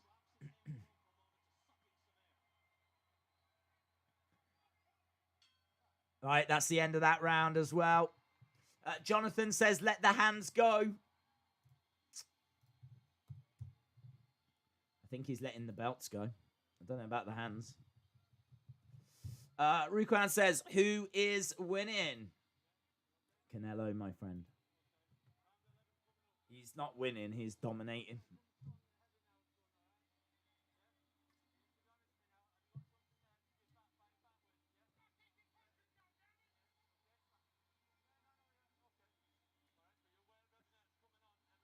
Are you aware of everything that's coming on?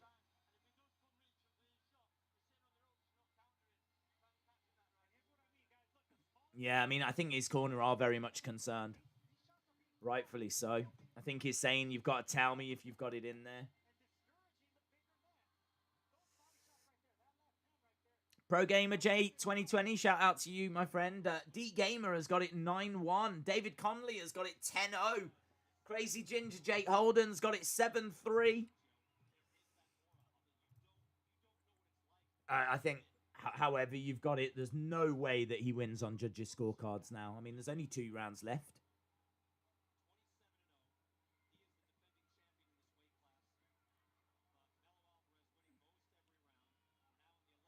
Yeah, we are into round number 11. He is still throwing some stuff. Big body shot coming in by Alverez. He's trying to get some stuff through. He's trying to get some uppercuts through. God, I'd love for him to find an uppercut. Could you imagine that? He finds an uppercut. Down goes Canelo. Oh.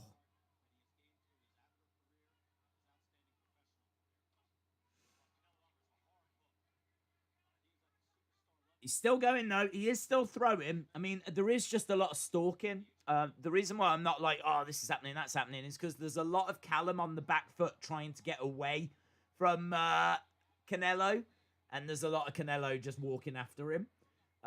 Whenever they do exchange, it tends to be Callum missing and Canelo connecting. We've seen the numbers. It's like 20% to 64%.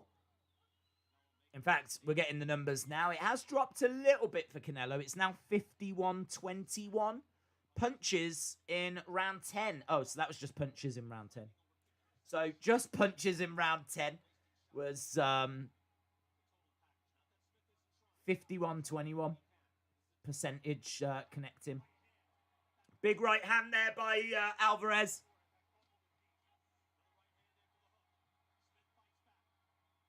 Smith trying to counter. We're going into the final minute of round number 11. Ah, big body shot coming in, though, by Alverez. Couple of big body shots, actually. I wonder if we will get Canelo against Triple G again.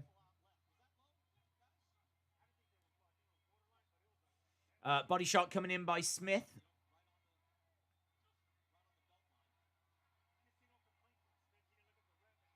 Canelo stalking Callum. Days, you could do prediction because it would mean a lot if you did it on my birthday. Well, we're doing a stream tomorrow, dude.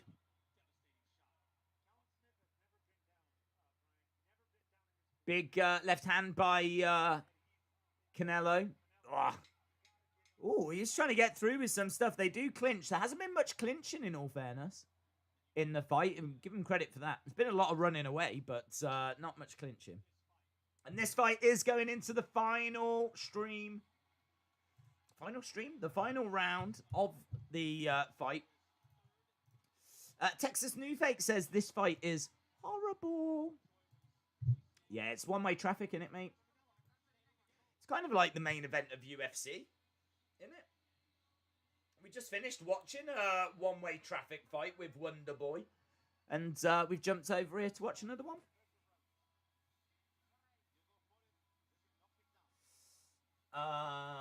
Days do Among Us. No, I don't even know how that works. This is like the US election, a walkover. Moda, shout out to you, my friend. We are into the final round. If you are just joining us, I think I've given every round to Canelo. I think it's 11-0 going into the 12th and final round.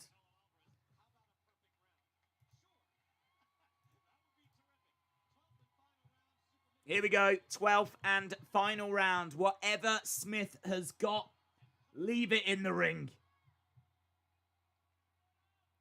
No regrets. Canelo got Smith up against the ropes. He's trying to throw back some big counters. Big hooks to the body by Callum Smith. But again, he's just getting walked down. It's Callum Smith again that's on the back foot with Aleverez kind of stalking after him. Nice left hand to the body. Yeah, he is taking some big body shots. Look at these right hands by Aleverez.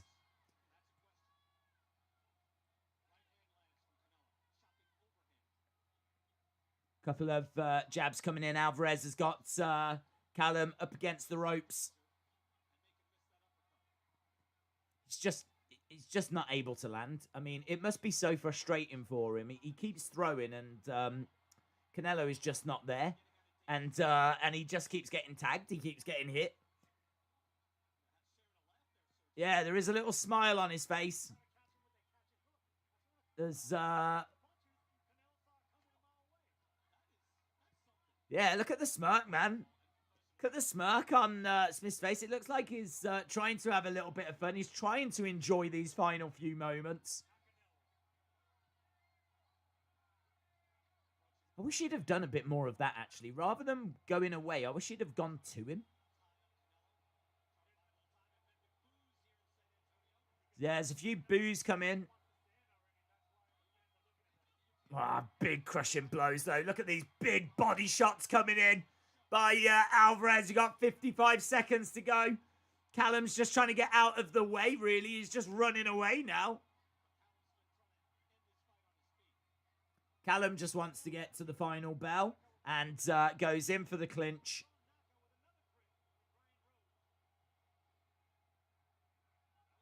Wow, this looks like it might be going to the judges, guys. So, fingers crossed. Fingers crossed. Big strike coming in by Canelo.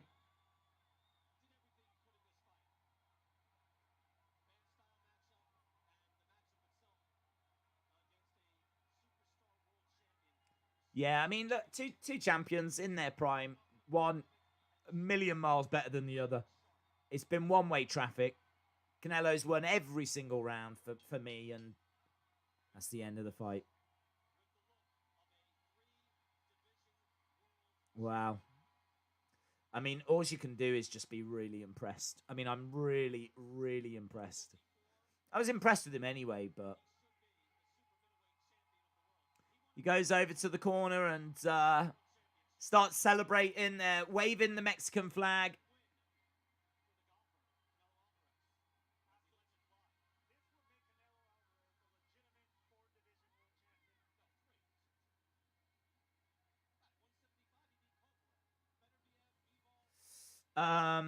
Texas New Fake, shout out to you, my friend. Pro Gamer, shout out to you. Just gonna, I want to see what the official scores are. Obviously, we'll wrap up then. Obviously, we are back, like, not that far from TLC.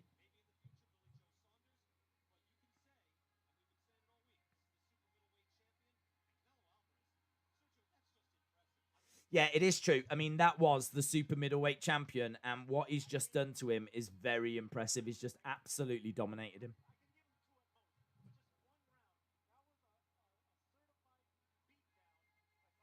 It was. It was. They're saying that it was a certified beatdown. We should get the trilogy with Triple G. I agree. I agree. And certainly because so many people are of the opinion that it was a robbery.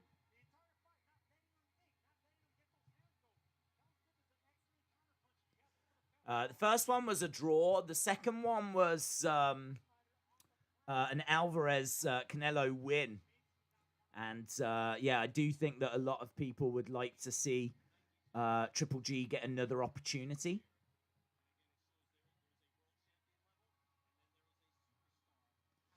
Right, we should get the judges' scorecards, which will bring an end to this epic stream-a-thon that we've done.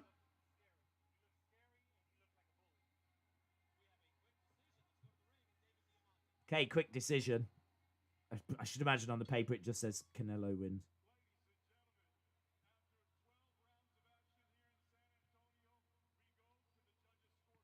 Okay, here we go.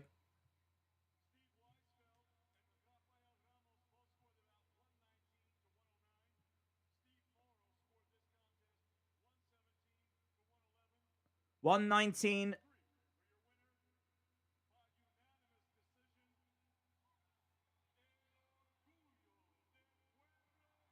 119 to 109, 117 to 111. So,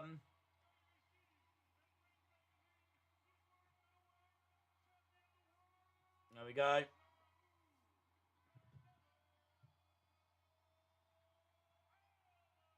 Canelo is the new super middleweight champion.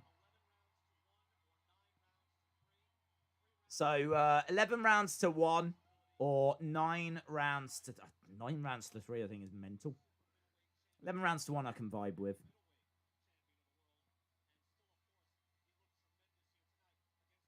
He did look very, very good. Monica says 8 long hours. Well, hey. No one said this was going to be fun. I never promised that. So you can't accuse me of false advertising. Don't you dare accuse me of false advertising. Here we go. Total punches, 209 landed for Alverez, 97 for Callum. Amazingly, Callum only threw 536, whereas Alverez threw 484. Callum lands with like 19%. Alverez lands with 40-odd%. Power punches, 57% for Alverez, 24% for Callum Smith. Jabs. Callum landed 44 out of 311 thrown. He landed 14% of his jabs.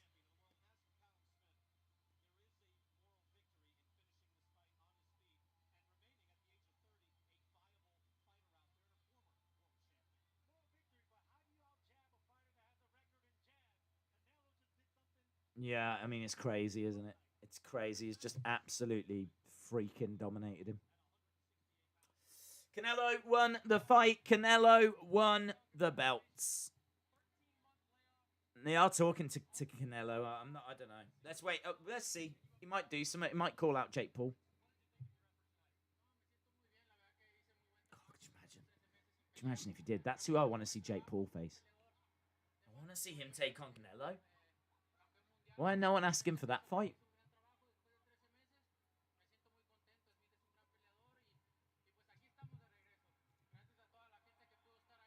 I wonder how long he would last. One punch.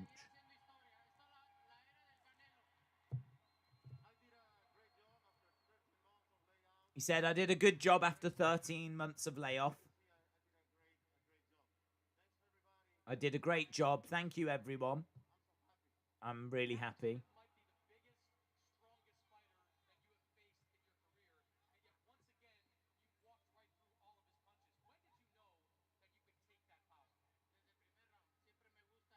How's he answering that? How does he know the answer to that question? Does he understand English? How's he done that? The guy in English has just asked him a question. Straight away, he's answering it. But he's answering it in Mexican. That suggests that he can understand English. Could you understand English but not speak it? Is that a thing that exists? Are there people out there that can listen and go, yeah, but can't actually then say it back?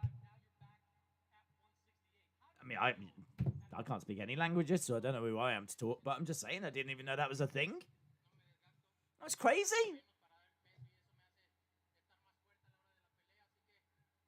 I mean, that must be great if you want to watch a movie. Do you know what I mean? You put a movie on, you're just like, yeah, this is cool.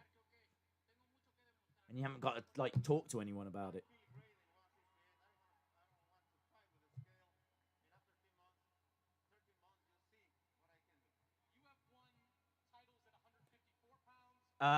Spanish, not Mexican. Whatever.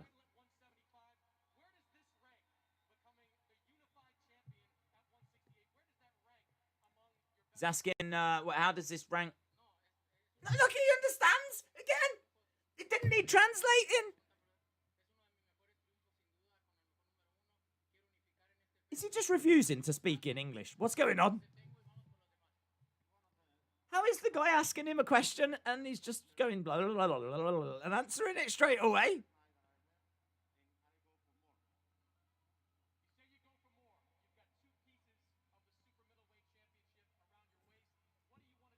So, who do you want next? Come on, Jake Paul. Jake Paul. Logan Paul. Jake and Logan Paul. I want all the belts. It's greedy, isn't it? Yeah, Triple G. Is there a third fight?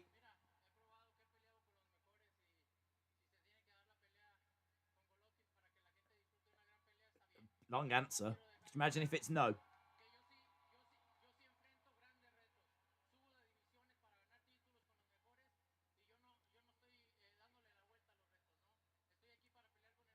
Flipping now, what's he saying? No.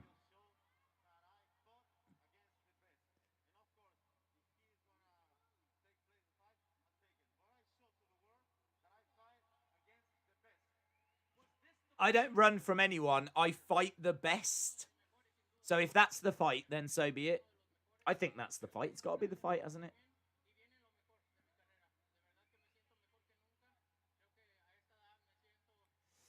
Most boxers would ride the bicycle being up by a wide margin, not Alverez. He continued to go for the jugular when he had no reason to. It was a fantastic performance. I agree. I don't understand Spanish, but I just can't speak it. What does that mean? You don't understand it and you don't speak it. That's my relationship with most languages. And by most, I mean all.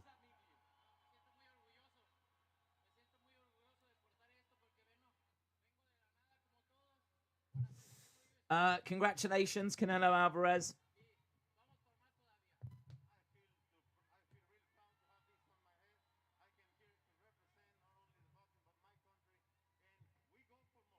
we go for more.